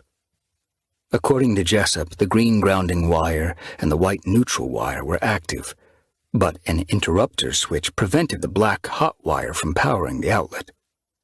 Each of the first 2 stair treads was designed with sufficient give so that, when stepped on, it would trigger the interrupter switch, power the outlet, and detonate the plastic explosive. If crazy Ronny couldn't have his secret stash of 14 pretty girls, he was determined that no one else would wake them and be pleasured by them. The 2 bricks, composed of nitrocellulose and nitroglycerin, would not only obliterate any intruder, but would also destroy the entire house and the warren under it.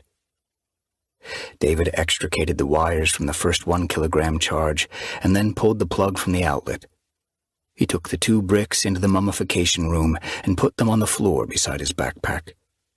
The plastic explosive might have deteriorated over the past 7 years, might even be unstable, but Ronny Jessup was sure that it could still get the job done. David returned to the secret stairs and knelt on the landing and replaced the wooden tread and reattached it with 4 screws. This was unnecessary. He could have stepped over the open first step. Restoring it was nothing but an excuse to delay going down among the dead girls and taking inventory. "You're a torn man, Dave. You're all torn up and hurting, and I sorrow to see it. You and me had self-control problems, we sure did. Best to fess up to it. Make no excuses. That's the way." Following the beam of the tack light, David descended into the lower crypt. 74. The air here was not damp, as he expected, but as dry as that in an oven, and yet colder than in the room above. Instead of the anticipated stench of corruption, a pungent chemical smell burned his nasal passages, though under it lay a ripe and more organic scent that might have been offensive if it had not been masked. Equipped with a backhoe and other construction equipment, Ronny Jessup had labored with little rest during the 2 years between his mother's death and the abduction of his first victim, adding the 7 higher rooms and this one to the existing basement. "I had a dream," he'd once told David, "and a man can do just about any damn thing if his dream is big and he wants it bad enough." This chamber was smaller than the one above, maybe 14 feet on a side, with seamless plasterboard ceiling and walls that were painted white and pale blue in geometric designs, like those in some peculiar 2-tone kaleidoscope.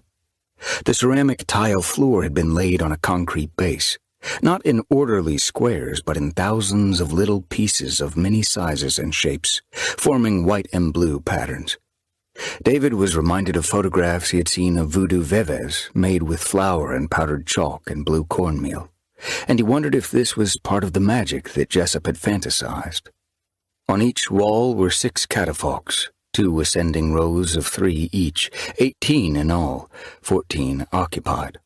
The remains were wound about with strips of bandage, immense cocoons in which dead women, preserved by an obsessed madman, waited for rebirth, though they would never emerge like butterflies cloaked in greater beauty. The layered cotton dressings appeared unstained, as if what waited within them had survived uncorrupted. But whatever Jessup might have learned about the art of mummification, death could not be undone by chemicals and creams and elixirs any more than by a jolt of electricity. The crazy, hateful bastard had done it, but to no meaningful end. The soft-spoken, honey-eyed god of this grim underworld could no more resurrect beauty than he could create it.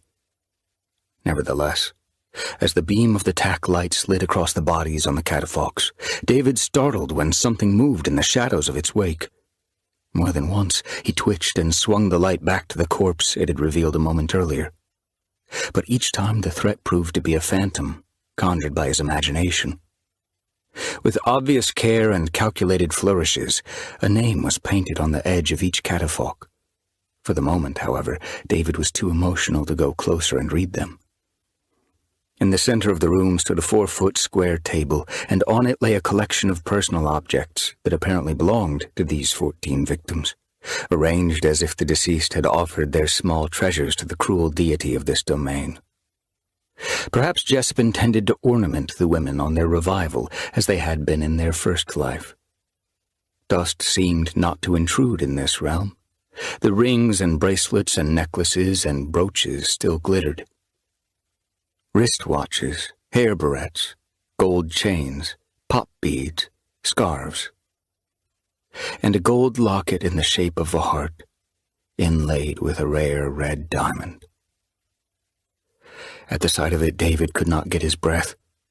Although he had resigned himself to what he would discover here, he felt as if his heart had been pierced by a thorn immensely larger than the tiny one surely contained within this locket. His hands shook so badly that he almost dropped the pendant, and he fumbled interminably with the clasp. When he opened it at last, the thorn was fixed therein, just as it had been when he had given the piece to Emily so many years earlier, before he discovered that a nettle of deceit waited in his own heart. He tucked the bright locket into a pocket of his jeans and played the light across the catafalques and murmured, "Oh God, oh God," as the task awaiting him almost brought him to his knees.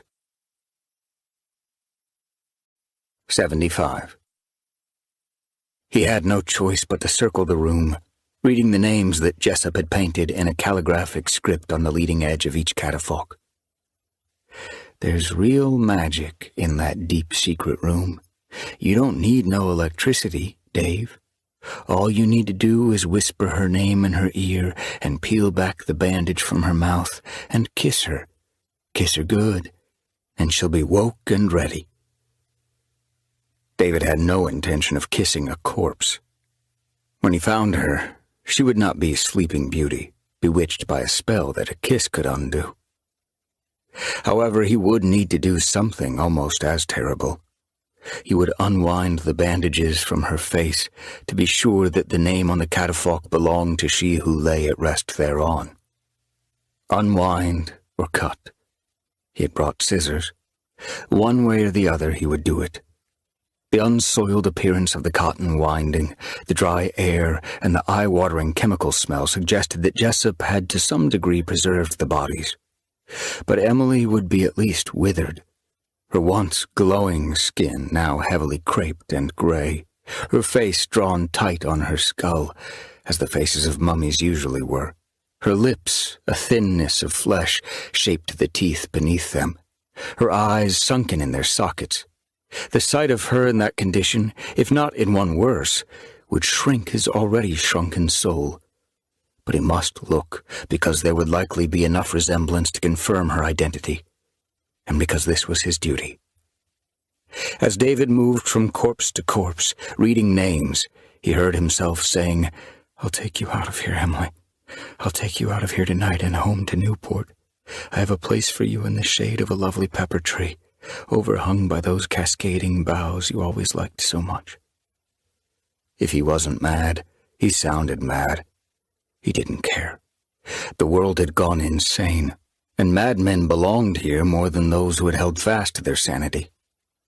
He would carry her out in his arms, and to hell with the law.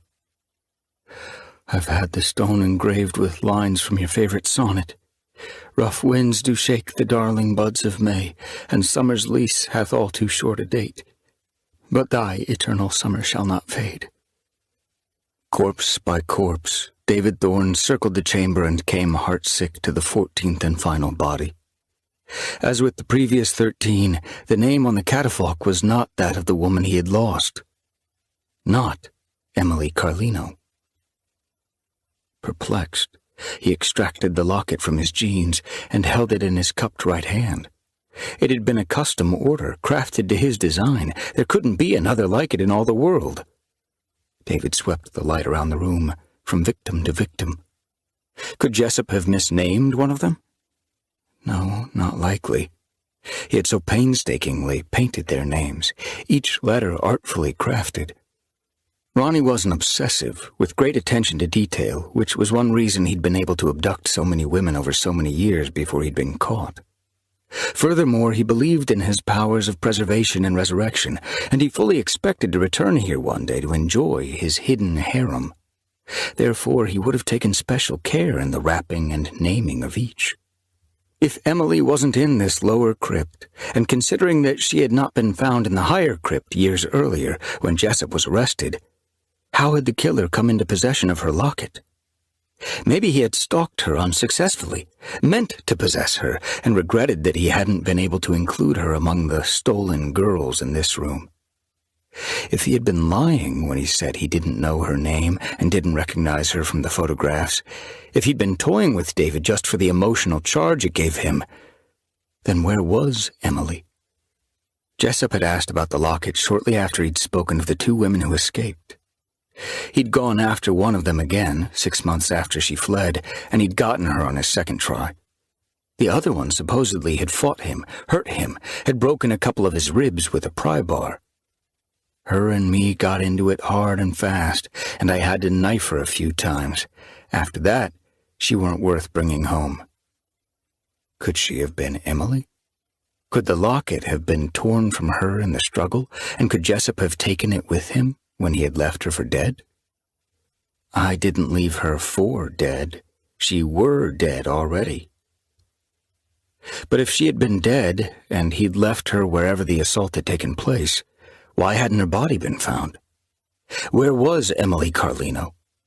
Might she yet be alive? Might she somehow be Maddison Sutton after all? Here among these bundled women who had suffered so grievously, David's spirit could not soar, but it lifted just enough for his despair to recede. He became convinced that his dream the previous night, from Emily's point of view, had indeed been induced by whatever means, perhaps with the intention of discouraging him from continuing his search before it led him back to the house on Rock Point Lane. Maybe much in the dream had been true, but she had not been abducted by Ronny Jessup. Maybe the maniac was telling the truth. Maybe he had stabbed her and left her for dead. But if she hadn't been dead, maybe she had made her way to Corley's house.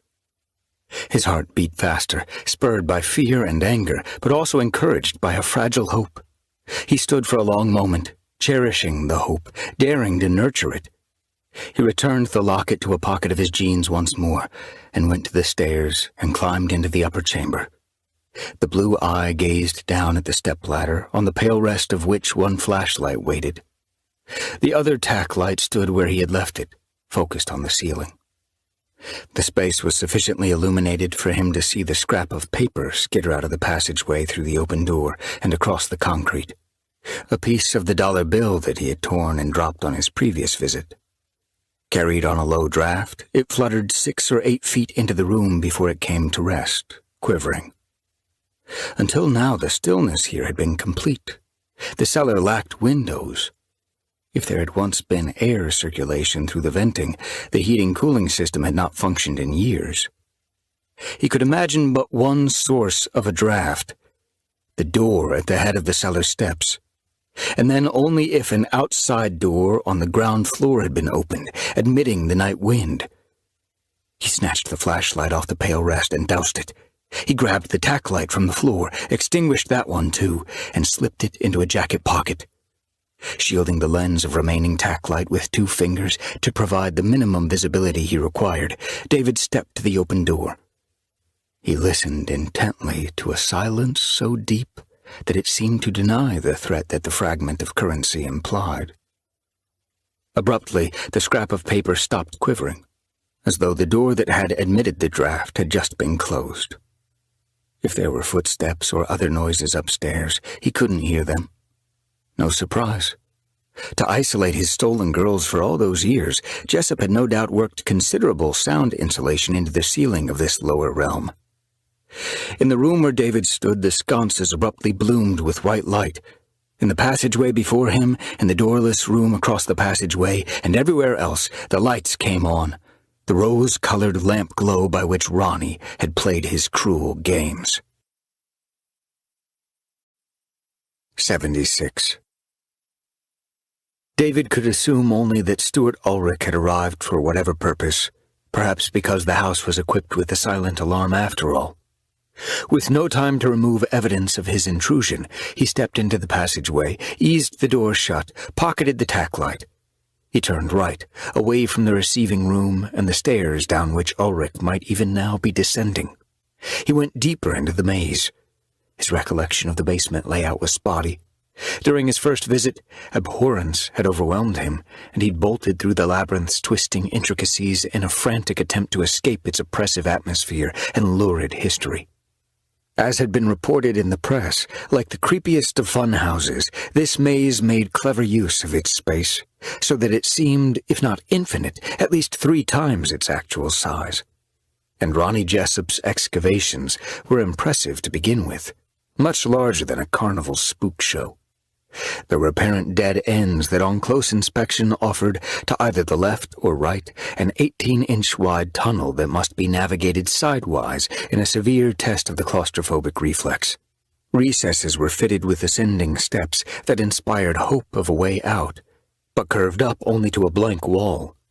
Full-length, shatterproof mirrors were strategically placed to allow the harried prey to see themselves in their naked vulnerability and terror and true helplessness. In spite of his seeming dull-wittedness and genuine madness, Jessup possessed a certain dark genius, evident in the passageway design, which seemed like one nautilus inserted crosswise into another nautilus, the spirals of the 2 shells intersecting at unpredictable angles. Any runner of this maze quickly became and remained disoriented, but was also overcome by a terrifying sense of having fallen through some dimensional door into an alternate reality where neither the laws of physics nor the truth of nature were what they had been in the previous world. Moving quietly along the quirking passageways, relying on what little he recalled from the previous week, David hoped to find the receiving room, which provided 2 entrances to, or exits from, the maze. To avoid whoever had entered in his wake, he needed to return to that initial chamber by the second route. He passed empty rooms revealed by soft rose light. 2 were among the 5 that Jessup called his playrooms, once furnished with beds and whatever else a sadist felt he needed to fully express his cruel nature. Each had always been doorless, accessible from more than one passageway, thus becoming part of the maze. 2 other rooms were former cells, the doors missing because Stuart Ulrich had sold them for serious money to freaks whose reasons for wanting them did not bear contemplation. Passing a 5th doorway, a former playroom, David glimpsed something from the corner of his eye that didn't compute until he proceeded a few steps past it. Stunned, he halted, then froze. He told himself that what he'd seen was an illusion born of fright and stress, a grim figment of his novelist's imagination. It might make sense in a world that existed between the gathered pages of a story meant to rattle the reader's comfortable assumption of a benign universe, but it was too extreme a twist to be credible in the real world. Besides, what he thought he'd seen hadn't been there on his previous tour, only 6 days earlier. He turned. He stepped to the doorless playroom, which last Saturday had been empty of all that it had once contained. Inside lay a cheap area carpet, On it stood a leather armchair, box spring and mattress on a bed frame with a headboard, fitted bottom sheet, pillows, a television with a DVD player atop it, a small refrigerator, one of those that in a kitchen would be set under the counter.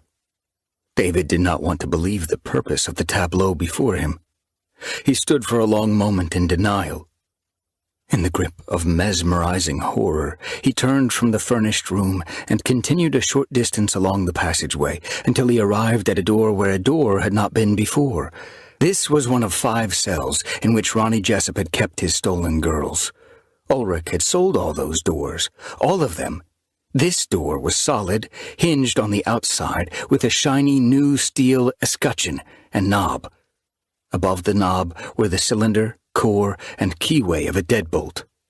Like a sleepwalker with no control of his actions, David tried the knob. The lock wasn't engaged. The door swung inward. As in the other cells, an open toilet and sink stood to one side. But whereas the other 4 had been unfurnished when he had been here Saturday and remained unfurnished now, this cell contained a mattress. No bed frame, no box spring, no headboard, no sheets or blanket, a pillow without a pillowcase. Here she would be kept to wait, perhaps in darkness, to dwell upon her fate, to dread his return when he was ready for another session in the playroom. In the conference room at Folsom, eye to eye with Jessup, David had felt as if the killer might be able to transmit some essence of himself across a psychic wire and contaminate the mind of a visitor. Not possible. More easily believed, however, was that during his many years in this place, Jessup daily imbued it with his cruelty and wickedness, until the old house was pregnant with evil, either itself having been possessed by a demonic consciousness, or serving as a magnet to draw to it others who had the capacity to become another Ronny Lee Jessup. Stuart Ulrich had heard the call, the siren song of the house, and he had answered it. The truth about the fate of Emily had seemed to be within David's grasp. Not now. He might die here, where she had not. 77. Ulrich couldn't know of David's presence, but if he opened the door to the mummification room, he would discover the stepladder and the miraculously revealed entrance to the lower crypt. Then he would be on the hunt. Maybe Ulrich had returned this evening to continue furnishing the cellar for his future crimes. He might want to do that in the dark, rather than be seen moving items into the infamous house during the day. In that case, he might be following the route that David had taken, heading for the furnished playroom or this cell to add some finishing touches. Fearing that Ulrich might appear at any moment, David pressed forward along the passageway, toward a turn that would take him out of sight of someone approaching from behind. He didn't run. He was acutely aware of the need for silence. At each turn and fork of the maze, he paused and eased his head around the corner and scoped the way ahead.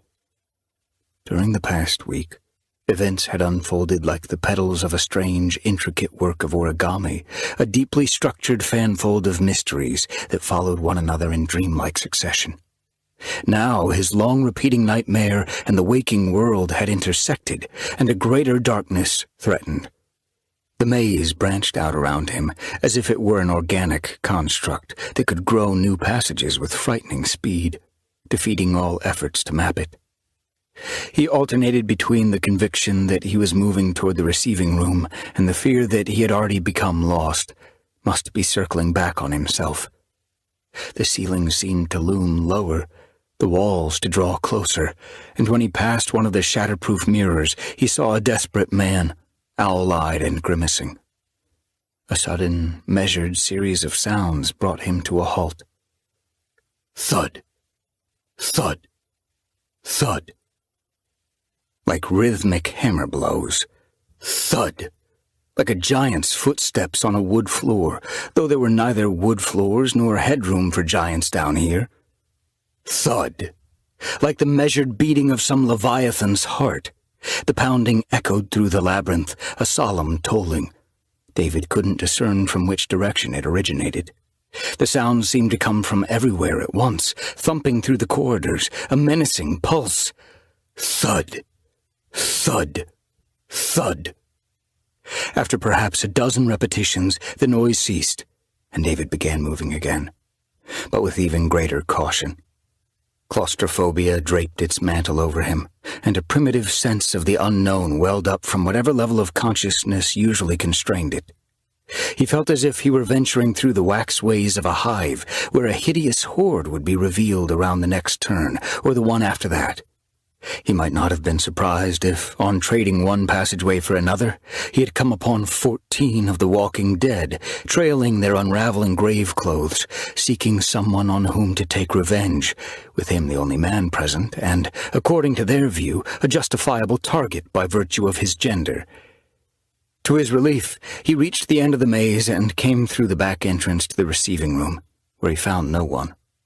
A hand truck stood in the middle of the space, its restraining straps dangling.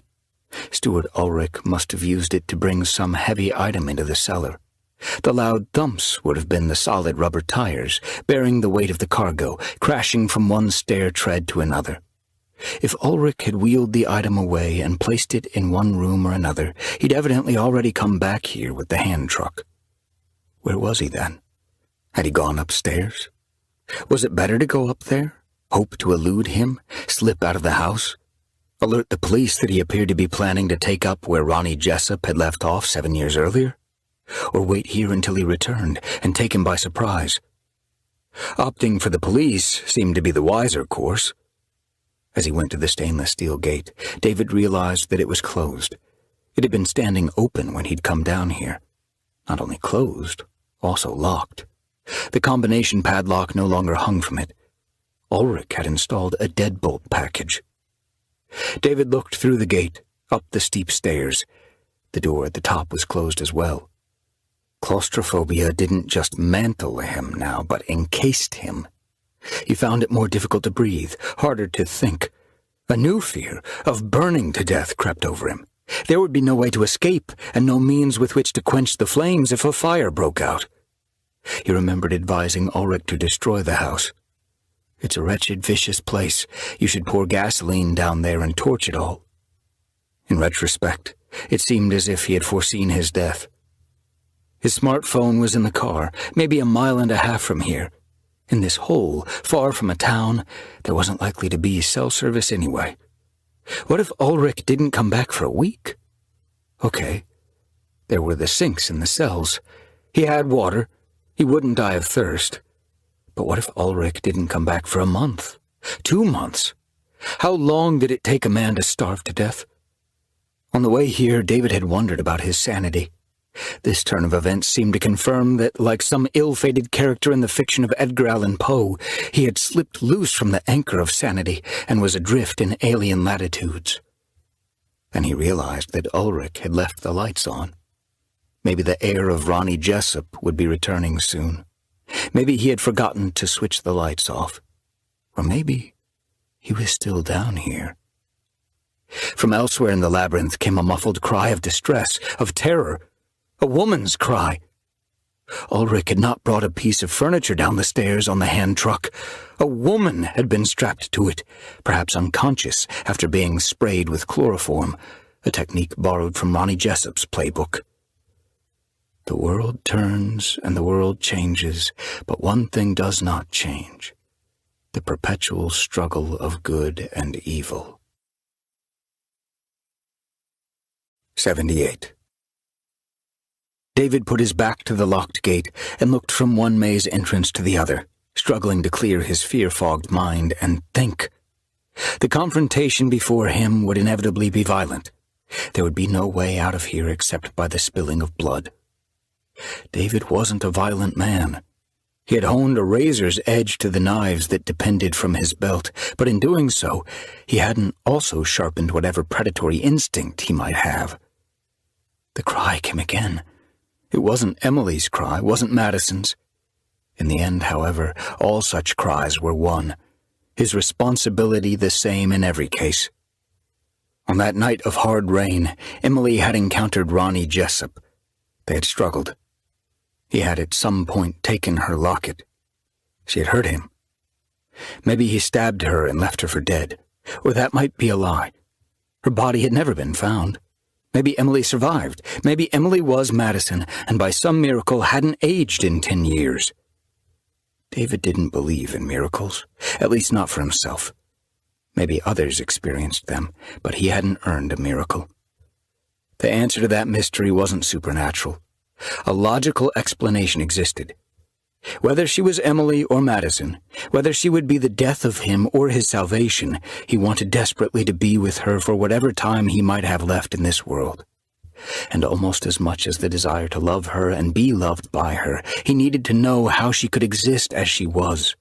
Why she had said the things she'd said, why she'd done the things she'd done, whether there could be forgiveness for one such as he. And not just forgiveness, but perhaps exoneration, absolution, and peace. But first, this woman. The miserable cry came again, louder and attenuated, but was cut off abruptly, as if by a slap. He had to kill Ulrich, not merely to get the keys and escape this dungeon, but also to save whomever the man had abducted. This was a step in his redemption. David moved to the maze entrance that he had entered when he had first arrived. From its sheath, he drew the knife. The big one. 79. This was not merely the cellar maze crafted by Ronny Jessup, but also the labyrinth below Crete, where the Minotaur prowled and ate the flesh of those who dared enter its realm, but also Grendel's far northern lair, where Beowulf ventured, also the huge catacombs beneath the Mountains of Madness, where the old ones of Lovecraft's stories still waited to be called out of the depths of time or from another dimension.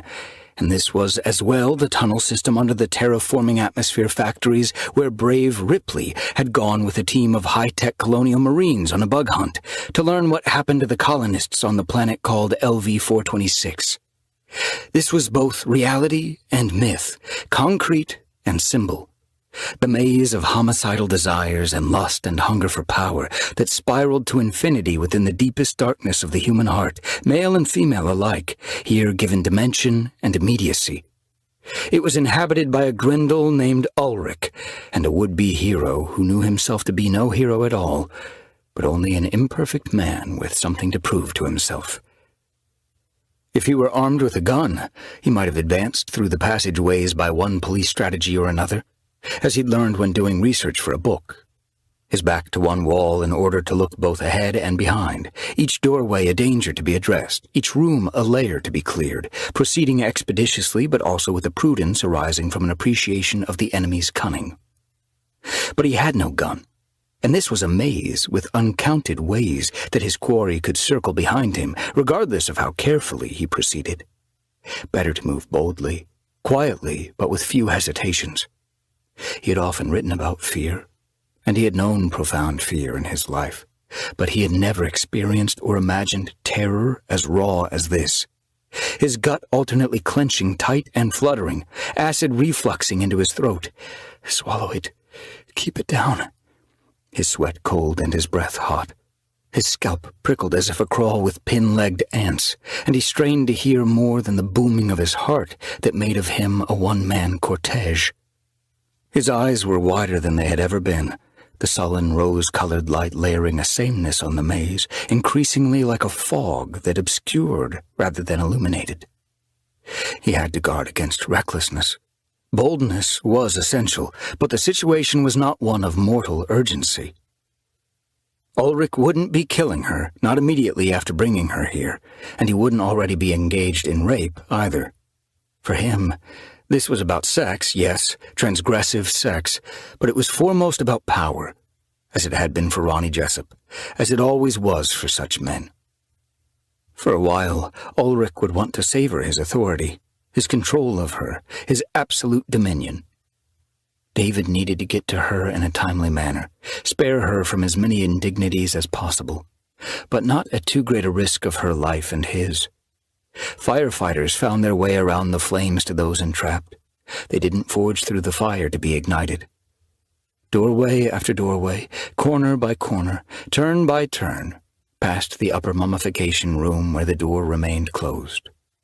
He was so high on adrenaline, blood flooding brain and muscles in the fight-or-flight response, that the walls appeared at times to buckle, becoming concave or convex, and the ceiling seemed to swoon. His claustrophobia intensified, and a demon of doubt spoke of calamity, warning him that he would never see the sky again, or feel the sun on his face, or breathe air untainted by mold. He persevered and came to the room that Ulrich had furnished with armchair, bed, TV, fridge. He stood with his back against the wall, to the left of the arched and doorless opening, listening. No voices, a rattling clinking, and a sob of frustration. She was in there. But what of Ulrich? In his mind's eye, David saw that face. The high brow unlined by a habit of contemplation, the gray eyes as cold as dirty ice, the slit of a mouth, the lantern jaw that made the man appear as though he regarded everyone and everything with teeth-clenched contempt. Do it. Do it now. Do it while he still might have the element of surprise on his side. Across the threshold, into the room, the large chef's knife at his side, his arm drawn back, ready to thrust or slash, all squeamishness having evaporated in this mortal moment. The girl wasn't on the bed, and she wasn't in the armchair. She wasn't real, not in the here and now, but only a tense presence on the television screen. 17 or 18, fresh-faced, lovely. With great caution and feigning terror, she made her way silently through the labyrinth beyond this playroom, through the eerie rose light.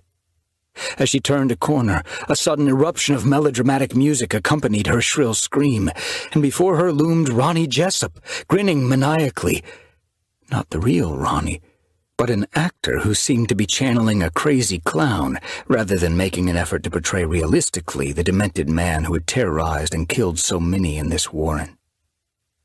Ulrich was running the cheap horror movie that had been filmed here, perhaps because he thrilled to the screams echoing through the passageways of Jessup's old hunting ground.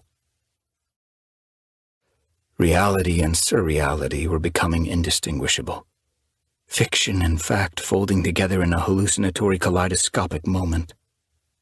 In a corner of the room, beside the small refrigerator, were cases of bottled water and beer that hadn't been here earlier. That was what Ulrich had brought down the stairs on the hand truck. Beverages. Stocking the playground. Evidently no woman was here yet. No prey selected. Directly across the room from where he'd entered, an archway led to another segment of the maze. Ulrich might return through it, or through the entrance David had used. On the screen, the sobbing girl begged Jessup not to hurt her. His reply, like nothing the real killer would have said, boomed out of the TV, and from elsewhere in the catacombs came Stuart Ulrich's voice, raised to a fierce shout, reciting the corny dialogue along with the actor. "You're my toy now, my toy, and I'm a bad boy who always breaks his toys." Before David could retreat, the fanboy, styling himself after Ronny Jessup, came through the archway, barefoot and bare-chested, as if he was at home here, the new master of the murder maze. He wore a belt holster at his right hip. "You," he declared, as if David had been a lifelong nemesis who had, for the 100th time, appeared to thwart Ulrich's intentions. He picked up the remote control from the arm of the chair and flicked off the TV. He threw down the remote and put his right hand on the grip of the holstered pistol. 80. David in the doorway. The locked labyrinth lay behind him, every corridor a dead end. "You got yourself big trouble," Stuart Ulrich said, halting a few steps into the far end of the room. "What you think you're doing here besides trespassing?" David's racing heart decelerated. A seeming calm overcame him, which was in fact cold expectation, the stabilizing clarity of the survival instinct. "And what are you doing here like this? Like you are?" "It's my place, isn't it? I can be here any damn way I want. I don't answer to you or nobody. You answer me, and quick." "You said I couldn't come back," David reminded him. That need a translation, asshole? I had to do more research. Anyway, I didn't want to pay for the privilege, not at the rates you charge. Like you're poor or something. People like you got it all and still pinch every dime. You ought to embarrass yourself. So I'll pay. You will, huh? Maybe I don't need your money. What you think I'm doing here, dressing the place up like this? David looked at the bed, the TV. I guess you'll tell me. Tour business went away. So if I dress it up like them real estate agents stage houses, show it like Ronny is still here and all, that's the kind of full experience people are going to pay for. You're talking real showmanship, David said. Man's got an asset like this, he can't let it lay fallow. Exactly right. So maybe hire some girl to play dead, half naked, smear her with fake blood. Tourists will pay extra to have their photo taken with one of Ronny's victims. Ulrich's hatred was palpable. David's skin prickled as if peppered with lethal radiation. You make it sound all cheap, Ulrich said, when it's nothing worse than history. Maybe you come here to make more history. David said nothing. Why you come here with them knives dangling? You mean to cut someone? The moment was near. Ulrich knew that his story of staging the killing ground for tourists didn't ring true. He probably hoped to encourage David to go upstairs at gunpoint, where he could be more conveniently killed, freeing his murderer from the chore of hauling a corpse up the steps. Ulrich said, Maybe you figured to bring someone down here later, have your fun, cut her, and leave me to explain to the cops. Although David focused on Ulrich's eyes, he was keenly aware of the hand on the grip of the holstered gun. So, what's her name? Whose name? The woman you've targeted. Or the girl. A man like you, she's probably just a girl. Easy to grab, easy to terrorize. You're no match for a grown woman. Ulrich's face was as stiff as a lacquered mask, his mouth a slit from which words issued as if in the voice of a ventriloquist. Not everyone is sick like you. Is she 16? 14? 10? Is she even 8 years old, you sick son of a bitch? As his voice rose to a shout, David reached crossbody with his right hand and plucked the smaller knife from its sheath. Ulrich, a ready-to-be rapist and wannabe killer, flushed with outrage at being accused of child molestation. He drew his pistol. David tossed the knife with the confidence of a blade master in a carnival act, though he had no such skill. Ulrich took the throw seriously, twisting to his right, almost falling, as if he expected to be skewered through the heart. He squeezed off a shot that went wild. David pivoted, ducked, and went out through the doorway by which he'd entered. A second shot, a third.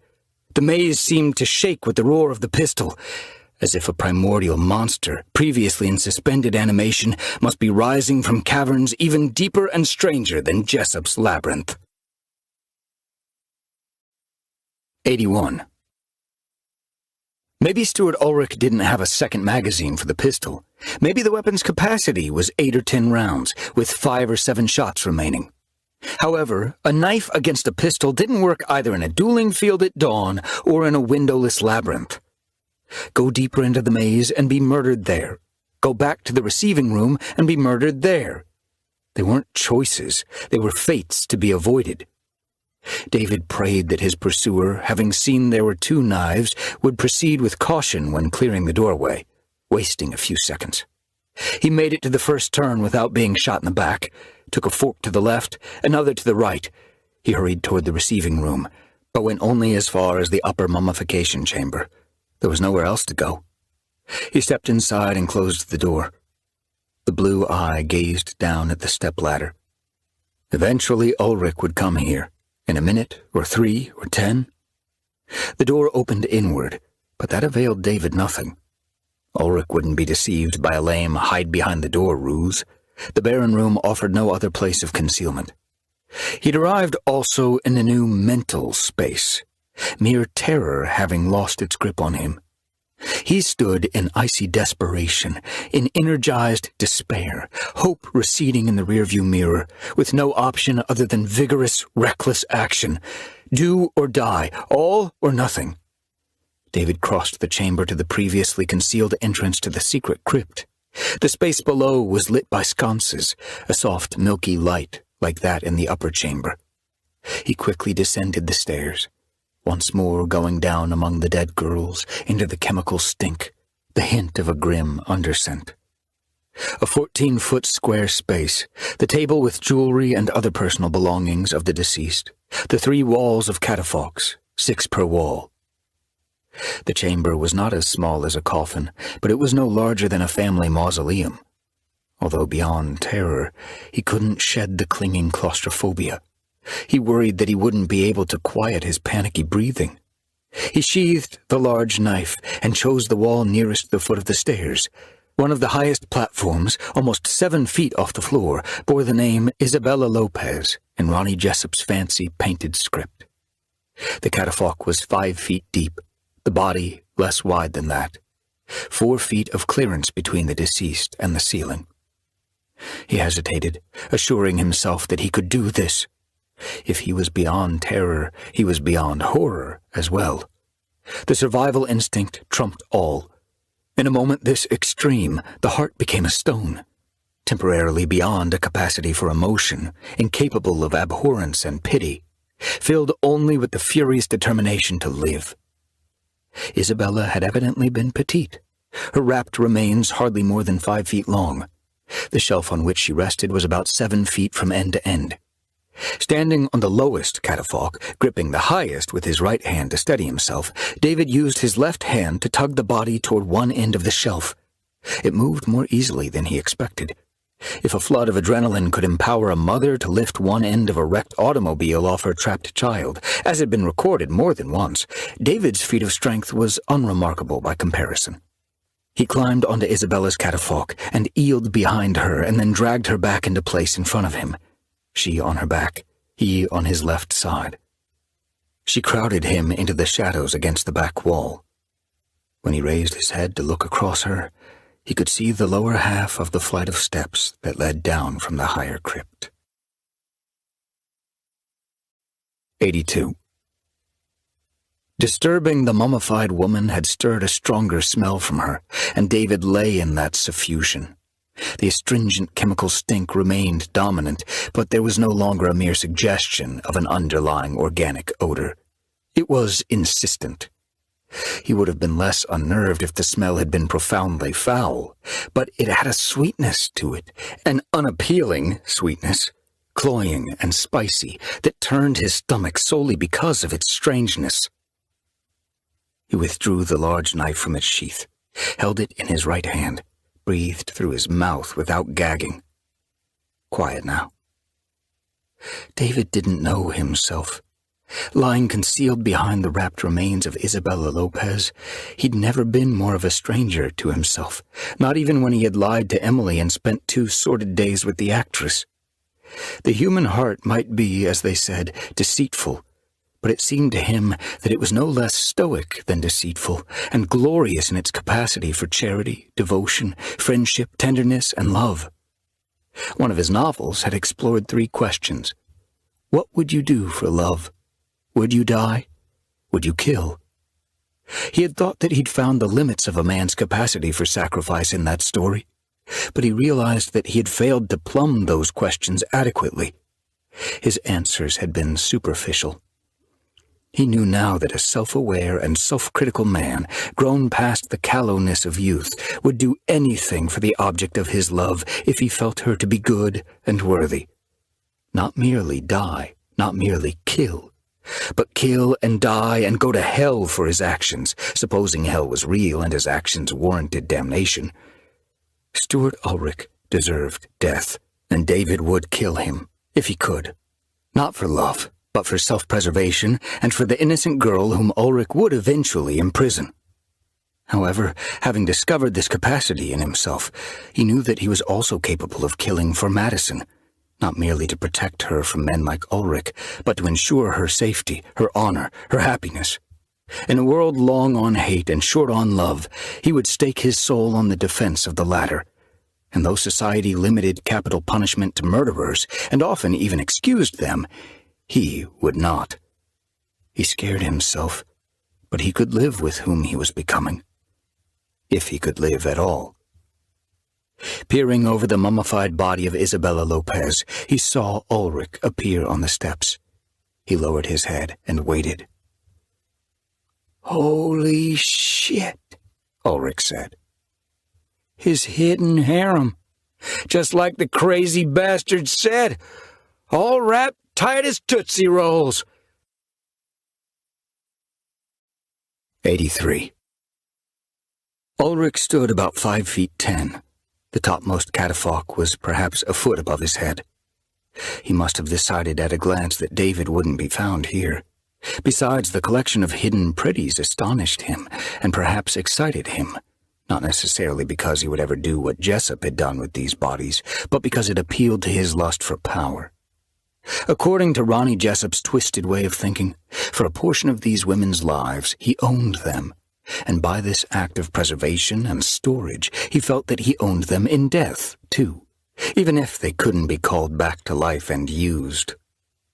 Drawn by admiration for the work of his imprisoned idol, perhaps thrilled to be about to ascend the throne of this underworld and soon begin his vicious rule with a living girl upstairs, Ulrich came off the stairs and into the crypt. The man was barefoot. David could judge his position only by sound. Fortunately, Ulrich muttered his amazement and admiration as he moved past the first wall of catafalques. Trusting his ear, David shoved the mummified body off the platform. Ulrich cried out as the corpse fell upon him. He staggered back into the table of jewelry and personal effects, and fell. David slid off the shelf and dropped to the floor, knife in hand, as Ulrich thrashed to get out from under the wrapped cadaver. The pistol had been knocked from his hand. He scrambled after it, seized it, rolled onto his back, and squeezed off a shot that missed David's head by the width of grace. Even as the muzzle flared, David slashed, and light glistened liquidly along the arcing blade, which sliced the wrist of his adversary's gun hand. Ulrich's scream was as shrill as a hog's bleat. No less high on adrenaline than his attacker, he squeezed off another round, but the pistol wobbled in his weakened hand, and the shot went well wide of its target.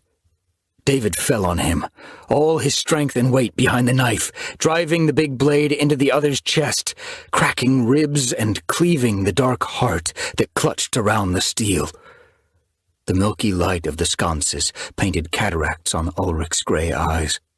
His scoop of a jaw hung open, as if he meant to shout in terror at something he had seen just as the life was cut out of him, something beyond his assailant.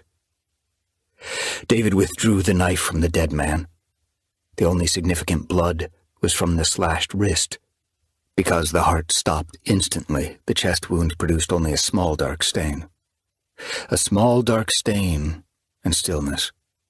The stillness of the dead man affected David as might have the violent pitching and yawing of a ship in a storm, for he had been the agent of this solemn fixity. After the wave of nausea passed, he picked up Ulrich's pistol. An ammo pouch hung from the dead man's belt. David extracted a spare magazine from it. He ejected the partially depleted magazine from the weapon and replaced it with the fully loaded spare. A quick search of Ulrich's pockets turned up a small ring of keys in addition to an electronic key for a vehicle. He got to his feet. With his shirt sleeve, he blotted the sweat from his eyes. He was shaking, though not as badly as he'd been earlier. From the items on the table, those few belongings of the lost women, he took a folded midnight blue silk scarf with a pattern of silver stars. He ascended the stairs to the upper crypt. He folded the stepladder and put it in the passageway outside the door. He inserted all the flashlights and the 2 bricks of plastic explosive into the backpack and set it beside the ladder. He untied the leather sheaths from his belt and put the knife in the backpack and then the pistol as well. He went a short distance through the maze to the cell that Ulrich had prepared for whatever girl he had intended to capture. No mirror hung above the white pedestal sink. He was grateful for that. He washed the blood from his hands and dried them and used the towel to wipe the faucets and, on leaving, the knob on the cell door. In the passageway he looked left, right, half expecting Ronny Lee Jessup to lunge at him, which sometimes happened in his dreams. a rushing sound, like a flight of dark birds, an enormous flock. But it wasn't birds at all, only the susurration of his own blood eerily audible to him, his life in circulation through his arteries and veins. 84. David retrieved the step stool and backpack from the passageway outside the door of the mummification room. To his eye, the character of the maze had changed. There was no longer an inherent menace in these passageways, no gathered demonic forces, no evil ineradicable. The place looked foolish, more like a tacky carnival funhouse than a genuine den of horror, a construct designed by a puerile mind, concocted by a perpetual adolescent who had achieved adulthood only physically, having otherwise been formed by video games and internet porn. In spite of all the cruelty and murder that had occurred here, the cellar was not haunted. He felt no ghostly presences. The dead stayed dead. The dead did not return. Emily had not died here. If she had died elsewhere, knifed by Ronny Jessup as she fought him off, she had not returned as Maddison Sutton. There was no defense against time and the toll it took. No turning back the clock and remaining 25, not with the aid of Lucas Auckland and Archaea and horizontal gene transfer, any more than with expensive creams and lotions advertised on the lesser cable TV networks. Maddison was Maddison, and yet she was impossibly Emily. If Emily had not died here, perhaps she had never died elsewhere either. More than ever, the truth seemed to be a Gordian knot that could be neither untied nor severed with a blade. David had nowhere to go now but to the house on Rock Point Lane. There were no answers anywhere but here. He had no future anywhere but Rock Point Lane. No hope anywhere but Rock Point Lane. From the playroom he retrieved the knife he'd thrown at Ulrich. He sheathed it as he had the large knife, one clean and the other tempered with blood. He carried the stepladder and backpack up to the kitchen. Leaving the lights on behind him and the back door open, he went out into the chilly wind, which had grown in power as shrouded lightning pulsed through clouds to the northwest and distant thunder rolled. He walked the driveway to the county road, turned northeast. He hurried along the blacktop and then along the dirt track, at the end of which he'd left a Stella Rose Waters Ford Explorer Sport. He opened the tailgate, slid the step stool into the back of the SUV. He shrugged out of the backpack and placed it in the Explorer and took the 2 kilos of plastic explosive from it and set them aside. He hadn't worn his sport coat to the Jessup house because it would have overhung the knives, depending from his belt. Now he took it from the back of the Explorer and pulled it on. After retrieving the explosives, he closed the tailgate. He got in behind the wheel and put the 2 kilos on the passenger seat. He sped past Santa Ynez on State Route 154, bound for U.S. Highway 101. As he drove through the San Marcos Pass and out of the Santa Ynez Mountains, the sky broke, and a heavy rain shattered through the night. Even in torrential downpours, lightning rarely troubled the sky along the California coast.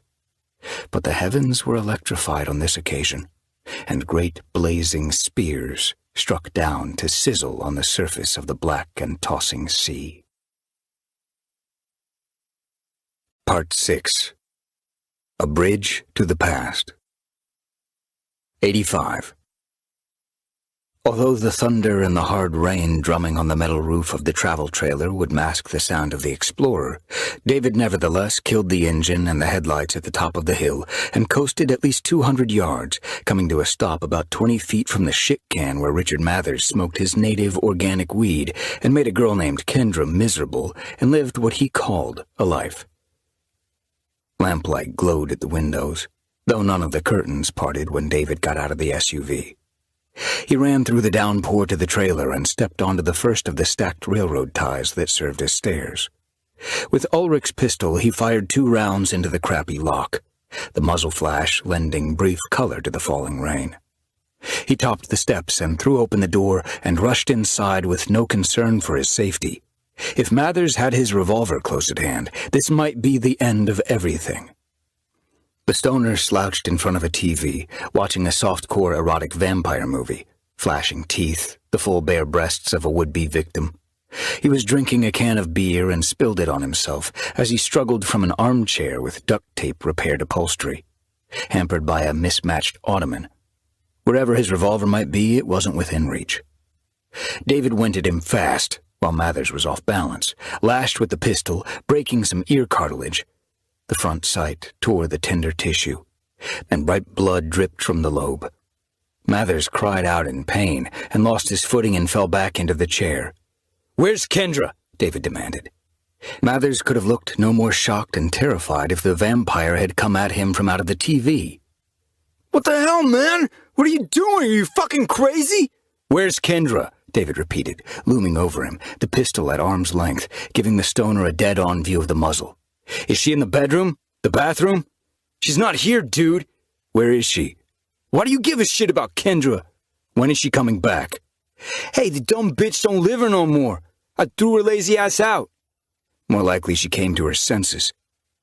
Mathers winced as he put one hand to his bloody ear. "This is so wrong, man. This is deep shit you stepped in. You'll do serious damn time for this." "I was never here," David said. "Your word against mine. Guess who they'll believe?" "I'll maybe go deaf from this, man. You disabled me for life, you piece of shit." Because of the rataplan of rain on the roof, the TV was turned loud. Spooky music swelled from it, and David shot the screen. Hey, that's big bucks, dude. "No money, Richie. I'm done paying for information. Don't have time for you to jerk me around anymore. Before I go back to Rock Point, I need to know what you withheld from me. I need to know right now." "You got more than you paid for, asshole. I didn't withhold nothing." "The girl sitting in that bedroom, the girl who was in a trance or whatever." Although he'd been glaring at David, challenging him, Mathers looked away now. Some emotion in addition to fear and anger welled in him. It might have been one degree or another of embarrassment, maybe even humiliation. "I told you about her. There's no more to tell." "I don't believe you. You're as transparent as window glass." "I'm bleeding like a pig here." "As if I care. Talk to me." Lightning flashed, and thunder rolled, and wind drove shatters of rain through the open door. "I'm gonna have major water damage here. This isn't you, man. This isn't how you are. What's happened to you? What's wrong with you?" "You've got 3 minutes to spill everything. If you don't," David lied, "I'll kill you. I'm in a bad place you can't begin to understand. I've got nothing to lose, Richie, so talk or die." "Was she pretty?" "Was who pretty?" David fired around into the ottoman between Mathers's feet. "Holy shit!" The stoner pulled his legs onto the armchair as thin smoke curled out of the hole in the vinyl. "Yeah, she was a looker, hotter than hot. So what? Are you horny? You need a date?" "Black hair? Blue eyes?" "If you already knew, why come here and ask?" From a hip pocket, David withdrew a photograph of Emily and unfolded it and showed it to Mathers. "Is this her?" Yeah, that's the bitch." Greater fear darkened his expression. "Is she something to you?" Returning the photo to his pocket, the pistol still trained on Mathers, David said, "What did you do to her?" "What shit are you talking? What's that supposed to mean?" "You know what it means. Your first minute is almost up." Richard Mathers continued to avoid meeting David's eyes. "That amazing face. I'm only human, aren't I?" "I haven't seen any evidence of it." "Hey, I only did what any guy would do." "Any pervert? Tell me." "She was all alone in the house, just sitting there staring, totally out of it, like hypnotized or maybe some autistic person, maybe having a seizure, maybe some kind of deep stupid. I don't know. I'm no freaking doctor." "Go on." "It was creepy, like crazy weird, but she had this super nice rack, and I could see she wasn't wearing no bra." "You unbuttoned her blouse." "It was a sweater. I pulled it off right over her head, and she just sat there like some blow-up doll, like she was saying you could do anything to her, and she'd be cool with it." "And?" "Give me a break. You don't need to ask." "And?" "I hate your guts, man." "Okay, all right. I took her head in my hands, just to put it where I needed it to be." "Dirtbag." "Like you wouldn't have done the same." "But before I could do what I wanted, I felt this thing through her hair and the back of her head." David frowned. "What thing?" "Like a recess, very shallow, like a 16th inch deep. You could hardly detect it, except it was perfectly round, which felt really weird, creepy. I bent her head farther forward, pulled her hair out of the way, and there was this shiny metal cap like the size of a quarter in her skull. Cap? A cap, or maybe the flat end of something that was like plugged into a socket. A socket in the back of her skull? I'm supposed to believe that? How many weed brownies did you eat today? Hey, save a bullet. I'm only telling you what I saw, what I thought it might be. It might have been something else. How would I know? It was weird shit, whatever it was. Maybe some totally out there medical condition. All kinds of crazy shit is happening in biotech these days. I watch them science shows. They got stuff going on Frankenstein never would have thought of. So what happened when you found this thing in the back of her head? Not what I wanted, for damn sure. I'm fingering the cap or socket, whatever it is. Suddenly the bitch comes out of her trance, raises her head, looks me straight in the eyes, coming to life like some cyborg just got its battery charged. Scares the bejesus out of me. She shouts, "Who are you? What are you doing here? Get out! Get out!" I run into the hallway, which is when it tweaks. It bent, dude, like I told you about before. Did she follow you? Only into the hall, not when I ran downstairs to get out. And that's everything? As if chilled, Mathers tucked his legs farther under himself and wrapped his arms around his torso. He looked far younger than he was, like a dissolute 12-year-old. Isn't that enough for you? It was enough weird shit for me. David lowered the pistol. Don't even think about following me, Richie. Mathers's boyish face crimped with self-pity. That's it? I'm bleeding, got no TV no more, a hole in my ottoman, door lock busted, more water damage by the minute, and you just walk out with no offer of compensation? That's it, David agreed, and left the trailer. If Mathers considered getting his revolver and following, he thought better of it. 86. David parked in the viewpoint lot, facing the Pacific. He didn't know what to make of what Richard Mathers told him. The stoner wasn't the most reliable witness. The freak might have misunderstood what he'd seen. David had thought Mathers must be withholding something that would help unravel the truth of Rockpoint Lane, but his revelation had only tied more knots in the mystery. In 2 nights of intimacy with Maddison, David had not felt the indentation that Mathers claimed to have seen. However, perhaps he had never touched the right place on the back of her head. Maybe she'd suffered a blow to the skull, damaged bone that required a metal plate. A head injury would explain why she might sometimes lose focus, drift away. But wouldn't skin have been grafted over it? Life was getting weirder year by year. But was the world really sliding into an extended episode of Stranger Things? He didn't think so. He didn't want to think so. Richard Mathers's voice came back to David. All kinds of crazy shit is happening in biotech these days. I watch them science shows. They got stuff going on Frankenstein never would have thought of. Those words stirred from memory something that Gilbert Gurion, the attorney handling the estate of Ephraim and Renata Zabdi, had said in that mansion in Montecito on Monday. Bioprinting, recellularize. Some people think certain biotech developments, like those related to AI, are a little Frankenstein. Was that coincidence or something more? That kind of meaningful coincidence called synchronicity? From his wallet, he extracted the card that Gurion had given him. It provided the attorney's phone numbers, including his cell. 10 years earlier, on the night when Emily vanished, there had been poor cell service along this sparsely populated section of the coast. Now service was immediate, and Gilbert Gurion took the call. "I'm sorry to bother you after hours, Gil. I've been thinking about something you said that is of importance to me as I consider this project." "No problem at all. What was it I said?" "You were talking about bioprinting, recellularization, about the revolutionary applications of biotech, how fast everything is moving. Faster and faster.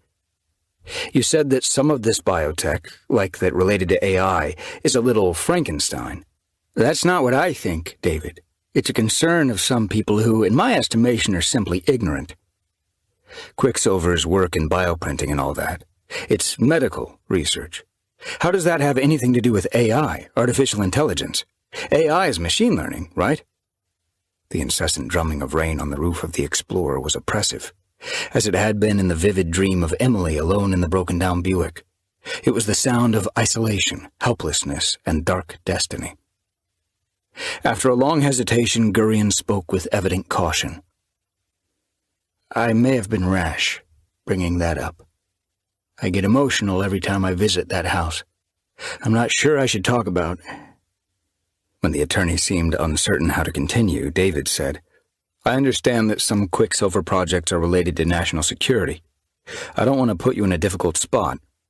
Again, Gurion hesitated before saying, Quicksilver is, of course, a metal, bright and liquid at room temperature. Spills some and it's nearly impossible to contain. Ephraim said Quicksilver is a lot like human intelligence and creativity. He said they're as fluid as Quicksilver. Intelligence and creativity can't be long restrained, which is why humanity has a hope of solving all its problems. That's what Ephraim and Renata believed.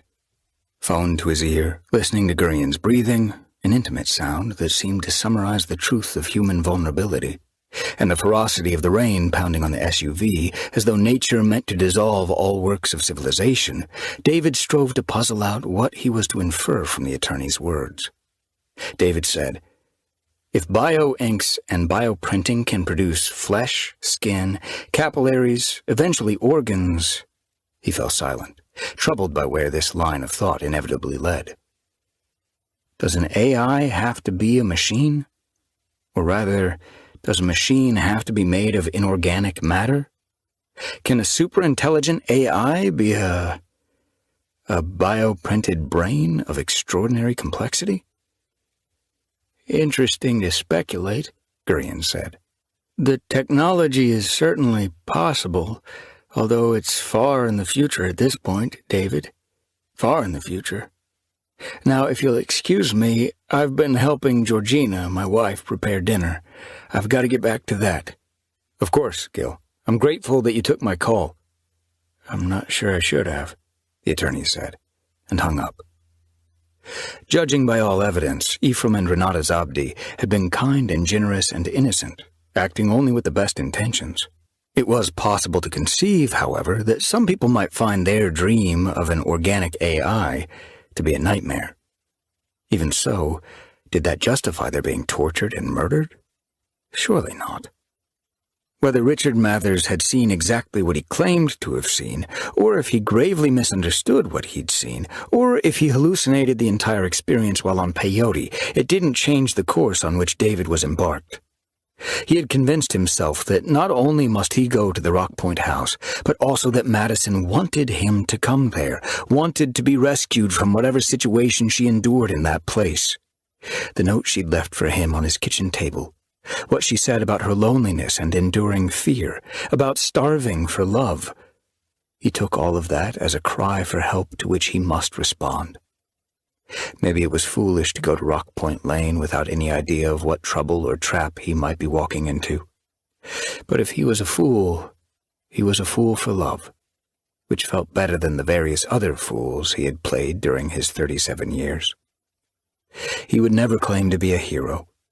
However, there were moments when you had to show up, be there, assume risks, take bold action, if you still wanted to call yourself a man. But what in God's name was waiting for him on Rock Point Lane? 87.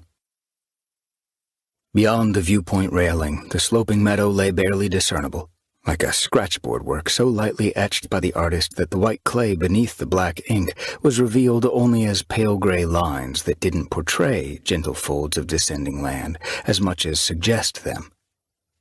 The sea was as black as blindness until lightning flared, whereupon 12-foot dark breakers leaped out of the void and attacked the shore, as if they were ancient monsters of the deep, returning millennia after their extinction. David's car was the only one in the viewpoint parking area, as Emily's would have been on that night. Infinite beaded curtains of driving rain reduced visibility, and the lights of traffic passing behind him on 101 seemed more distant than they really were, like the running lights of submersible vehicles motoring on some mission into an oceanic abyss. From the footwell in front of the passenger seat, he extracted the leather tote bag that he had bought in Santa Barbara earlier in the day and on which he had worked in his motel room. He powered his seat back as far as it would go and put the bag between his legs. He placed the 2 kilos of explosives in the bag next to the travel clock, from which he had removed the plastic casing. The clock was powered by 2 rectangular Duracell D batteries. A length of insulated wire trailed from the exposed guts of the clock. The rubber coating had been stripped from the end of it to reveal braided copper wires, which he now pressed deeply into one of the bricks of explosive. He zippered shut the tote bag and returned it to the passenger seat. He had no rain gear, only the damp sport coat. Even if he'd been attired for the weather, he wouldn't have walked to the end of Rock Point Lane as before. The strangeness of the house convinced him that no matter how stealthily he approached, Maddison's keepers would know that he had come. He drove south on 101, crossed over, drove north, crossed to the southbound lanes once more, and turned right onto Rock Point Lane. At the gate between the stacked stone posts, he put down his window and pressed the button to announce himself. Expecting to be asked his name and purpose, he intended to say that he had come to see Maddison. But no voice issued from the callbox speaker, and the gate swung open before him. The Monterey pines shuddered in the wind, and the flailing branches flicked browning needles onto the windshield. He passed under the trees and came to the house, and parked as near to the front stoop as the driveway allowed. Lights glowed throughout both floors of the residence, as if a party must be underway. But draperies and shears prevented him from seeing who might be inside. He picked up the pistol from the passenger seat. 6 rounds remained in the magazine. A slack length of dental floss, connected to the travel clock, came out of a hole in the left side of the tote. It was taped to one of the 2 handles. He picked up the bag, closing his hand over the tape, and got out of the Explorer. He tucked the gun under his belt in the small of his back. The sport coat concealed it. The bomb didn't in the least wear on his nerves. He had nothing to lose. If Emily was dead, if his hopes had been raised only to be dashed, and if he could not learn the truth of Maddison, then he had no life to which he could return, no life worth living. His mania had progressed beyond obsession to a desperate and mad compulsion. A bleak future was guaranteed not just by loneliness, but by the fact that he wasn't going to be able to write anymore and would have no purpose. The quality of his work had declined after the loss of Emily, and he had no doubt that it would plummet if he lost her or Maddison again, if he didn't learn the truth of what lay behind the events of the past week. He was living a story, and stories had to have satisfying endings. If they didn't have satisfying endings, what was the purpose of stories? Since childhood, reading stories had taught him how to reason, how to live, how to hope, how to be. Doing research for the stories that he'd written had taught him far more than he had learned in college, not least of all including how to construct a bomb, how to defend himself with a knife. He had killed a man. Yes, all right, he'd acted in self-defense, and Stuart Ulrich had been evil, but he had killed a man. That was a radical plot twist, considering that he was a character with 0 experience of killing, and if he lost his girl again, if he failed her again, that killing would have availed him nothing. His story, the story of David Thorne, would be finished, and it would have meant nothing. He hurried through the rain to the stoop and sheltered under its roof and thumbed the doorbell. Through the oak and bronze door, he heard chimes announcing a visitor. No one responded. He pressed his thumb to the bell again. They knew he was here. They had to know he would not go away. Perhaps they didn't answer because they knew he would get in one way or another, because they knew they couldn't keep him out, in which case maybe they wouldn't even bother to lock the door. He tried it, and it opened. He stood staring into the foyer, which featured a Tiffany-style chandelier in a wisteria pattern, cascading glass petals in rich shades of blue. Past the foyer, a hallway led to the back of the residence. No one appeared. The wind shifted direction, bulleting a barrage of rain against David's back. He stepped across the threshold. Drawn by the wind, the door crashed shut behind him. In any other circumstances, he would have called out, would have asked if anyone was at home, but clearly someone waited here for him and knew that he had ventured inside. 88. David stepped farther into the foyer and halted when he heard what he first thought were footsteps. Here and on the upper level, the floors were of tightly joined, darkly stained walnut.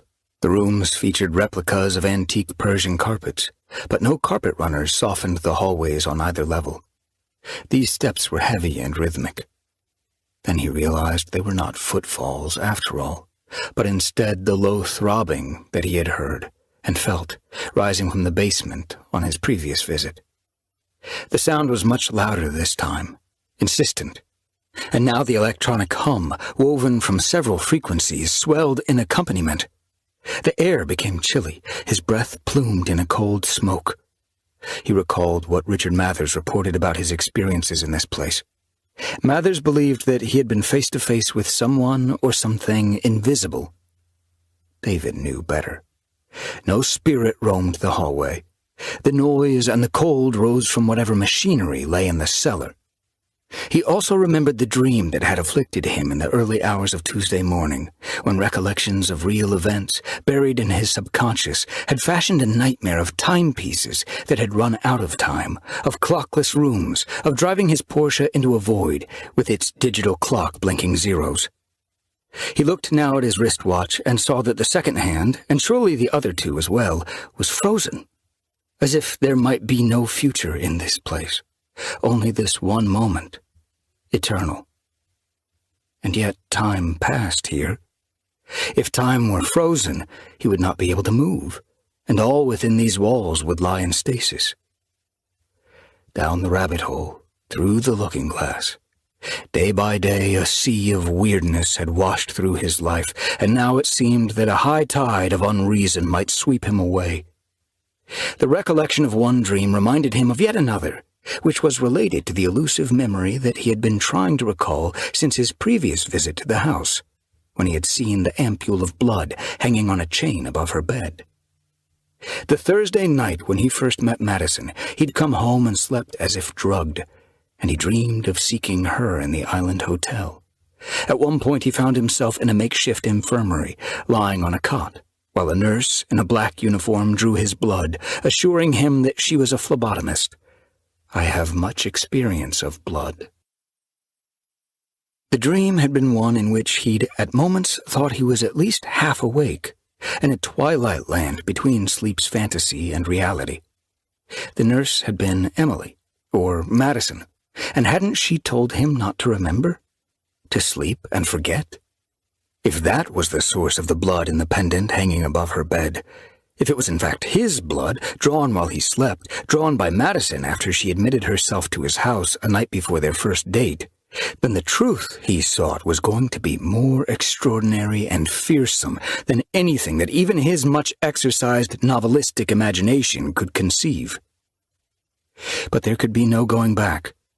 He had traveled too far out of the territory of everyday life, had discovered dimensions to the world that he had never imagined, had killed a man.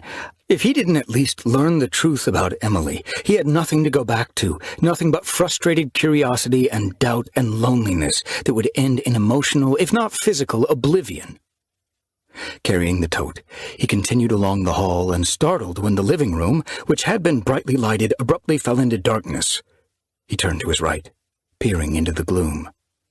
Blazing at the tall windows, an extended barrage of lightning revealed an empty chamber, all the furniture gone, storm flares and storm shadows imprinting a flickering series of kaleidoscopic black and white patterns on the floor and walls.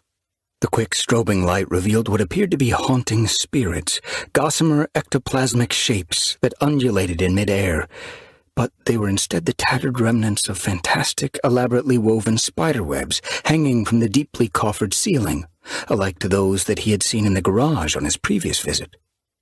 The hallway lights dimmed, brightened, dimmed, as though the power might fail. With each dimming, the suggestion of water stains began to appear on the walls along with fractal patterns of mold, which faded away each time the lights brightened. David feared nothing and everything. The bomb he carried was a defense against being overpowered, but it was also a commitment to give his life for Emily, or Maddison, if necessary. When a man was willing to die for someone else, ready to die, he feared nothing in practice. No threat could deter him. However, he could still dread the unknown, which in this case seemed to be everything. The house, the people in it and their purpose. "Stay back! Keep away!" he said, not sure to whom or what he was speaking. His index finger curled around the slack length of floss that served as a trigger wire. The hallway lights stopped pulsing, and the living room lights bloomed bright once more, the furniture returning with the sudden illumination. Somehow the dark living room had not been this room now well lit. It had been another version of this room in a distant time, though his mind could not process what his intuition told him. From elsewhere in the house, a voice rose in song, a clear, beautiful soprano, crystalline notes, a sorrowing Celtic ballad. David went to the swinging door between the hall and kitchen. "If my Irish boy is lost, he's the only one I adore, and 7 years I'll wait for him on the bank of the Morlock shore." He pushed through the door into the kitchen. She sat at the table, staring into her teacup as she sang. Farewell to Sinclair's castle grand, farewell to the foggy dew, where the linen waves like bleaching silk, and the falling stream runs still. She appeared to be in her late 40s, under a shaggy mop of auburn hair. Her face, lovely, freckled, elfin, was known to him.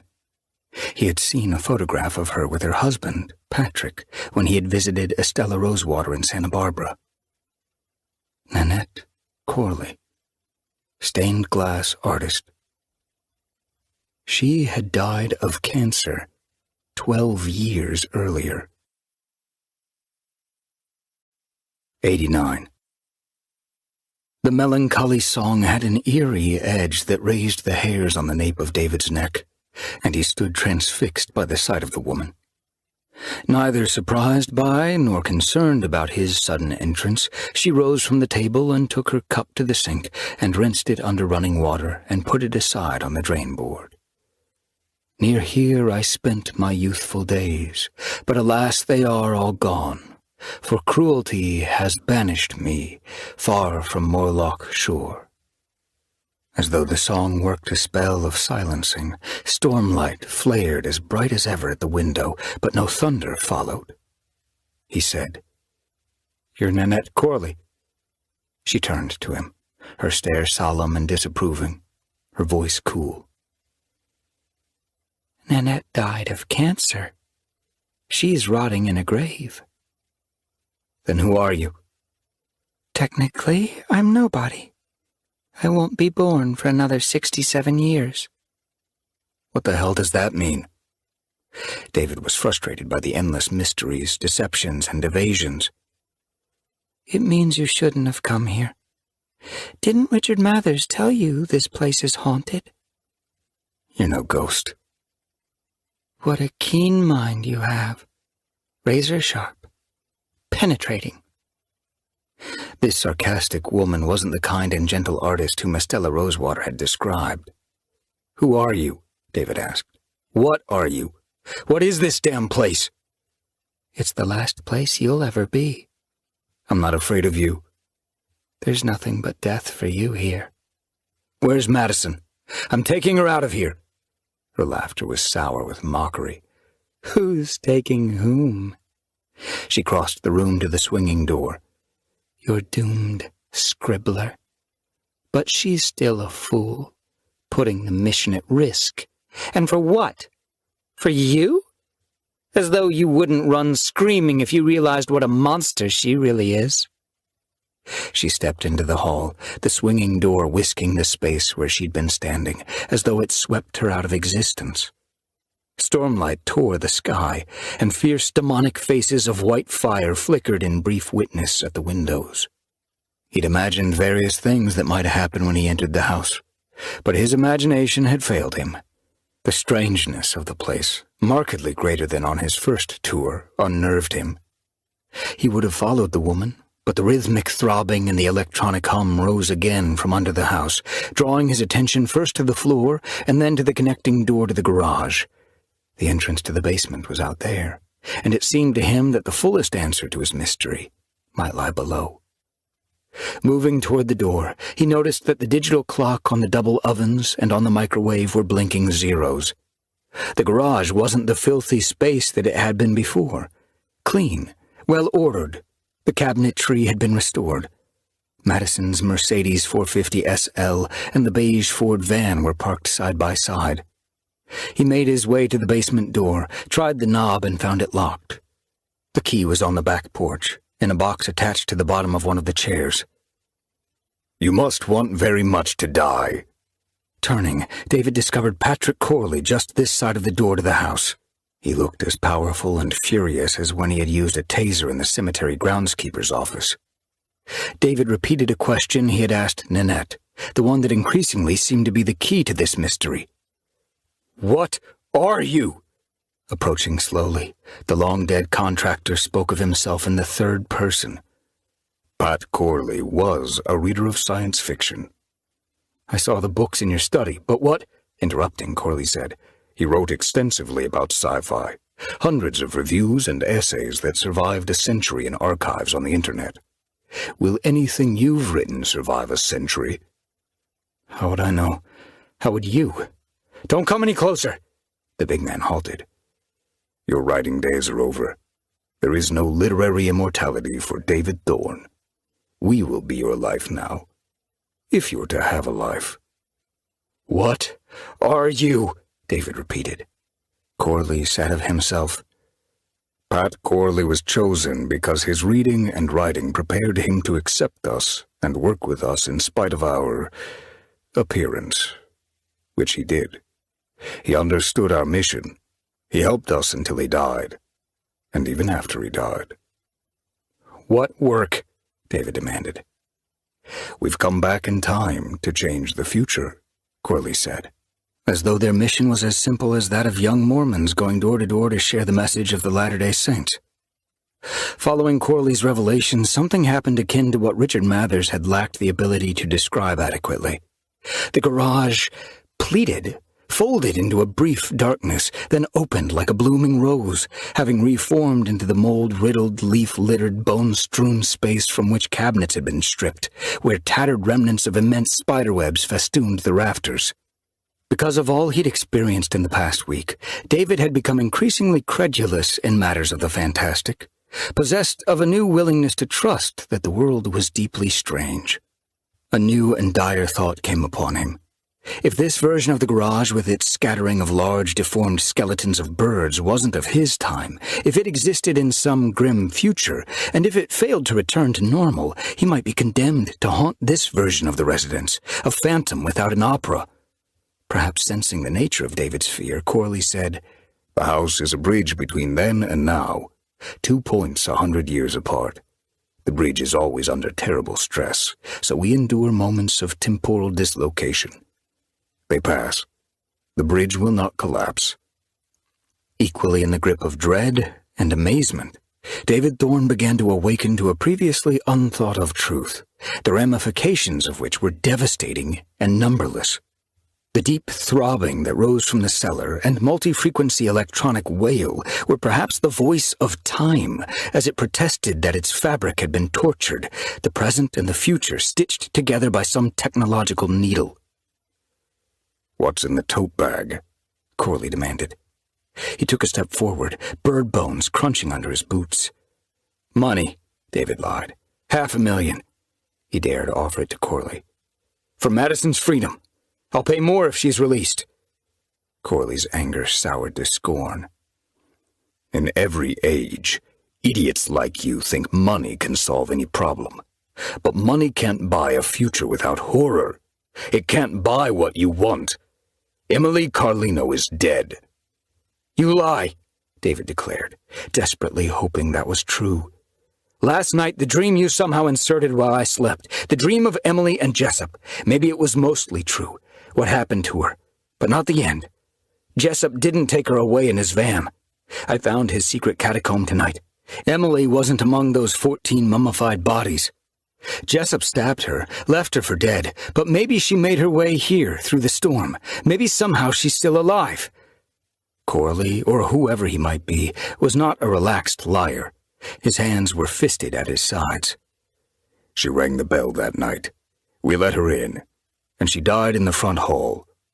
What little is left of her is the one you know as Maddison. As the contractor turned away from David and went into the kitchen, the garage fractured, folded, reshaped, became the neat, well-lighted space in which the Mercedes and Ford van were parked. David returned to the house, but Corley was nowhere to be seen.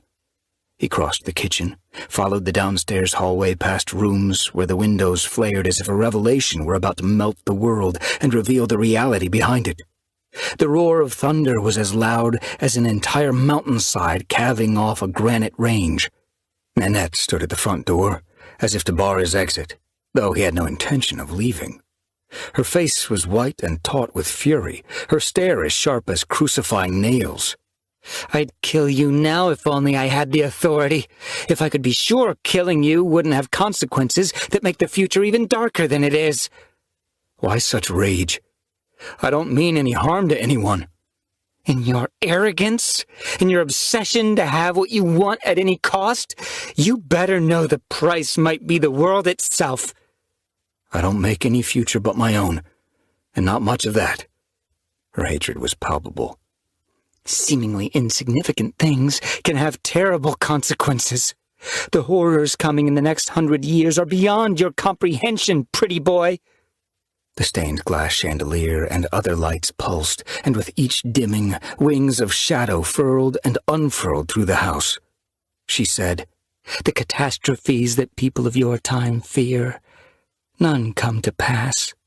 You fear the wrong things. You're all stupid, blind.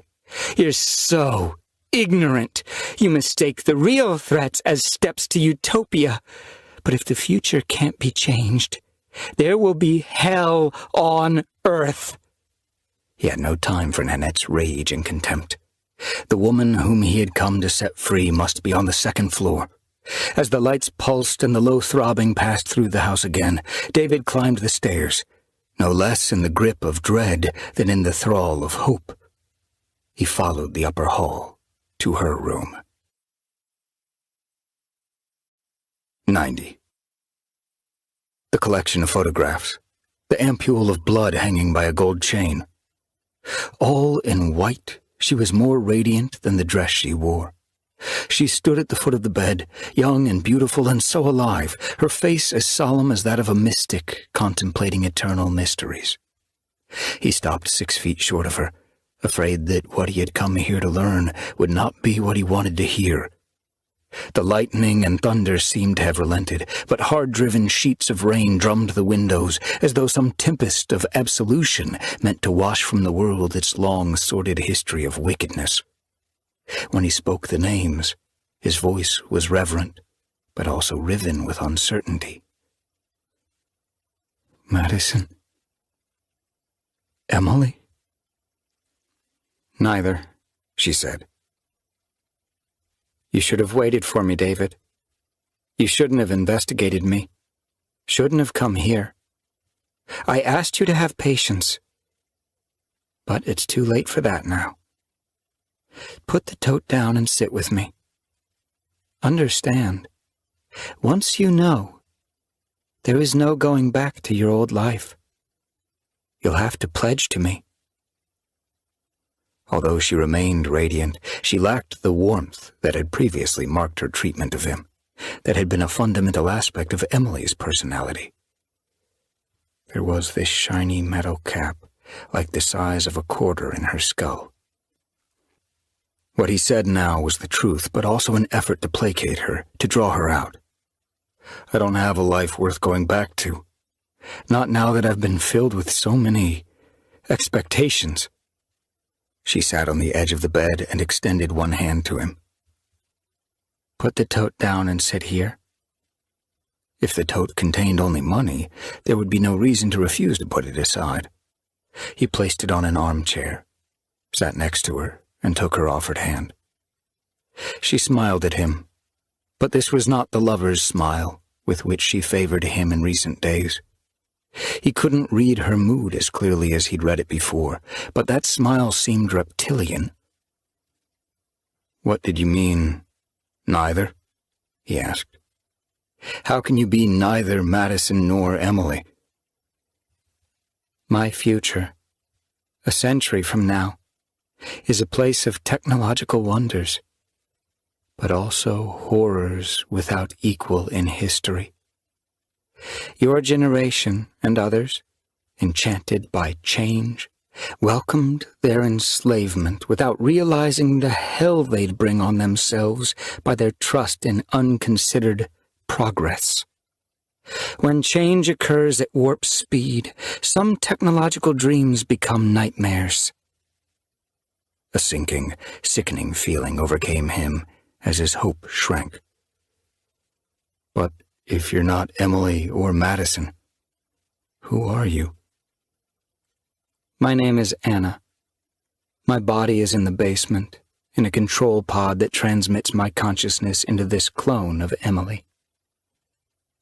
Clone. The word felt like a stone in his mouth. The clone is my avatar. I operate it. I see through its eyes. I feel through its senses. With a DNA sample, we can grow a clone to maturation in 4 to 6 weeks. 3 of us are on this mission. Pat Corley worked with us until he died, and now one of us operates a clone of him. Nanette was cloned from a lock of her hair that Pat, a sentimental man, clipped while she lay dying. The Emily that Richard Mathers had found sitting in an armchair as if spellbound, this Emily had been a clone, whose operator had been at the time withdrawn, occupied elsewhere. He thought of the love they had made during the 2 nights she had been with him, and ripples of nausea washed through him. He had not lost himself in the woman he loved, but in some crafted thing, some mindless biomachine controlled by someone whom Nanette had called a monster. He managed to say, "Why clones?" Because of how we look, what we are, what human beings have become in our blighted time. We can't pass secretly among you as ourselves. We're too different. We'd inspire disgust and terror.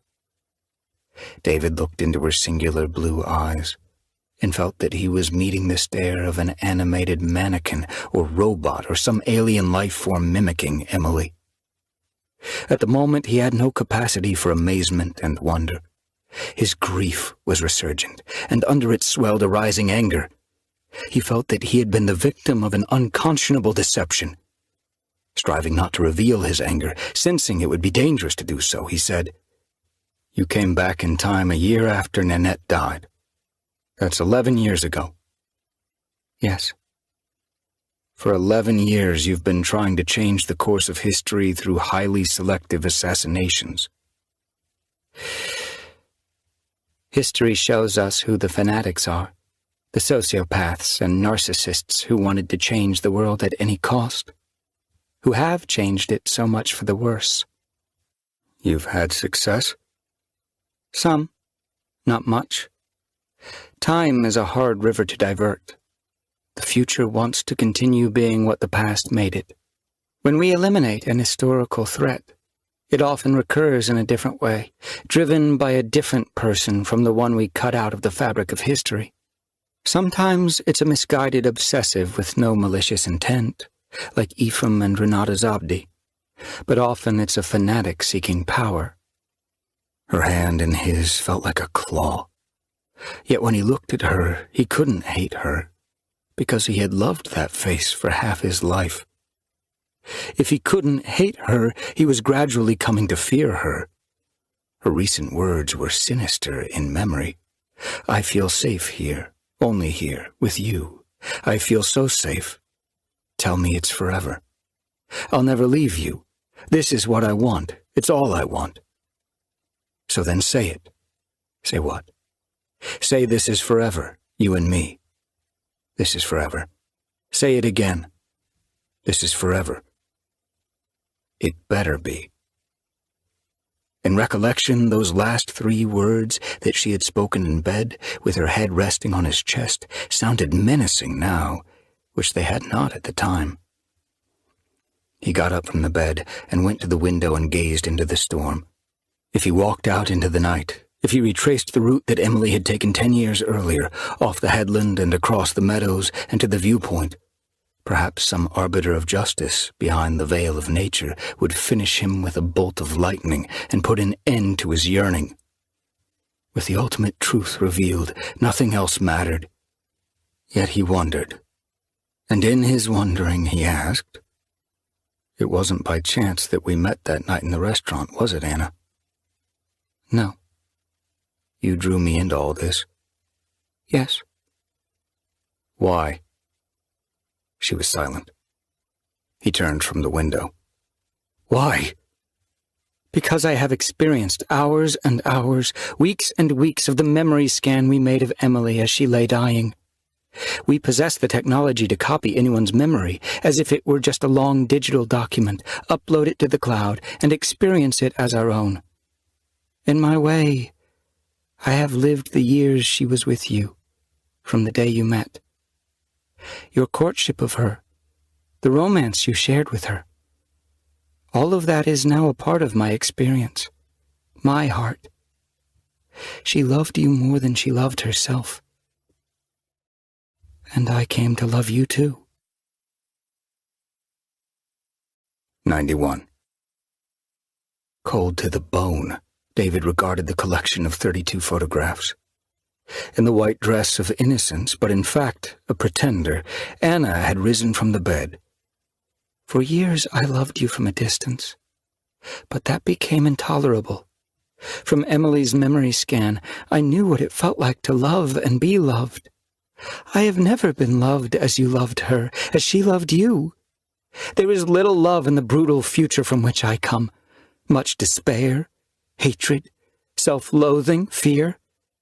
So I yearned to know such love from more than another's memory scan. And at long last I contrived to meet you, to bring Emily back to you. From that scan, I know her. I can be her. I take such delight in being her. Distraught, discomposed, David turned away from her, once more facing the night beyond the window, to which the storm's fireworks had returned. The lightning was a promise of release from a life that had spiraled into a darkness from which he saw no way out but vanishment into a storm, as Emily had vanished. "What do you expect now?" he asked, dreading her answer. I have my mission, my work. But I don't see why I can't also still have you, why we can't have each other. He was incredulous. You don't see why? I'm an equal member of the mission. I can do what's best for me, and the others must conform to new arrangements. You and I can be happy, David. You've been very happy during the time we've spent together, happier than you've been since you lost Emily. Don't throw away that happiness. You'll regret it. You will deeply regret it. He remembered too well what she said before she'd gone away. Say it again. This is forever. It better be. It is. It better be. I won't have anything less. It better be forever. A thought occurred to him. A desperate hope. He knew it would be dangerous to raise this issue, but he had no choice.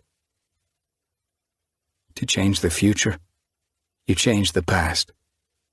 So change the past. If you love me, really love me, change the past for me. After an icy silence, she asked what he meant, though he was sure she must know. He could see her ghostly form in the window as she came nearer to him and stood close behind his right shoulder. He spoke to her reflection. Go back to that night. Take a gun. You're an assassin, after all. Go back to that rotten night and take a gun and blow Ronny Jessup's head off when he steps out of the van, before he can touch her. 92. The quality of Anna's silence was such that David knew she would deny him. When she spoke, his intuition was confirmed. I wish I could, David. For you, I wish I could. But it's not possible.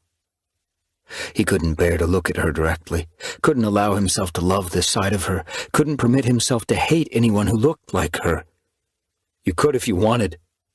You don't understand the expense and the effort needed to create the bridge between this house in my time and yours. It was a revolutionary, Herculean effort. The year at this end of the bridge was carefully chosen for the work we need to do.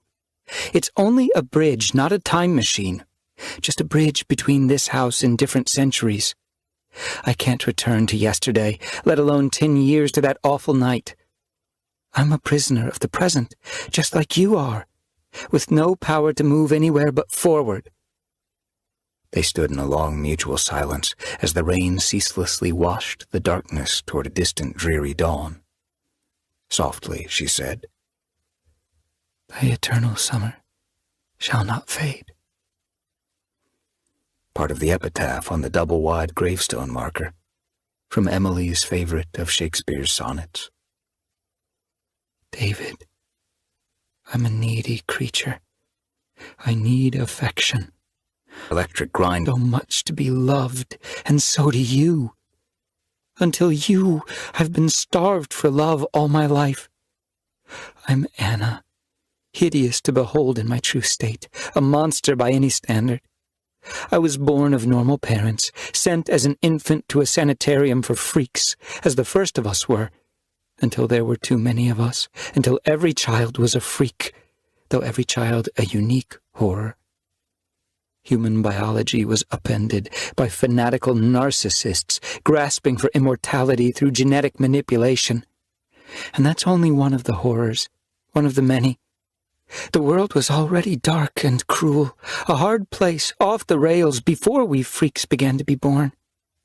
I'm fortunate I wasn't killed.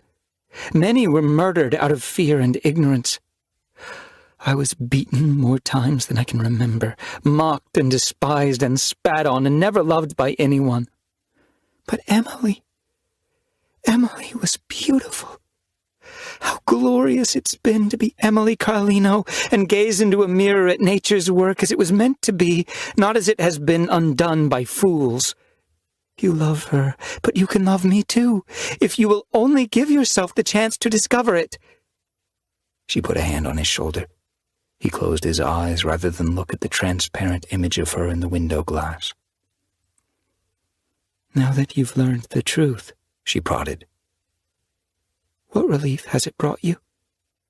He didn't answer. It's brought you none. No relief. Emily died. You can't change that. No one can. And you still blame yourself. You live in torment, and you always will, unless you open your heart to the extraordinary opportunity that lies before you. Through his eyelids, each flash of lightning remained visible. Dim, flickering flares, as though the storm raged not just outside, but also within him. In fact, the one real storm always had been internal. The tempest lashing the California night was a mere reflection of the storm within. He said, "Because you're from the future and know the past, you knew the day when Calista would die." The hand on his shoulder gripped tighter, as if she meant to encourage him to proceed with this line of thought. It was only a matter of reviewing the historical obituaries. You made her very happy on her last day. Gave her hope. Anna said, Emily loved Calista very much. I owed it to Emily to ease her mother's way. Emily's memories taught me what love is. This should prove to you the quality of my heart. I can do what Emily would have done. I am worth loving. I won't accept that I'm not. I won't accept that from you. Ever. He opened his eyes and looked not at her image in the glass, but instead at the windswept night.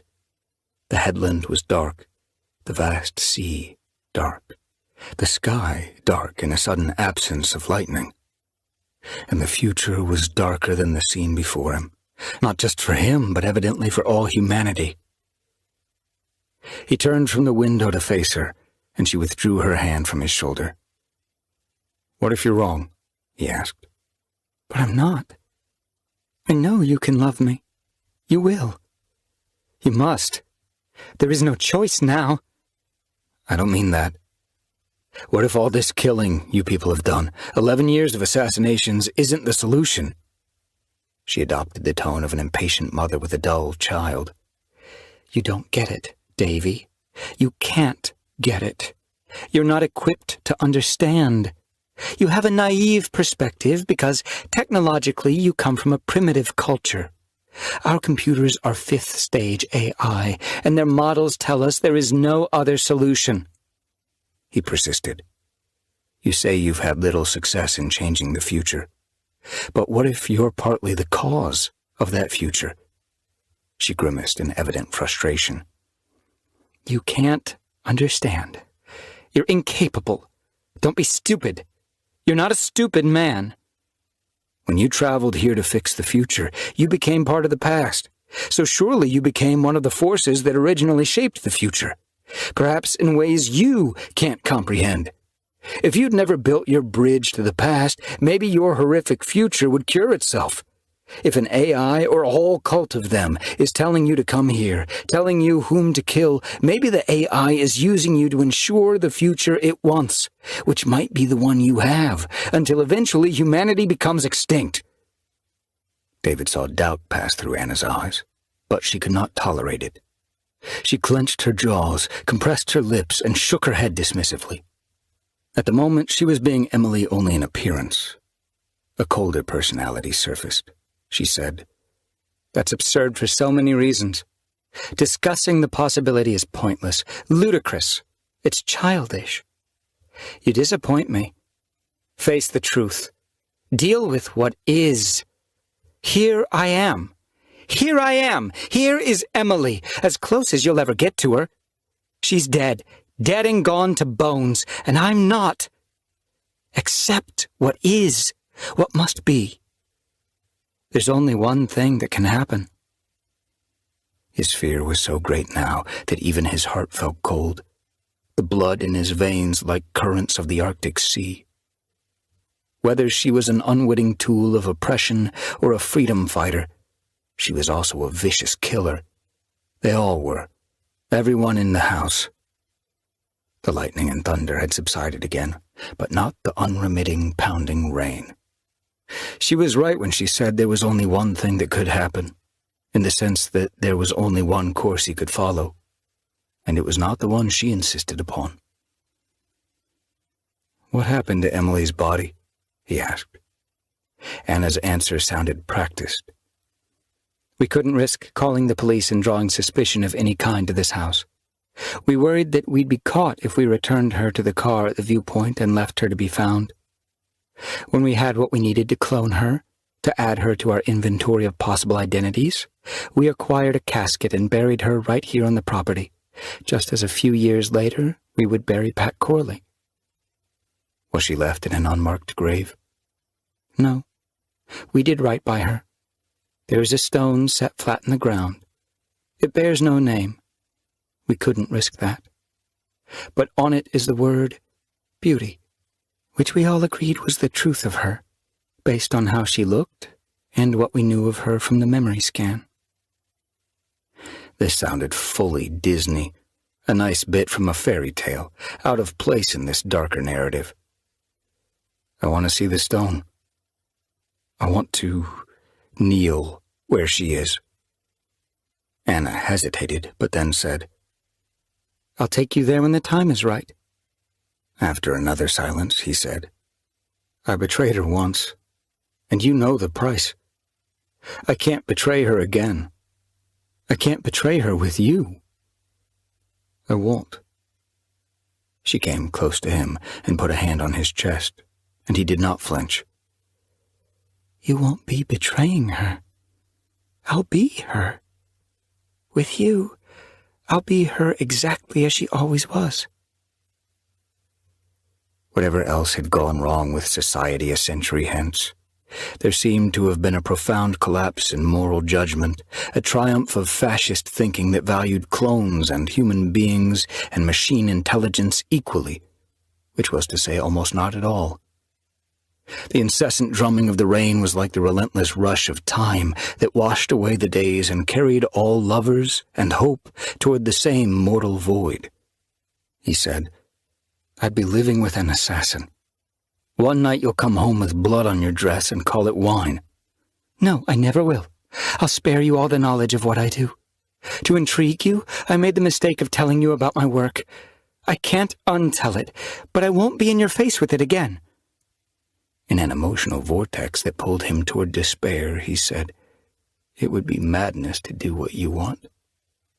He felt her stiffen at his rejection, but she didn't remove her hand from his chest. She slid it to his abdomen.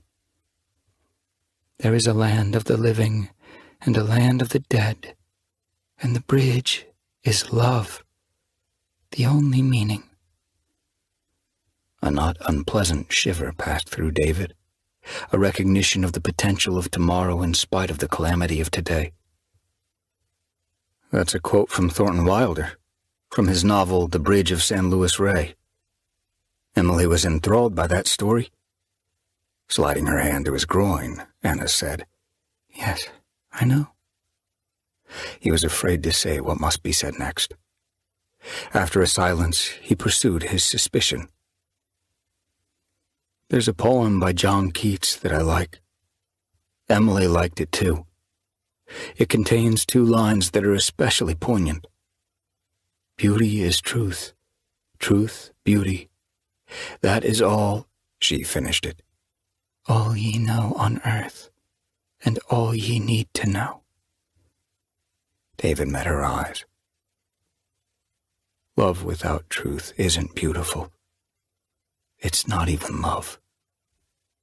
Her eyes narrowed, and she took her hand away from him. He said, "The memory scan you made of Emily that night. You told me that you learned what love is from her. She knew love is the ultimate beauty.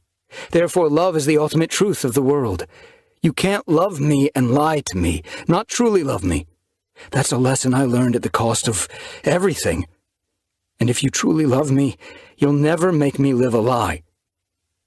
If Anna had been angry with him before, she had largely hidden it well.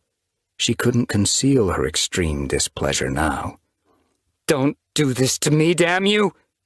Don't be such a piece of shit! Love me like I love you!" "You can't insist on being loved." "Oh, but I can. I do. I fucking insist on it. Never think I don't. I fucking insist." She smiled to take the edge off what she'd said, but her smile was strained, manic, without charm, a crescent of insanity. The 2 fans of his books who had become obsessed with him, who had taken actions requiring him to hire Isaac Eisenstein to provide security at his publicly announced appearances, both shared 4 characteristics. They were socially awkward. They believed that they were victims of an unjust society. They read his fiction in such a way that they were convinced he understood them and sympathized with them. And they saw his success as based in part on the exploitation of their victimhood. They believed he was writing about them, and therefore he owed them recognition, friendship, money, even love and marriage. One a man, the other a woman, they had been capable of violence, but neither had been a killer with much experience of blood, as was Anna, alias Maddison. Nevertheless, David did not relent. Maybe love can't be fully understood from a memory scan. In fact, I'm sure it can't. Now please, Anna, I want to see her grave. And more than merely see it, I want to dig it open. I want to open the casket. I want to see her body, if there is a body." Judging by her expression, he suspected that with his words, he had signed his own execution order. 93. Anna turned from David and went to the dresser and stood reviewing the photographs of him that were arranged there. David waited, not allowing himself to hope, for it was human nature often to hope for the wrong thing, while thinking it right. When Anna had been silent so long that he suspected her displeasure might be ripening into a darker and more dangerous passion, he said, "I love how kind you were to Calista on her last day. I love you for enduring so much suffering and not becoming the monster you were accused of being when you were a child. Regardless of what you might look like, regardless of what the hellish future has required you to do, there's goodness in your heart." He was not sure that was true, though he was willing to concede it. But I can't love you the same way that I love her. I love her entirely. Her virtues and her faults, the intricate weave of her, every thread in the pattern that is the real Emily Carlino. The incessant rain at the windows, the expectation that this room might at any moment tweak and fold into a bleak new century. His heartbeat slow, heavy, a stillness without hope, only anguished anticipation. Anna picked up one of the photographs. David spoke to her better nature. The technology of your time is so advanced, it's like magic to me. She looked up from the image of David to the reality of him. He took a deep breath and hesitated and finally said, Emily had been knifed twice. Maybe she'd lost a lot of blood. Maybe there'd been organ damage. But with your technology, surely she could have been saved. Holding the photograph to her breast, she said,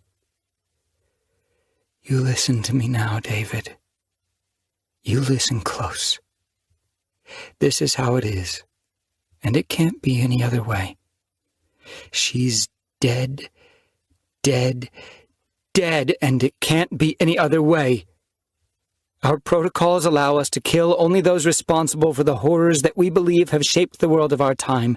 We are not permitted to kill, or even to save from death, anyone else. Because there's no way to know how interference of that kind might reverberate through time and possibly shape an even worse future than the one we have. In her insistence, he heard deception. He persisted. Patrick Corley was a sweet, sentimental man. In those days he was alive and working with you, Pat himself, not a clone of him. He was a gentle guy, incapable of killing, incapable of letting someone die who could be saved. Someone innocent like Emily. You needed his continued cooperation, his assistance in concealing what his house had become. In part by cloning Nanette from a lock of her hair, you bought his cooperation, didn't you? In part, before you were Emily for me, were you Nanette for him, using her clone as your avatar? I'm only Emily now, Anna declared. She's my only avatar. Only for you. The others used the Nanette clone, but I never will again. A year after giving him his lost wife Nanette, what did you do that night when he insisted you couldn't let Emily die? What did you do? What did you do that night? You won't listen, she said. You're deaf to reason. David pressed her harder. There's no stone with the word beauty. That was a lie, wasn't it? There's no stone because there's no grave. Don't do this, David, she warned. What else is there left for me to do? Accept. Just accept the way it is, the way it will be. I can't accept the unacceptable, the unthinkable. You won't give up, will you? No. You will not have me. No, never again. You know too much now. You realize that you know too damn much. Too much, he agreed, but not quite enough. Do you understand the price of such knowledge? Will you prevent me from leaving? Keep me here forever? Kill me? Isn't killing me against your protocols? She'd been so deeply wounded by rejection that she was capable of regarding him with coldest contempt. There are rare exceptions to the protocols. Now I know the price. You've made it clear. So be it. I want the truth. All of it. She raised her voice, slashed at him with her words. You're sick, David. You're obsessed with your guilt and earning absolution. Get over it. She's dead. She's gone to the worms. You aren't Christ Almighty. You can't resurrect her. You can. Anna's face, Emily's face, was clenched with anger and self-pity. She's dead. The gorgeous bitch is dead. There's me. Take me, you selfish bastard. I'm gorgeous now. I love you. You love me? Really? Or do you just love being loved? Do you love seeing beauty in the mirror? Is what you love just that fine reflection? True beauty is more than that. Defiantly, she said, I can have you whether you want me or not. She indicated the ampule of blood hanging above her bed. I have insurance against rejection. I can clone you. I can have another you. And call that true love? 2 soulless avatars, each operated by a puppeteer? Can that really be love? Or would it be only a squalid passion? I can have another you, she insisted. If you won't be what I need, I can make what I need. Then make him. Use him. And tell me what you did that night 10 years ago when Pat Corley insisted you couldn't let Emily die. Anna shuddered, as if speaking the truth tore something loose in her. Okay. All right. Damn you, yes. That night, while she still lived, we took your Emily below. Into the basement? Yes. And then? We healed her. I said to my soul, be still and wait without hope. And then? He asked. Your precious bitch is in a stasis chamber, suspended animation, unaware of her condition. She's been there for 10 years? We promised Patrick, when our work is done, when changing Emily's destiny poses less risk to our mission, we'll release her. And if you never succeed in your mission? She remains in suspended animation. No, not any longer. Bring her to me. Anna looked again at the framed photograph she held. Her face flushed and twisted with a pure hatred of which Emily would never have been capable. A hatred seated in a childhood of beatings and cruel rejection and perpetual fear. She might want to know what love was, might yearn for it, but she remained a victim of her fallen future and of her twisted physiology. She threw the picture at him, and he ducked, and it knocked against a wall. She swept the other photographs from the dresser to the floor, pivoted toward David, and declared, "All right, deny me! Treat me like shit! Spit on me! I can pull the plug on your precious princess. Then you'll have exactly what you started with, nothing!" He turned away from her, toward the armchair where he had left the tote bag that contained the bomb. The Corley avatar had quietly entered the room and stood now between David and the chair. 94. She is here. Emily was here, in the realm below, waiting to be awakened from a long, unnatural sleep. She hadn't been lost forever, though he might yet lose her, fail her again. As David backed off from the avatar of the dead contractor, which was inhabited now by one of Anna's 2 nameless comrades, Corley spoke to her. "We should do with him what we did with her. Suspend animation in a stasis chamber. Let them sleep away this century together, while we change it." "He deserves a harder judgment," Anna said, her Emily face ugly as it never had been before, distorted by bitterness. "The protocols." "Fuck the protocols! Look at him! Handsome and well-formed, like my hateful father. His kind loathed me on sight, sent me away at birth. His kind ran the sanitarium where we were kept. His kind tormented me all my childhood, all my life. Tormented all of us. His kind beat me, reviled me. By their arrogance and stupidity, people of his era made us the creatures that we are." Her fury was white-hot. If she could have killed David with a look, he would already be ashes. "He wants nothing of me even now, even when I walk in Emily, live in Emily, even when I'm as beautiful as she is. Even beauty isn't enough for him. I disgust him. My being her isn't enough for him. He needs me actually to be her. I want him dead. Both him and her. Both dead."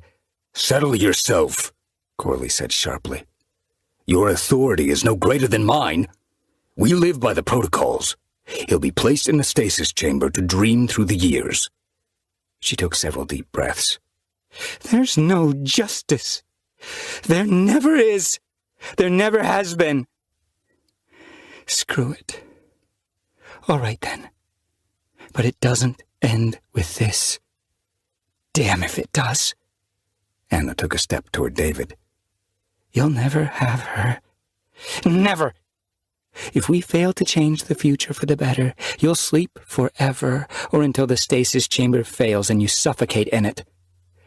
And if we succeed, if we undo the mess your generation and others have made, the last thing I'll do before we close down the bridge is terminate your precious Emily Carlino and let you wake up without hope. No matter what, you're never getting out of this house with what you came here to get. Have a taste of my despair, David. Take a deep drink of it. Legions of rain marched across the roof. Lightning napalmed the sky. Cannonades of thunder rocked the night, and it seemed the earth was a battlefield, pole to pole, where armies clashed ceaselessly, from time immemorial to time's end. Good pitched against evil, evil against good, neither able to achieve a permanent triumph. There was no joy, no light, no certitude, no peace except what existed between two hearts that were true to each other and, in being true, found the forgotten truth of the world. Do not fail her. Not again. As Corley reached into a pocket, perhaps intending to withdraw the compact taser-like device that he'd used in the cemetery, David drew Ulrich's pistol from the small of his back, from under his sport coat, and fired 2 rounds point blank. An arc of blood slicked through the air. The big man dropped and lay as if he were stone-shaped in a human form. His head cracked like a broken melon. No, neither a man nor a granite monument of one. This was only a thing, a soulless clone being operated long distance by a twisted specimen of decadent humanity ensconced in a control pod in order to experience the world through the senses of an avatar. Shrieking like a harpy that would gut him with her talons, Anna came at David so fast that she seemed to fly, clawing viciously at his face, drawing blood from one cheek, going for his eyes, driving him backward until he came up against a wall. He straight-armed her, the butt of his hand slamming her chin, snapping her head back, staggering her, so that he might slip away to the armchair. She saw his intent, and seemed suddenly to know that there was something other than money in the tote. She got to it as he did, and they both seized the handles. "You killed only the meat machine he was operating," she said. "He'll activate another. There's no way out for you, pretty boy." He was terrified that she would accidentally pull the trigger string, all but vaporizing them and bringing the house down on the cellar, in some corner of which Emily waited to be revived. Face to face, breath merging with breath, she sneered at him, at the hesitation inspired in him by her familiar face and form. "I can make one Emily after another and use them as I wish, use them to kill, make whores of them." He shot her in the abdomen and then the chest, killed this ersatz Emily to save the real woman if he could, and her hand slipped off the handles of the tote as she fell. Somewhere far below, Anna might already be seeking to control some other avatar. Movement drew his attention to the door. The third member of the mission, whatever his or her name, appeared in the Nanette avatar. She had a pistol in a 2-handed grip. Before she could open fire, David curled the line of floss around the index finger of the hand with which he held the tote. "This bag contains 2 kilos of a plastic explosive. I can trigger it in an instant. Shoot me, and I'll trigger it reflexively.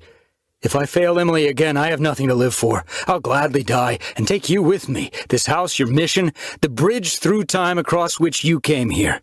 Now bring her to me!"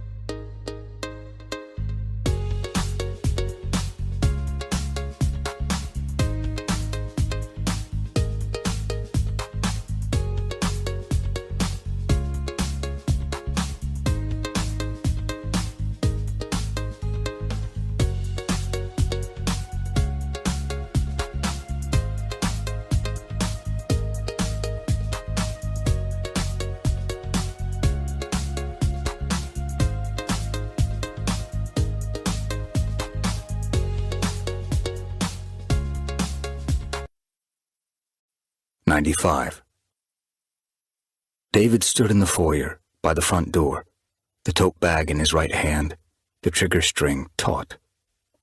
The Nanette avatar had wanted him to descend into the basement with her, where Emily lay in suspended animation, but he dared not go. He couldn't know what else waited below, in addition to Emily, and he might be disarmed by some means unforeseeable. If he pulled the length of the floss until he felt the timer's switch click over, he would have just 60 seconds until detonation. If he pulled the string hard enough to tear it loose of the switch, the explosion would be instantaneous. The house lay silent but for the storm without. "What would you do for love?" he'd once asked in a novel, written after the loss of Emily. "Would you die? Would you kill?" Yes and yes. The cause better be righteous, however, and in this case he knew it was right to kill these travelers out of time, who themselves had no respect for life. Even in his own time, evil players often did not recognize their own evil, thought themselves paragons of virtue, proclaimed themselves champions of justice to justify violence, with no understanding that justice is often subjective, that the pursuit of justice is not the same, not as worthy as the pursuit of hard objective truth. And judging by what he'd learned, it seemed the world 100 years hence might be a place where most were evil, in a war of all against all, where every murderer thought himself a virtuous victim. David had no stake in such a future and no power to change it. He had only Emily, the hope of saving one life by facing the hard truth of his past betrayal. He was physically exhausted, emotionally drained, mentally weary. By the grace of adrenaline, desperation, and raw hope, he remained on his feet and alert. The period of what Corley had called temporal dislocation seemed to have passed. The lights maintained a steady glow, and the air remained warm. No hallway from another century folded into this one. According to whoever operated the Nanette avatar, she required 15 minutes to release Emily from the stasis chamber and bring her fully conscious. David couldn't imagine how Emily would cope with what had happened. She would remember Jessup's assault, being stabbed, making her way to this house, collapsing in the front hall, but most likely nothing else. For her, all of that terror had occurred not 10 years ago, but only minutes earlier. And yet she had no wounds. Although she had supposedly remained unconscious in the stasis chamber, perhaps some subtle awareness of her status informed her dreams, if indeed she had dreams. Then she might awaken with a sense that something extraordinary happened. Maybe she even possessed a memory of being healed by miraculous technology before they had subjected her to suspended animation. In that case, upon being resurrected, she might suffer less from shock and fear than from perplexity or even just bewilderment. Whatever her condition, she would come to understand, to accept the 10-year hole in the middle of her life, because she would have him to help her. David would counsel her, guide her, gentle her into her life renewed. He would cherish her, live for her. His wristwatch did not work in this house, but it felt as though 15 minutes became 16, became 18, and then 20. He began to wonder if somehow they had gone away with Emily, not out the back door, which would have availed them nothing, but across the bridge between centuries, to the blighted future where David didn't know how to follow them. And then 2 figures emerged from the open kitchen door at the farther end of the hallway.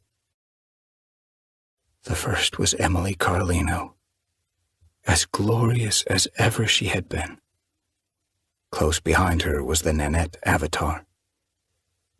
Emily wore black jeans, a white t-shirt, a black denim jacket, which must have been the outfit she'd been wearing on that terrible long-ago night.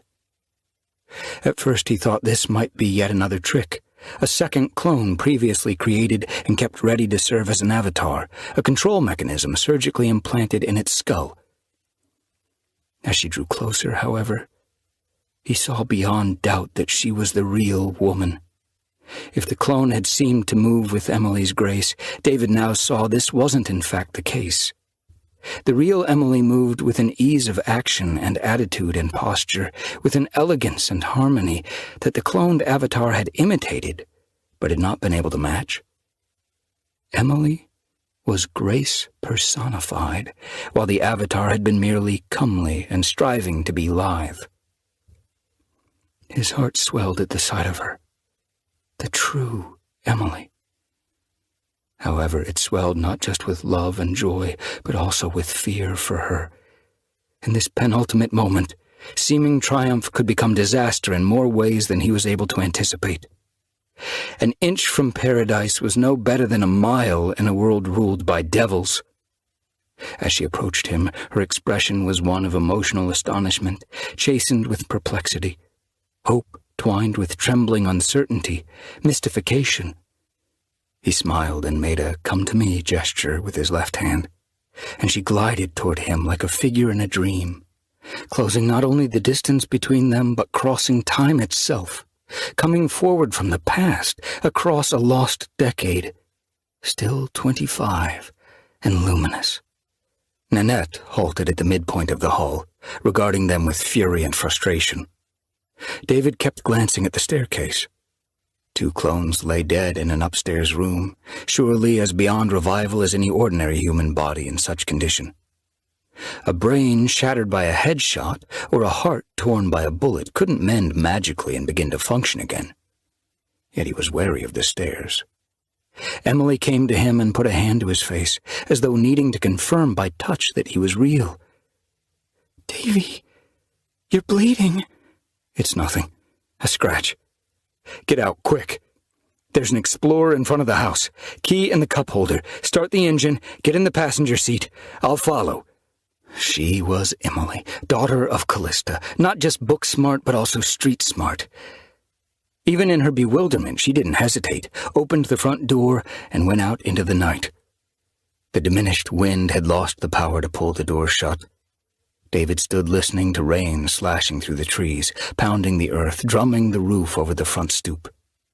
At the farther end of the hall, behind the Nanette avatar, something appeared in the kitchen doorway, roughly human, though misshapen. A configuration of malformed bones, sloughed facial features, eyes receding under a shelf of brow. She was as fearsome as she was wretched. And as she joined Nanette at the midpoint of the hall, David knew she could be no one but Anna. The deceitful could know suffering and grief, could be humbled and broken by it, as David well knew. Although he could fear Anna, he couldn't hate her, only pity her. However, he must not allow pity to cloud his judgment. Anna and the others had their mission, and if it might be misguided, if they were unwittingly serving the very oppression they hated, they were nevertheless committed.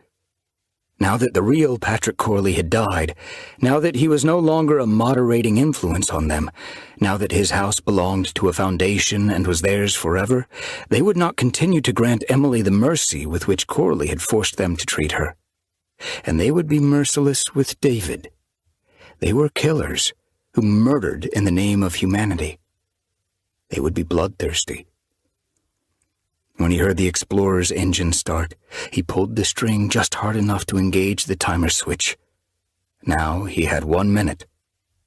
He didn't want to give Nanette and Anna enough time to get to the tote and zipper it open and jerk the bare wires out of the brick of plastic explosive. The moment he felt the switch click, he began to count the seconds in his head.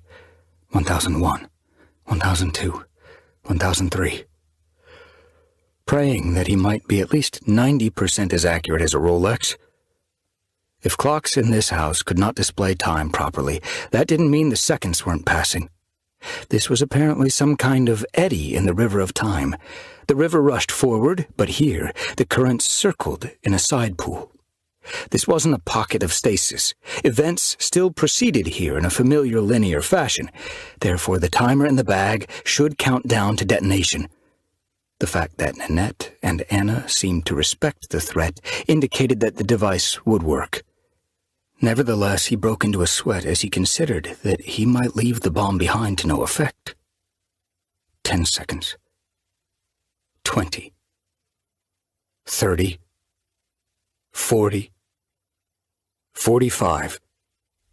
David put down the tote, stepped out of the house, pulled shut the door, and ran to the nearby Explorer, splashing across the sodden lawn. Emily had left the driver's door open, the headlights blazing. He swung in behind the steering wheel, slammed the door. She hadn't engaged the emergency brake. He needed only to shift the vehicle into drive and tramp on the accelerator. As they rocketed away from the house, 1,000 knuckles of rain wrapped the windshield. The safety system loudly warned him that he had not engaged his harness, and he expected bullets. When he glanced at the rearview mirror, it filled with a roiling mass of reflected fire. An instant later, a concussion wave rocked the Explorer on its tires, and the steering wheel stuttered in his hands. Before they reached Highway 101, another blast wave rattled the tall Monterey pines that flanked the long driveway, shaking loose a whirling mass of dead needles. Sleeping birds, waking from sheltered branches, swooped in front of the racing Explorer and seemed to blow away into the storm, as if they were swatches of celestial fabric torn from the starless night sky. Third and fourth concussions, each greater than the one before, were not the work of the bomb, but perhaps signified the collapse of whatever elemental power sustained the bridge that linked this troubled century to one more troubled in the future.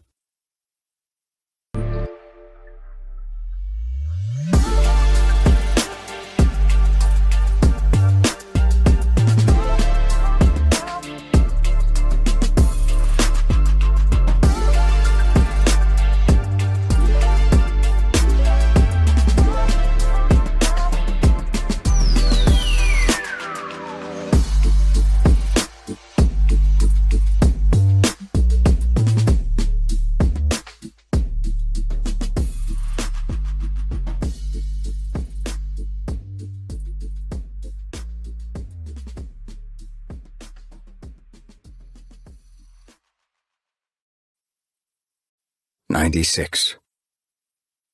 The night, the rain, the southbound blacktop glistening in the headlights like some magical highway leading to an enchanted land.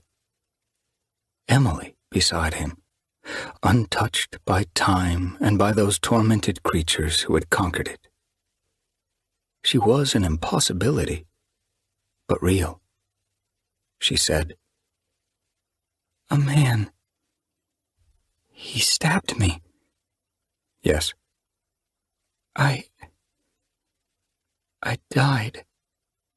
"Almost. Thank God, not quite." In his face she seemed to see the years that she had lost, but he had lived. "How long ago?" "The man? The knife?" 10 years. Shock silenced Emily for a mile, and then she said, "I dreamed. I didn't realize how very long I was dreaming, Davy. I dreamed of anniversaries, celebrations, journeys, children. I dreamed a life. Davy, what was that place? What happened there?" For the moment, he had lost the talent to weave a story. He was unable to think where to begin. Instead, he wondered how they would explain her reappearance, what tale of amnesia they would concoct, and how they would anchor it with enough hard facts to satisfy both those who had known her and the authorities, and Isaac Eisenstein. There would be a way. He had no doubt they could do it. Life was a tapestry of stories. People spun stories ceaselessly, every day of their lives, whether they were writers or not. She respected his silence, as if she understood that he wasn't buying time to deceive, but was struggling to decide how best to lead her through the extraordinary maze of truth that they could never dare to share with anyone. The rain relented. Santa Barbara glittered in the darkness, necklaces of light across the hills. He would not return the Explorer to Estella Rosewater just yet. Call her later, come north again in a few days to collect his things at the motel and retrieve the rented terrain Denali. Tonight, they would drive all the way to Corona del Mar, to the yellow bungalow with the white shutters, where the yellow porch swing waited to be swung, and yellow hibiscus bloomed in abundance. At last, he said, "You know the legend of Orpheus and Eurydice?" Her eyes were blue gems in the instrument panel light. Eurydice treads on a serpent and dies of its bite. Orpheus is a great poet and musician. He descends into the land of the dead, using music to charm his way past Charon and various demons, to rescue his beloved Eurydice. David said, "Hades allows him to take her, though Orpheus must vow that he won't look back at her until he's led her into the land of the living." She said, "At the last moment, he breaks the vow, looks back at her, and loses her forever." "Let's start with that," David said, as clouds began to tatter and beams of moonlight found the sea. This time, I did not look back. We hope you have enjoyed our presentation of The Other Emily by Dean Koontz.